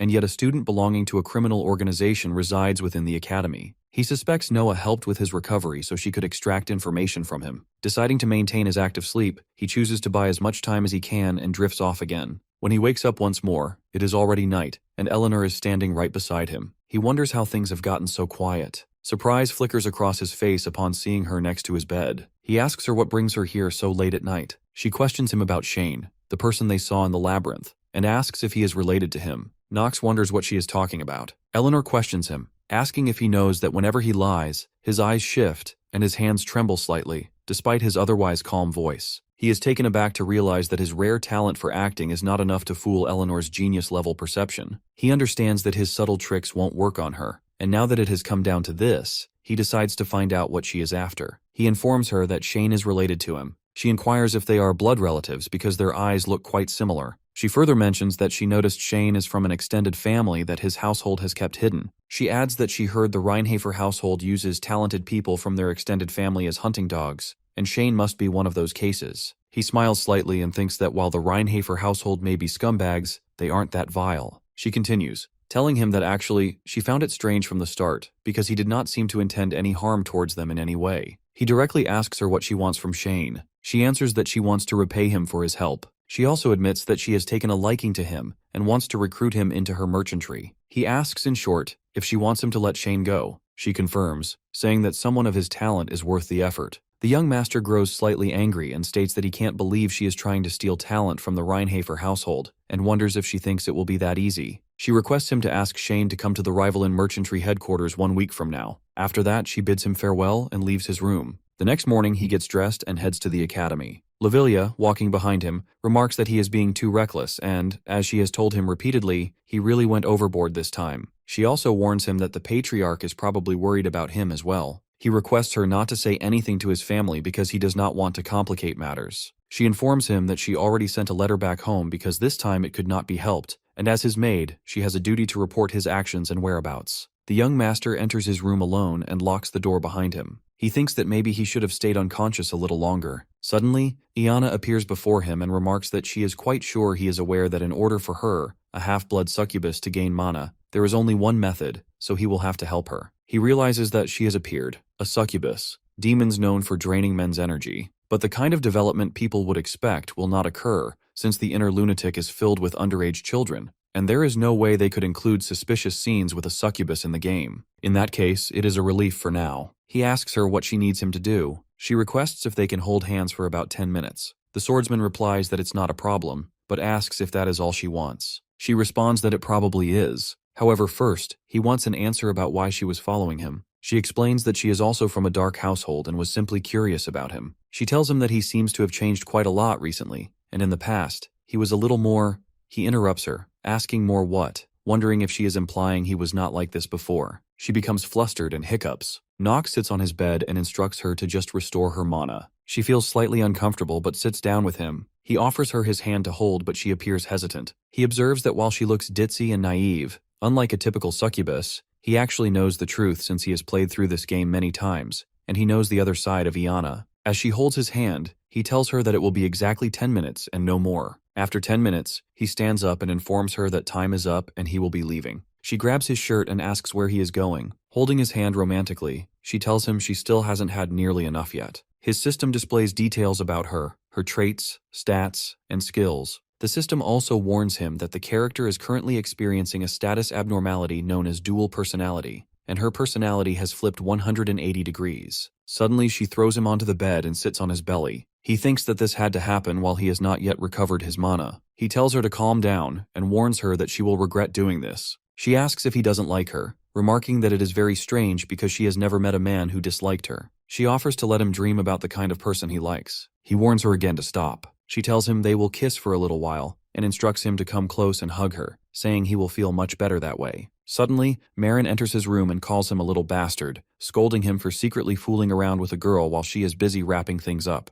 Iana shouts at her, demanding to know who she is. Marin activates a tint water bubble and throws it at Iana's head. With that hit, Iana falls unconscious onto the bed. The young master wonders what she just did to her. Marin explains that she simply blew some mana into her and assures him she won't be hurt. She then asks him if he is really happy that she is here. He agrees, although he doesn't want to admit it. Marin asks if he is feeling alright. He replies that, as she can see, he did share some of his mana, but he feels fine. She remarks that he saved her. He tells her to forget it, and that he only did it so he could survive, then leaves the room. This makes her very angry, and she shouts at him that this obnoxious attitude of his is the problem, asking if he thinks archers are a joke, and reminds him that she is 2 years older than him. Late at night in Nox's palace, Luna stands in Teo's office, and he asks her if she is saying that Nox defeated Paimon, wondering if this is true. She confirms it. Rodwell wonders what storms this incident will bring to their household. Teo listens to Luna patiently and responds that he has no idea what Nox was thinking either. He speculates that if he had to guess, it might be due to the death of his mother. He remembers that on the night of the slaughter, Nox witnessed his own mother's murder. After that, he fell into a half-crazed state and lived like a good-for-nothing, not caring about anyone around him. But now, he must have done this to avenge his mother. Luna counters Teo, stating she believes he is lying. She considers that he might be scheming something, but that power can only be obtained through the bloodline of the Reinhafer household. She thinks about how the Void Revelation is something that can only be activated when one reaches their own limit. Now that she has accepted Nox into Lunatic, she refuses to let him be played by Teo. After a long pause, Teo remarks that parents don't necessarily know everything about their children. She questions him, pointing out that it's not like he has ever been a warm father to Nox. Then she informs him that his first son is already with the Imperial faction. To be more precise, he is working with the demons. Teo replies that it seems a storm of blood will soon sweep across the continent. She steps closer to him and tells him she hopes he doesn't forget his promise. She warns him that if his son dares to stand in her way, she will kill him. That is how Lunatic operates, and that is his contract with them. She advises him to throw away any personal feelings he holds. He acknowledges to himself that he already knows all of this, and it is all for the sake of destroying the Imperial family and the 72 demons. On the other side, Eleanor informs Shane that, simply put, he has piqued her interest, so she wants him to sign a contract with the Rivalan merchantry, promising to compensate him handsomely. She even places the contract on the table. Shane apologizes and explains that he is working with his family. She responds that in regards to that, she has already heard from Nox, and he has already permitted this, so there is no need for him to be concerned. Shane knows that Nox never permitted anything like that. He thinks about how he took down the boss monster in advance and gained free stats. How could he work for the rival in merchantry? She allows him to call her just Eleanor instead of Miss Eleanor, but he insists on addressing her formally. She guesses that is something both Nox and Shane have in common. She tells him she doesn't want to make this into a big issue, but as a collateral family of the Reinhafer household that handles all its dirty work, if the fact that he infiltrated Eldon Academy to execute a secret mission somehow reaches Dean Noah's ears, what does he think will happen? He tells her that he thought she was someone kind who wouldn't make use of other people's weaknesses. She explains that she is a merchant, and there is no reason for her to be kind. He wonders what he needs to do. She asks if he isn't going to sign the contract. Later that night, Shane walks outside the academy, holding the Fire Spirit's pendant. He thinks about how it is an overpowered artifact that can only be obtained just before the game's ending. Actually, Eleanor gifted it to him for saving her life. She told him it was her present, and also the down payment for their contract. He considers that it is a super cheat item with multiple layers of high-level magic cast on it. But now he realizes that while it's great, it's also being tracked. It seems that Eleanor is truly obsessed with him. Inside Eleanor's room, her servant Rick remarks that it looks like she has really taken a liking to Shane. He adds that he has never seen her personally invite someone to recruit them before. She asks him since when he is allowed to comment on her actions. He quickly replies that he would never dare do such a thing and apologizes, assuring her that she knows he is not that foolish. She acknowledges that he always has a way with words. She thinks about how her accountant Rick and his movements seem suspicious. She wonders if he probably started behaving this way after Paimon was defeated by Dean Noah. While it is too early to draw any conclusions, something feels off. She warns him to be careful with the decisions he makes from now on. He replies that he will bear that in mind. As he walks outside her room, he thinks to himself that he was right. Nox is dangerous, and he needs to get rid of him quickly. He also plans to eliminate that stupid prince at the same time. Regardless of Nox's goals, he believes things won't go his way this time because he will be dead soon. The young master believes that Nox von Reinhofer is a new name he was given in this world. In truth, it had once belonged to someone else, and now he has stolen it. He has grown quite accustomed to playing this role. Activating the Hour of the Genius, he recalls that in the past few days, many events have unfolded. He has slain countless monsters, demons, and enemies. Numerous people have sworn to remain by his side. Yet the more Nox gains, the deeper he sinks into loneliness. The system inquires whether he would like to start a new game. Chen glances around his tiny room where he sits playing. He recalls his room before the possession and wonders whether he would choose to start a new game. Rising from his chair, a sharp headache pierces through his skull. It is obvious he does not desire it, but if he thinks about it for even a moment, everything feels strangely off. He realizes that this situation has become the tragic outcome of someone who only played video games, trapped alone in a room overflowing with trash. He returns to his seat, contemplating this opportunity. He questions himself about his true identity. What kind of connection does he share with Nox, and why did he end up possessing him? While lost in thought, he falls from his chair. He knows none of this ever truly belonged to him. He acknowledges that he has always been aware of it. Unable to escape Nox's shadow, he remains tormented by the pain of uncertainty. Reaching for his medicine, it slips from his grasp and clatters to the floor. In truth, that is what shattered him the most. He finally admits it. Within the game, he gazes into the mirror and reflects that Chen remains an outsider in this world. Despite the bonds he has formed because of them, he has become someone completely different from the Nox he once knew. His father, Teo, questions him about why he risked his life to cut down Paimon himself. Teo suspects it might be related to his mother. On the night of the slaughter, Nox had been forced to watch his mother die before his eyes, and after that day, Teo knew his son had begun to stray from his path. The swordsman wonders if Nox were here. What would he have said in this moment? His father remarks that he pretends not to remember, but they both know that is untrue. The young master keeps pondering how Nox would have acted if he were present now. He decides that he has stopped worrying about such things. He questions his father, reminding him that he had once said he was hiding his true strength. His father affirms it. The swordsman grips his blade and releases a shadow blade slash into the air. He thinks that this name has always belonged to him. Even if he is treated as a villain, mocked by others, and fated to be slain in the end, he accepts it. The maids whisper among themselves about the rumor that young Master Nox ranked first at the academy. Even the servants doubt its possibility, unable to believe that such an infamous good-for-nothing could achieve it. Some claim he must have bribed the academy or something similar, wondering what someone like him could ever be good at. Others insist that his victories against young masters Alan and Hartz were merely because of his equipment, recalling how he barely escaped death when his father counterattacked. Teo instructs him that this is how the Shadow Blade Slash should be used. Although he lives on borrowed time, he resolves to continue progressing the story. After evading his father's strike, he swiftly activates his genius trait and counterattacks. He realizes that is why he understands his own desperation so deeply. If there is one thing he must overcome,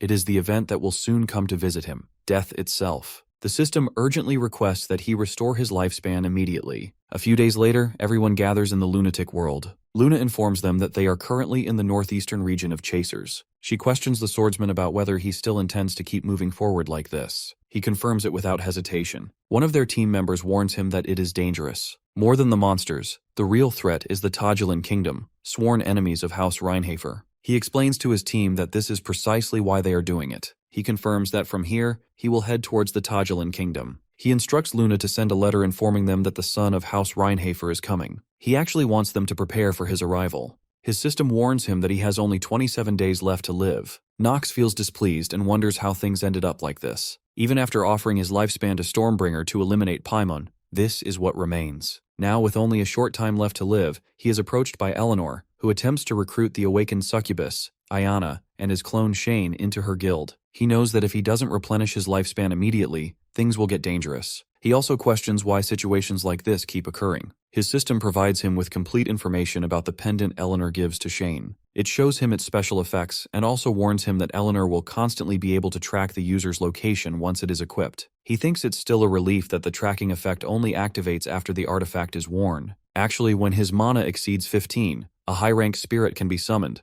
and once his mana reaches 20 and his stamina exceeds 15, he can form a contract with the Spirit King, Salamander. It is a ridiculously overpowered item, but the problem is that it's a bound item, so his clone, Shane, cannot equip it. And if he wears it himself, it will reveal that Shane and Nox are the same person. He knows Eleanor possesses a genius acting talent that surpasses his own normal acting ability, making it impossible to fool her with a half-baked lie. He hears that the Academy will take at least 2 weeks to settle the situation over there. First, he needs to return and start planning. He packs his bag and leaves his room. As he thinks about it, it occurs to him that it has been a while since he last visited the Reinhafer estate. He recalls Rona, May, and Alina, and thinks it has also been some time since he reunited with his unit. Actually, he worries about Teo's barrage of questions regarding this incident. He leaves the academy and sits in the carriage to return home. But what troubles him the most is that he has only 27 days left to live. He decides he must do something about it. On the other side, Iana sleeps on her bed. She sees her mother in a dream and hears her shouting that she cannot believe Iana still cannot drain magic from a man's body, and yet she calls herself a bearer of House Sadar's blood. Her mother also says it would have been better if one of her half-sisters had inherited the demon's blood instead. She calls Iana disgusting and orders her to get out of her sight. Iana suddenly wakes up from her sleep, worried about what she has done with Nox. She remembers asking him for a quick kiss and offering him a hug. That thought irritates her, and she cannot sleep. She feels angry because she was unable to seduce Nox. While thinking about it, she falls down from her bed. She gets up and sits in front of her dressing table. Looking at her reflection in the mirror, she sees a very sexually seductive girl in a short dress. Her reflection tells her that she has finally realized it. On the other side, Nox and Lavilia reach their palace. Rodwell welcomes them, saying it has been a while and asking if he has been well. He responds affirmatively and informs Rodwell that he would like to meet with the Patriarch, asking where he is. Rodwell informs him that Teo is in his chambers and offers to escort him. While they walk towards the chamber, he overhears maids talking about the rumor that the young master ranked first at the academy. Another maid says it's impossible because he is good for nothing. One servant mentions to another that maybe he bribed them or something, wondering what a good for nothing could possibly excel at. Another says he defeated young masters Alan and Hartz all because of his equipment. When he enters Teo's office, he finds him waiting. He thinks that Teo truly is a monster, so much so that he cannot believe he ever dared to stand before him in the past. His father calls his name and remarks that he seems to have grown considerably. For him to remain calm even after sensing his presence, it seems the reports were not wrong. He tells his father that even if he hadn't remained calm, Teo would have seen through everything eventually. And besides, he has already told him he no longer intends to do anything that would harm the family. Teo asks if it is true that he has become a candidate to marry the princess, and that he even took down Paimon. His system warns him that his trait of normal acting talent is wavering. His father questions him, saying he is hiding many things. He informs his father that he only landed the final blow and was just lucky. Teo wonders if he is trying to deceive him right now and tells him that even the family retainers agree he deserves to be punished. He tells his father that if he wishes to hold him responsible, he will accept it humbly. His father then asks if he knows this. The way to suppress and justify all these deceptions and betrayals is to become strong, so strong that no one dares even to look him in the eyes. Teo asks him if he truly has no interest in becoming the Patriarch. Nox answers affirmatively. The young master notices his father smiling. Teo tells him that he wants to show him what the position he rejected truly means. He orders Nox to come out and takes him to the training hall, instructing him to draw his sword. The swordsman obeys his father. Teo tells him to begin and orders him to block his attacks. Nox is shocked and tells his father that he doesn't have the skill to do that. Suddenly, Teo strikes at him with his sword. The young master blocks it with his own blade. Teo tells him that he will hold back. Nox jumps away from his father. Teo tells him that this is the Reinhafer family's second sword technique, the Shadowblade Chain Slash. He also asks what he thinks of it and if he is intrigued. Nox smiles and tells him that it's his turn now. The young master fearlessly charges at his father. Both father and son become locked in a fierce sword fight. Teo finds himself clearly impressed by his son's swordsmanship. After a few swift exchanges, Teo throws him to the ground and questions whether this is truly his limit. Suddenly, Rodwell informs Teo that he is pushing things a bit too far,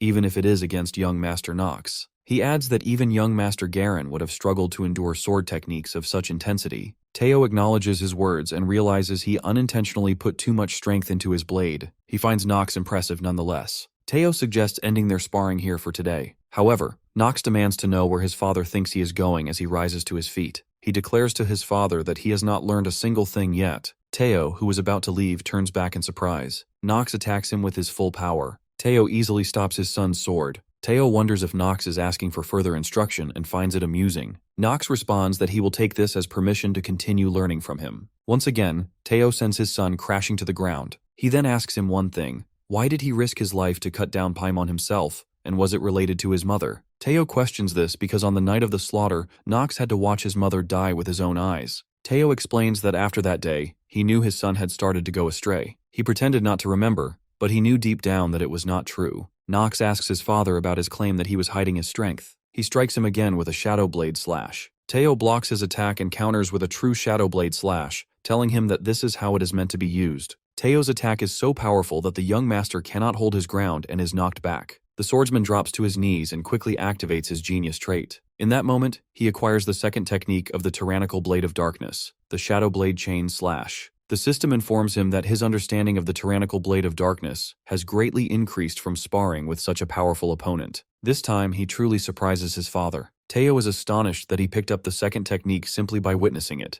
However, Teo attacks with such force that Nox loses his sword and is thrown to the ground once more. Teo tells him that, as his father and as the patriarch of House Reinhafer, he wants him to remember this. One day, he wants his son to use that sword to pierce through his heart and cut him down with his own hands for failing to protect his mother. He offers Nox the position of patriarch, saying he is more than capable of holding it. Suddenly, in his real room, he receives a message on his computer asking if he wants to start a new game. Chen looks around his surroundings and realizes it is his room from before the possession. He is struck by that off-putting feeling. He stands up from his chair, but his head spins. He rejects the thought because if he considers it for even a moment, it is clearly strange. He remembers visiting the doctor. He recalls how his family abandoned him, how he lost his memories, and how he received a terminal diagnosis. He wonders if it is truly possible for all of this to happen at once, and if all of this is even real. He finds himself unable to remember what his name was before the possession. His gaze falls upon his messy table and filthy room. He collapses to the floor, forcing his mind to remember his name. Suddenly it comes back to him. His name is Nox, and now he awakens in his palace bedroom as Nox once again. He wonders what exactly it was that he guessed, that he had some kind of dream, something undoubtedly important. He finds all 4 of his female maids standing next to his bed. He instructs them to speak one at a time. Lavilia remarks that truly there isn't a single day that passes without him causing some kind of trouble. At this rate, she says, any maid serving him would end up dying from a heart attack. He responds that things just turned out that way, and that's all there is to it. Alina remarks that he must stop getting himself into such dangerous situations. She holds his hand to her face and questions whether he even knows how worried they were about him. Nox pulls his hand away from her and acknowledges that he understands, telling her to just put his hand down and talk properly. Alina pleads with him to let her hold his hand like this for a little longer. Lavilia interjects, pointing out that it seems the young master feels uncomfortable. He notices that Rona is unusually quiet, as normally she would have already rushed over and given him trouble by now. He reflects that, more importantly, there is something pressing he needs to address first. He informs them that since they are all here, he has something to announce. Starting tomorrow, they will all be accompanying him to the Chasers region. He knows it is part of the plan he has been formulating ever since returning to the family, because after eliminating the powerful beasts of Chasers, he needs to extend his lifespan, and he has not replenished any of it since his fight with Paimon. He also recalls his system's warning that the player has only 27 days left to live. He orders them to understand his words, and then tells them they may leave, as he would like to rest a bit more. Lavilia replies that she will begin her preparations. After that, all 4 girls leave his room. Suddenly someone knocks on his door. Unexpectedly, it is Rona who returns and requests his permission to enter, saying she wants to tell him something. He grants her entry. She has tears in her eyes as she comes in and sits on the chair next to his bed. She begins by telling him that on the night of the slaughter, when his mother passed away, he is surprised that she remembers that night. That night, she says, smelled of blood. His mother had taken him and Rona to a safe place to conceal them, but the demon still found them. His mother told the demon that what he wanted was only her life, and she pleaded with him to stop the meaningless killing as she tried to protect them with her light magic. But Paimon told her she could not do anything with such pathetic light, then grabbed her by the neck. Paimon asked whether she truly believed she could drive them away. The demon explained that what they wanted was not only her. While Paimon was strangling his mother's throat, she told Rona to take care of Nox. She also said that he was born with far too much strength, and that was why he would need Rona's help. His mother instructed that even if his memories were erased, and he became someone different from the boy she knew, Rona must still care for him so that one day Nox could return to her. After that, Paimon burned his mother alive and killed her. Rona tells him that he already knows what happened afterward. She spread malicious rumors so he could stay as far away from the family's power struggles, like the battle for airship, as possible. She admits that it was an extremely painful decision for him, but she had to protect him because it was the final promise she made to his mother. But that is no longer the case, and if he has regained all his memories, then someone like her, who deceived him and hid the truth, has no right to remain by his side. He calmly tells her that it is all in the past now, but she insists that she can no longer stay by his side. He asks her if she knows why he never hated her. He explains that every night, when he was bedridden and suffering, she would stay with him for 2 hours out of worry. She always ended up defending him, saying he was not a bad person. He now realizes that was all because of her guilt. He understands that the one she serves and follows now is no longer him. He tells her to relax. The young master reflects that he knows better than anyone how meaningless rumors sometimes weigh on the heart the most. He wonders how deeply Teo loved his wife, how much Nox loved his mother, and what kind of feelings Rona holds towards him. He really wants to ask those questions. He stays silent as Rona starts crying. He looks at himself in the mirror and wonders why he has to become the villain. Later that day, Teo summons him to the office and formally grants him certain powers. After receiving these official powers, the young master makes an announcement in the block and posts notices across the cities. He declares that, in the name of Reinhofer, as a member of the Honorable House Reinhofer, he has obtained permission from the Patriarch to recruit private soldiers and establish an anti-demon battalion. He states that anyone wishing to follow him should gather at the octagonal training ground 1 week from now in the afternoon to undergo a trial. He further proclaims that if they manage to defeat him, or if he acknowledges their skills, the Empire will reward them with a monthly payment in gold coins. In cities and towns, people read his proclamation. Some remark that it seems their troublemaking youngest lord must be bored again and is seeking an adventure. One man even comments that surely no one would actually sign up for this and calls it absurd. However, many others decide to join, motivated by the promise of gold payments, and consider it worth a shot. People laugh among themselves, wondering if there is anyone who cannot defeat young Master Nox. Some say even a 4-year-old girl could give it a try. Suddenly, a man enters and questions whether everyone is enjoying their laugh. He offers to place a bet with them, tossing a bag full of coins onto the ground as he declares that he wagers hardly anyone will pass Nox's trial. A young man rises and remarks that judging by his appearance, Nox seems like a pampered child from a wealthy household. He asks if the man hasn't heard the rumors about the youngest son of the Reinhofer family. The stranger smiles faintly and turns his back on them. An elderly man, puzzled by his demeanor, wonders what is so amusing and explains to the others that they say such things because they are genuinely concerned for him. The stranger lets out a laugh and removes his mask, then shouts loudly, questioning who is worrying about whom now. The crowd gasps in shock upon seeing young Master Grain. One man exclaims that he had heard Grain was away training in Chaders. Grain assures the crowd that he will keep everything spoken here a secret and confirms that his bet still stands. People notice that his wager amounts to about 50 gold coins. After that, a large number of people gather at the palace gate, where the swordsman stands with his blade at his side. Onlookers wonder if he is truly the infamous youngest son of Teo. Some gossip that he supposedly graduated at the top of his class at the academy, but it seems his entire demeanor has changed. Others suspect it might all be a lie and doubt his capabilities, thinking he must have pulled off some kind of trick. He ponders why this has suddenly turned into such a big deal. Although he did post a recruitment notice for soldiers to subjugate monsters in Chaders, he did not expect so many people to turn up. He wonders if his reputation has suddenly improved or something similar. Then he notices his brother among the crowd, and realizes that it is his brother who has stirred things up and is taking actions he was never asked to. He turns to his servant and inquires if everyone has arrived. The servant informs him that a total of 1,192 men and 126 women have registered. He thinks to himself that perhaps this is not all bad. With so many people, there are bound to be some capable ones among them. Suddenly, a very strong-looking man in the crowd raises his hand and questions what kind of trial they will undergo exactly. The young master smiles as he gazes at him, pleased by his arrogance and perfectly built physique. He also senses a vast amount of mana radiating from the man's body and realizes that someone like him would not come simply to enlist as an ordinary private soldier. He wonders if this man is from Garen's faction. Nox feels pleased that his brother has begun to keep tabs on him, though he knows it is not a good sign, because someone with only that much power is no match for him. Finally, he addresses the crowd, stating that the rules are simple. They may use any method they wish to attack him as if they are trying to kill him, and even if they succeed in killing him, they will not be held responsible. The powerful man senses that something feels off. Nox is supposed to be the trash of House Reinhafer, and when Lord Garen hired him, he assumed it would be an easy job. Yet Nox's confidence unsettles him. Now, both the strong man and the young master stand face to face as the referee instructs them to take their positions. Suddenly, the referee shouts for the match to begin. The strong man charges at him with his full speed, thinking that Nox will not even be able to react, and wonders how someone like him dares to form a battalion. He wants to demonstrate to the young master what true strength looks like. To his surprise, however, Nox effortlessly dodges his attack and remarks that his movements are far too wide. He questions if this is how he normally fights. The strong man grows furious and attacks again, but this time, Nox strikes his sword, sending it flying far from him. The swordsman tells him confidently that he will grant him another chance and advises him to come at him seriously this time. If he does not, Nox warns that he will send one of his arms flying.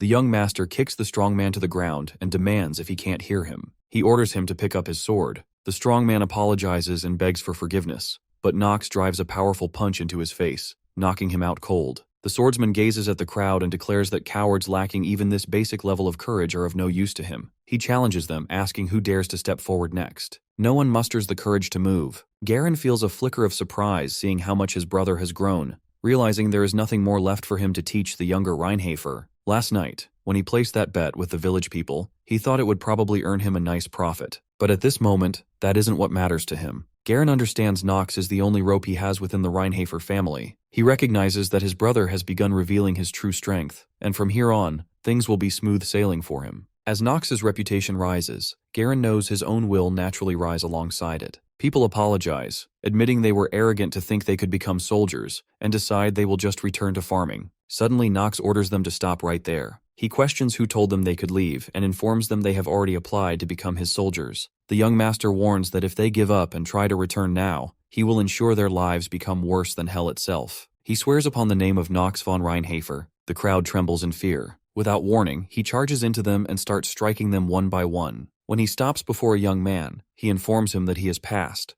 The young man looks up at the swordsman and asks if he didn't just get flung away in a completely embarrassing manner moments ago. Nox replies that it's his call and warns him not to be too happy about passing, because from now on, he will push them all to the brink of death. Another man mutters that he thinks coming here was a terrible mistake. The next morning, all four girls, Lovila, Rona, May, and Alina, begin their journey in a carriage with their master. The young master rides alongside them on his own horse, Carl. Alina turns to him, saying there is something she wants to ask. He instructs May to sober her up first, and then she can speak. She obeys immediately, quickly giving Alina a potion to drink. After sobering up, Alina repeats that she wants to ask something. She inquires about the reason for returning to Chaders, mentioning that she heard he bought land there. He informs her that he intends to develop that land. She questions him, pointing out that the land is barren, unfit for farming, and crawling with monsters. He assures her there is nothing to worry about because he already has a plan. She blushes, calling him stubborn and saying she finds it very cool, adding that he is very gallant. May swiftly presses her hand over Alina's mouth, telling her she has really overdone it today. The young master reflects that he understands why the others are tagging along, but even Rona, the family maid, came with them. He wonders if perhaps she still feels guilty about his mother. He remembers how much Rona likes his horse, Carl, and recalls her saying, when will she ever get to ride on that gallant back of his? He thinks perhaps he was worried for nothing. One way or another, the private soldier recruitment for the monster subjugation seems to have gone quite well. One soldier remarks that, to be honest, he didn't know much about the Chatters region. But after Professor Rass's latest paper was published, he realized something. Young Master Nox truly resembles the Patriarch and possesses the same sharp insight. He calls his master an amazing leader. Nox tells them not to all speak at once. By the way, that young soldier's name is Christopher. Christopher is a knight over 2 meters tall and apparently highly skilled, but he is annoyingly talkative. When they finally reach Chaders, May notes that the area has developed quite a bit and is different from last time. Alina agrees with her observation. However, Christopher doesn't seem pleased with the progress. He remarks that he was expecting more but guesses it can't be helped, since development only really started recently. Now that it has become the land of a dark family, it will be hard to attract people here. The young master agrees with him, explaining that this is why he brought soldiers here. Christopher finally understands the reason behind recruiting new troops. Knox confirms it and says there is something that must be done before they can revitalize Chaders. Christopher wonders what that might be. The swordsman explains that it's the monsters in this region. They need to reduce their numbers first. In truth, Knox knows this is only a convincing excuse. To be honest, it is not the real reason. He isn't particularly interested in the development of Chaders. Suddenly, the system warns him that he has only 10 days left to live and suggests he restore his lifespan immediately. Right now, his only priority is saving himself first. The young master, accompanied by his convoy, enters the castle, where his brother Garen greets him. Garen presents him with all the gold he had won in the bet and mentions that he meant to give it to him. He tells Knox that he has earned this reward and expresses his gratitude for his efforts. At first, Knox had thought it was unfair that he did all the work while the money went to Garen, but now, seeing him handing over everything feels like too much flattery coming from him. Nevertheless, he feels pleased because he had intended to make use of Garen from the beginning. He inquires about how the development of the Chaders region is progressing. Garen informs him that there aren't many settlers yet. After Professor Rass's announcement, quite a few young men have considered migrating, but with the poor soil where crops fail to grow well, the presence of dangerous monsters, and unpaved roads, people remain hesitant to move based solely on potential. Knox assures him not to worry, explaining that this is why they dispatched the anti-magic corps. Seeing the large army, Garen brightens and states that if the youngest says so, he feels reassured. He asks when they are moving out, and suggests that they should rest today since they have traveled a long way. However, the young master declares that they will be moving out immediately and announces his departure without delay. A few days earlier, when Teo had asked Christopher why a knight as exceptional as him would want to follow Lord Knox, he had also mentioned that he was certain Christopher was treated well by this house, and, from his perspective, saw no reason for him to leave. Christopher had explained that it was because he saw the light, the overwhelming talent that Lord Knox displayed. He had seen the clue that could help him perfect his swordsmanship, and that was why he now wished to refine Lord Knox's swordsmanship. He had also admitted that it wasn't for anyone else, but for himself. Teo had pondered if he meant the northern sword technique, and Christopher had confirmed that he was right. Finally, Teo had agreed and granted him permission. Christopher intends to mold Lord Knox into the greatest knight, but finds himself surprised to see him using magic. He asks Lavilia if she knows anything about it. She explains that recently Knox has shown interest in magic, but to see him grow this much is a surprise for her as well. By using magic, he attracts a large number of monsters near the castle gate and strikes them with a powerful ray of light. May feels shocked to witness the young master becoming even stronger within just a few months. Elena begins praying for her master's safety. His system notifies him that he has defeated a Gnoll, and his lifespan has increased by 2 hours. Each time he kills another Gnoll, his system gives him the same message. He feels worried that he is gaining only 2 hours with each kill, knowing that a Gnoll is a fairly strong mid-tier monster.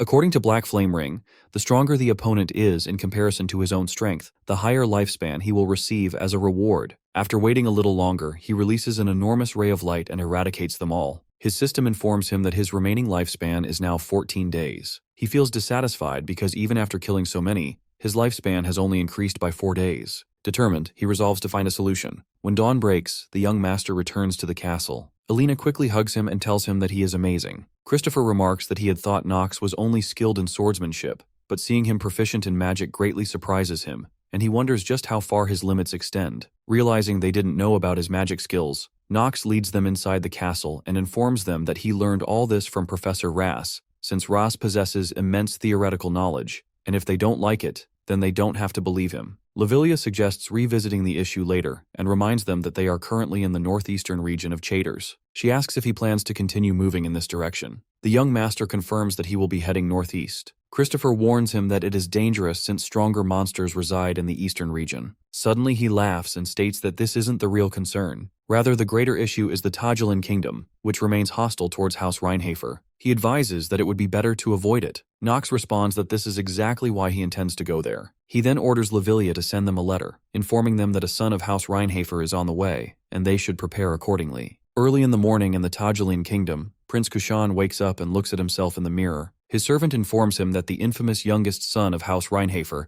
is expected to arrive soon, remarking that his arrogance must know no bounds. The servant speculates whether he believes his father's influence extends all the way to Tajulan. Prince Kushan questions his servant, asking if he knows that Teo killed his own father and brothers on that day. Kushan still recalls every person who stood by his side and protected him. He tells his servant, Cramser, that although people criticize him for being a mere regent, he knows the truth, that Cramser bore some of the prince's duties when he was overwhelmed with grief after losing his family, all for the sake of lessening the burdens of his responsibilities, even if only slightly. The prince confirms with him if his name was Nox. He states that once he kills him, Teo will finally understand how much he suffered and how he managed to endure that hell. The servant bows to his master and replies that he understands and will prepare accordingly. Cramser adds that now this heavy decision has been made, he must rest easy. At the palace of the Tajilan kingdom, a guard orders a group of strangers to state their identity. It is Nox, and he questions the guards if such a formality is truly necessary. The guards quickly apologize to him. The young master remarks that standing in this heat for too long has made his blood boil to the point where he feels like killing someone.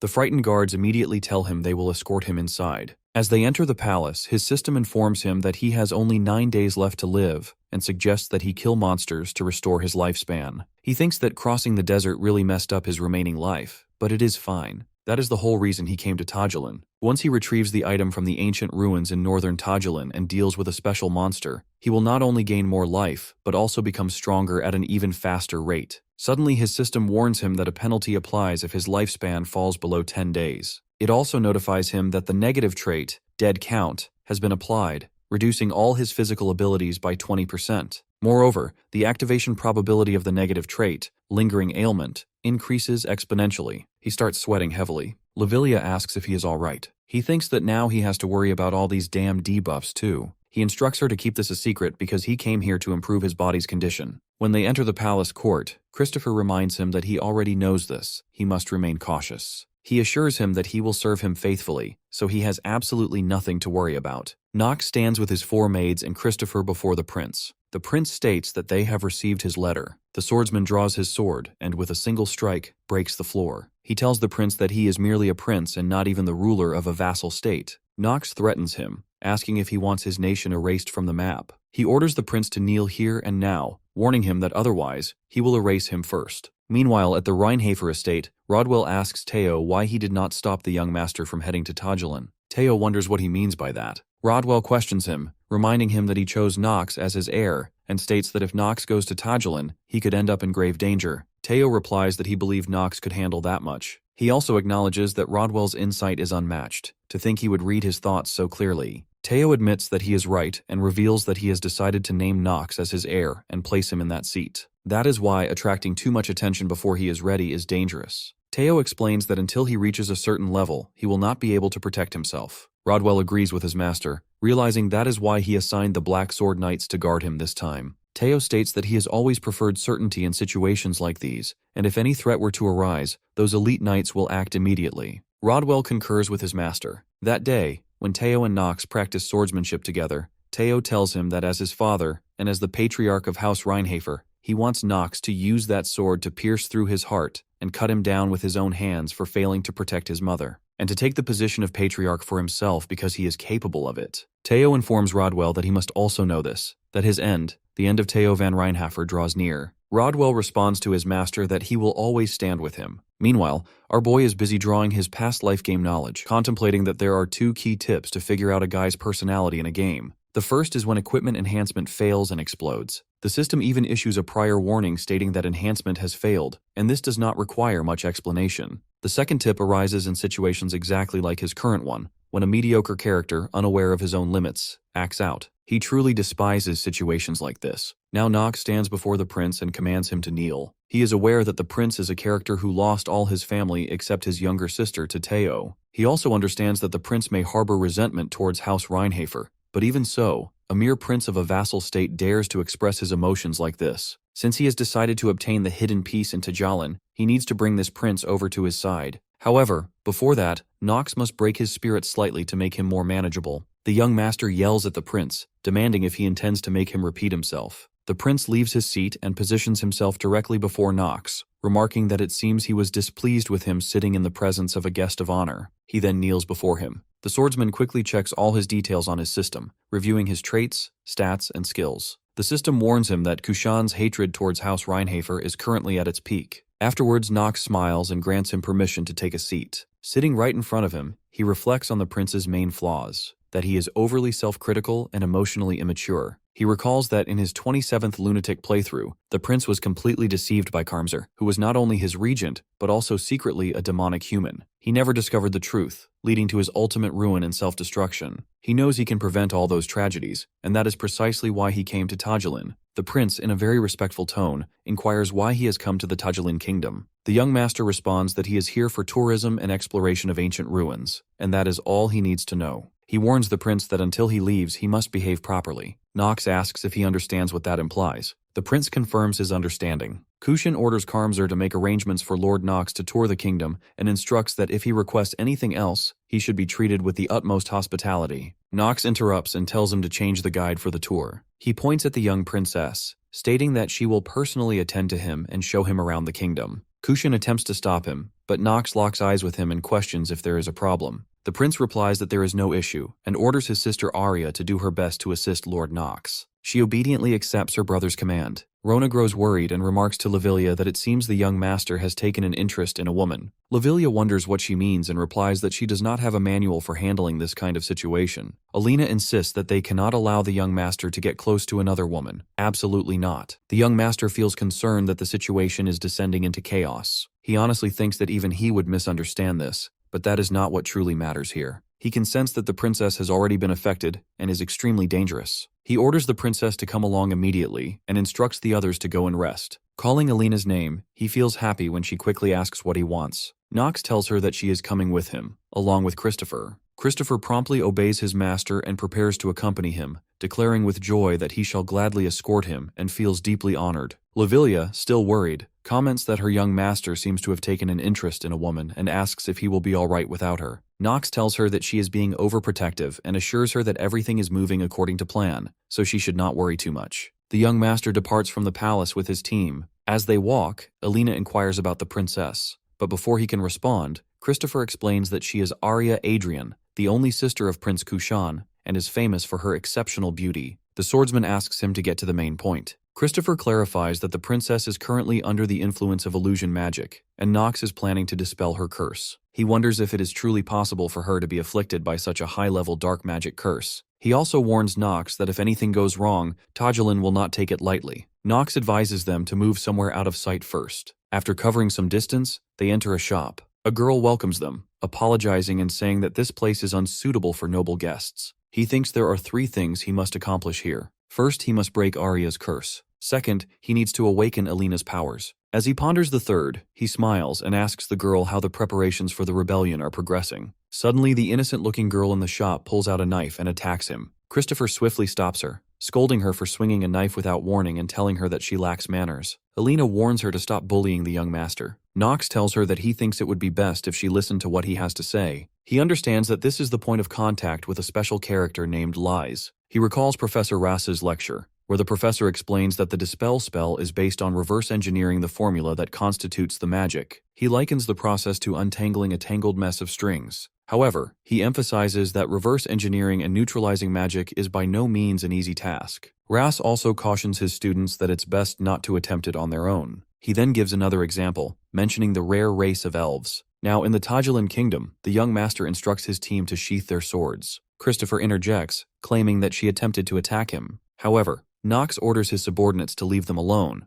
He wishes to speak with her in private. Christopher, although reluctant, urges everyone to obey their master's command. The young master tells him to wait outside, but Christopher protests, insisting he is Nox's personal bodyguard. Nox allows Alina to stay, telling her that if anything happens, she should protect him. She cheerfully complies with her master's request. Lise glances at him, wondering if he truly knows who she is. He informs her calmly that she is an elf who once actively participated in combat, a member of the Astal tribe, and a high-spirit mage. Upon hearing this, Lise transforms into her original elven form. Since he already knows her identity, she sees no reason to keep hiding it. The swordsman praises her wise decision. She remarks on his hair and eyes, noting that he must be the youngest member of House Reinhafer, Nox. He confirms her assumption. He then tells her he's aware that she has been organizing a resistance and that the headquarters is located beneath the inn. Lise stares at him, puzzled, and asks why he has come here. He points to Arya and tells her that he wants her to lift the curse on the child. Lise reacts with disbelief, stating that she is someone preparing to rebel against the kingdom,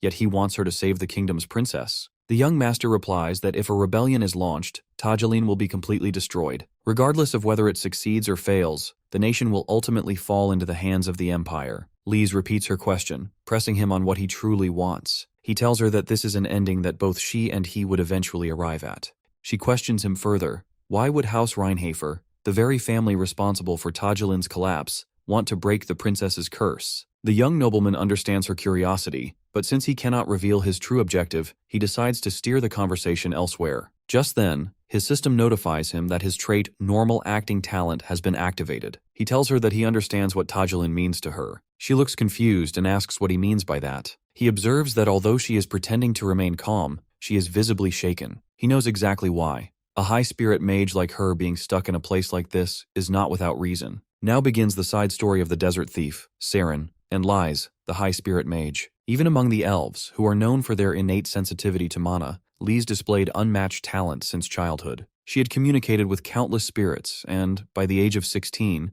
had formed a contract with a top-class spirit, earning her the prestigious title of High Spirit Mage. But sometimes, unrestrained talent can become a curse. Born into the minority Astel race, Lise was never properly protected. She wandered across various countries for years. Although spirit magic had many applications, despite its limited combat ability, it was coveted by many. As a result, her life became a cycle of constant pursuit and escape. Eventually, when she reached Tajaleen, she was ambushed by mercenaries and left on the verge of death. That was when a woman who had been hiding in the area extended a helping hand. She offered Lise a place to hide and promised to tell everyone that Lise had fled elsewhere. Her name was Saren. Thanks to Saren's help, Lise was able to settle here. Saren was a natural-born leader and the idol of the street children. Lise admired Saren greatly for the way she took responsibility for the children and managed to feed all of them, but at the same time she couldn't help but feel worried. One day, Lise asked Saren if they really had to keep stealing and wondered if there wasn't another way. Saren told her they had no choice. If they didn't do this, the children in the slums wouldn't survive. Lise knew that stealing was both dangerous and a crime,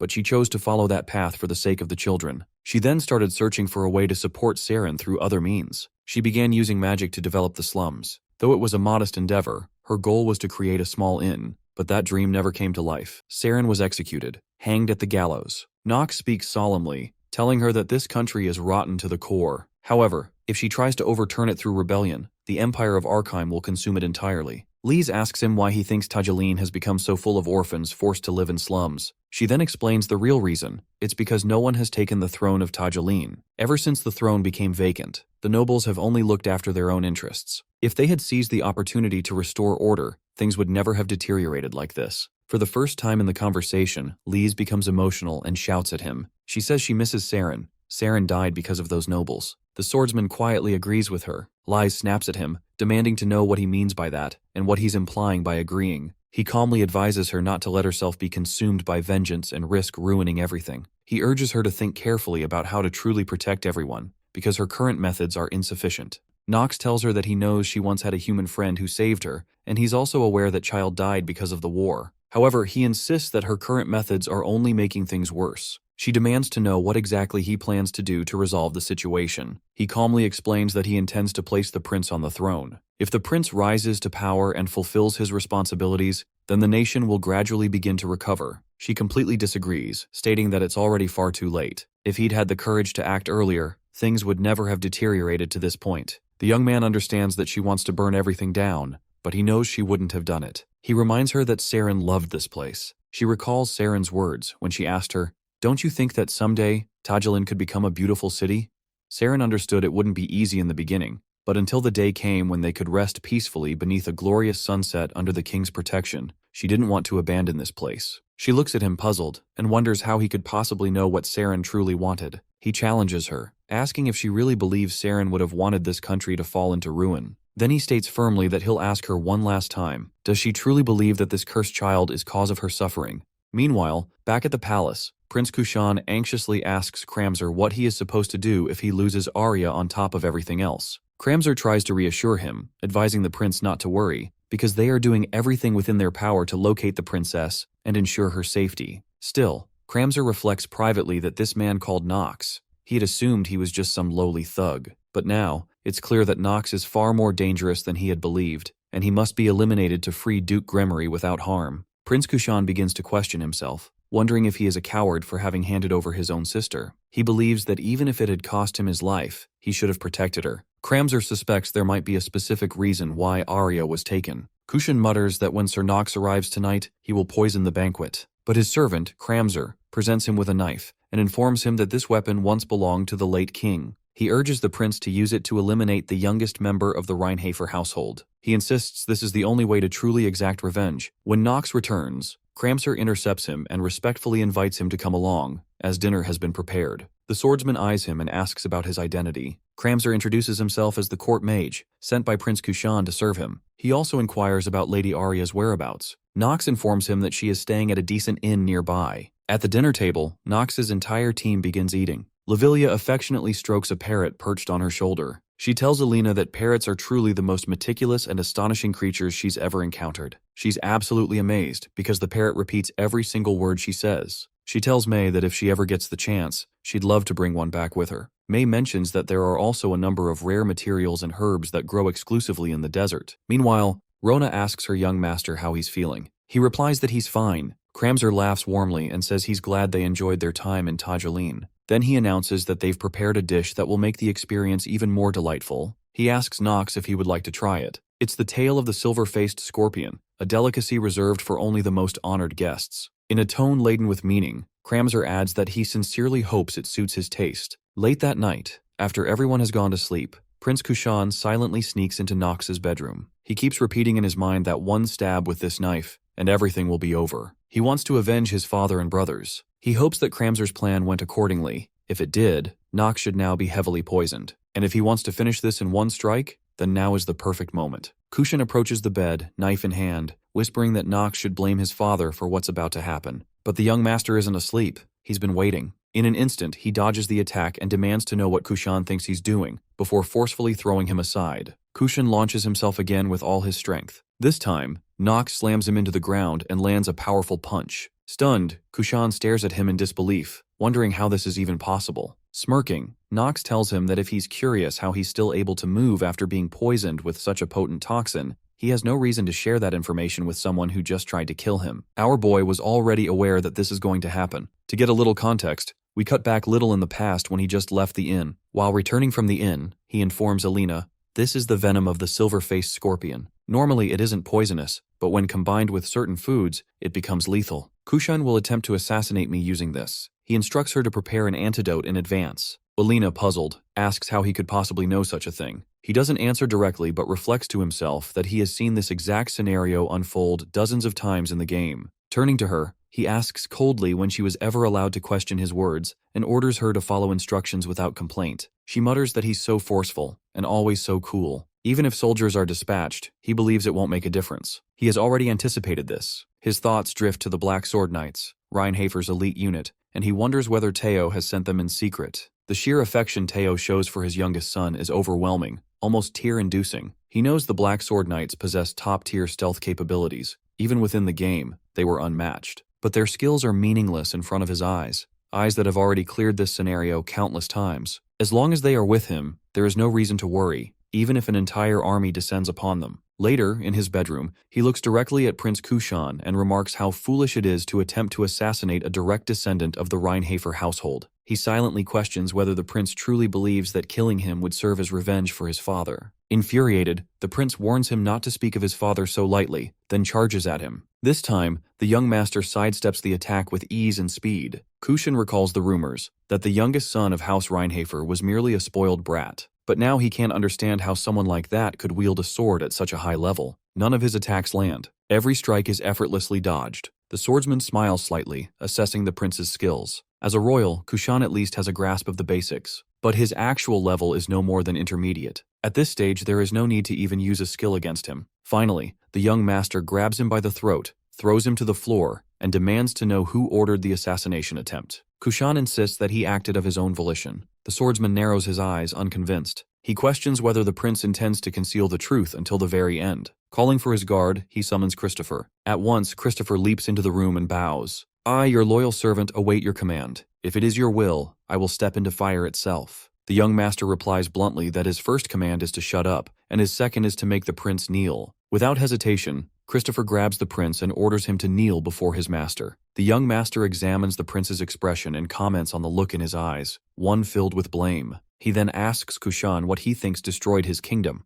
Was it him, or was it his sister? The prince doesn't answer. The swordsman follows with another question. Is the prince truly sitting in the place he was meant to be? Kushan asks bitterly what the young master could possibly know to say such a thing. He was born the youngest of a powerful house, never having borne any burden. But the young master answers calmly, there are things he can still understand, even without having been burdened before. He then asks if Kushan knows why he hasn't been killed yet. He tells him that the throne he holds, though faded, still has value. Kushan scoffs at the idea and calls the throne worthless. He claims he never wanted it. The swordsman replies that even if Kushan doesn't want it, he was born holding it, and if he refuses to carry its weight, then who else can? Who could possibly replace him? He offers the prince a chance, become the vessel for Tajulan, and in return, the truth will be revealed. But before that, the young master chooses to unveil one truth of his own. He did absolutely nothing to Kushan's sister. The prince is visibly shaken by this revelation. Meanwhile, elsewhere in the city, a group of men enjoys the sight of dancing girls in the bustling market. One of them turns to an older man and asks why Nox has come to Tajulan.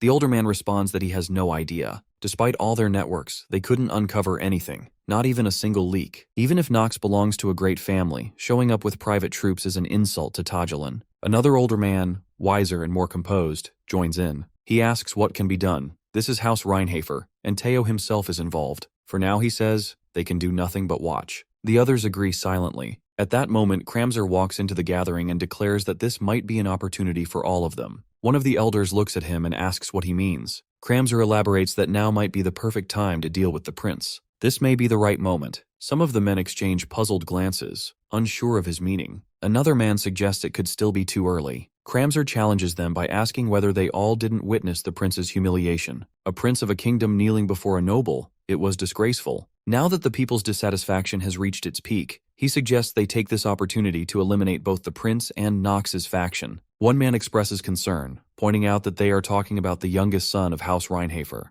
Kramzer calmly reveals that he has already poisoned Nox's meal, and that the prince himself has vowed to take Nox's life. An old man chuckles darkly, stating that they will blame Nox's death on the prince, then plunge the region into war amid the resulting chaos. He praises Kramzer, calling him the only one capable of devising such a plan. Unbeknownst to them, Nox and Prince Kushan are hiding behind a curtain, having listened to the entire conversation. Nox turns to the prince and quietly asks what he thinks, now that the truth stands before him. The prince, voice filled with disgust, mutters that it is vile, absolutely disgusting. On the other side, Lies begins the healing process on Princess Arya. She asks her why she thinks the late king and queen passed away, and whether she truly doesn't know why Tajulan has collapsed like this. She then tells the princess that it's because of her incompetent older brother, a feeble coward who doesn't even have the resolve to inherit the throne. The princess, who feels as though she is drowning in deep water, rejects this claim. She insists it cannot be true and calls it a lie. Lies calmly advises her that letting go makes everything easier. She urges her to leave it all to her,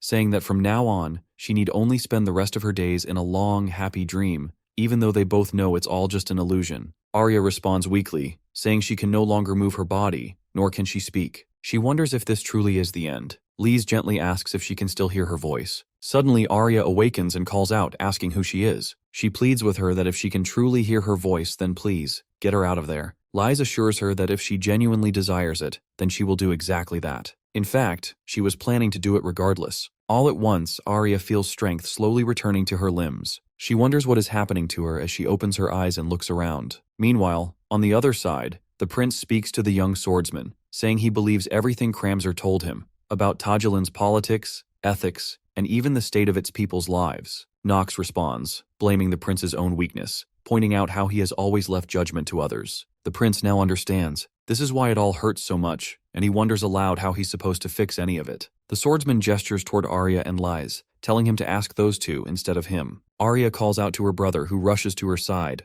They hold each other's hands tightly. He asks if she's really all right and demands to know what on earth happened to her. Nox answers, informing him that she had been under Kramzer's brainwashing. The prince is stunned to hear this. He wonders if Kramzer could truly be a demonic human. The swordsman confirms his suspicion and explains that Kramzer is indeed a demonic human who worships demons. The prince struggles to accept it. Nox tells him that he himself was also partially under Kramzer's control, and now that he's aware of the truth, the spell is breaking. That's what's been causing his headaches. It will ease with time, he assures him. He also tells the prince that soon, he will come to realize what it is he truly must do. Suddenly, Lise leaps forward and punches the prince square in the face. She furiously tells him that if he still cannot make a proper decision now, then she will have his head displayed atop the royal tower. She accuses him, saying that because of Cramser's tyranny and his own cowardice, all of this has happened. The young master reflects that just as expected, Lise is livid. Everything started with Cramser's fabricated sob story. Through insidious brainwashing, the court mage ruled as regent and corrupted the kingdom from within. He is in fact a demonic human. His true aim is to resurrect Gremory, one of the 72 demons. That's why the brainwashed king and queen of Tajilin turned against the royal family. And just as Cramser had planned, the enraged Arkheim Empire ordered House Reinhafer to directly subjugate Tajilin. In the end, Teo, Rodwell, Christopher, and the merciless Black Sword Knights claimed the life of Tajilin's king, along with countless others. Nox thinks back to when he first learned of this devastating twist. It had hit him hard. He also understands now that Liza's rage and Kushan's weakness are just the aftershocks of that one tragic event. He tells the others that both Lise and Kushan suffered from the same root cause. There are no winners or losers in war. No one is purely innocent, and no one can be completely condemned. The swordsman tells them that, at the very least, they must not misplace their resentment. Lise shouts that it's already too late. She urges Nox to look at the prince, who still cannot gather his resolve. If he had even a sliver of courage to sit on the throne, she says, Saren and the children of the slums might still be alive. The young warrior gently advises her that, even if it's too late, if they don't revisit the past, humanity will never grow. Even if the reality before her is tragic and repulsive, she must find the strength to move forward. Looking at Nox's face, Lise sees Saren's shadow. She realizes something. She always knew, deep down, that he is just like her. Tears stream down her face as she thinks to herself that he understands. The helplessness of losing everyone he loves, the crushing weight of duty, and the desperate desire to run away, to hide, to disappear from the world. Arya turns to her brother and tells him that this time, she will move forward with him, because there are still things in this world worth protecting. The prince thanks his sister. The system notifies him that the trait loyalty in Kushan Adrian has blossomed. Kushan's loyalty toward Nox has skyrocketed to 100%. From this moment on, Kushan will show unshakable and eternal devotion to the player. The prince declares that he will no longer run away. The swordsman is pleased. He has secured both Kushan and Lise, and they will now become two of his most powerful units. Just as he did with Marin, he will support them. Lise expresses her gratitude, saying she believes her fury has finally found the right direction. She also tells him that he is not the man the rumors made him out to be. Arya looks at the young man and tells him that he saved both her and her brother. She thanks him sincerely for that. He responds by saying he simply cleared the path. The rest they did themselves. However, a new issue arises. A large crowd is gathered outside the palace gates. They demand the dethroning of the incompetent Prince Kushan and the beginning of a new era. The mob also insists on crowning Lord Cramser as the new king. The young master smiles and says it's a bit too early to be thanking him just yet. He informs them that from this point forward, they must prepare for the real war, the battle against their true enemy. A large number of protesters gather all across the city, shouting that there is no kingdom left to be handed over to an incompetent prince and princess. They demand that the prince and princess be found first, claiming that the only one who can save them now is Lord Cramser. Meanwhile, Lord Cramser reflects on how long it has taken to reach this moment. His thoughts drift back to his childhood, back when he was just a boy, homeless and destitute. He believes that while a rare few are born with exceptional talent and noble blood, most people live their entire lives without ever tasting such fortune. He himself had been a low-born commoner, possessing nothing. One day, a woman approached him and told him bluntly that he was weak, but she also said she could see it, the desire burning in his eyes. Yet she warned that his pitiful talent and humble origins would only drag him down. She declared that he would never achieve his dreams, and that he would wander aimlessly, only to be forgotten and buried in the sands of time. She called it unfair. Opportunities, she said, should be granted equally. She then offered him a chance and advised him that to rise from worthlessness, one must do whatever it takes, even if it means stepping on others, even if it means selling one's soul. And now, he believes the time has finally come for his desperate prayers to bear fruit. With the great power bestowed upon him by Duke Gremory, he had made a decision on that very day. He would not only become someone extraordinary, he would seize this entire kingdom. In the city, protesters question one another, asking if the prince has been found yet. An old man steps forward and commands the others to locate the prince immediately. Suddenly, Prince Kushan appears before them and announces that there is no need to search any longer. Lord Cramser is caught off guard by the prince's appearance. Kushan questions him directly, asking what he is doing here. Cramser is bewildered by the situation. He finds it strange. The prince who had once been consumed by vengeance, who had been barely distinguishable from a cripple, cowering in fear until only recently,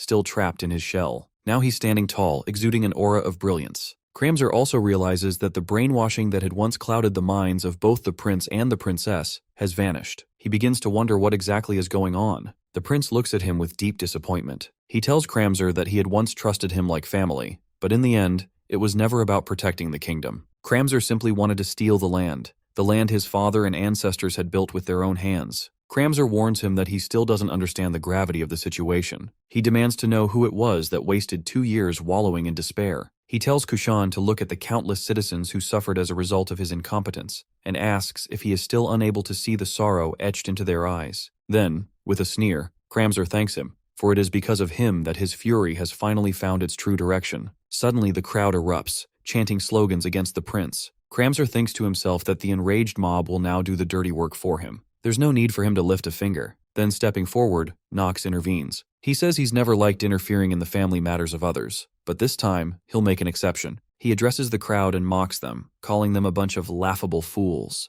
Kramzer is shocked to see Nox. He scoffs inwardly. This worthless brat, this arrogant punk with nothing but a good family name. How dare he act with such confidence? He demands to know what business a highborn noble of House Reinhafer has with him. Nox replies without hesitation. He accuses Kramzer of starting the war 2 years ago, and of selling out Tajulin's late king. He calls him nothing but a demon's dog, the crowd murmurs, stunned by Nox's words. Nox then addresses them directly, calling them fools who don't even realize that their actions amount to treason. He urges them to think carefully and use their heads. He asks when exactly the king and queen of Tajulin began to harbor rebellious thoughts, and when did the kingdom's relationship with the Arkheim Empire begin to sour. He tells them that it all began after that bastard Kramzer became the court mage. One man in the crowd suddenly exclaims that, now that he thinks about it, the king's unexpected rebellion and the war against Arkheim, it all starts to make sense. Then a wave of pain sweeps through the crowd. Everyone clutches their heads in agony. They begin to cry out, complaining that their skulls feel like they're about to burst. The prince understands immediately. It's the backlash from the brainwashing finally lifting. Not just the royal siblings, but even the nobles had all been under its influence. Suddenly, Kramzer roars at the crowd, warning them not to be deceived. He insists that Nox is the one who destroyed Tajulin. He asks if they really believe the words of House Reinhafer. Then, turning to Nox, he demands to see proof that he's a follower of demons and threatens him. If he continues to spread such slander, Kramzer can no longer guarantee his safety. Nox laughs and scoffs at his threat. Without warning, my guy leaps into the crowd. His guard, Christopher, shouts in alarm, calling it dangerous. But the young noble calmly replies that it's not dangerous at all. In fact, it's the opposite. He tells his guard that despite coming down alone, not a single one of these pathetic cowards will dare lay a hand on him. Nox then addresses the crowd again, saying that they were deceived by Kramzer's promise of eternal riches, and that their people were exploited. Now, they incite rebellion without even having the resolve to die for it. He calls it truly disgraceful. One man yells back, outraged, asking how Nox dares insult them like that. Another scoffs that House Reinhafer has no right to say such things. Suddenly one man lunges forward and attacks, but before he can land a blow, Nox swiftly cuts him down with his sword. The crowd gasps, stunned that he actually killed him. They order him to stay out of their kingdom's affairs. But Nox stands his ground. He tells them to open their eyes and see clearly, see whom they've truly raised their swords against, and who has been blinding them all along. He turns to Kushan and declares that tonight, a new king will be born in Tajulin. He urges the prince to reveal his true self. Kushan, obedient to his young master's command, steps forward and launches an attack against the nobles and Kramzer. Lise joins in and orders the commoners to rise up and strike as well. Enraged, Lord Kramzer shouts, demanding to know how these low-born mongrels dare to raise their hands against him. May and Alina hurl their magical potions at the nobles and at Kramzer. Christopher also joins the battle. Realizing the tide is turning, Kramzer panics. He knows they must regain the upper hand somehow. He conjures a powerful fireball and hurls it toward Lavilia. But in a flash, the young swordsman leaps in front of her and cleaves the fireball apart with his blade.